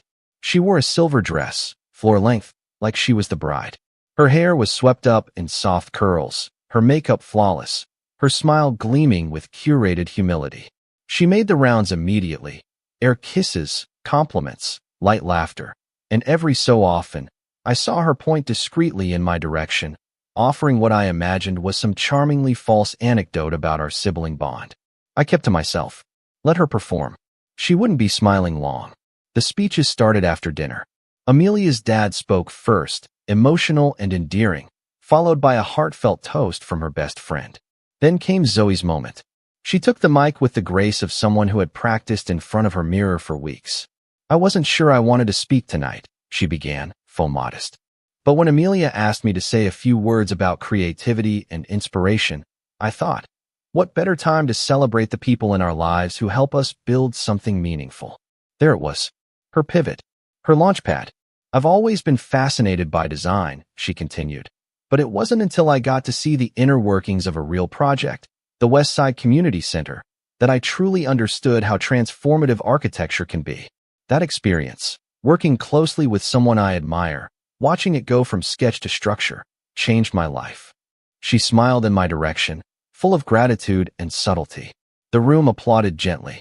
I've learned that buildings don't just house people, she said. They tell stories. And if you're lucky, you get to be part of one that makes a difference. It was elegant, polished, deceitful, and it was the last time she'd ever get away with it. After the applause faded and people returned to their conversations, I quietly approached the event coordinator, an older woman named Janice I'd met briefly when I arrived. I'd slipped her a small envelope earlier with a polite request and a flash drive. She gave me a quick nod now and began walking toward the A/V booth. The lights dimmed. The music cut. A new video began playing on the large reception screen. At first, people looked up with confusion. Was this a surprise slideshow? A tribute to the bride and groom? Then came the opening title. The Making of the West Side Community Center, a True Story. The room fell silent. It opened with aerial shots of the building, then blueprints, then footage of the first city meetings, me in a button-up and slacks, pointing to schematics, talking to council members. Narration overlaid. Design is about solving problems. But the biggest problem I've faced wasn't a structure. It was someone trying to take credit for mine. Gasps rippled across the room. Zoe, seated now, went stiff. The video laid everything bare. Timestamps, design files, email exchanges, photos of me presenting the project alone. No Zoe. Not even once. It was short, 3.5 minutes, but perfectly curated. Clear. Undeniable. Then came the kicker. A side-by-side comparison of my original TEDx quote, design thinking, from concept to community, and her course promo clip using the exact same phrase. Word for word. The video ended with my voice. You don't get to rewrite someone else's work and call it inspiration. You don't get to wear their legacy like a borrowed suit. The screen went black. Silence hung in the air like smoke. Then murmurs. Whispers. Heads turning toward Zoe. She stood abruptly. This is completely out of context, she stammered. He's twisting things. This isn't what it looks like. People didn't buy it. Because context wasn't necessary. The truth had been presented clearly, calmly, and with evidence. Her lie hadn't just unraveled. It had collapsed in front of everyone. She'd used it to elevate herself. My parents were frozen. Dad looked like someone had slapped him across the face. Mom stared at her half-eaten dessert like it might disappear. I didn't approach Zoe. I didn't need to. But she came to me. 20 minutes later, in the hallway outside the reception room, she cornered me. What was that? She hissed. I didn't answer. You embarrassed me. In front of everyone. No, I said. You did that all by yourself. Her nostrils flared. You've always been jealous. That made me laugh. Genuinely. Jealous of what, Zoe? That you can lie better than I can breathe? I was just trying to build something. With my foundation, I snapped. You built a house of mirrors and acted shocked when one broke. She looked like she wanted to scream. But she didn't. She just turned and stormed down the hallway. I returned to the reception. Henry gave me a nod. Mira, who had shown up as my quiet +1, squeezed my hand under the table. And the bride? Amelia? She smiled at me with a kind of gratitude I didn't expect. Later that night, after the cake had been cut and the dance floor emptied, I walked out onto the estate's stone patio. The night air was cool, crisp, clean. My phone buzzed. A new email. Subject line, revised article draft approved. It was from the magazine. They'd updated the feature to focus solely on my work. Zoe's name had been removed. No co-feature. No quote. No footnote. Just me. Alone. And for once, that didn't feel lonely. It felt right. Because I had finally told my own story. And they had no choice but to listen. Hey everyone, I'm Alex. I'm 34, married with no kids, working in IT. I've never been the type to stir the pot or seek attention online. But this whole situation with my family has left me feeling completely blindsided, and honestly, I don't know what else to do. So here I am, sharing this because I need to get it off my chest, and maybe someone out there will relate. The family ski trip has always been the thing we do every year around Christmas. It started back when I was a kid, and for a long time, it was the one time my family really came together. My parents, my two younger siblings, Laura, 28, and Nathan, 26, and a few cousins. I say a few, but honestly, it's always been a larger group than you'd expect because my parents somehow always manage to rope in cousins who don't even ski. Maybe it's their way of just making it a family gathering under the guise of skiing. Either way, it was supposed to be inclusive. For years, I've looked forward to this trip. Not so much the skiing. I'm okay at it, but I'm no pro. But the break from work, the chance to see everyone in one place, the cozy nights by the fireplace, and the ridiculous board games we play when the snowstorm traps us inside. It was like a small ritual, something stable in the otherwise chaotic life of adulthood. So this year, about 2 months before the trip, I started asking my mom if there was a set date yet.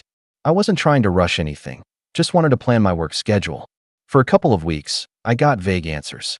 She'd say, "We're still figuring it out," or "Don't worry, you'll know soon." That was fine. Families are busy. But then, the group chat for the trip started to buzz with messages. Dates, carpool plans, who's bringing what snacks. I waited for my invite, but it never came. At first, I thought maybe my mom or dad just forgot to add me. It happens, right? So I dropped a casual message in the chat. Hey, did I miss something? I don't see myself on the invite. Nothing. No response. Then, out of the blue, I got a text from my mom. It read, "Figured you'd rather work this year." I stared at it for a long time. I wasn't working that week. I hadn't mentioned any plans that would prevent me from going. It felt like a jab, a way to avoid having to say outright that I wasn't invited. I didn't reply. I didn't want to engage in whatever game they were playing. But the sting lingered. As the trip dates rolled around, I kept busy with work and personal projects, trying to push the exclusion out of my mind. But then the photos started coming through on social media. My siblings smiling in front of the cabin, my cousins gathered around the fire, my parents laughing and enjoying themselves, all without me. What hurt the most? Seeing cousins who don't ski, who live hours away, invited and included, while I was left out. It felt deliberate. I kept scrolling, each picture a reminder I wasn't welcome. Then, 3 days into their trip, I got a notification from my bank, a large charge from the rental cabin for the entire week's stay. It was on my credit card. I called my mom immediately, confused and upset. "Mom, why is the cabin rental charged to my card?" I asked. She paused, then said, "Oh, that was a mistake. We didn't think you'd be going, so we used your card. It's easier this way." I didn't say anything right then, but inside I was boiling. They had not only excluded me, but they had also put me on the financial hook for something I wasn't a part of. The next morning, I called the rental company. I explained the situation, told them I needed to cancel the reservation and request a refund since I never authorized this. The agent was sympathetic, but warned me cancellations that close to the date might not be fully refundable. I didn't care. I had to try. That night, my phone rang. It was my dad. He was furious, sharply so. I could hear the tension in his voice through the phone. "Alex, why did you cancel the cabin? You've ruined the trip for everyone." I took a deep breath, keeping my voice calm. I didn't cancel anything for everyone. I canceled a booking I never agreed to pay for. There was a long pause, and then he snapped. "You're being selfish. You don't think about anyone but yourself." I simply replied, "Guess I'm too busy enjoying my own snow." After that call with Dad, things took a strange turn. At first, I hoped it was just frustration talking, but the silence that followed was deafening. For 2 whole days, not a single message, text, or call from any of them. Not even my siblings, who usually at least check in or send a passive-aggressive meme. But then the messages started again, and they weren't subtle. It began with my younger sister, Laura. Her first text was short but loaded. "Thanks for ruining Christmas for everyone." I didn't respond immediately. I was still trying to process it myself. Ruining Christmas? I hadn't been invited, didn't go, and then canceled a charge I never authorized. How exactly was I ruining anything? But Laura kept pushing. Over the next few hours, more messages popped up, some from my cousins, even some of the ones I barely knew. They all painted the same picture. I was selfish, petty, the reason the whole trip fell apart. One cousin, Marcus, who lives in another state and rarely talks to me, actually sent, "Maybe next year you'll think twice before messing up family plans." What hurt the most wasn't the words themselves, but the realization that no one was asking what happened from my side.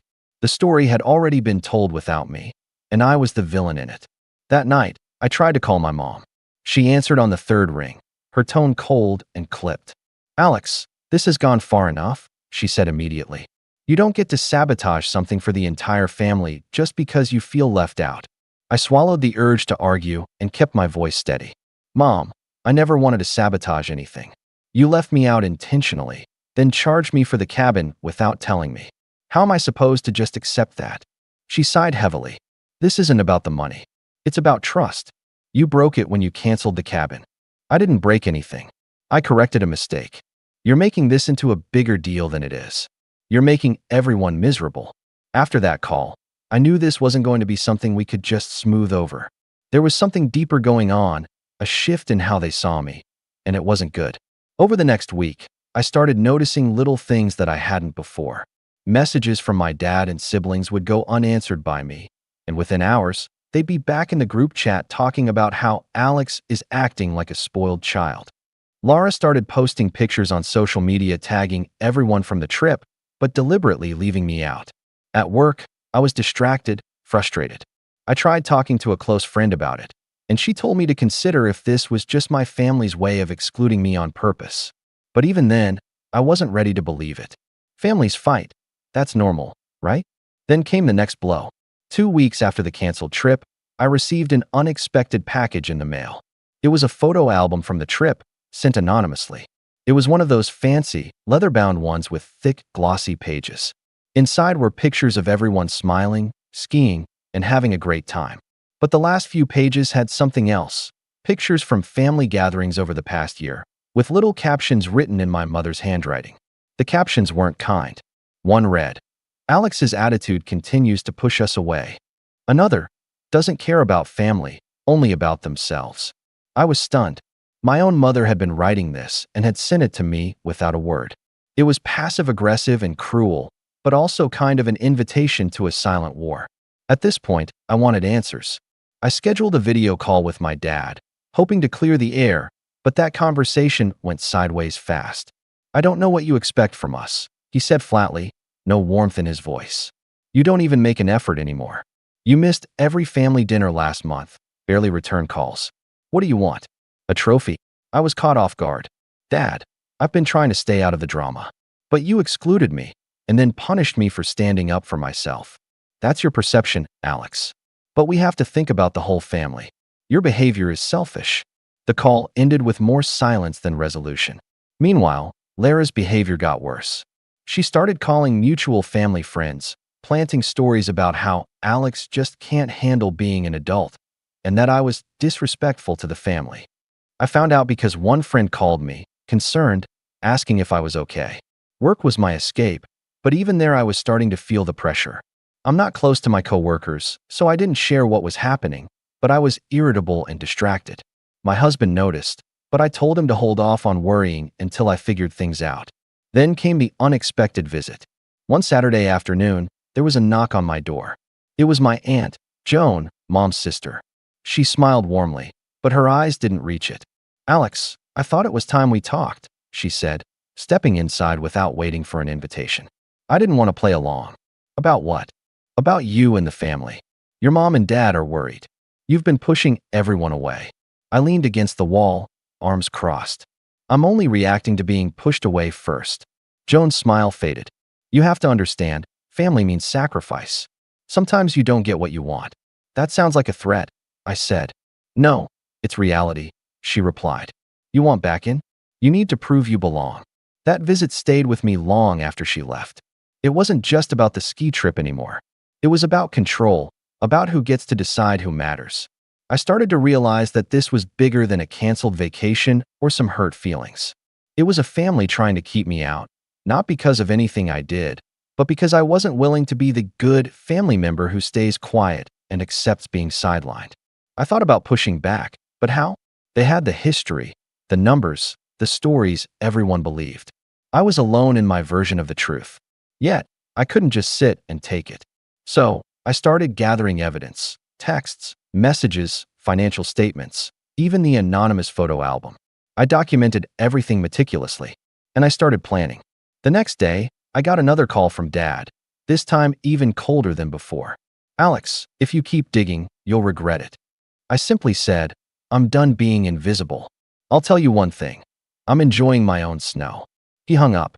The days after Dad's final warning call felt heavy, like walking through molasses.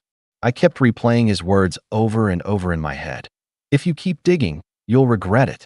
But regret for what? Standing up for myself? For calling out a family that had repeatedly treated me like an outsider? One thing was clear. They wanted control, and I wasn't going to hand it over without a fight. I started small. The first move was simple but satisfying. I contacted the rental company again, this time armed with every scrap of evidence I had. The unauthorized charge, the cancellation, the family chat messages where they discussed the trip without me. The rental company was willing to reopen the case for a full refund since the booking had been made without my consent. When the refund went through, I quietly let my parents know. Not in a message or call. No, I sent a copy of the refund confirmation to my mom's email with a short note. "Just in case you want to make things right." No reply. Next, I started attending more family events. Not the big ones they invited me to, because they still didn't, but the smaller, public gatherings. I went to the town's annual winter market, the local library's holiday reading sessions, the church bake sale, places where our extended family usually showed up. The difference? I made sure I was there too. I spoke with cousins who hadn't taken sides yet. I chatted with family friends who had always admired me quietly, but were unsure where I stood in the drama. Slowly, I was weaving myself back into the fabric of this extended network. Not with drama, but by simply being present and calm. This made the family uncomfortable. It was clear in the way Lara's eyes narrowed when we crossed paths at the market, or how my mom's voice caught when she called me for what was supposed to be a casual check-in. "Alex," she said, "you don't have to make this harder on yourself." "I'm not making it harder, Mom. I'm just showing up." She was silent for a moment, then sighed. "People talk." "Good," I said. "Maybe it's time they heard the whole story." One evening, I found an unexpected ally, Uncle Gerald, my mom's brother. He reached out after hearing from Joan about the family tension. "I'm sorry things have been so rough," he said quietly over coffee at a small cafe. I was skeptical at first. Uncle Gerald was always the quiet one at family dinners, the kind who smiled politely but didn't get involved in the drama. But that night, he shared something important. Mom and Dad have been holding grudges for years. They've always favored Laura and Nathan, even when they weren't right. "I think they saw you as the problem because you wouldn't play their game." His words were both a relief and a warning. Buoyed by this support, I made the next move, a family newsletter. It was subtle. I created a simple, honest recap of recent family events, not gossip, but facts. I included photos from public events I'd attended, little achievements from my siblings, and some gentle reminders about the importance of inclusion and respect. Nothing accusatory, just an open invitation to communicate better. I emailed it to the family list, careful not to single anyone out. The reaction was swift and divisive. Some cousins sent me messages thanking me for speaking up, saying they felt caught in the middle and didn't want to take sides. Others responded with cold silence. Lara's response was to send a group text calling me dramatic and attention-seeking. My parents didn't reply at all. Meanwhile, the financial side of things started to unravel for them. Because I had canceled the cabin rental and fought for the refund, the family had to scramble to find a new place and pay for it themselves. Word got back to me that the new cabin was smaller and more expensive, and that the atmosphere was tense and uncomfortable without me there. I won't pretend I wasn't satisfied. Then came a surprising phone call from my brother, Nathan. "Alex," he began hesitantly, "I don't agree with how Mom and Dad have handled this. I'm sorry you've been left out." It wasn't a full apology, but it was a crack in the wall I hadn't expected. We talked for an hour, more than we had in years. He said he felt caught between loyalty to our parents and his own growing doubts. That conversation gave me hope that maybe the family could heal, but it also reminded me how tangled this all was. A week later, my phone buzzed again.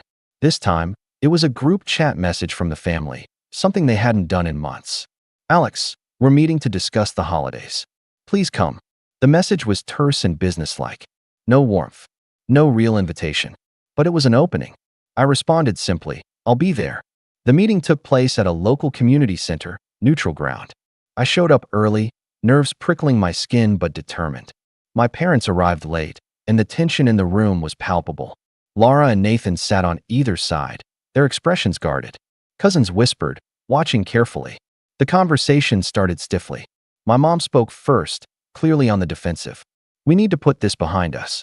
The family has been fractured for too long." I nodded. Agreed. "But that means being honest about what happened." She shook her head. "Alex, you can't expect us to accept behavior that hurts everyone else." I swallowed the urge to snap back and said instead, "I want to be part of the family again.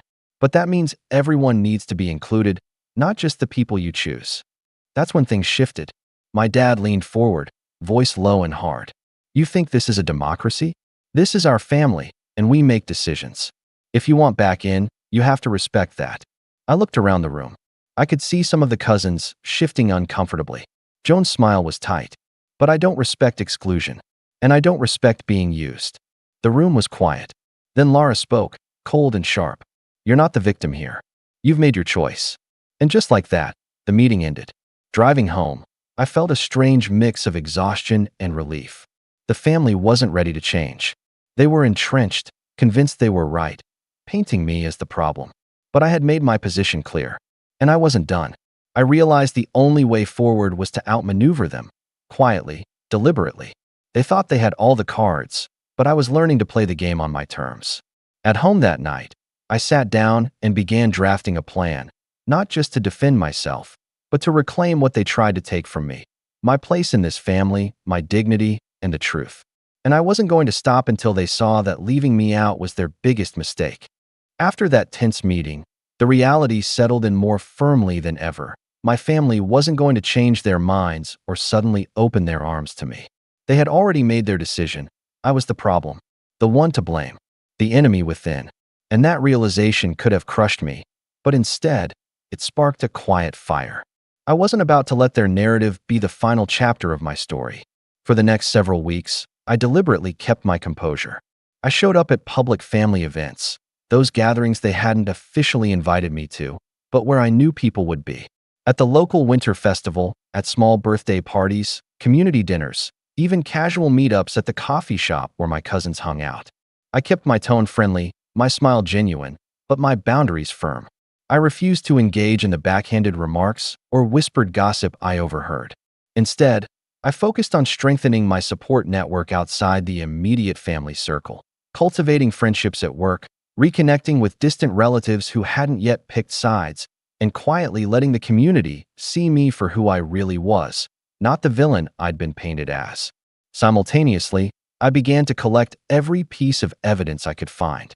Every message where they talked about plans without me. Every financial slip-up where expenses were charged to me without consent. Every cold or dismissive word exchanged. I carefully documented it all, knowing I'd need more than just feelings and memories to back up my claims. I hired a lawyer, someone experienced in family and financial disputes, to review everything, especially the unauthorized charge on my credit card for the ski cabin rental and the other sneaky expenses my family had quietly slipped onto me. After a thorough look, my lawyer confirmed what I suspected.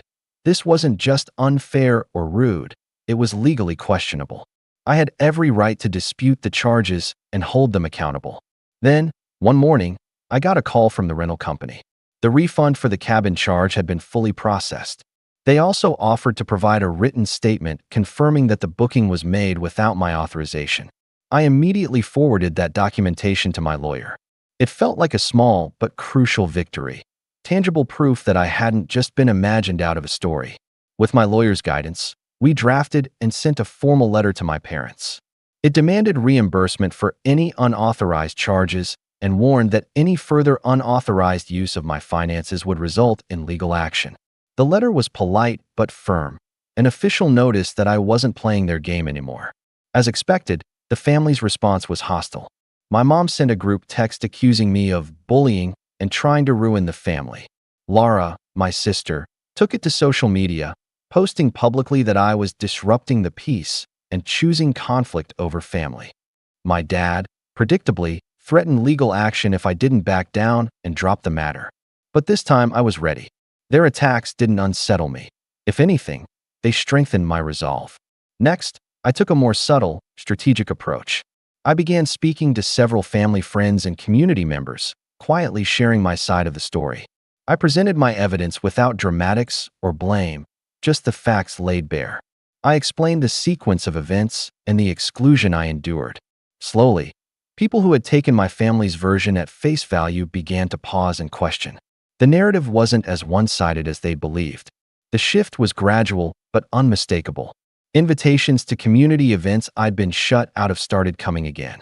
People who'd once avoided eye contact at family functions now greeted me warmly. I wasn't the outsider anymore. I was the person standing up for herself, earning respect simply by refusing to disappear quietly. Meanwhile, behind the scenes, my lawyer was negotiating with my parents' attorney. It became clear to them that I wasn't bluffing or backing down. Eventually, they agreed to reimburse me fully for the cabin charge and the other expenses they'd unfairly slipped onto my account. But even as the money returned to me, I knew that wasn't the real victory. The real triumph came a few months later when, unexpectedly, several cousins reached out to invite me to a family gathering. This invitation wasn't orchestrated by my parents or siblings, but by the younger generation who had grown weary of the constant drama and exclusion. It was a quiet rebellion, a chance to reclaim some of the family that had been lost. At that gathering, I was able to reconnect on my terms. There was no grand apology from my parents, no warm hugs or promises of change. They had made it clear they weren't interested in reconciliation, and that was fine. Instead, I found new alliances, new friendships, and a sense of belonging built on honesty and mutual respect, something that had nothing to do with the people who had tried to shut me out. As for my parents and siblings, the relationship remained strained and distant. They never apologized.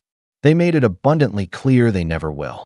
They continue to live in their own version of the family story, one where I'm the villain, the disruptor, the problem to be managed or ignored. But I don't need their approval anymore. I'm financially secure now, emotionally stronger than I've ever been, and I've learned something invaluable. family isn't always about blood or tradition. It's about respect, fairness, and support. When those things aren't there, sometimes the healthiest choice is to redefine what family means on your own terms. My story isn't about forgiveness or forgetting. It's about standing up to entitlement, exclusion, and manipulation, and reclaiming your place, even when the people who should love you most try to push you aside. And honestly, leaving me out of that trip was their biggest mistake, because it woke me up. Thanks for reading. If you ever find yourself sidelined by those closest to you, remember this: you don't have to stay on the sidelines forever. Sometimes, the best revenge is simply taking back your power. Share your thoughts in the comments. If you like this story, don't forget to like and subscribe for more content like this. At my sister's wedding reception, they made me sit at the kids' table. My brother said, "It's just tradition." But when I looked around, everyone else had a seat at the main table, even the cousin who had betrayed me years ago. So I stood up, glass in hand, and said, "Change that." The groom rushed over, speechless. "I'm Anna, 32 years old. This isn't some crazy over-the-top story, but it's one I still can't shake." Family drama has a way of twisting itself into knots you don't expect until you're right in the middle of it. And no matter how long you try to smooth things over or stay quiet, sometimes the people closest to you reveal themselves as the biggest villains. This was one of those moments for me. Let me start from the beginning, because to understand what happened that night, you need to know how things have always been with my family. Claire, my sister, is the oldest. She's 35, married now to Mark, a guy who seems decent enough on the surface but got swept up in all the family politics almost immediately. Then there's Simon, my younger brother by 2 years. He's the type of person who can smile like a saint but stab you in the back with a single word. And then there's me, the middle child, always overlooked, often underestimated. At least, that's how it felt growing up. Our parents? Well, they're the kind who love to talk about family values and loyalty, but when push comes to shove, it's clear their love isn't evenly distributed. Simon has always been their favorite, the golden son, with perfect grades, a good job, and the kind of charm that gets him out of trouble every time. Claire was the successful daughter, the one they bragged about at church and family dinners. And me? I was the one they quietly dismissed. Not a troublemaker, just invisible. When Claire announced her wedding, I was genuinely happy for her. She'd been through a lot with failed relationships and some personal struggles, and I wanted this to be a fresh start for all of us. I even moved back to town a few months ago to be closer to family, hoping to rebuild some of the bridges that had burned over the years. What I didn't expect was that moving back would just put me front and center for more of the same old family games, and this time, the stakes were higher. The wedding day itself was a perfect spring afternoon. The venue was a quaint little estate with blooming gardens and fairy lights strung up in the trees. It had that cozy, intimate vibe that Claire and Mark had wanted from the start. I wore a simple navy dress and kept my hair down in loose waves, nothing flashy. My goal was to blend in and just be there for my sister. But from the moment I walked in, I could feel the undercurrent of something off. I barely had time to say hello to a few relatives before Simon appeared by my side, that familiar smirk on his face. "Anna," he said, voice low but dripping with condescension, "you're sitting at the kids' table." I blinked. "The kids' table?" "Simon, I'm 32. He shrugged like it was the most normal thing in the world. "It's tradition. Claire wants to keep it simple, and the venue can only seat so many at the main table. It's better this way." I wanted to argue, to ask why everyone else got a seat, but before I could say anything, he was already walking away, leaving me standing there like I'd just been told I was invisible. So I followed where he pointed. The kids' table was shoved into a corner of the room, away from the main dining area and the speeches. It was a small round table with a plastic tablecloth and paper cups, surrounded mostly by younger cousins and a few toddlers. I sat down, feeling my stomach twist. The noise from the main room was muffled but still clear: laughter, clinking glasses, conversations I wasn't invited to join. My family was right there, just out of reach. As I settled in, I caught sight of Rachel, Mark's cousin. Rachel was the last person I expected to see at the main table, laughing and chatting with my parents like they were old friends. For those who don't know, Rachel once spread a nasty rumor about me years ago that nearly cost me my job. She had never apologized, and I hadn't forgiven her. Yet there she was, front and center, while I was stuck here. Dinner dragged on. The kids around me talked about cartoons and school projects. I tried to join in politely, but the age gap was obvious, and so was the message. At the main table, Simon looked as smug as ever, swapping stories with Claire and Dad. Mom kept shooting me occasional glances, mostly disapproving. It wasn't just the seating arrangement. It was the coldness, the way they all acted like I didn't belong. Then came the speeches. Claire's was beautiful, full of love and gratitude. Mark's dad gave a warm, funny toast. But when it came to Simon's turn, he took the mic with a self-satisfied grin. He didn't mention me once. Instead, he launched into a long story about family traditions and keeping the peace, making thinly veiled jabs about knowing your place and honoring the past. I could feel the room's eyes flicker in my direction, some sympathetic, most amused. By the time dessert arrived, I'd had enough. I looked around the room at everyone sitting at the main table. My parents, Claire, Simon, Rachel, even some distant cousins who had openly sided with Simon during a family dispute years ago. I stood up, glass of sparkling water in hand, and asked for silence. All eyes turned to me, some surprised, most curious. I'm not a child, I said clearly, and I refuse to be treated like one at my sister's wedding. If this tradition means excluding me from the main table while everyone else, including people who have actively hurt me, gets to sit there, then maybe it's time to change the tradition. The room was quiet.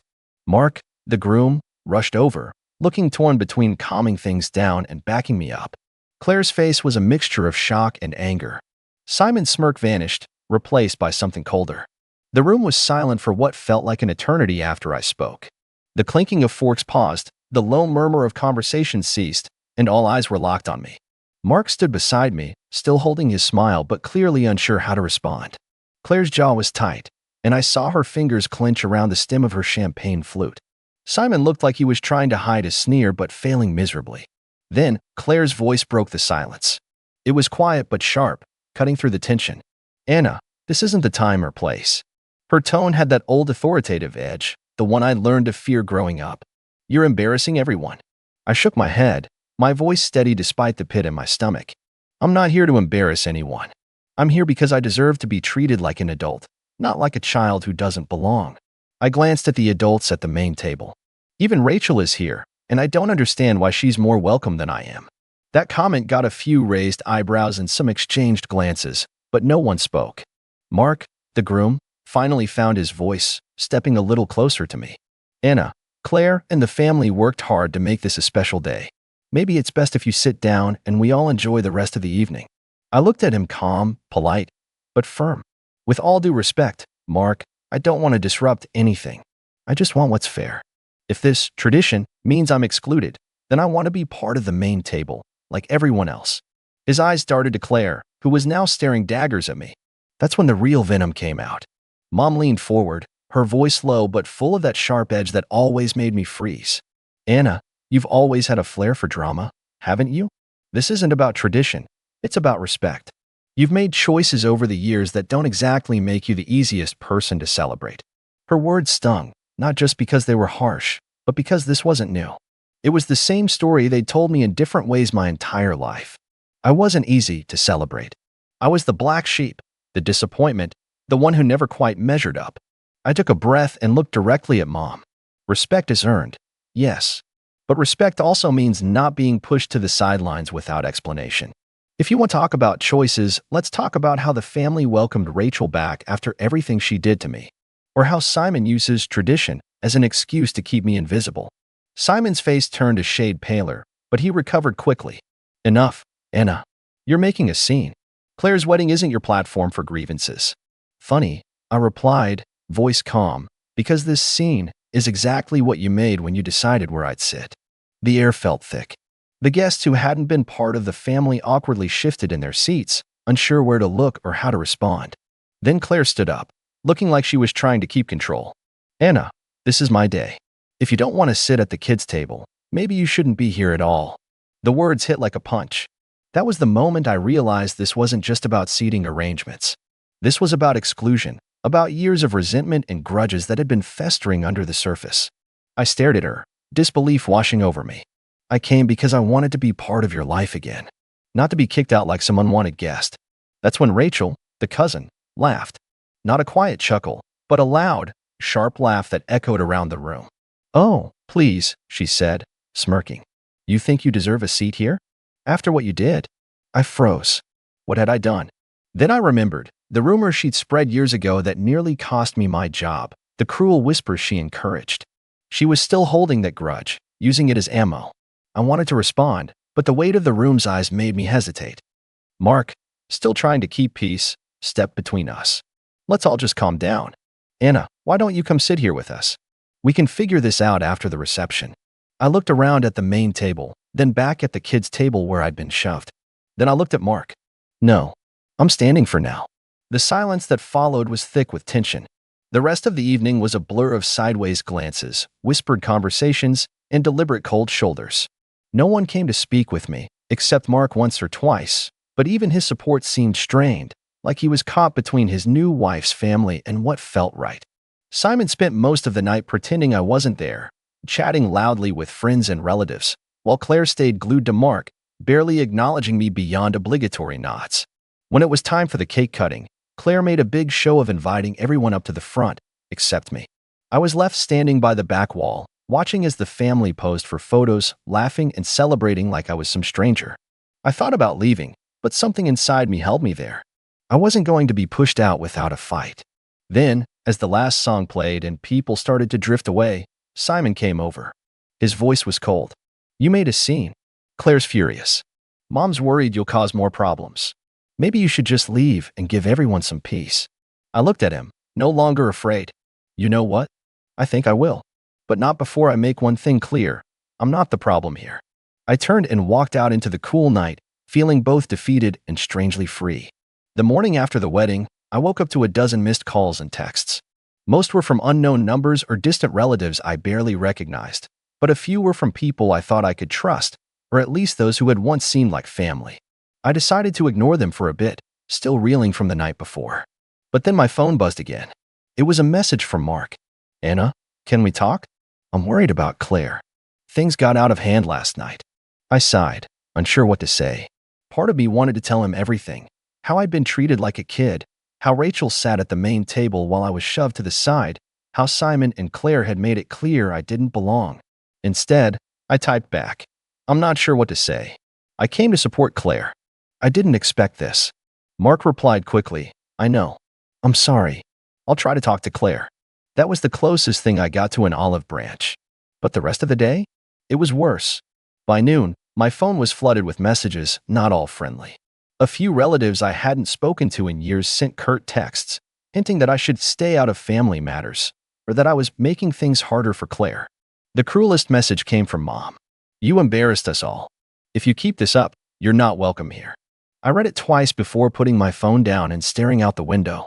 The woman who was supposed to love me unconditionally was essentially telling me to stay away if I didn't behave. Then, the call started. Simon was relentless. He called twice that afternoon. Anna, you need to stop this. Claire's upset. Mom's upset. You're making the family look bad. I'm standing up for myself, I said firmly. By causing drama? You're only making it worse. Just drop it, okay? I hung up. The audacity of his tone made my skin crawl. Later that day, a group chat started up, family only. The messages were thinly veiled insults disguised as concern. Maybe Anna just needs some space to think. She's always been so sensitive. Claire's wedding was about love and unity, not arguments. One message stood out. If she really wanted to be part of the family, she wouldn't have made such a scene. I stared at my screen, my heart pounding. These weren't just words. They were attempts to isolate me, to make me feel small and unwelcome. That night, I called my best friend, Sarah. She's been my rock through all the family mess. I don't know what to do anymore, I confessed. It's like I'm the villain in their story. Sarah was silent for a moment. Anna, maybe it's time to stop trying to fit into a family that's made it clear they don't want you. Her words hit hard, but deep down, I knew she was right. The next day, I got a surprise visit from Rachel. She showed up unannounced at my apartment, wearing that same smug expression from the wedding. Still mad about the seating, huh? She sneered. I closed the door firmly. This isn't a conversation. She laughed. Oh, it will be. You see, Claire and Simon think you've gone too far. They want to make sure you understand your place. I barely heard her words before closing the door. A week later, I found out what she meant. An email from Claire arrived, copied to the entire family. It was a carefully worded letter, full of vague accusations about disrespect and dividing the family. It implied that I had caused unnecessary drama and hurt Claire on her special day. There was a clear message. I was the problem, and if I didn't change, I'd be cut off. That night, I sat down with my laptop, rereading the letter over and over. How had things gotten so twisted? I wanted to scream, but I knew yelling wouldn't fix anything. Instead, I made a decision. If they wanted a war, I'd give them one. But I wouldn't fight with words or tears. I'd fight smart. I started documenting everything, the seating plan, the messages, the whispers. I reached out to a lawyer friend, just to understand my rights.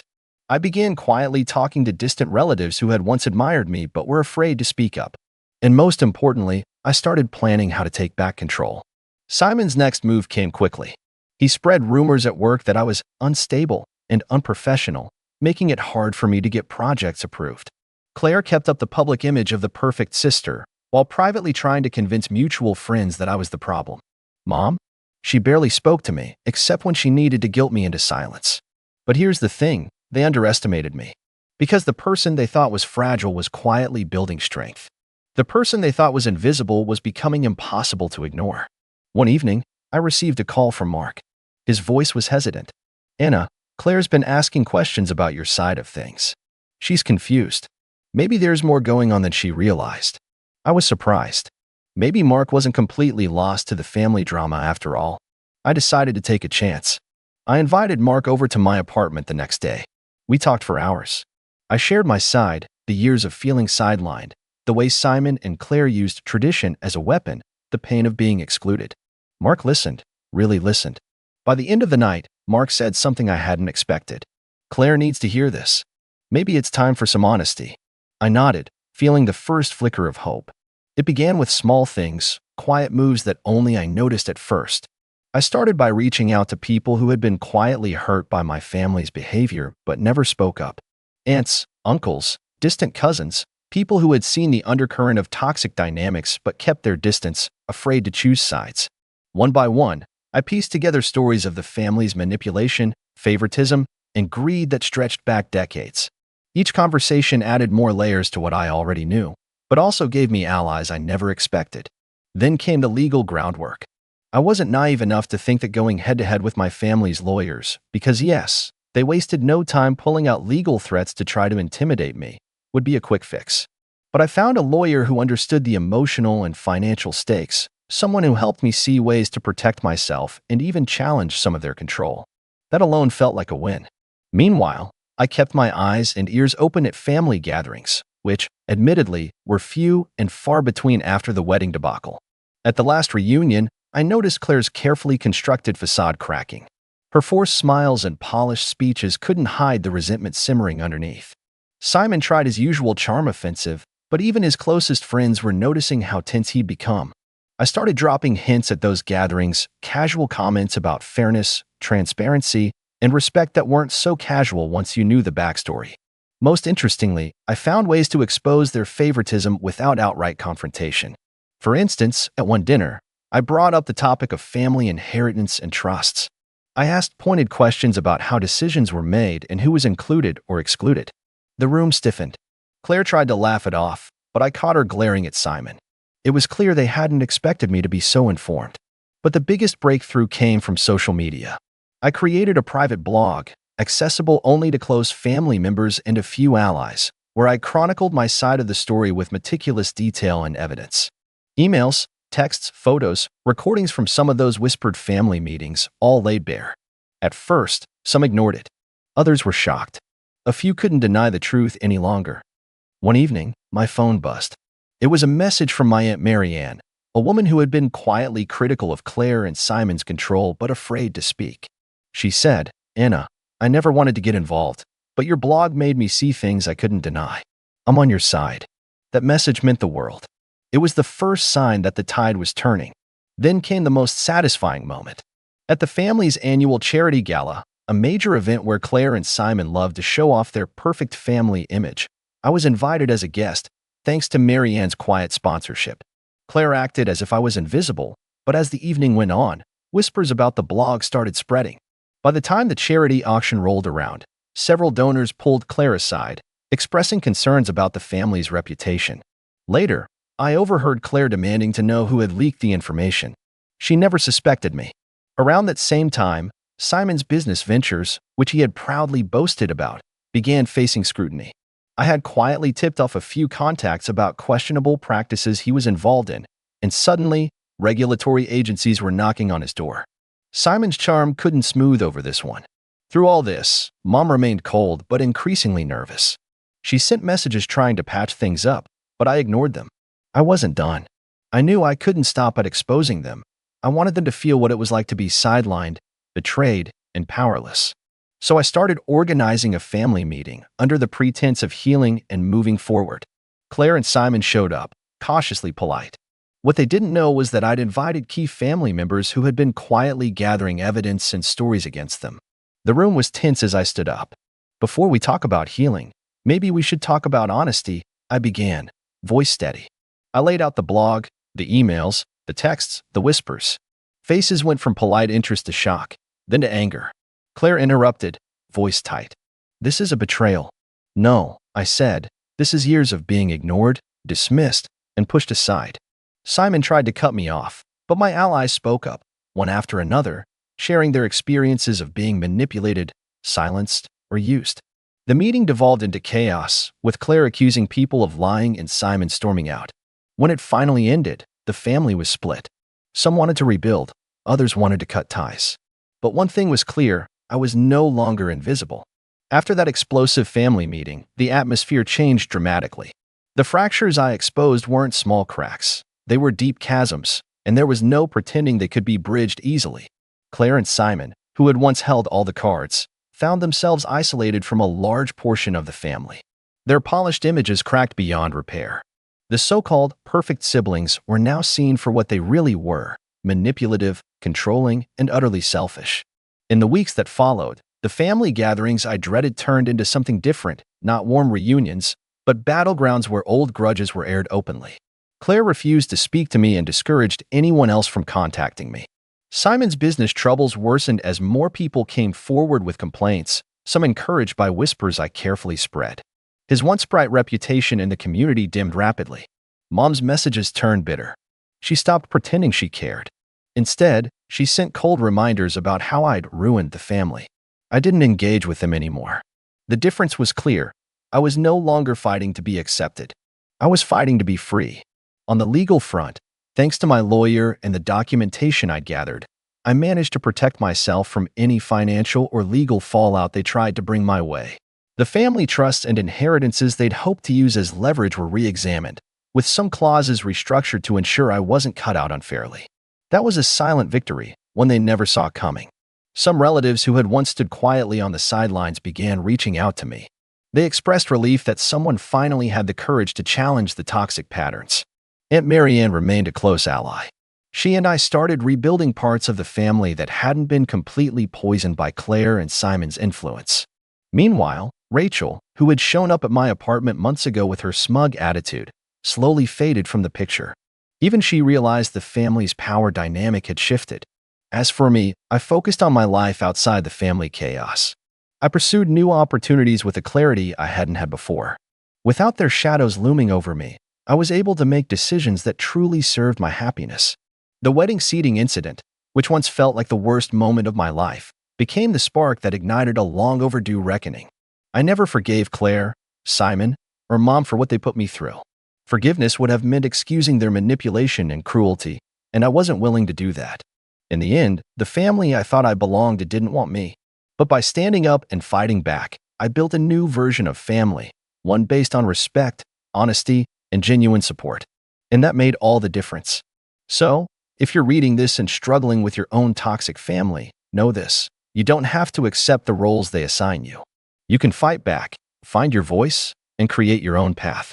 Because sometimes, the real victory isn't in fixing what's broken, it's in walking away and building something better. At my brother's graduation party, my chair had a sign that said, "The Failure." My mom snorted and said, "Well, you never did much."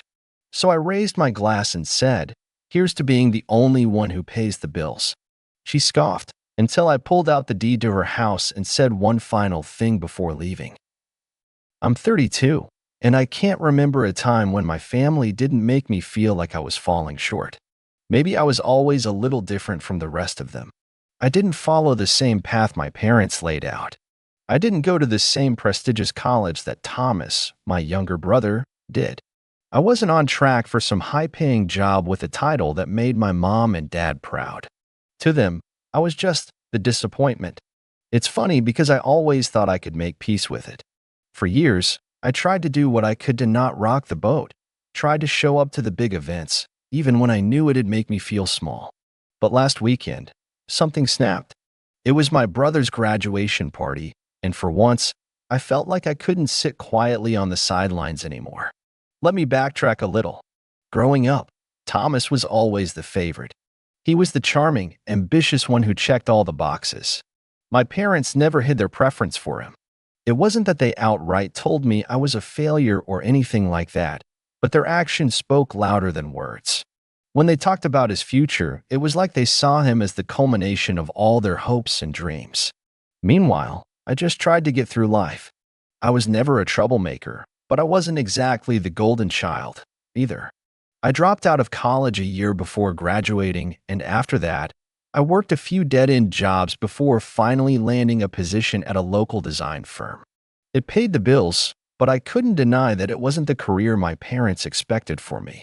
They didn't understand why I didn't push harder to find something more impressive. Every time I'd bring up my job, I could tell they were polite about it, but they didn't really see it as enough. So when I showed up to Thomas's graduation party, I already knew the dynamic. It was going to be all about him. And I guess I had resigned myself to being the background character once again. But I wasn't prepared for what happened once I walked into that room. The party was at my parents' house, the same place they'd always lived. It was a big, old place, but to be honest, it had started feeling more like a burden than a blessing. My dad had gotten into some financial trouble a few years ago, nothing catastrophic, but enough to leave them struggling a little. They had this facade of wealth, but I knew better. I didn't think about it much anymore. It wasn't my problem, right? When I walked in, the place was packed. Family, friends, people I'd never seen before. And there, right in the middle of it all, was Thomas, beaming with pride. He looked exactly like the son my parents always dreamed of. My mom was hovering around him, making sure everyone knew how proud she was of her boy. My dad was off talking to someone about Thomas's future, probably already planning out his next steps, where Thomas would go next, what job he'd land, who would be impressed.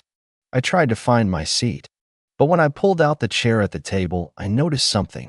A sign was taped to the back of it, and it read, "The Failure." At first, I didn't know what to say. It wasn't like I hadn't been the target of passive-aggressive comments before. My mom always had a way of slipping little remarks into conversations, remarks that were thinly veiled criticisms about my choices in life. But this felt different. It was so blatant, so public. I could feel the heat rise in my chest. My mom saw the sign too. She didn't even try to hide her amusement. She walked past me, snorted a little, and without missing a beat, she said, "Well, you never did much, did you?" I felt my throat tighten. Part of me wanted to snap back, to say something that would cut through the tension, but I didn't. Instead, I took a deep breath and sat down. I could hear the chatter around me, the conversations about Thomas's future, his accomplishments, the people who had come to congratulate him. But I didn't feel part of any of it. I wasn't even angry, not at first. I was just tired. Tired of always being the one who had to watch from the sidelines. For a while, I just sat there, pretending like everything was fine. But it wasn't. It had been building up for years. The resentment, the hurt. I kept thinking about all the things I'd done for this family, all the things I'd quietly sacrificed for them. I'd helped out when they needed money, even though I wasn't in a place to do so. I'd been there when they called, every single time. And still, nothing was ever enough. Then, something inside me snapped. I stood up, feeling all eyes on me as I raised my glass. I didn't plan it, but the words came out before I could stop them. "Here's to being the only one who actually pays the bills," I said, loud enough for everyone to hear. The room went silent. For a second, I thought I might have gone too far. But no one said anything. My mom scoffed, of course, but I saw the flicker of something in her eyes, a momentary flash of discomfort. It didn't last long, though. She quickly recovered, trying to brush it off like it didn't matter. I could feel the weight of the silence pressing down on me. And that's when I made my move. I didn't even look at anyone else in the room as I reached into my bag and pulled out a piece of paper. I knew exactly what I was holding, and I knew exactly what it would mean. It was the deed to her house. My mom froze. She didn't say anything at first. Neither did anyone else. I could hear the quiet hum of conversation around us, but it all felt distant. My heart was pounding in my ears. I held the deed in front of me for just a moment before I spoke again. "This house," I said quietly, "is mine now." There was a pause. The air seemed to thicken.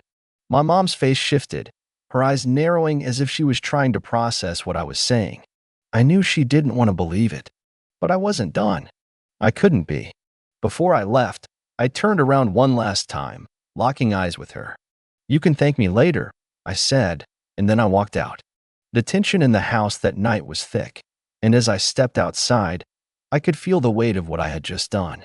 My hands were shaking, but I wasn't scared. I wasn't even angry anymore. I felt numb, almost, but also a little relieved.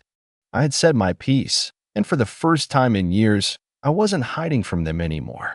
I wasn't going to let them make me feel like I didn't matter. I didn't stay long outside. I didn't want to give them the satisfaction of seeing me hesitate. I made my way to my car, every step feeling heavier than the last. I could still hear the muffled voices from inside, some of them rising as they realized what had happened.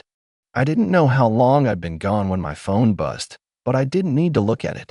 I already knew who it was. My mom. I let the phone ring out. A few minutes later, my dad called. Then Thomas. The texts came flooding in, but I kept my phone on silent. I wasn't ready to hear their excuses, their anger, their anything. They had always been so quick to brush me off or make me feel less than. Now it was their turn to sit in the discomfort. As I drove away from their house, I kept thinking about everything that had led up to that moment, the years of trying to make them proud, the endless cycle of disappointment, and the way they treated me like I was just a footnote in their picture-perfect family. But the thing that really stayed with me, the thing that kept me up that night, was the look on my mom's face when I pulled out that deed. She didn't cry, didn't scream. She just froze. And that, somehow, was worse than anything. It was like she didn't even know who I was anymore. Like I wasn't her daughter. I tried to sleep that night, but every time I closed my eyes, I could feel the tension in that room again. The way Thomas had looked at me, confused, yes, but also detached. I thought maybe he'd be the one to stand up for me, maybe say something. But no, he didn't. He just sat there, probably in shock, trying to process what was happening. He never did have a spine when it came to confronting my mom. He was always her favorite, always the one who got everything handed to him on a silver platter. The next day, I got a call from my mom. She wasn't screaming or anything. She never really screamed, not in a way that felt like raw emotion. It was always controlled, manipulative.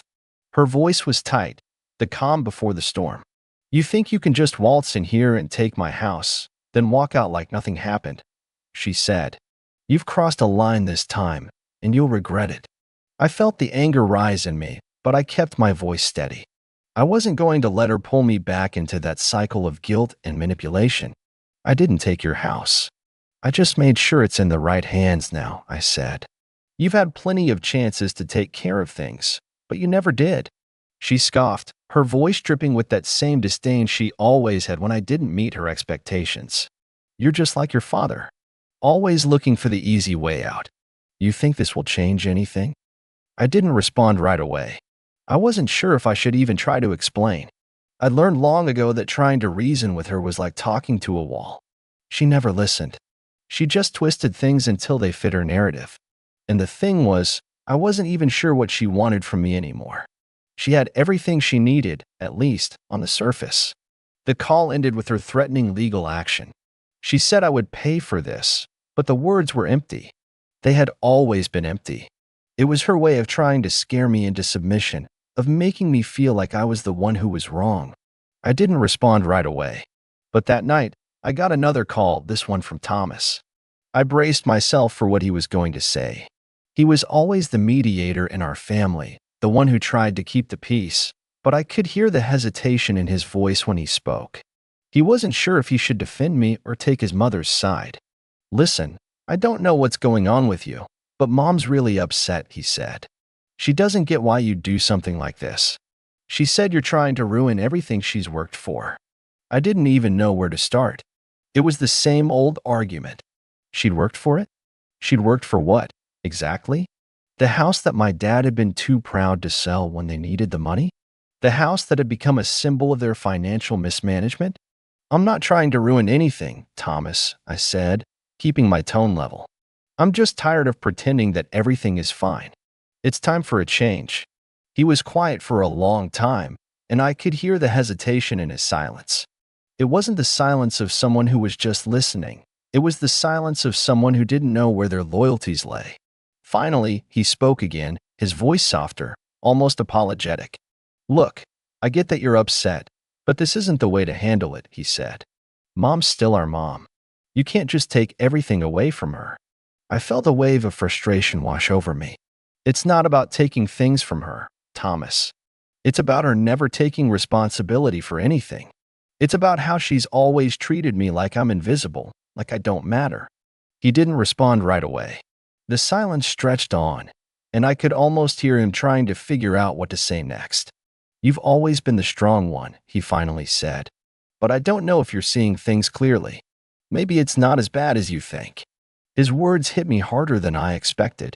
It wasn't just what he said, it was how he said it. He was telling me, in his own way, that I wasn't strong enough to see what was really going on, that I was being emotional, irrational. He was siding with her without even realizing it. And that was the moment I knew they weren't going to change. My mom wasn't going to change. Thomas wasn't going to change. They were always going to make me feel like I was the problem. And no matter how much I tried to fix things, they'd always make me feel small. That night, after hanging up, I sat in the quiet of my apartment, feeling a strange mix of emptiness and relief. I had just burned a bridge, and I wasn't sure if it was the right thing to do, but I couldn't go back. There was no going back. The days that followed were quiet, too quiet. At first, it felt like a weight had been lifted off my chest, like I could finally breathe without the constant pressure of my family's expectations looming over me. But as the silence dragged on, I started to realize that the quiet wasn't relief. It was just the calm before the storm. My phone barely stopped buzzing. My mom called, texted, and even emailed me, all with the same thing: threats, guilt trips, and an endless stream of manipulative messages designed to make me feel like the villain. My dad, of course, stayed quiet. I didn't expect him to say anything, not after all these years. He never had the courage to confront anything head-on, especially when it came to my mom. So he just stayed out of it. But Thomas, he was another story. He called more frequently than anyone else, but it wasn't to check on me. He'd call to ask if I was going to make peace with Mom, to see if I'd reconsider what I'd done. It was almost as if he didn't want to take a side, but I could tell he was more on her side than mine. He kept saying things like, "You can't do this to her. She's your mother." But he didn't understand. He never had to live with the weight of her criticism, the constant reminder that I was always second best. The thing about Thomas was that he always played the part of the good son. He was the one who made Mom feel like she was doing something right, like she was a good mother because of his achievements. He never questioned her actions, never pushed back. That was his role in the family. And it had always worked for him. He got the praise, the recognition, the love, while I got nothing. But now he had to deal with me. He didn't want to admit it, but the fact was, I had been pushed to my breaking point. I wasn't going to stand by and be the background character anymore. And as much as I hated to admit it, I could feel that old sense of resentment rising again, especially towards him. Because I knew deep down he wasn't just neutral. He was complicit. He'd always been complicit in Mom's treatment of me. At first, I didn't know what I wanted to do next. I wasn't sure how far I should take this, how deep I should dig. I didn't want to destroy them, but I wanted to make them understand, really understand, how they'd treated me for all these years. I wanted them to feel the weight of what I'd carried, the years of sacrifice, the moments I'd swallowed my pride just to keep the peace. They owed me that. I didn't make any hasty decisions. I thought a lot about my next steps. I could already see how this was going to play out. Their inevitable rage, the manipulative tactics my mom would employ to drag me back in. But I didn't want to give her the satisfaction of just walking away. No, I wanted to make her regret everything. I thought about the house, the deed. I hadn't shared the full story with anyone, not even Thomas. But here's the thing. My mom had been planning to sell the house for years. It had become more of a burden than a blessing, especially with all the financial problems they'd been facing. They'd put it off time and time again, but the truth was, they couldn't afford to keep it up much longer.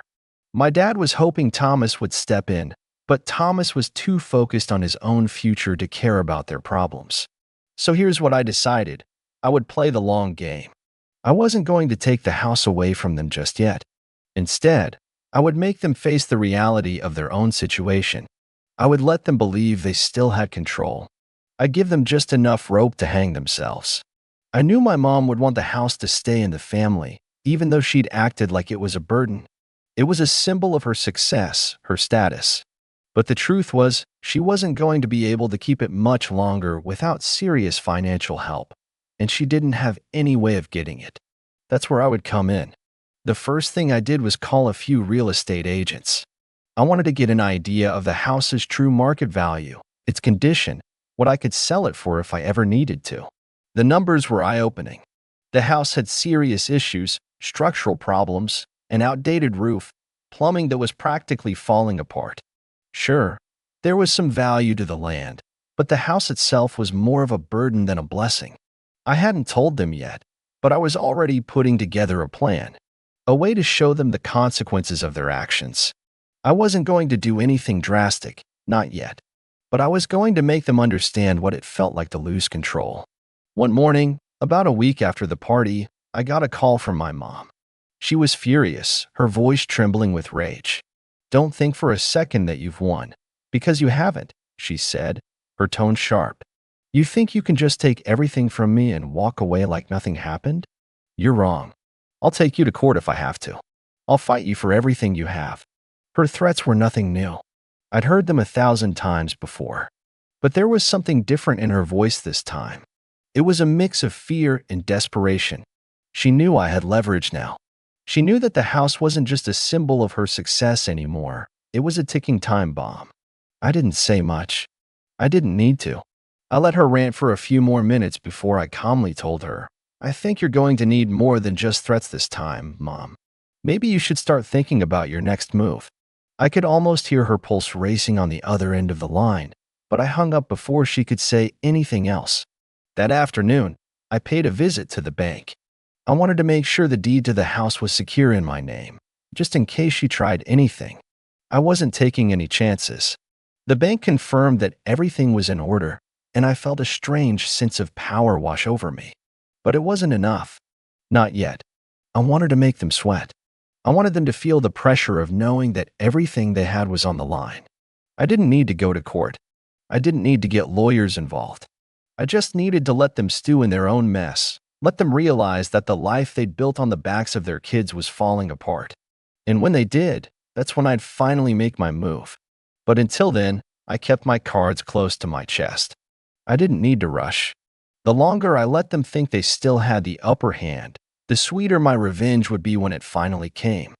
The weeks that followed were filled with an eerie kind of tension. It wasn't immediate, but I could feel the storm brewing. My mom's calls and messages continued to pour in, but I learned to ignore them. My dad, as expected, stayed silent. He never really had the nerve to intervene when things got messy. But Thomas, he couldn't let it go. He called me one morning, his voice strained, almost pleading. "Can we just talk? Mom's not going to back down, and I don't know how much longer I can stay out of it," he said. "She's losing it. This isn't helping anyone." I wasn't surprised. He was scared. He had always been scared of confronting our mother, scared of the fallout. And now, that fear was creeping into everything else. "I'm not backing down either, Thomas," I told him, trying to keep my tone steady. "You need to realize what this is about. It's not just about the house, it's about the way she's treated me my whole life. She thinks she can push me around, make me feel like I'm nothing, but I'm done with it. I could hear the hesitation in his voice as he struggled to find the right words. He was too much like her in some ways, always trying to placate everyone, always trying to keep the peace, even when it meant sacrificing his own sense of self. Look, I get that you're angry, but it's just tearing the family apart. You're going to lose everything, and for what? He asked. For what? For my peace of mind, I said. I'm not going to keep sacrificing myself for people who don't care. Not anymore. The call ended with him promising to talk to Mom, but I knew it wouldn't make a difference. He was never going to stand up to her. He was too wrapped up in her world. And as much as I hated to admit it, that just made him a part of the problem.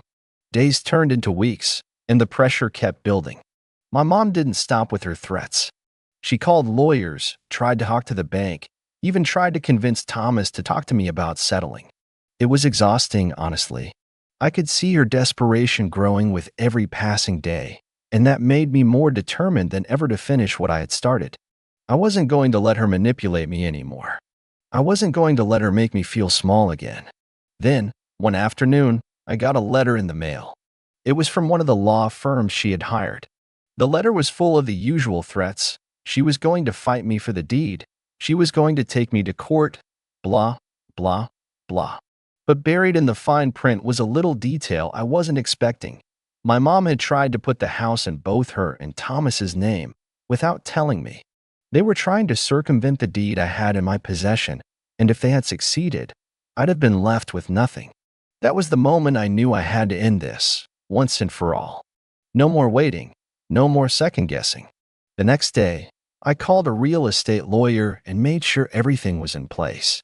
I wasn't going to let them manipulate me out of what was rightfully mine. I also contacted a financial advisor to look at how I could stabilize my situation and make sure I could weather whatever storm they were going to bring. But I didn't stop there. I knew my mom's Achilles heel. I had watched her for years, seen how much she valued appearances, how much she wanted everyone to think she had it all together. And that was the key to bringing her down. I got in touch with a few people who knew about her financial troubles, old colleagues, business partners, people who had seen her do things she wasn't proud of. It wasn't about revenge, not directly. It was about letting the truth come to light. I didn't need to expose everything, but just enough for people to start questioning her credibility. And once I had everything lined up, I called my mom. She answered with a sharp, "What now?" as if she knew the worst was yet to come. "I'm done, Mom," I told her. "I've got everything I need.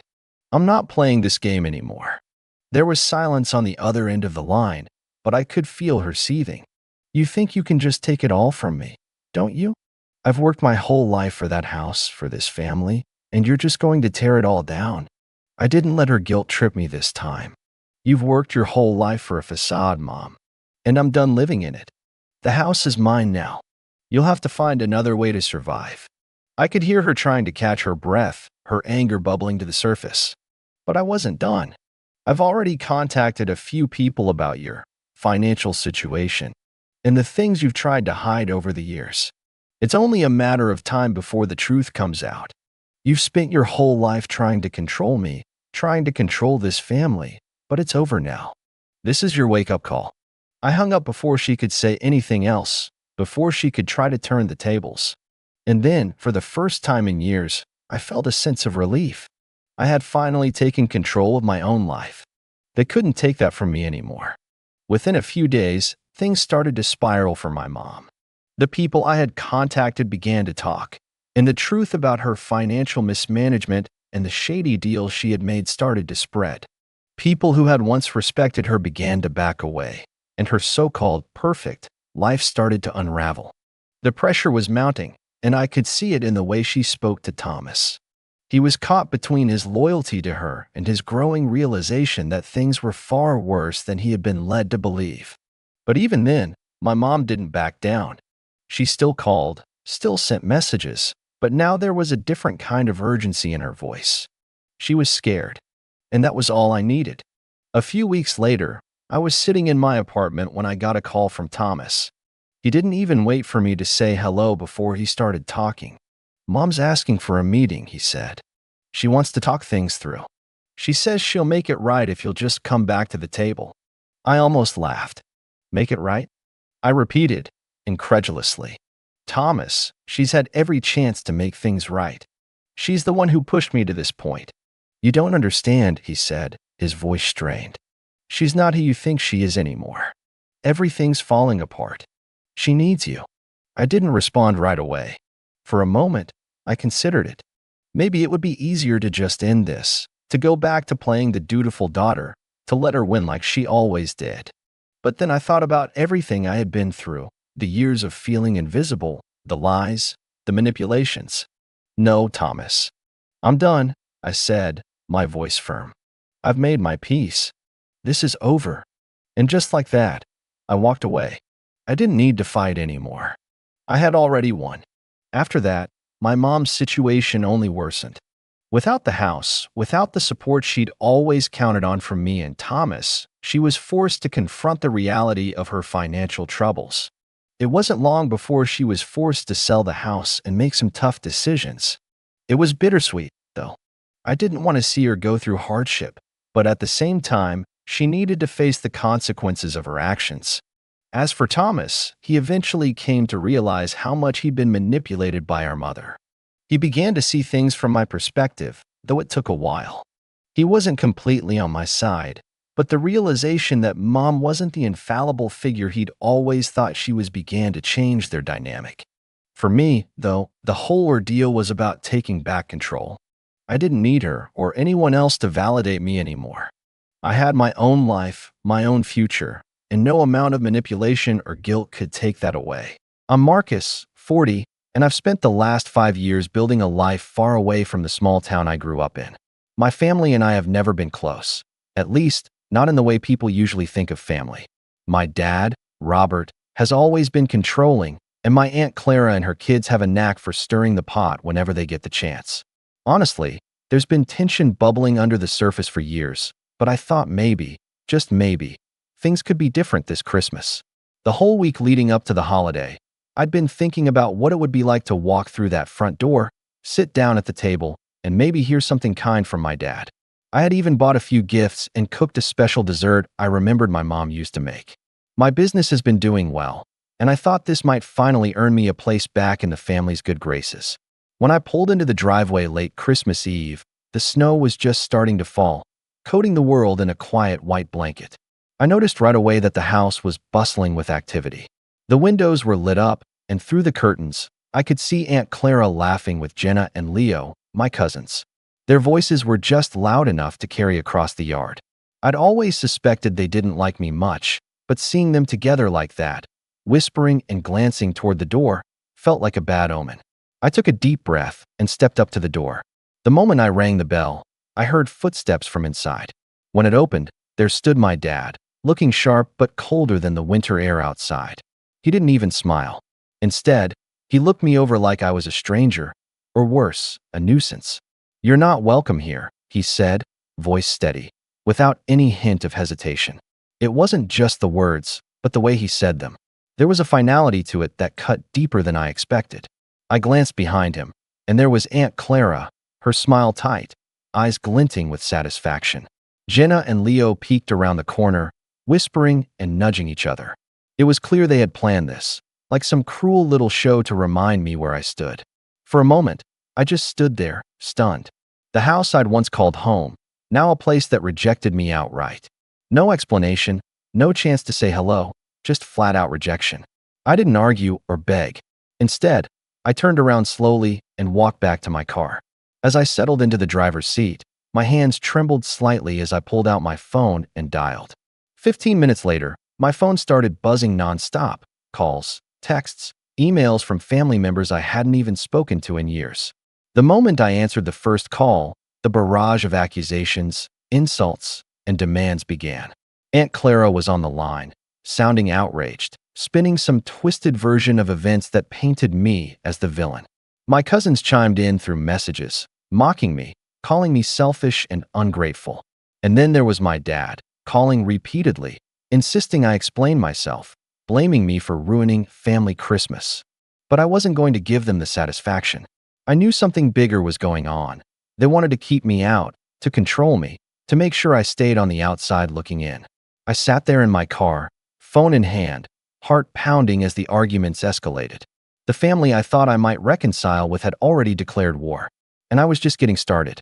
After the initial shock wore off, I realized I couldn't just sit there in my car listening to their relentless calls and texts.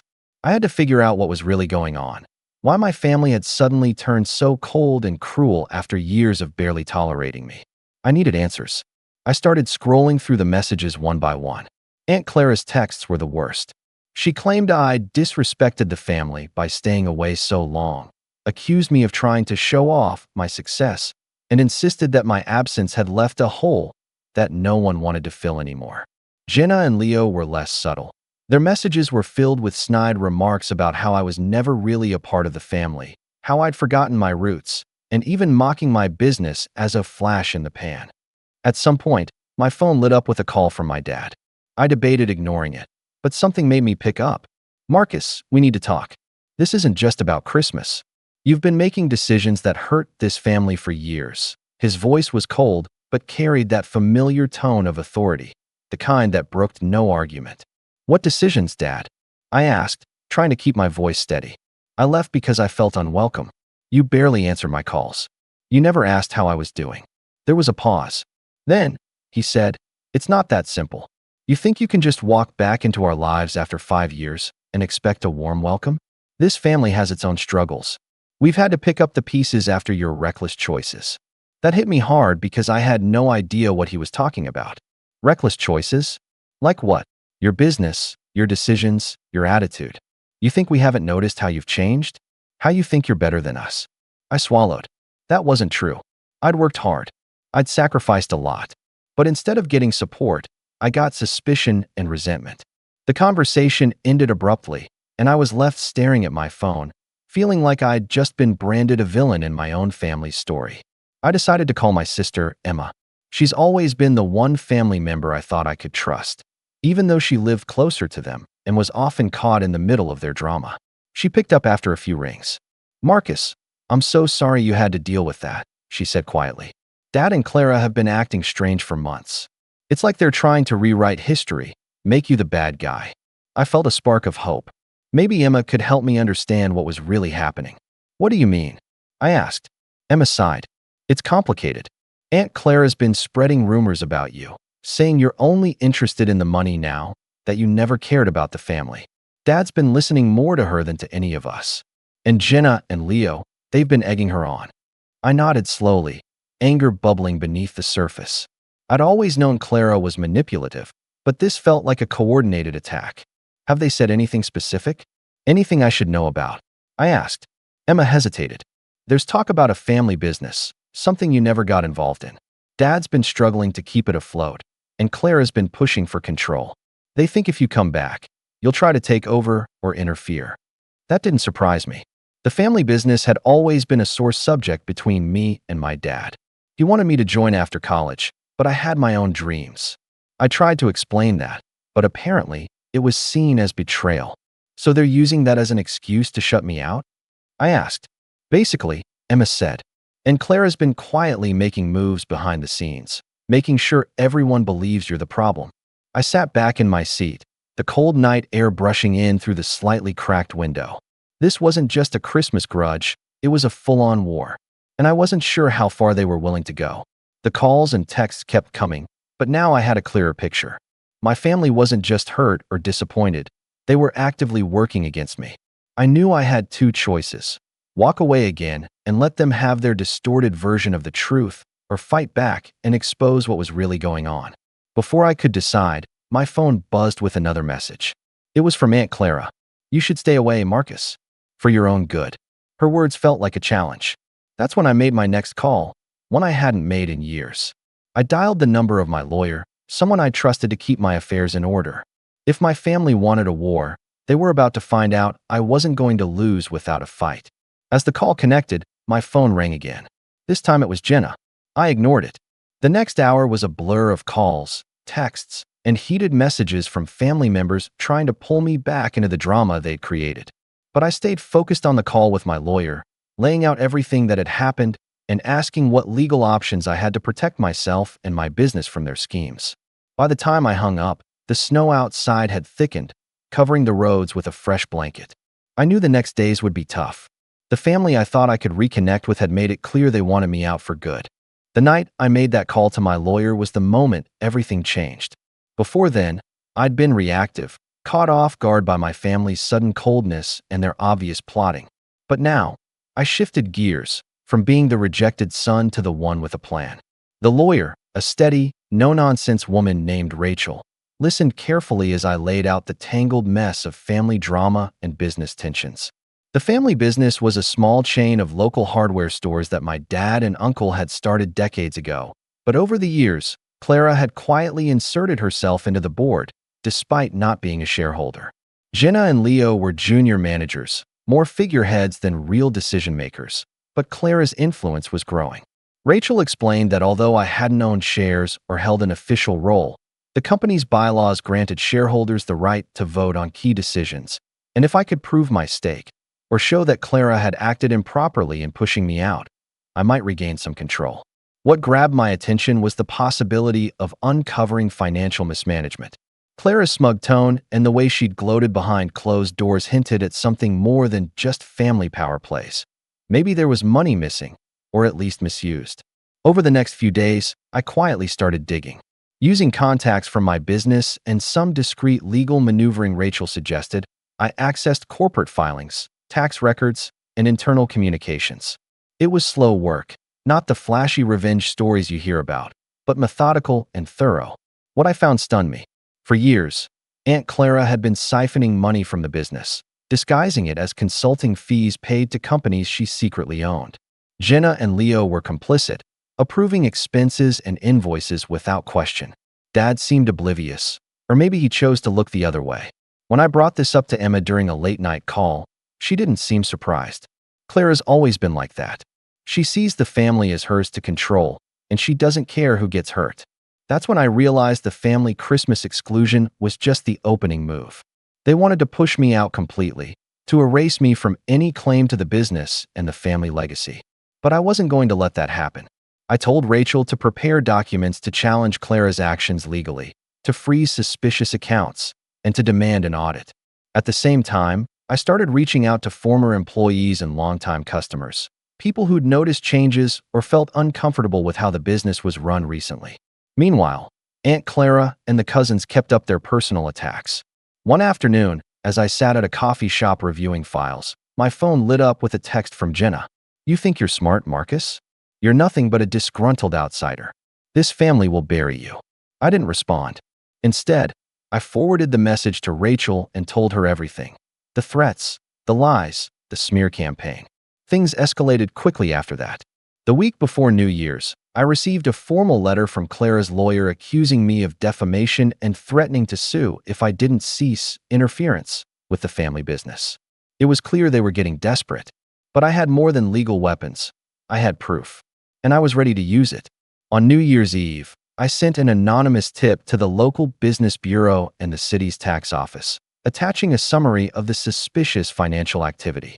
I knew it would trigger an investigation, and once that started, Clara's house of cards would crumble. That same evening, my phone buzzed again. This time, it was my dad. "Marcus, we need to talk. Please come over." I hesitated. Was he reaching out because the walls were closing in on Clara? Or was this another trap? I decided to go, but I wasn't going to show up empty-handed. When I arrived at their house, the tension was palpable. Dad opened the door, but didn't invite me in. Instead, he stood stiffly on the porch. "Marcus, this isn't what it looks like," he said quickly. I shook my head. "No, Dad. I know exactly what it looks like. Clara's been running this family into the ground for years. I'm here to make sure that stops." Before he could respond, Aunt Clara appeared behind him, her smile icy. "Marcus, you've made a big mistake. You're going to regret this," she said, voice dripping with false sweetness. I looked at her, then back at my dad, who looked torn, like he was caught between loyalty to his sister and the truth he couldn't deny. "I'm not the one who's going to regret anything," I said. "You all chose this path." After that confrontation on New Year's Eve, the tension within my family didn't just simmer, it erupted. What began as whispers, glances, and exclusion had now become a full-scale reckoning, one they had never anticipated. The investigation Rachel initiated gained momentum with alarming speed. Within days, the local business bureau launched a formal inquiry, and not long after, tax officials showed up at the company's headquarters. I wasn't there for the initial interviews, but I heard from two longtime employees, both of whom had worked there since the early days, that the officials weren't just asking routine questions. They had files, names, bank transfers. Clara tried to act unfazed. She came to work in her usual high-necked blouses and structured coats, greeting the staff with hollow smiles and pretending it was business as usual. But something in her demeanor had changed. The tight-lipped glances, the hushed phone calls from her office, the way she avoided eye contact with the accountants. It was all unraveling. Even her voice lost its usual composure during meetings. Where she once commanded the room, she now seemed to flinch at every knock on the door. Jenna and Leo, usually loud and careless in their entitlement, grew noticeably quieter. I received a message from a receptionist I'd hired years ago, still with the company despite all the drama, who told me she'd overheard Jenna arguing with Clara in the hallway, accusing her of dragging us all down with you. Leo, never the sharpest, had apparently asked an employee if deleting emails from the company server really deleted them permanently. He was laughed out of the room. Meanwhile, my father? Silent.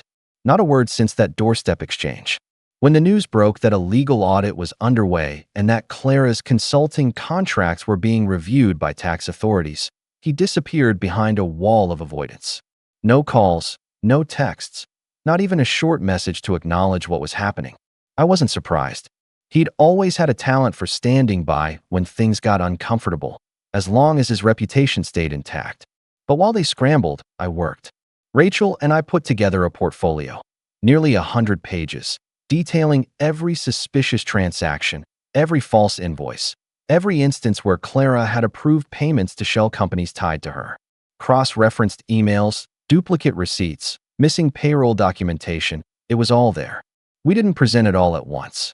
We let it out slowly, deliberately, so that every time Clara thought she had dodged a bullet, the next page landed like a hammer. And then the announcement came. A formal board meeting was scheduled, and during it, the committee, made up of remaining shareholders and external members, voted to suspend Clara, Jenna, and Leo from their roles in the business.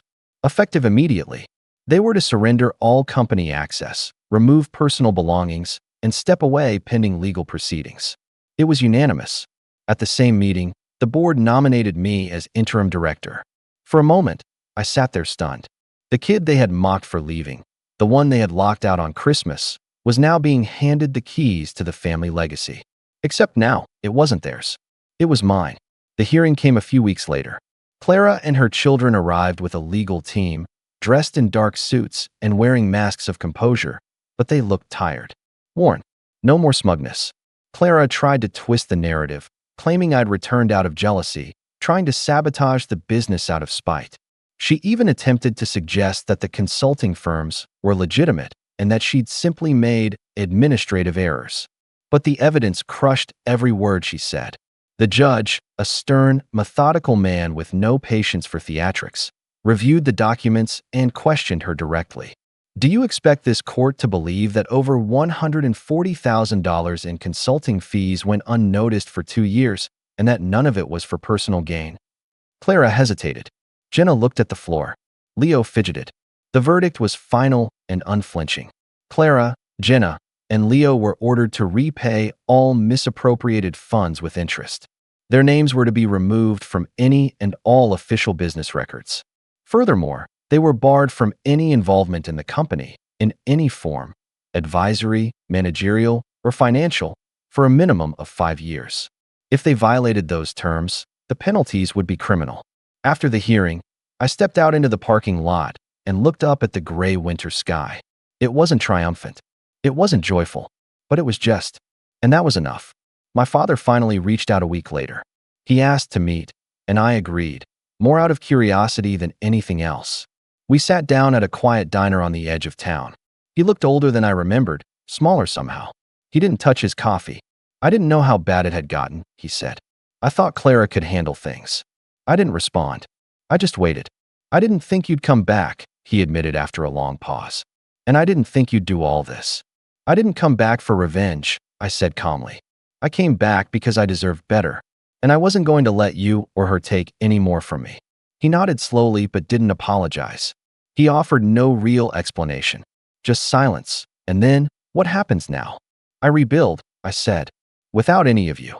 We parted ways without shaking hands. I haven't seen him since. In the months that followed, I poured everything I had into the business. I held long meetings with department heads, implemented new systems to increase transparency, and brought back people who had been pushed out unfairly during Clara's reign. Morale shifted almost overnight. People began smiling again. Sales picked up. Former partners who had stepped away started calling again. Clara, Jenna, and Leo sent one final round of messages, angry, accusatory, dripping with entitlement. I deleted them all. No response. No reaction. Just closure. As for the rest of the extended family, some chose to distance themselves from Clara quietly. A few cousins reached out to clear the air, but I never let them too close. Trust, once broken, doesn't rebuild itself just because people get uncomfortable. Now, nearly a year later, the business is stable and growing. I've opened 2 new locations, promoted from within, and ensured the culture here is built on transparency and merit, not bloodline and manipulation.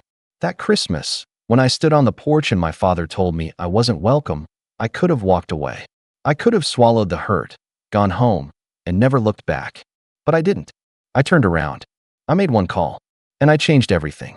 Sometimes, protecting yourself means becoming the person your family underestimated. Sometimes, it means standing up, not just for yourself, but for what they tried to bury. And sometimes, it means closing the door they slammed in your face, this time from the inside. For good. Thanks for watching. Share your thoughts in the comments. If you like this story, don't forget to like and subscribe for more content like this. My name's Jason, I'm 18, and I graduated high school a few months ago. That day was supposed to feel like freedom, like the first breath of air after holding it for years. But all I remember is the heat of the sun on my face and the fake smile I forced while standing next to my younger brother, Nathan, who was practically glowing next to his brand new BMW. He had one hand on the shiny hood like he was posing for a magazine cover, and the other clutching the keys like they were a Medal of Honor. My mom had tears in her eyes. My dad clapped Nathan on the back, laughing like this was the proudest moment of his life. And me? I stood there holding a thin manila folder, my name scribbled on the front in my dad's rushed handwriting. Inside, a stack of unpaid utility bills, a rent notice, a car insurance renewal, and a note. Just one line, scribbled in black ink like it was some kind of inspirational quote. Time to step up. No congratulations. No card. No handshake. Just a folder full of someone else's problems being handed off like a baton in a race I never agreed to run. The worst part? My mom smiled. Not like it was cruel. Not like she was hiding anything. She smiled like she had just given me a promotion. Like she'd handed me the family torch, and I should be proud. I didn't even open my mouth. I just nodded once, held onto the folder like it weighed 100 pounds, and walked back into the house. The party kept going in the driveway without me. Growing up, I was the quiet one. Not shy. Just someone who figured out early that speaking up only made things harder. Nathan, on the other hand, was the golden boy from the second he could form a sentence. My parents doted on him like he was made of glass. He got his first iPhone at age 10. I got a hand-me-down with a cracked screen and half the apps still logged into my dad's old email. Nathan played club soccer, went to private camps in the summer, had tutors for every class. I helped Dad fix up the garage and started working at 15 to help pay for groceries when my mom cut her hours to focus on the home. The home that I cleaned, the meals I cooked, the bills I chipped in for while Nathan coasted through life like he had a safety net made of silk. At first, I thought maybe I just wasn't special. Maybe I wasn't the kind of kid parents brag about. I didn't bring home trophies. I didn't need rescuing. I just handled things. Quietly. Efficiently. I didn't think they resented me for it, but they didn't reward me either. I existed in the space between chores and expectations, a shadow walking the halls while Nathan basked in the spotlight. But that graduation day, that was the moment it clicked. They never saw me as their son. Not in the way they saw Nathan. They saw me as an asset. A worker. A fallback plan. And that day, they decided it was time to cash in. I didn't fight it. Not then. What was I supposed to do? Scream? Cry? Demand fairness? I tried that in middle school, when Nathan got a PS4 for Christmas and I got a hoodie 2 sizes too small. My mom said, "You're older. You should understand." I tried it again in high school, when I asked to borrow the car to go to a friend's birthday party and my dad said, "Gas isn't free, Jason. And don't you have work?" Meanwhile, Nathan got rides to his soccer matches 3 towns over without question. So no, I didn't argue. I just left the party, walked into my room, shut the door, and looked through the folder one more time. Water bill, power bill, credit card debt, cable. I recognized some of the numbers. I'd paid one of them off last month using tips from my weekend shifts. They must have seen that and thought, "Oh good, he can handle more." It was the note that got me. Time to step up. Like I hadn't already been stepping up since I was 13. Like the fact that I hadn't failed yet was proof I could carry even more. I didn't sleep that night. I stayed up staring at the ceiling, listening to the sound of Nathan's new car revving when he took it for a spin at midnight. I listened to my parents clinking glasses in the kitchen, laughing softly, probably proud of what a successful day it had been. I felt something harden in my chest, something I hadn't let myself feel in years. Resentment. I didn't say anything the next morning. I went to work like always. I even picked up an extra shift that weekend. But something had changed in me. I started paying attention. To everything. To the mail that came in. To the way my mom stopped cooking and started waiting for me to bring leftovers home. To the way Nathan started calling me bro, like he'd just realized we lived in the same house. The worst part was how normal it all seemed to them. Like they really thought this was fine. One afternoon a couple weeks after graduation, my dad called me into the living room. He was holding the cable bill. "Hey Jay," he said casually. "Think you could cover this one? Just until the next paycheck. We're stretched a little thin." It was nearly $200. I looked at it, then at him, and said, "What happened to the money you were saving for Nathan's graduation party?" He blinked. "What does that have to do with anything?" I shrugged, just wondering if that was part of the budget too. He didn't like that. I could tell by the way his jaw twitched. "Look, son, you're an adult now. This family needs to work together. It's not about fairness. It's about doing your part." I nodded slowly. "Right. Doing my part." I paid the bill. Not because I wanted to. Because I needed time. I needed to figure out how deep this rabbit hole went. I needed to know just how much they expected from me, and how much they thought I'd keep giving without question. And I needed to decide just how far I was willing to go to make sure they never asked again. I didn't tell anyone when I opened a new checking account that week. I didn't mention it when I started stashing part of every paycheck into savings. I didn't say a word when I got offered a full-time job at the auto shop and accepted without hesitation. I played the role, the quiet son, the helper, the one they could count on. But inside, I was planning something else. I didn't know exactly what yet, but I knew this much. I was done being their safety net. The final straw came a few weeks later, when Nathan crashed the BMW. I came home from work, still in my grease-stained shirt, and found the car parked diagonally in the driveway with the front bumper crumpled like tinfoil. My mom was on the porch crying. My dad was pacing in the grass, yelling into the phone. Nathan was slumped on the steps looking like he was about to throw up. I stood there for a second before anyone noticed me. Then my mom turned and said, "Jason, thank God. We need your help." And that was when everything started to unravel. I didn't move at first. I just stared at them. At the wrecked car, at my mother's tear-streaked face, at Nathan looking like a kid who dropped his ice cream cone. I waited for someone to say something else, maybe walk it back, maybe realize how ridiculous it was to look at me like I was the solution to this. But no one did. My dad finally put down the phone and strode toward me, his voice already strained. "Your brother hit a pole backing out of the gas station. We need to tow it and see what the damage is. Can you help cover it? Not can you take a look at it, even though I worked at a shop. Not can you drive him. Not can you help us figure this out. No, just can you pay for it?" I swallowed the spike of anger rising in my throat and kept my tone flat. "Is it insured?" My mom's lips tightened. "The deductible's too high. It's over $1,000. I raised an eyebrow. And we don't have that kind of money lying around, Jason. You know that," my dad snapped. I let out a breath and set my backpack down on the porch slowly. "You're asking me to cover $1,000 deductible for a car I didn't ask you to buy, that Nathan crashed, and that none of you even told me about until now." Nathan shifted uncomfortably, but didn't say anything. My mom reached for my arm like that would smooth things over. "Jason, honey, I know it's unfair. But life isn't always fair. Sometimes we have to support each other, even if it feels like too much. You're so responsible. You always have been. There it was again. That smile. Like her guilt was supposed to taste like praise. I pulled my arm away. You didn't ask me. You assumed. My dad's tone hardened. We're a family. We're in this together. Then where was the together when I graduated? I shot back, the words slipping out before I could stop them. Where was the party? The gifts? The support? You gave him a car. You gave me your bills. Nathan finally stood up, voice quiet. I didn't ask for it, dude. I turned to him. But you didn't say no. He opened his mouth and closed it again, like he knew there was no answer to that. My dad started pacing again. This isn't the time for a tantrum. You're not a kid anymore, Jason. If you want to be treated like an adult, act like one. I laughed. I actually laughed. An adult? You mean like someone who's been paying your water and cable bills for the last 6 months? Like someone who skipped prom to work a double shift so we wouldn't get eviction notices? Like someone who... Enough, my mom shouted. We're doing our best. That hit me harder than I expected, because I realized right then, they actually believed that. They thought this was their best. That handing off their burdens to me was noble. That watching me drown while they applauded was somehow parenting. I didn't say another word. I picked up my backpack and walked inside. For the next week, the tension in the house was suffocating.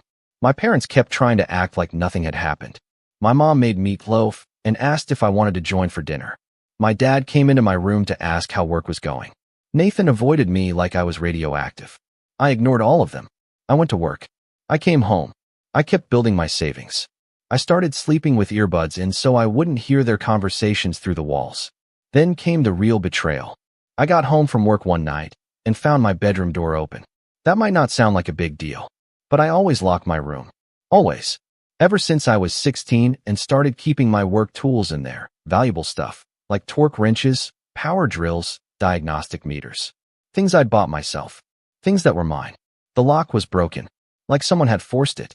I stepped inside slowly and felt my stomach drop. My toolbox was open. Half of it was gone. I heard voices downstairs. I stormed down like a freight train, heart pounding. My dad was at the dining room table, sorting through my tools. Nathan sat across from him, quiet and pale. What are you doing? I barked. My dad looked up, startled. Jason, calm down. We needed to. You broke into my room and stole my tools. We didn't steal anything. You're being dramatic. My hands were shaking.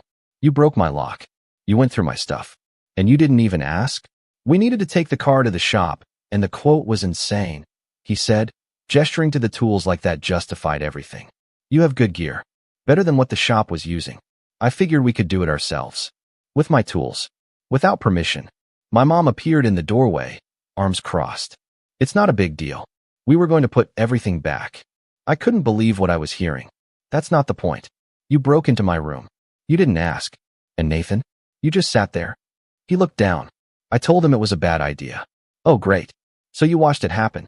That makes it better. My dad stood up, voice low and warning. You're overreacting. No, I snapped.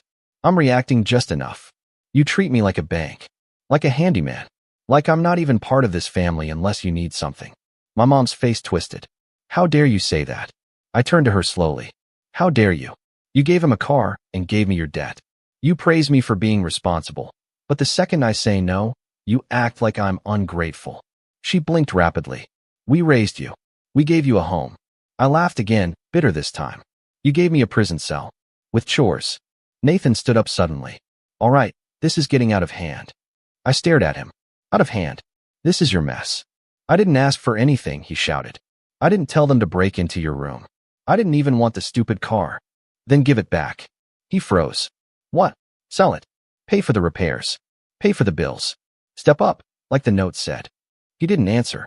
Just sat down again. I looked at all of them. My family. The people I'd sacrificed for, defended, protected. And in that moment, I saw them for what they really were, leeches. They didn't want a son. They wanted a solution. And they'd keep draining me dry until there was nothing left. I walked upstairs, locked what was left of my door with a chair, and started packing. Not just a bag. Everything. The next morning, I was gone. I didn't leave a note. I didn't slam the door. I didn't make a scene. I just vanished. And for a whole month, I didn't hear a word. Not a call. Not a text. Nothing. I found a cheap place with a friend from work. I picked up extra shifts. I kept my head down.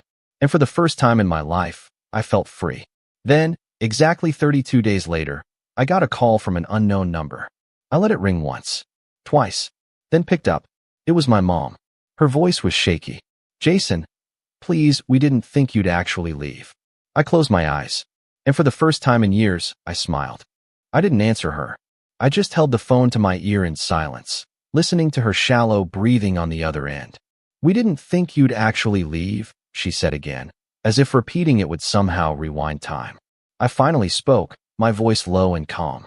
"You didn't think I could? Or you didn't think I would?" She was quiet for a second. Then, "We were just trying to get by, Jason. We didn't mean to hurt you." Things got overwhelming. Overwhelming. That word echoed in my head like a cruel joke. I'd spent years overwhelmed. Years picking up pieces of a life I didn't shatter, solving problems I didn't create. They'd watched me do it with quiet approval, never thinking I'd walk away. Because deep down, they didn't see me as someone who could walk away. I wasn't their son. I was their last resort. So I said nothing. I just hung up. That was the end of it, for a while. But life doesn't just get easy when you leave. It gets real. The room I moved into was barely more than a box with a mattress and a drafty window that didn't close all the way. The walls were thin enough that I could hear the guy next door coughing at 3 a.m. like his lungs were trying to escape. The bathroom had a leak under the sink, and the water never quite got warm enough, even when I ran at full blast. Still, it was mine. Every cent of rent was mine to earn. Every piece of clothing on the floor was mine to clean. Every mess, every repair, every cup of instant ramen, it all belonged to me. And that gave me more peace than I'd ever known in that big house with the manicured lawn and the broken locks. I worked 6 days a week at the shop, sometimes 7 when there was overtime. I showed up early, stayed late, learned everything I could. I watched the older guys closely, how they handled diagnostics, how they talked to customers, how they negotiated parts. I asked questions. I made mistakes. I burned myself on engines that hadn't cooled. I dropped a car door on my foot and limped for 3 days. I ruined a perfectly good wrench trying to torque a bolt that didn't want to move. And slowly, I got better. My boss, Jorge, noticed. He was a short, thick-set guy in his 50s with hands like bricks and a mouth that rarely smiled. But one day, after I managed a full brake and rotor job in under an hour and did it clean, he clapped me on the back and said, "You're not bad, kid." That meant more than any of the empty compliments my parents had ever thrown at me. Because it was earned. Real. I started picking up side work too. People would ask Jorge, "You got anyone who does off-hours work? Cheaper." And he started pointing them to me. I'd do oil changes in parking lots, fix brakes in driveways, replace starters in the dark with nothing but my phone flashlight and a socket set. Cash work. Quiet work. Work that built my name. And with every dollar, I stacked my savings higher. But it wasn't all linear. There were nights I sat on my mattress, sore and exhausted, wondering if I'd made a mistake. Wondering if I should have just stayed and endured it, paid the bills, fixed the car, played the role. At least then I'd have had hot meals and clean laundry. At least then I wouldn't feel so alone. Loneliness hits different when you've never had real company to begin with. I didn't have many friends. Just coworkers, mostly. And even they had families to go home to. People who noticed if they didn't show up for dinner. I had silence, but I was getting used to it. I even started to like it. Then something happened that shook me more than anything my parents ever did. Nathan reached out. It was a random Tuesday night. I'd just come back from a house call where I replaced a woman's radiator in her garage, and I was soaked from head to toe in coolant and sweat. My phone buzzed. I wiped my hands, expecting it to be a customer following up. It was a text from an unknown number. "Hey, it's Nathan. Can we talk?" I stared at it for a long time. The last time I saw him, he was sitting quietly while our parents broke into my room. He didn't stop them. He didn't speak up. He didn't defend me. I thought about ignoring it. But curiosity won. "Talk about what?" I replied. A few minutes later. "Just everything." I didn't know it would get this bad. They're losing it. That made me pause. Losing what? Everything. Mom's working night shifts now. Dad's selling stuff. They're fighting all the time. It's bad. I didn't reply right away. I sat down on the mattress, coolant still dripping from my sleeves, and let the words settle. I wasn't surprised. I'd stopped paying their bills. Of course things were unraveling. I had been the duct tape holding their chaos together. Without me, The cracks were showing. But what caught me off guard was Nathan's tone. He wasn't blaming me. He wasn't asking for money. He sounded scared. I didn't know how much you were carrying, he texted again. I was just a kid. I thought they had it under control. I exhaled slowly. That line stung a bit. Because I had known. And that was the difference between us. We ended up meeting at a coffee shop the next day. Neutral ground. Public. He looked rough. Bags under his eyes. Hair messier than usual. Wearing the same hoodie he used to lounge in for days. He stood up when I walked in, like he wasn't sure if I'd actually show. Hey, he said quietly. Hey. We sat in awkward silence for a minute. Then he spoke. They don't know I'm here. I nodded. Didn't think they would. I've been thinking a lot. About everything. About how messed up it all was. I stayed quiet. He looked down at his hands. You were like a third parent. And we didn't even see it. I didn't see it. You were just always handling stuff. I thought that was normal. It wasn't, I said flatly. I know, he said quickly. I know that now. I swear, if I could go back, I'd speak up. I'd tell them to back off. I'd say no to the car. I'd tell them to treat you like a son. I studied him. There was no anger in my chest, but I also didn't feel warmth. I just felt tired. I'm not coming back, I said. He nodded. I figured. I'm not fixing anything else for them. Not the bills. Not the car. Not their marriage. I'm done. I know. We sat in silence again. Then, to my surprise, he reached into his bag and pulled something out. It was a check. $2,000. My savings, he said. Well, what's left of it? From birthdays. Odd jobs. Selling my PlayStation. I wanted to give it to you. For everything I didn't pay for. For the car. For the years. I stared at it, stunned. He pushed it across the table. I know it's not enough. But I couldn't keep it. Not after everything. I didn't take it. Not right away. I just sat there, looking at it. Thinking about who I used to be. Who he used to be. This wasn't the same Nathan. And I wasn't the same Jason. But this felt like the first real gesture. Not a demand. Not a manipulation. Just an apology in paper form. Eventually, I took the check. Not because I wanted the money, but because accepting it felt like finally being seen. After that, we didn't talk much. Just a few texts here and there. Updates. Safe distance. Meanwhile, my life kept building. Jorge offered me a raise. Said he wanted me full-time. Even talked about training me for a managerial role down the line. I accepted. I used the money Nathan gave me to fix up a used truck. Nothing fancy, but it ran well. I started taking more serious jobs, bigger projects. I even built a little website with a friend from the shop and started getting referrals. One night, I came home from a long shift and found a note taped to my door. It was from my landlord. Hey, Jason. Let me know if you'd ever want to take over the downstairs unit. Bigger space, better insulation. You've been solid. Would rather keep someone reliable. I smiled as I read it. That night, I lay on my mattress, still on the floor, still in that tiny room, but I felt 10 feet tall. I wasn't rich. I wasn't flashy, but I was free. And for the first time in my life, I felt like I was the one behind the wheel. The best part? I wasn't done yet. The first time I even thought about revenge, it wasn't some big, cinematic, lightning strikes the rooftop moment. No dramatic monologue. No burning desire to ruin anyone's life. It was actually pretty quiet. I was sitting in the downstairs unit of my building, the one my landlord offered a month ago. Bigger space. High ceilings. Actual heating. A kitchen I could cook in without bumping my elbows into everything. I had just finished installing a new set of shelves, something I built myself using scraps from the shop and some leftover pine. On the top shelf was a small photo, tucked into the corner of the wood. It was the only picture I had kept from my old life. Me at 13, covered in grease, standing next to my dad in the garage. He looked proud in the photo. I looked exhausted. I stared at that photo for a long time. And then I thought, they haven't changed a bit. It wasn't just that they called me that day, crying like I'd betrayed them. It wasn't even that they broke into my room and stole from me. It was the fact that, months later, they were still doing the same thing. Still struggling. Still making the same excuses. Still expecting someone else, anyone else, to come in and fix it for them.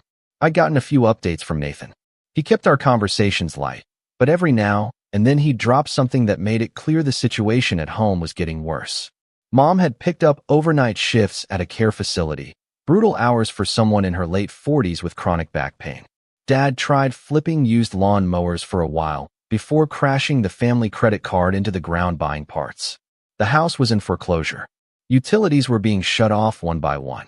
Nathan had started working part-time at a sporting goods store just to keep food in the fridge.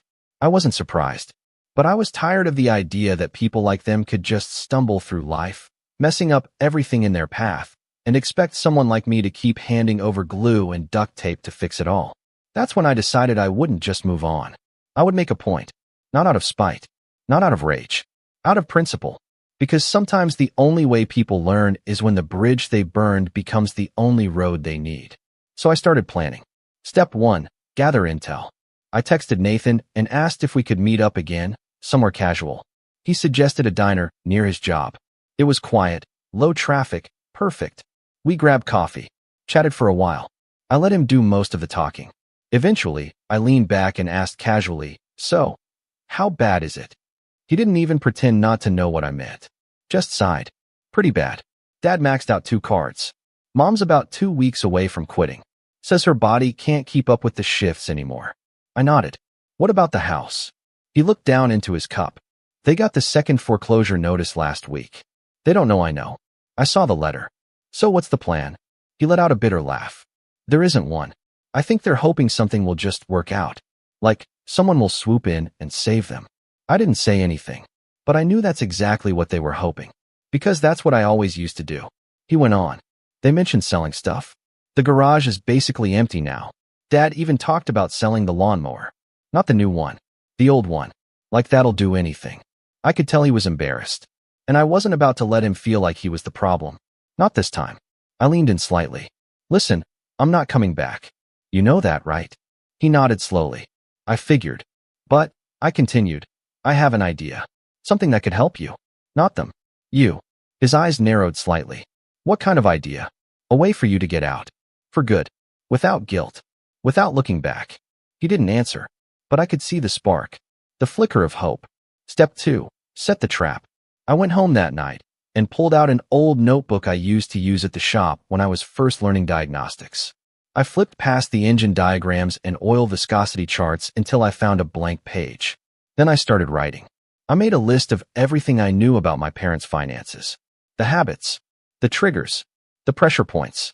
Years of living with them gave me more insight than any credit report ever could. Then I made a second list, assets. Not money, information. You see, the one thing about growing up in a family that treats you like a human filing cabinet is you hear everything. You learn where the skeletons are buried, not because you want to, but because no one bothers hiding them from you. I knew things about my parents that they probably didn't even remember saying out loud. Like the fact that my dad used to fudge his income on tax returns to qualify for extra deductions. Or that my mom had secretly taken out a payday loan in my name when I was 16 and forged my signature on the paperwork. I'd caught it by accident a year later and spent weeks getting it cleared off my credit report without ever confronting her. Back then, I thought I was protecting the family. Now it was leverage. I spent the next few weeks gathering everything. Quietly, patiently. Old documents, copies of emails, screenshots of transactions from the shared family account I still technically had access to. They never removed me. I found the fake loan application. I dug up the falsified tax records. I even found receipts for things they claimed they could never afford, luxury dinners. A spa weekend my mom took the same month. She told me we were too broke for new school shoes. All of it went into a file, labeled backup, not because I was going to blackmail them. That wasn't the point. The point was control. Step 3. Bait the hook. Once I had everything, I reached out to them for the first time in months. I sent a simple text. "Hey, I've been thinking. Want to talk?" It didn't take long. My mom called within 5 minutes, sounding cautious but excited. "Jason? Is this really you?" "Yeah," I said, keeping my voice flat. "I've been working a lot, but I've had time to think." She jumped on it. "That's wonderful, honey. We've missed you so much. We were just saying the other day. Can we meet in person?" I cut in.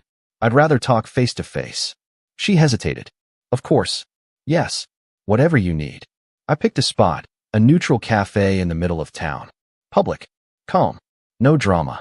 I wore clean clothes, styled my hair, showed up 5 minutes early. They showed up 15 minutes late. Of course, they looked like shadows of themselves. My mom had dark circles under her eyes. My dad looked thinner, jittery, like someone who hadn't slept in days. They smiled when they saw me, but it wasn't the confident, superior smile I'd grown up with. It was the smile of people who had run out of options. I let them talk. Let them say how sorry they were, how hard things had been, how they'd learned so much. My dad even said something about family being stronger than mistakes. I nodded along, polite, calm. Then I leaned forward and said, I want to help you. Their eyes lit up, just for a second, like moths to a flame. But, I said slowly, on my terms. They leaned in. I'm not giving you money, I continued. I'm not moving back in. I'm not fixing the house or paying off bills. They started to frown. But I'm willing to offer you something more valuable, I said. What's that? My dad asked. Relief. My mom blinked. Relief? I'll take care of everything, I said. The debt, the credit issues, the utilities, the foreclosure, all of it. But you have to follow my lead. Completely. No questions. No interference. They looked at each other. My dad laughed nervously. That's a big promise, son. I don't make promises I can't keep, I replied. But this isn't a gift. It's a transaction. A transaction, my mom repeated. You get a clean slate, I said. And in return, I get closure. Neither of them fully understood what I meant. But they agreed. Desperation will do that to a person. And just like that, I had them exactly where I wanted them. Step 4, lock the gate. What came next required patience. I called in favors. Spoke to Jorge. Spoke to a friend of his who worked in real estate law. Told him I was looking into buying a distressed property. Purely hypothetical, of course. I learned everything I needed to know about liens, short sales, and foreclosure auctions. And I waited. Waited for the moment the house officially went on public notice. Because when it did, I'd already have a plan. A plan to buy it from underneath them. Legally. Quietly. And once I did, that house, my prison, would belong to me. And what I did with it after that? Well, let's just say I had a few ideas. It happened on a Tuesday. Clear skies, not a single cloud. I was sipping coffee on my small balcony, looking over the file one last time. The house I grew up in, the place that had been both a battlefield and a cage, was officially listed for public foreclosure auction at the end of the week. But I wasn't bidding on it at the courthouse like everyone else. I'd found a shortcut. 2 weeks earlier, through the help of Jorge's friend, Tony, a real estate attorney with a sarcastic streak and a taste for strong cigars, I learned that the mortgage lender, eager to liquidate the property before it deteriorated further, was open to a direct buyer stepping in early with a cash offer. Not only would that avoid the mess of a public auction, but it would expedite the process and make the bank's job easier. So, I made an offer. All legal, all above board, all done through Tony. It wasn't even expensive. Years of missed payments and declining property value had slashed the price in half. I covered the entire purchase with my savings, a small loan from Jorge, who didn't even ask why I needed it. He just raised an eyebrow and said, "You'd better have a good story to tell." And a side gig, I picked up fixing up junkers for a used car lot. 1 week later, the title was mine. I owned the house. The house where I cooked dinners as a teenager while my mom lay on the couch. The house where my bedroom door had been kicked open so my dad could steal my tools. The house where I'd watched my brother drive off in a brand new BMW while I held a folder full of bills. The first thing I did was change the locks. The second thing I did was show up. I parked across the street and waited. My parents were still living there, unaware that the papers had already been signed, that their fate had been sealed quietly, without their consent or even their knowledge. They'd missed the mail notices, or ignored them, or assumed someone, me, would swoop in at the last minute to save them. They weren't completely wrong, but it wasn't the kind of saving they expected. That afternoon, I walked up the familiar steps and rang the doorbell. My dad opened the door, eyes puffy, shirt untucked. He froze when he saw me. "Jason."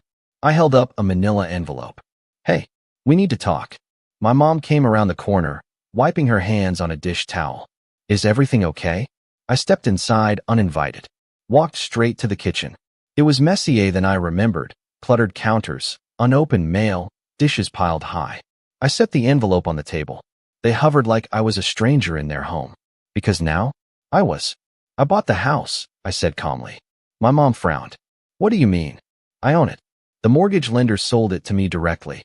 The title is in my name." My dad's voice sharpened. "That's not possible." I pulled out a copy of the deed, freshly notarized. "It's done." My mom reached for the paper with shaking hands. You bought our house? No, I said. I bought my house. You defaulted. You ignored the notices. You didn't have a plan. So I made one. My dad's face reddened. You went behind our backs. I looked him dead in the eye. You never asked what I was doing. You never once tried to make things right. You just waited. Like always. My mom's voice cracked. But what does this mean? You're kicking us out. No, I said, sitting down. I'm giving you options. They stared at me. You can stay here. For the next 30 days. Rent-free. Enough time to figure things out. After that, you'll need to leave. Or pay rent. And if you do stay, you'll sign a lease. With me. Silence. A lease, my dad spat. Like tenants. Like adults, I said. My mom looked like she was going to cry. You're treating us like strangers. I stood. You treated me like a utility bill. Like a backup plan. Like I owed you something just for being born. But here's the difference. I paid for everything I have. I earned it. You had decades to figure that out. I'm 20, and I've already learned it the hard way. My dad's voice dropped low, bitter. You think this makes you better than us? No, I said. It makes me free. I didn't raise my voice. I didn't gloat. I didn't scream at them the way I had dreamed of doing during those long nights on the floor of my old room, listening to the hum of broken promises. I just stood there, letting the weight of the truth settle over them. For years, they had taught me that family was a transaction, that love was conditional, that silence meant loyalty. So I turned their rules against them. Transaction complete. I gave them 30 days. No more, no less. They didn't take it well. There were late-night calls, guilt trips. My mom cried the first week, leaving voicemails saying things like, "You'll understand when you're a parent," and we did our best. My dad tried to intimidate me the old-fashioned way, showing up at my job once, standing near the bay while I changed someone's spark plugs, arms crossed like he still had power.